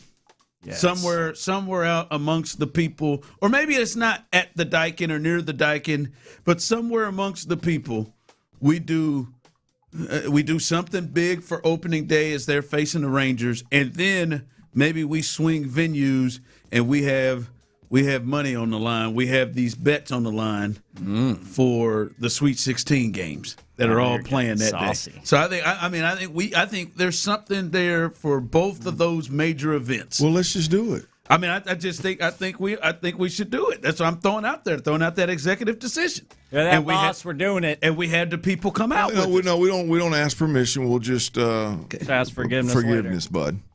I need some help to kind of orchestrate something. Yeah, we'll get it done. Some places, need some team people. I think we. I know a few. I know you do. I know Aaron. He's a little bit of a rebel. He's down. We can work some things behind the scenes. He's down. We'll get it all worked out, and then we'll walk over and say, "Hey, here's what we're going to do, y'all. Y'all get it sold." That's a two-parter right there. We have all the people come out. Okay. Get Clint on the grill. Maybe make some dogs. That is not going to get anybody out there. I'll talk to father-in-law. I'll be the mixologist. Well, we can't do that on the air, but I'm spitballing. Hey, you do it. We're winking. I was going to make an apple tea. I know, but I don't think. What time do the Astros play that day? We don't know yet, but I'm assuming it's a day game, right? It's got to be opening day. I would think so. Day. And then when is Texas at Houston? Well, no, the Rangers are playing the Astros, and then so you don't know who. So that we know the Rangers are playing the Astros on opening day, and then we know that I thought you meant Longhorn Cougs Sweet 16. No, then we know the Sweet 16 will start. I was trying to figure out how you know all this stuff. Okay, you were trying to figure it out. I was trying to figure out how do we know times and who's playing who. We don't know the teams. We just know the dates. You need to speed them synapses up today, Dirk. Well, I got hung up in the crapper. I missed the first few minutes of the seg, baby. We always do our bets. It happens. We always do our bets. Okay, I'm with you. And I feel like we can have some bets, and hopefully those are T-Mill's best bets you're talking about. No, I'm talking about when we do our team bets. Okay, we do for the people. For the people. Oh, okay. I just think we can have a full day with the people. We can have a full day. We can now start I'm picking up what you're putting. A little opening day baseball, and then come out somewhere and bang out some Sweet 16 basketball. I know the three fellas of the drive and our listeners, our P1s out there that listen every day. I know they're down. I mean, they've proven that time and time again. So, I mean, it sounds like we just need to get some ideas here. We need to get the brass over at Odyssey on board, and we can get it done. Text line coming through. Y'all should have a raffle for a listener to do a segment with you guys that day. No, that's pushing it a bit.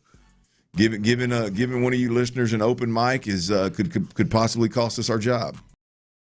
I'm always in the drive. I mean, I would love to, but I think it could possibly cost us our job. Yeah, there you go, Rob. You're right. The drive's opening day lockout party. There you go. Hopefully there isn't a lockout. It's a good call.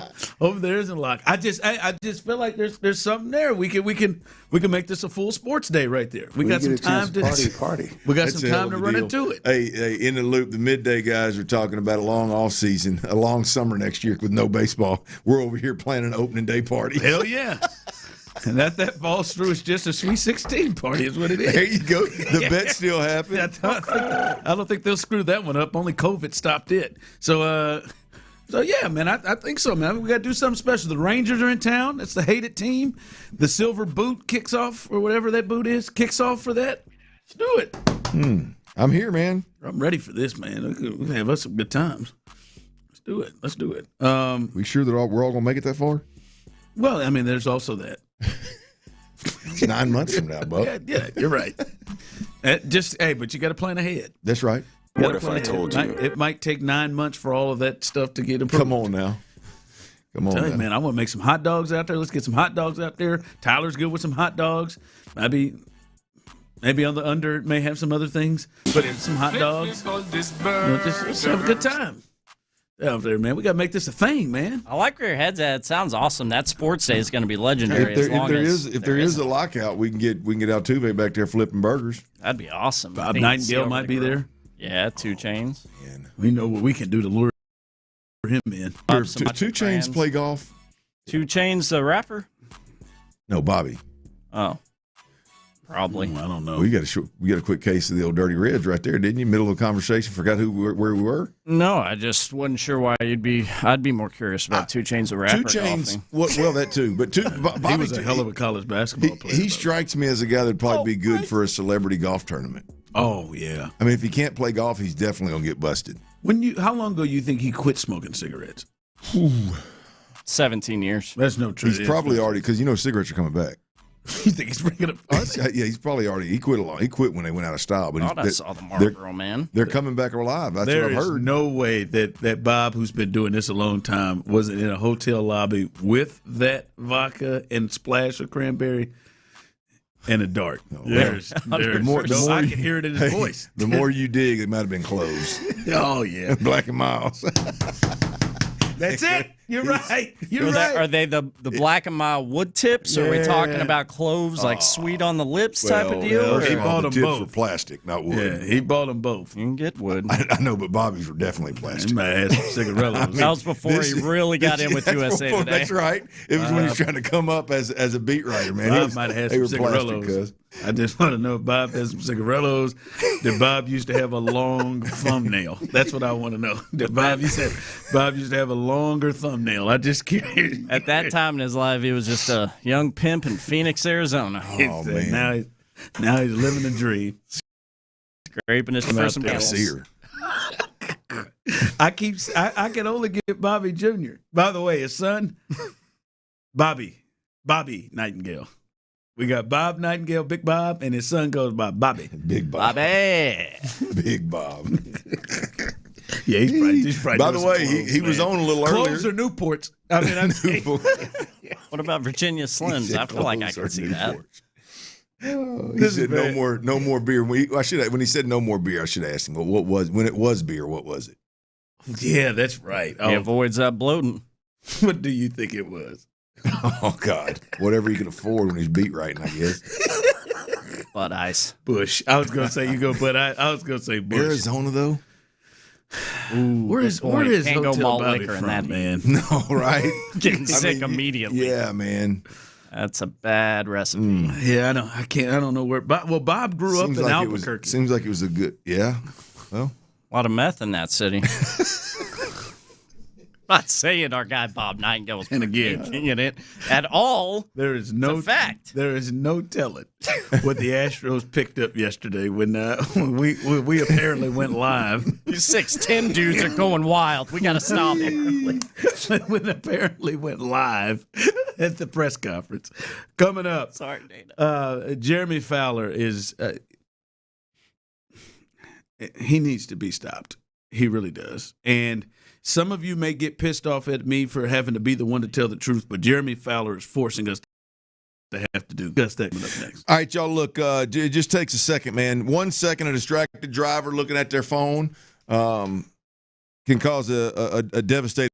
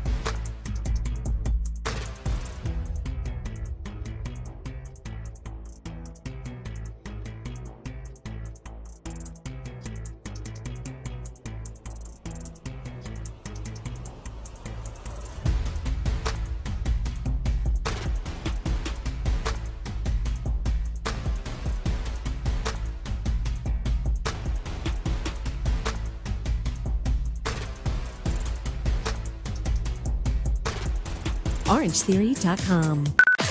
Sports Radio 610 presents The Drive with Stoerner and Hughley.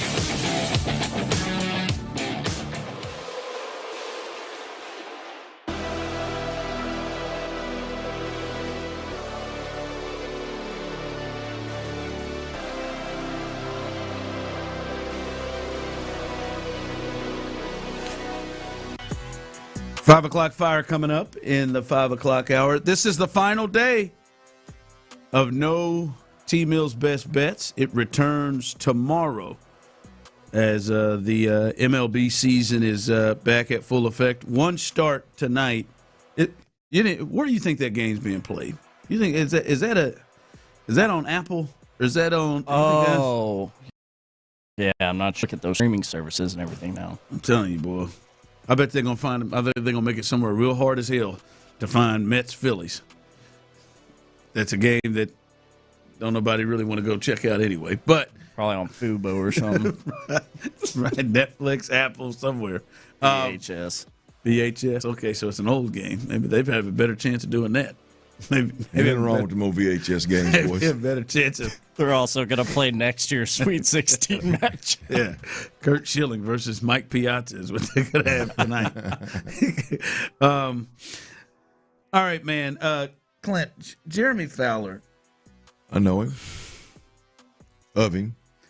He's when it comes to this, just like you just talked about in the break, if you missed that video, clearly the crowd was gassing up Jerry Rice to go run down people. And run down people with the club. Somebody could have the decency of taking the club out of his hands, although he might have worked your ass over too. But I feel like Jeremy Fowler is trying to gas up Texans fans. All right, listen, the Texans are true contenders. They are AFC contenders, and they're a team that, hey, if things break right, they have a chance to have a special season and get to an AFC championship game, which means anything can happen. I think that is a legit thing for them. Let's get it on, baby. But Jeremy Fowler's got to slow down. Right? He said if they're able to run the football, they're going to win a Super Bowl. Let's calm down. All right? Josh Allen would like to have a word with his number one offense and his number one rushing offense. By the way, he's had the number one defense to go along with that before as well, and that still didn't work out. They didn't get out of the divisional round. But let's calm that down. But then this one really chapped my ass when he had this to say. When he had this to say, and the teams that he's trying to compare them to, which is just crazy as all get out, outrageous when you look at what actually the Texans provide. Here is him, Jeremy Fowler of ESPN, talking about C.J. Stroud and then where the Texans can be. Stroud just needs to do just enough. So that's what's crazy about these quarterback rankings is the strength from 10 to 20 is as good as it's ever been since I've been doing this since 2020. Like you can be the 20th best quarterback technically, and you can win a Super Bowl. And Sam Darnold just did, and he's 11. And Jalen Hurts just did, and he's 17. So but people, when they were doing the rankings, they were feeling that like there's good depth now. So he is now, Clint. When I heard that, the Texans have a great defense. Hell, they may have the better if we put all three of the potential defense, the 24 Eagles, last year Seahawks, compared it to this one. The Texans may have the best defense of the three of them. But that is where it ends. The Eagles and the Seahawks had multiple other things, the very least, Clint, right now, question marks for the Texans. And those other things were hugely important to their team. One could say almost more valuable than their great defenses. And the Eagles' defense absolutely flexed this muscle in that Super Bowl and what they did to Mahomes and Andy Reid and the Chiefs. And we watch Seattle be the number one defense, at least all the numbers, number one defense in scoring and total defense. But they wasn't against the Rams in the NFC Championship game. Like, Clint, the teams that they compared that to, and then to just automatically just conveniently leave out what those other teams had besides their defense to compare them to is just insane to me. Well, yeah, look, this would be a great segment for you and Jeremy Fowler or me and Jeremy Fowler, because we obviously have two different beliefs and understandings of what happened when those two teams won Super Bowls and what the quarterback had around him relative to the Texans. I got a problem with where he started it. This is the Sean Bijani frustration. I don't know how he pigeonholed me into this group, but the whole what do you say? CJ doesn't have to be great. CJ just Stroud. He just has to do enough. Stroud just needs to do enough. Like, look, I know there's a lot of people out there that believe that the Texans are good enough to run the football effectively and not turn it over. They're good enough on the defensive side of the football to win a Super Bowl. I don't think they are. I think one thing that you mean to win that way, to win that way, yeah. I've said it a million times. This of Texans, they are not going to run the football, not turn the football over, and play great defense to a Super Bowl. That's not going to work. I mean, I know it's worked a time or two in the history of the game in the NFL. It's not going to work in 2026. Even with an AFC that appears to be somewhat up for grabs with Lamar Jackson as the 69th best player in football. I mean, it's still. I don't believe it's going to work. So clearly, nationally, folks think that CJ just needs to be an average quarterback and not blow up in the playoffs, and the Texans win a Super Bowl. I just don't think that's going to happen. So number one, with Jeremy Fowler, I disagree wholeheartedly with the thought that and that's not what either one of those teams did. Just defense themselves to a championship. Right. One guy was seeing ghosts 5 years ago and can't get away from that because his years in Minnesota as well as his year in Seattle was really, really good. I mean, Sam Darnold, if you watched him play or statistically, was really, really good. Was a big difference maker. Like what he and the offensive coordinator, by the way, at both of those places, really, really good. Jalen Hurts is always going to be disrespected from whether it's on the field or people minimizing the level of alpha that he actually is and how it controls the temperature in the room of an entire team, not just an offense. So but please don't run over what you just ran over. The offensive coordinator. Those are major differences right now. Yeah, major. Clint Kubiak with Seattle last year and Kellen Moore. They are both head coaches. Yeah, and here's the deal. You talk about two guys that not only the finished product of winning a Super Bowl really good was tremendous, obviously, but if you look at how they did it, Clint Kubiak went and took Jackson Smith and Jigba, who nobody had getting a market-setting deal, nobody had as a top 10 receiver in football, and he took him there. And they literally rode Jackson Smith and Jigba to a on the offensive side of the ball to a damn Super Bowl. Him and Kenneth Walker. Yeah, no doubt. Kenneth Walker was it, but this wasn't a run the ball to pass it. This was a balanced attack, and the balanced part of it was Smith and Jigba. You know what I mean? Like I don't even know what the stats would say, but if you watched enough Seattle Seahawks ball offensively, it wasn't one dictating the other. This was a good. I mean, this was a back and forth. And halfway through the season, you knew that's exactly where they were trying to go. And teams tried to. We watched the Texans try to. Yeah. And they still got him. Still got him the ball. And then you look at what Kellen Moore was able to do after what he did in Dallas with just a vertical attack, throwing the ball all over the park. Dak Prescott, 5,000 yards, yada, yada, all this kind of stuff. And you go to what they did in Philly to win a Super Bowl. You talk about playing, not only being good as an offensive mind, but literally wrapping your offense around your quarterback skill set and your players on the offensive side of the ball, their skill set. So, and we hadn't even talked about the offensive line. The quality of the offensive line in Seattle and Philly, I mean, it pales in comparison to what Houston's had to deal with recently. Yeah. Last year, we've been talking about the NFL Top 100. We'll see who the number one player is this year. Last year's number one player was Saquon Barkley. Mm-hmm. Right. He was the number one player. Well, and this year, Smith and Jigba was going to be up there. He ain't going to be number one, but he'll be up there. Top 10. I would think so. I'm certain. You just can't. As I said, the Texans might have the better defense of all of them. And they were great defenses. But, I mean, we're talking about, at least right now, what feels like the Grand Canyon. And you talk about Kellen Moore, Clint Kubiak versus Nick Caley. Hold on, show. We're talking about the Grand Canyon. When you talk, I know some of you don't want to hear it. When you talk about 2024 Saquon Barkley and last year's Super Bowl MVP Saquon. $15 million a year running back Kenneth Walker to David Montgomery. We're talking about a major difference with those guys. Nice. The offensive line, Clint, it's not even close. You can't just sit there and say, hell, man, you can have the 20th best quarterback in the league to get there. Yeah, you can, but you better have more than one top 10 player at his position around him. Yeah, no. If the Texans get to those places, C.J. Stroud will not be the 20th best quarterback in the league. He won't be the 17th best quarterback in the league. Hell, he won't be the 11th. So what number will he? I mean, top 10 is where he was going. I know. Yeah, there's only other. I'm just being an ass. Maybe 9. So Jeremy's. Yep. Jeremy, you know football.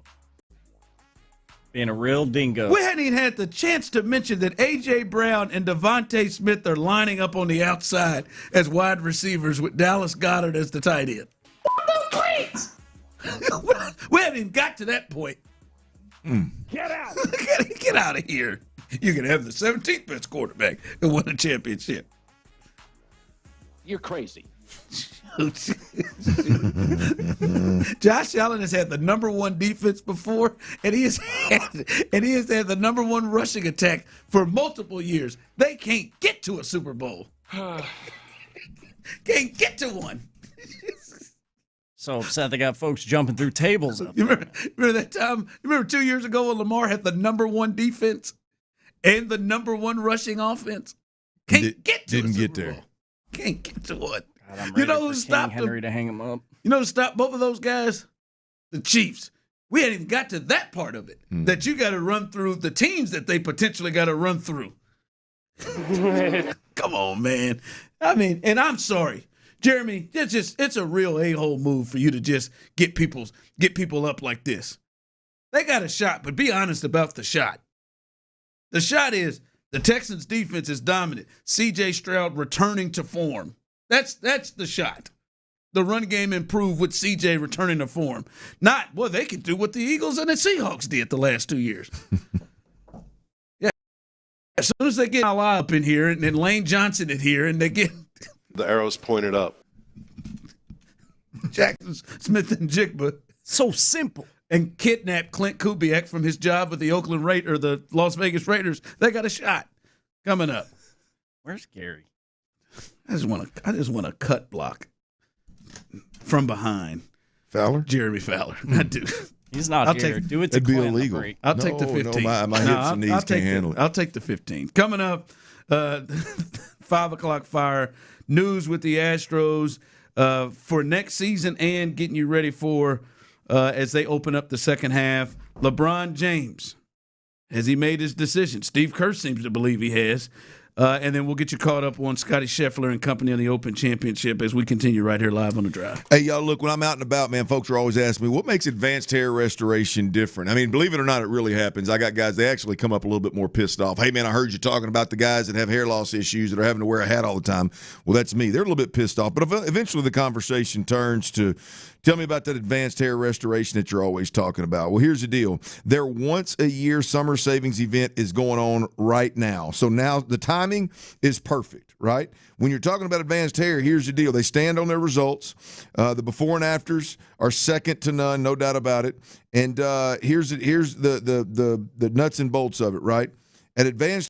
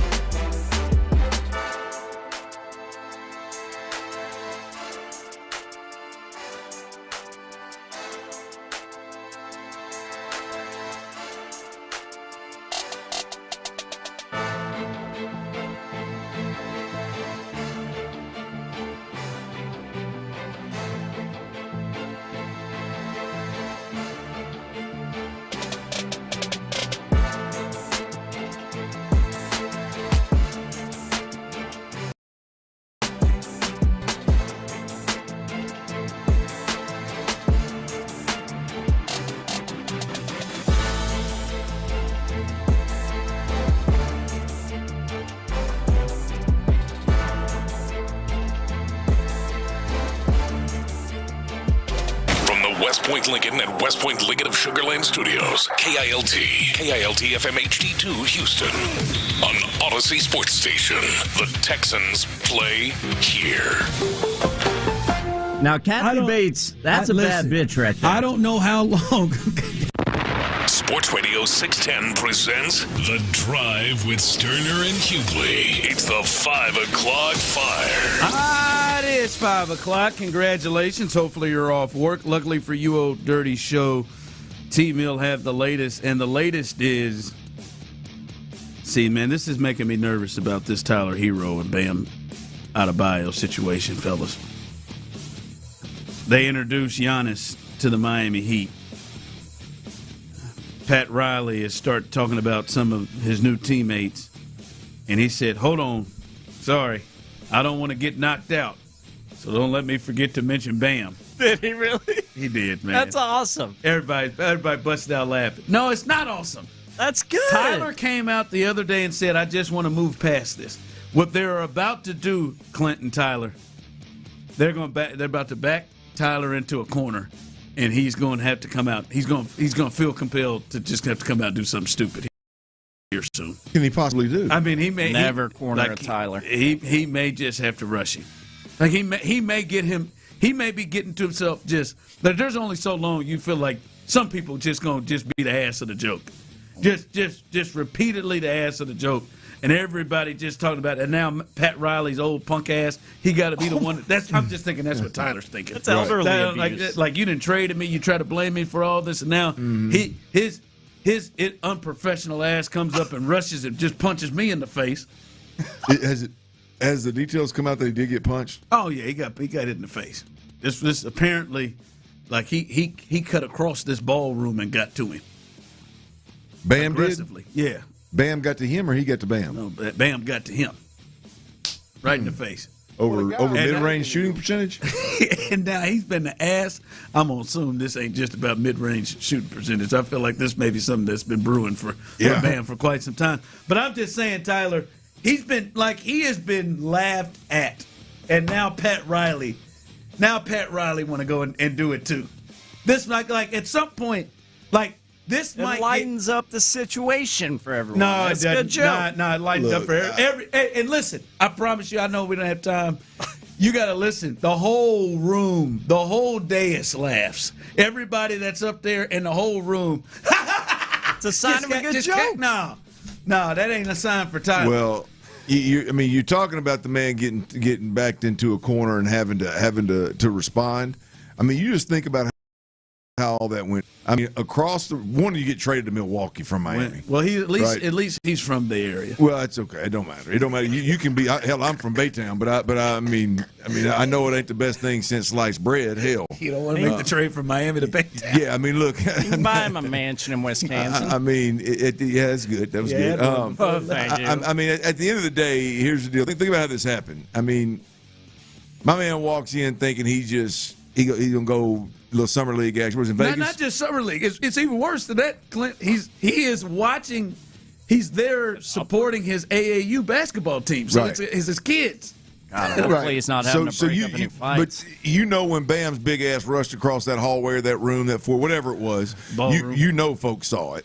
Everyone saw it. Everybody's reporting on Tyler getting his ass lit up. One, he's got to go back to Milwaukee. Two, everybody saw it. Three, now everybody that's back in Miami while his ass is in Milwaukee bored, everybody in Miami's having a good time kiki-and ha-ha-ing about what the hell happened. It's not just everybody around the league is. Well, I know, but it's the ones in Miami where he knows it's just such a great place to play basketball, and boy, even Giannis got tired of Milwaukee and he won a damn title there.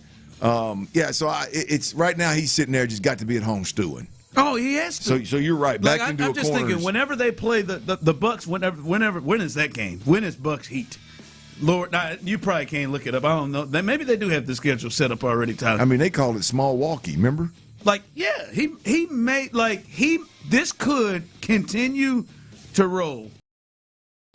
Because I want to move past it. I'm ready to come home and not prove everyone wrong, but just be able to represent the city and the state because I want to do so. I'm coming home. That's what he said.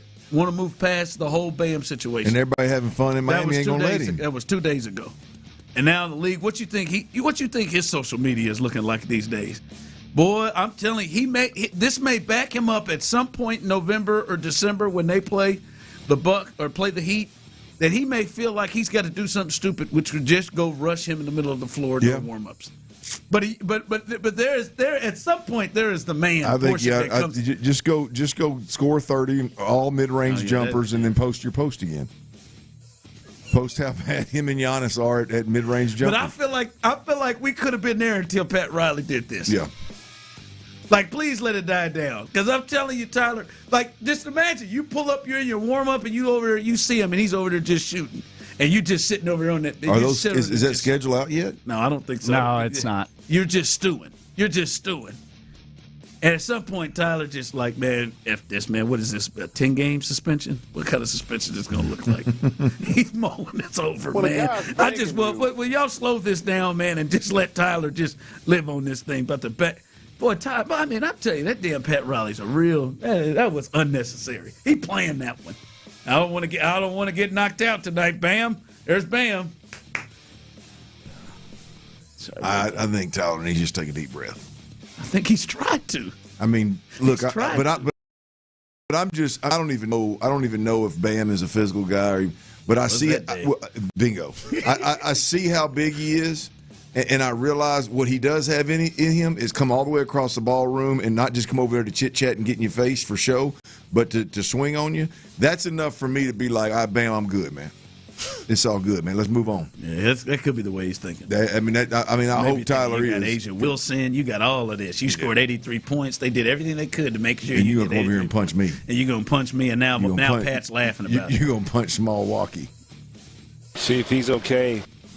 I bet he's hoping Pat has a fall. Yeah, all right. He's doing what's right. Move on. Hey, just move on, Tyler. We have a liftoff. 5 o'clock fire. He might trip Pat.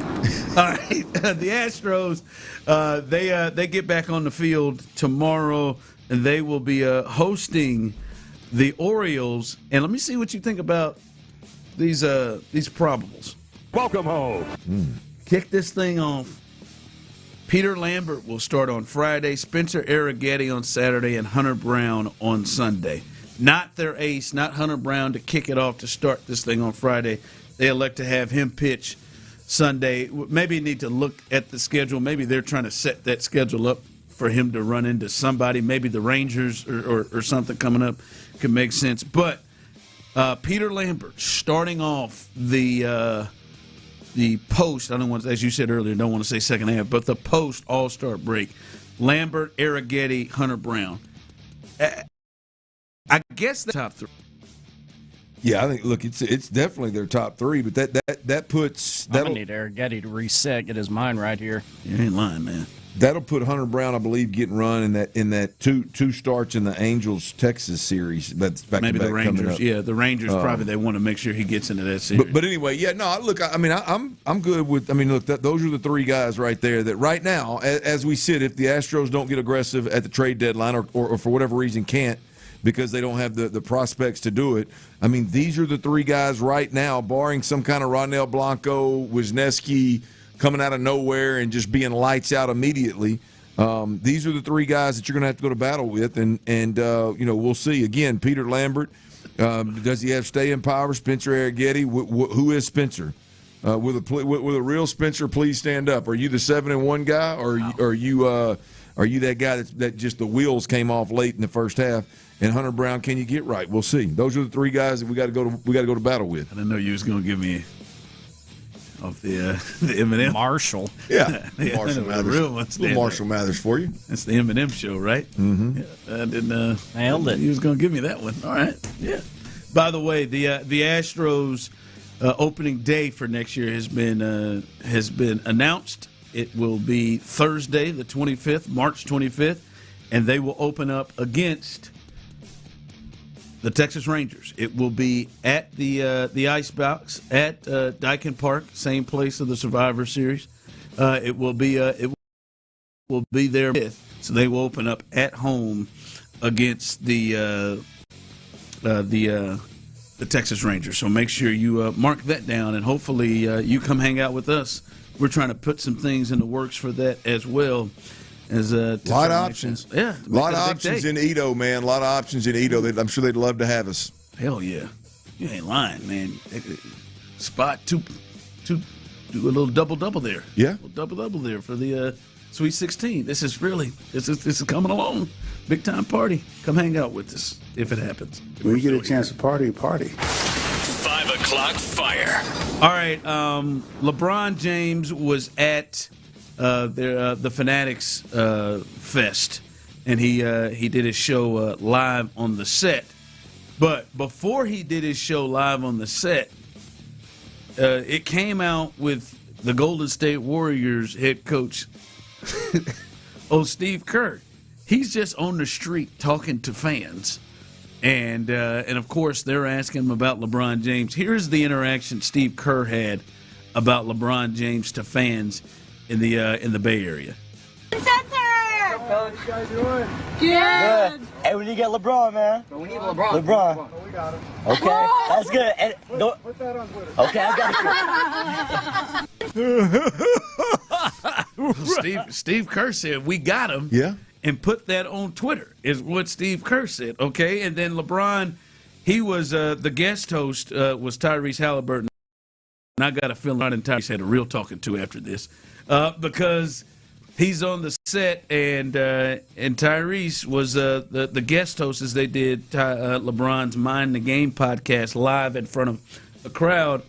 He said at the early stages of it, is there a decision that still needs to be made, Halliburton asked, just minutes into the program in front of the crowd, about 5,000 people. James didn't bite. He said, we literally talked about this in the back, Reese, James said, reiterating and revealing his next team would not be on today's agenda. Had to ask. I guess. I mean, he's not a good journalist if he doesn't ask. Yeah. Good host if he doesn't ask. Unless we agreed upon it in the back. Yeah, got to ask. I mean, hey, Brian, just answer how you want, but I got to ask. He did say he's not going to reveal his next team, but he said it will be fun. When I hear it will be fun, and then you hear, Steve Kerr, that was, yeah. Was he? Was he just being silly or not? The odds still have the Cavs as the team with the best odds to land him, but Steve Kerr said pretty confidently. Anna, you heard it in there and said, "Put that on Twitter," is what Steve said. In your mind, is Golden State is that the place you would most want to see him go? Yeah, I think for me it is. I like Steph Curry. Sorry, T. I like Steph Curry. I respect and admire the way that the team, Steve Kerr's scheme, and kind of how they all buy in. I'm a fan of the old heads that can still play, giving it another go round. So I think that is obviously that on steroids. Yeah. With those guys. So yeah, I really don't like the AD ad if that were something. But that's I'm not a big AD guy. But yeah, LeBron and Steph together would be I think would be a fun watch. Yeah, I do think he will have the most fun there until everybody starts getting hurt. But I think he'll have the most fun there, and they do expect Jimmy somehow, Tom Ball's own Jimmy Butler to be back in February. I believe is what I read, that Jimmy frickin' Butler could potentially be back in February. Yeah, I think it will be the most fun until Draymond starts getting on your nerves. Mm-hmm. But I don't think it's the best chance for them to win, for him to win and compete for a title. I think Cleveland and Philly probably present the best chances for him to actually win a title. Like, those are teams where you could add him and you can sense and see, all right, they got a chance to probably roll and a legit chance to roll. I don't know if those guys can get to the finish line. Like, when I say the finish line, I don't even know if they can get to the end of the regular season. I think you go over there. A lot of load management. LeBron might be the most healthiest of them.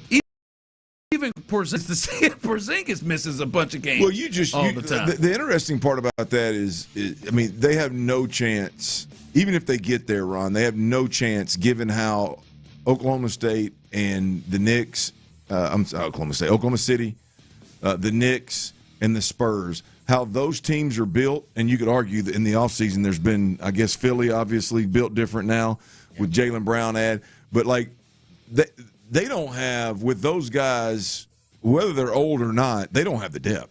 Like they've got the supporting cast. They got to need 3 or 4 guys that surely can eat up a ton of minutes in the regular season, but can also, when playoffs come, can play at the level that supporting cast does on those teams I just mentioned. Yeah, consistently, man. And you may have to play, 2 rounds to get to to OKC or the Spurs. And you'd probably have to go through one or the other. Well, who are we kidding? He just beat the Rockets with yeah, I know. I mean, with a supporting cast that would leave relative to who would be in Golden State. Yeah, and Luka and Austin couldn't get there. Right. But Steph and Jimmy and Porzingis could get there. Porzingis just gets sick all the time. It's going to be fun if they do. I forgot he was even there. Yeah, it's going to be fun if they do, though. Yeah, we'll see. By the way, Open Championship, Scotty Scheffler, 3 off the lead right now. 3 off the lead. Is he finding fairways? Yeah. What time is it over there? I read that he was hitting the ball well, but not hitting the ball well. That's what that is. Sounds like my golf game. Means. But he's three off the lead right now. Now, I'll be honest, that one's going to be a tough one for me to get into, the Open Championship, the old Open Championship. All right, coming up, some you need to know about the Texans. They say the X factor for the Texans this year is the running game. You agree with that? We'll discuss that and more coming up next, right here live on The Drive. I tell you right now, the X factor for that joint pain that you're dealing with is absolutely QC Kinetics, right? This is real talk here. Look, if you're out there and you're struggling with chronic joint pain, or maybe it's not you. Maybe it's somebody that you know well, somebody that you love, somebody in your family, and you've watched them become, the person that slowly stops doing things, stops coming around, doesn't spend time with the people that they love the most, right? I mean, you know who I'm talking about, whether it's you or it's one of your loved ones going through this. We all feel it, right? And you really feel it this time of year because it's July, right? A lot of folks outside moving, playing, living, and whoever that is with that chronic joint pain is just sitting it out, right? I mean, the reality of it is QC Kinetics can get you back to living your best life, right? People who were stuck in that cycle of pain, your hips, your knees, shoulders, back, they're finally stepping out of it. They're doing it with the regenerative treatments that are done right there in the office, no surgery, no long recovery.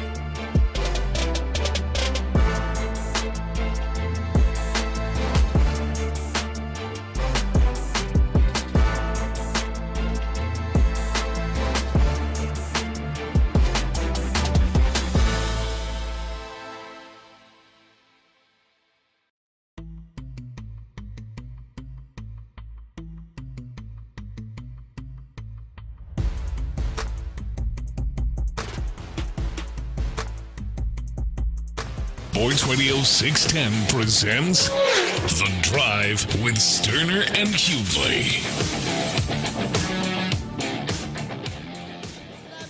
Besándome otra vez, suavemente, bésame, que quiero sentir tus labios, besándome otra vez, suave, bésame, bésame, suave, bésame. T-Mill's Best Bets will return tomorrow as Mañana.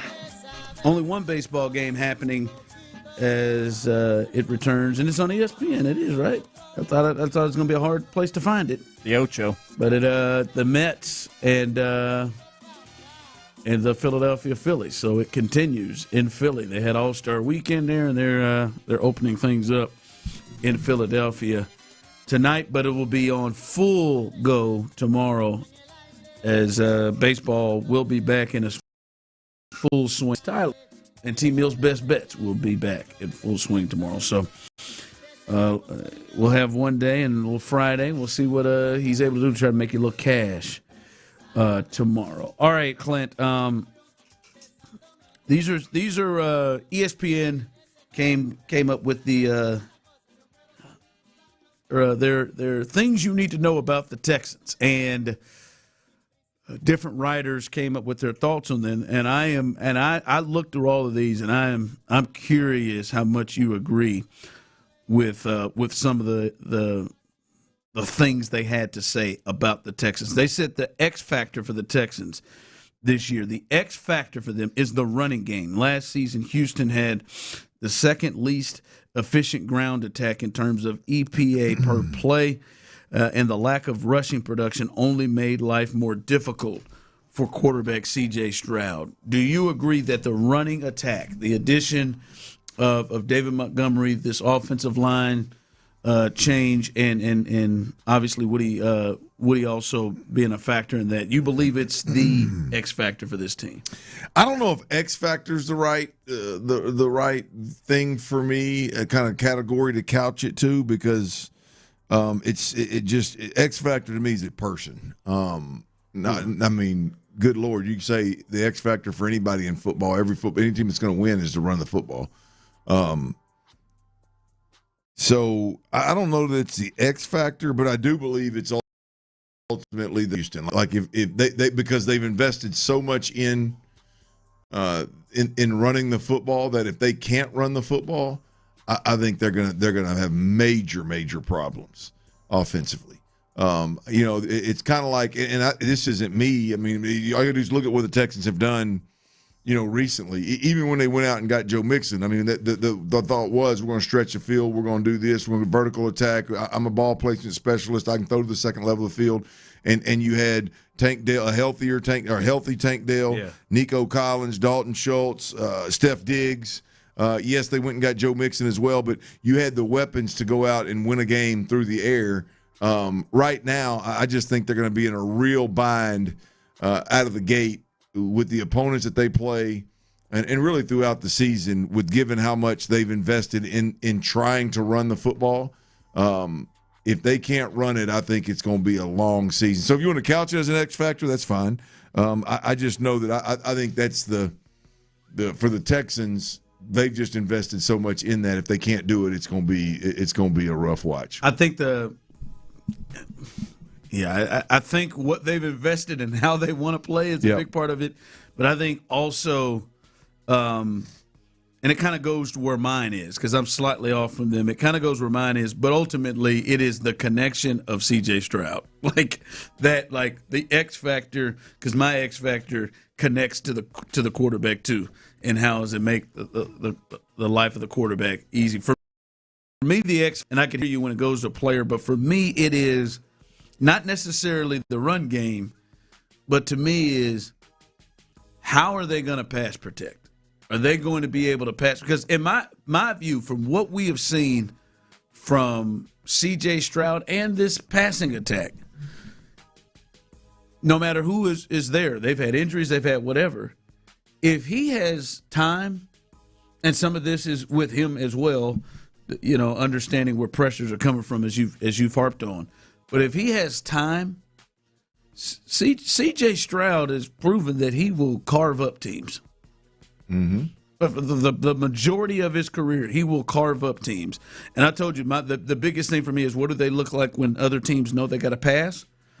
And just overall, with the passing game, what are they going to look like? Because that may not be as much their strength. Because I truly believe that CJ will eat teams alive. And obviously, most quarterbacks will. But we've seen CJ, when he's had time, he can be devastating to teams. So to me, it is – pass protection is to me a big X factor for this group. I agree. I mean, look, it is an X factor, no doubt about it. At the end of the day, again, I'm on record. I don't think they're going to play defense and run the ball to getting out of the divisional round. I just don't think it's going to happen.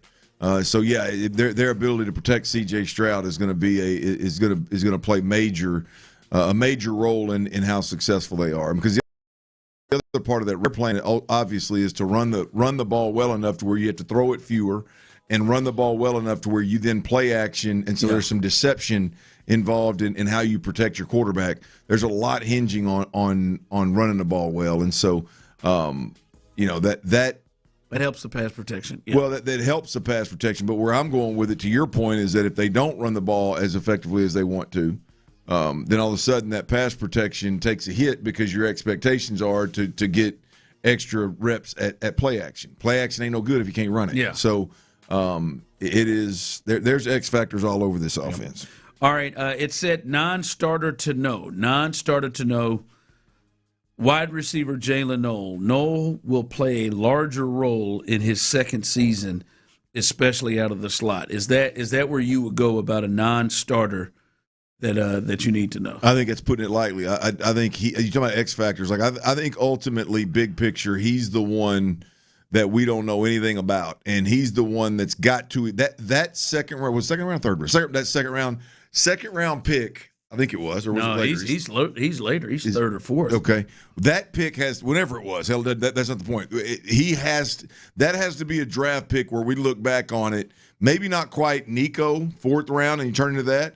But definitely one where you go, boy, Nick Caserio hit on that sucker big time.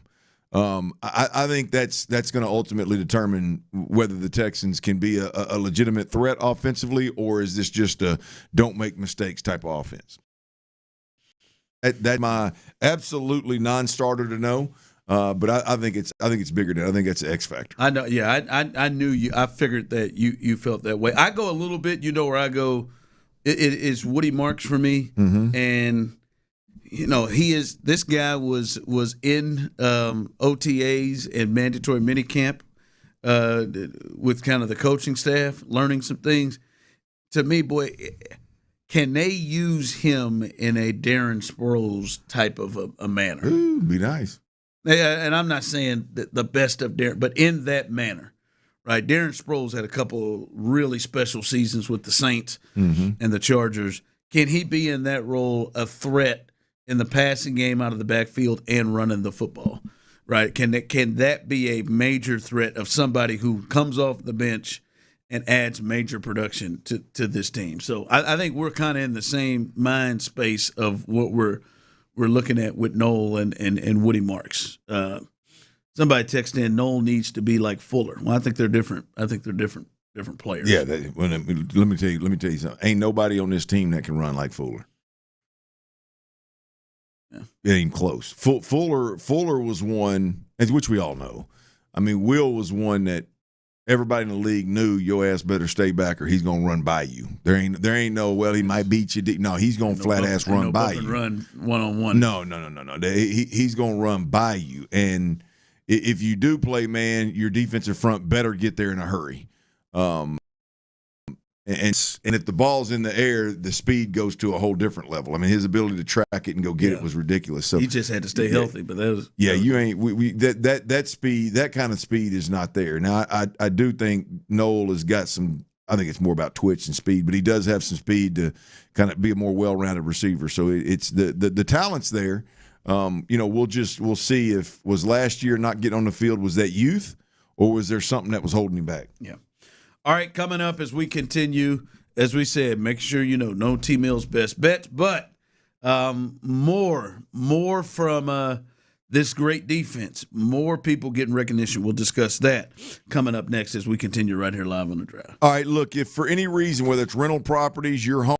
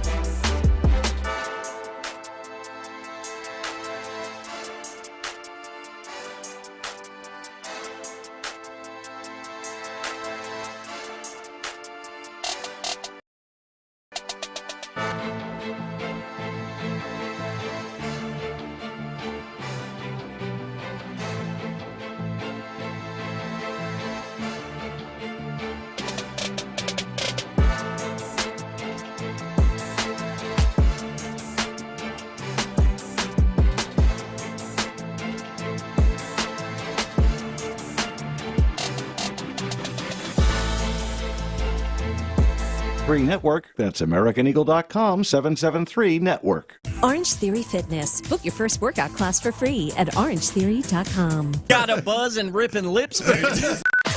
Sports Radio 610 presents The Drive with Stoerner and Hughley.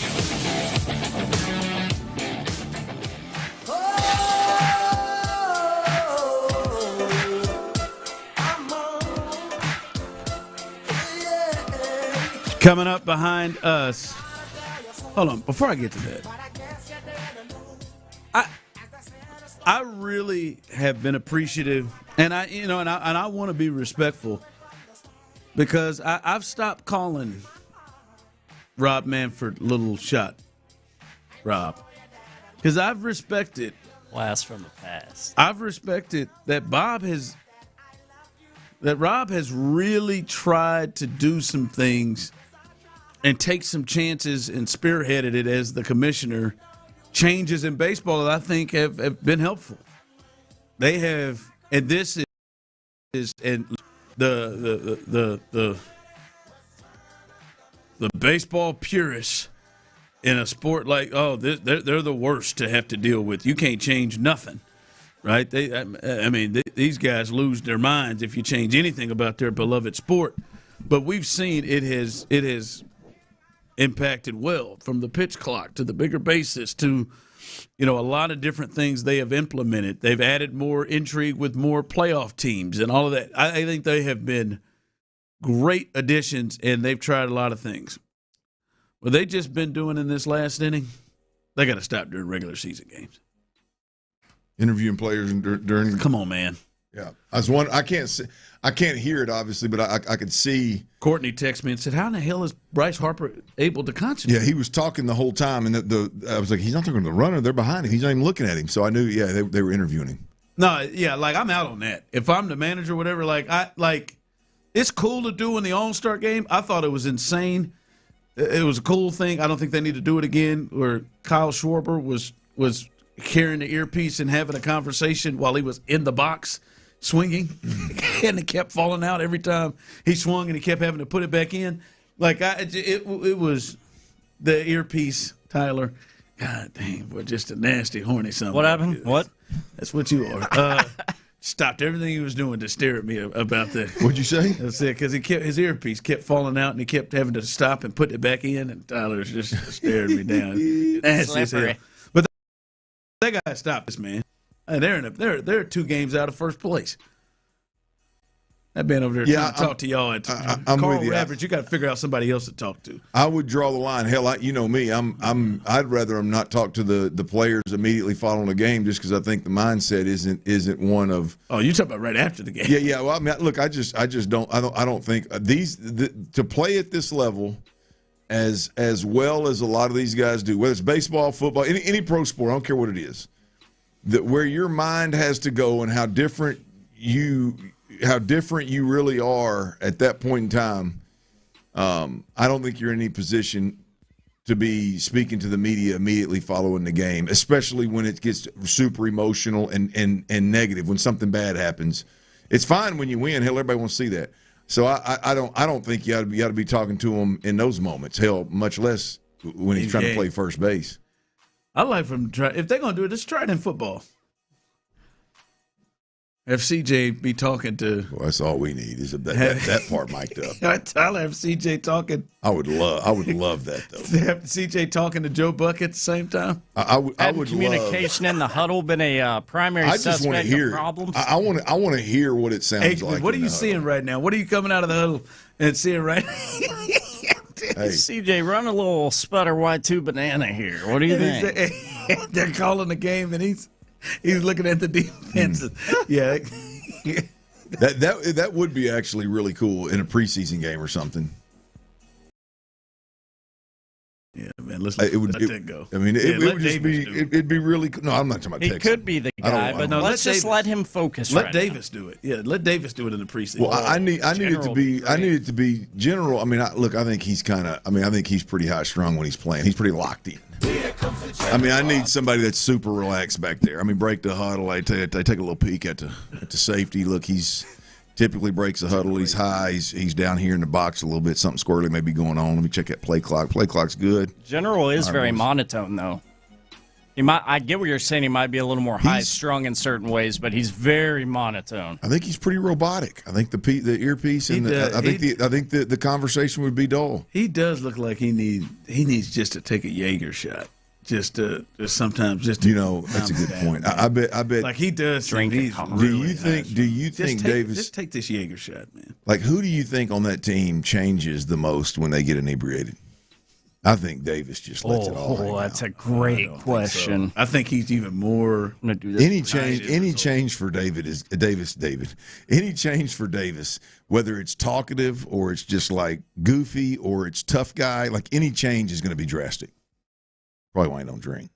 Yeah, he probably doesn't. I don't know, boy. Who changes? I want to do this for like each pro team in H-Town. I don't know. I want to do it for Sports Radio 610 lineup. We know that answer. I mean, I know. Got any Panic at the Disco?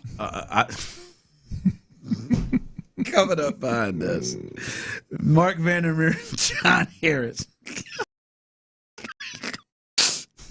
The Hall of Famer. I think Seth gets real physical. Does he? Is he a hugger? I think no. I mean, yeah. I guess. You mean he might touch up some people? He might. Well, I just think the whole thing is just overly like I think he loses sense of like, hey man, I've lived in a like crazy physical world my whole life. Like I think sober. I think he's like he realizes like the world I lived in is not conducive to everyday life for other people. And I think he probably goes back to that place. Whether it's a handshake or a hug, I think it's way too physical. Is it? I don't think I've been around him when he's. I've been around him having some. I'm talking about inebriated. I ain't talking about just some drinks. Yeah, I'm talking about. I haven't been around him when he's turned the corner.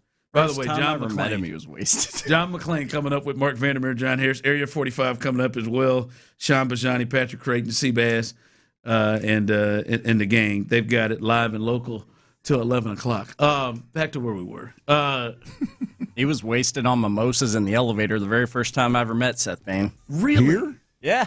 Here? We had emergency breaking Texans news. I was coming up here for that reason. It had something to do with, I believe, Jadeveon Clowney.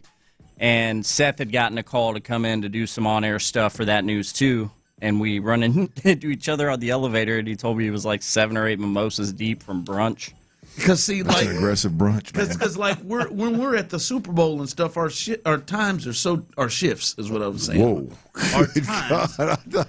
I said shifts. Our shifts. I didn't know where you were going with that. Are so different that we're never around each other. That's right. Well, and they're getting up at. Yeah. 4 o'clock in the morning to do a radio show, so he's probably not going to get to. Because I think I've seen everybody else turn the corner, and I've seen Sean turn it too. I've seen everybody else turn the corner. Yeah. I don't think I've seen Seth. I don't think I've ever seen Figgy a little tipsy. Oh, I have. Or that, or I just didn't know it. You know what? I've not seen Lopez. I don't think Lopez lets himself get there. Oh yeah, I've definitely never seen. Lopez. I've never seen Lopez. Mm-mm. Everybody else, all you other jokers, I've seen. Well, I've gotten hammered with you guys. But yeah, I know. I have to. It's been a while though. I have. Seems like we're doomed. Tyler, man, why'd you bring up that Panic of the Disco? It seems like it happens. It seems like it's like a snap, like a snap of the fingers for T. Yeah, but let's not paint a false picture here. I'm a professional. No question. It just seems like it goes from 0 to 100 real quick. I mean, it's my style. That's it. That's just. It seems there's no kind of creeping to it. That first time, that first time you see a different person come out when that Panic of the Disco came on. Man, I chime in. I just picked up what you're talking about. When you just see somebody and you've seen them and known them for a little bit, and then you see they just let it all, like you're talking about with Davis, and they've just completely let it all go. It wasn't a phase, Mom. That is a good comparison, a good analogy, if you will, if that's the right word. Nothing like a good emo. Shout out to Lowe for spotting that first. Boy, yes. Over, man. What? Well, you've been waiting on that one all night, all year. The hell with that, man. Oh, that is great. All right, By the way, Kalen Bullock, he made the top 10. Jalen Petrie was the number one honorable mention. They said of Jalen Petrie, he is a nickel but can play safety. Don't think he gets nearly enough credit. Would love to have him, an NFC scout said. And then with Kalen Bullock, who was number 10 on the list, Bullock is one of the youngest ball hawks in the league. He is a free safety in every sense of the manner. He lined up 8 or more yards downfield 86.8% of the time. He is probably an adequate to average tackler, but his range is elite, an NFL coordinator said. So I value that superpower. I'd rather have you take the ball away and just be an adequate tackler than the other way around. Yeah, I think he is somebody that has a chance to shoot up the list. And I would also say, to me, I got more confidence that he is somebody that is here long term than maybe some of the other guys on defense, just because he just plays one of those positions where they're not making huge money yet. Yeah. And he is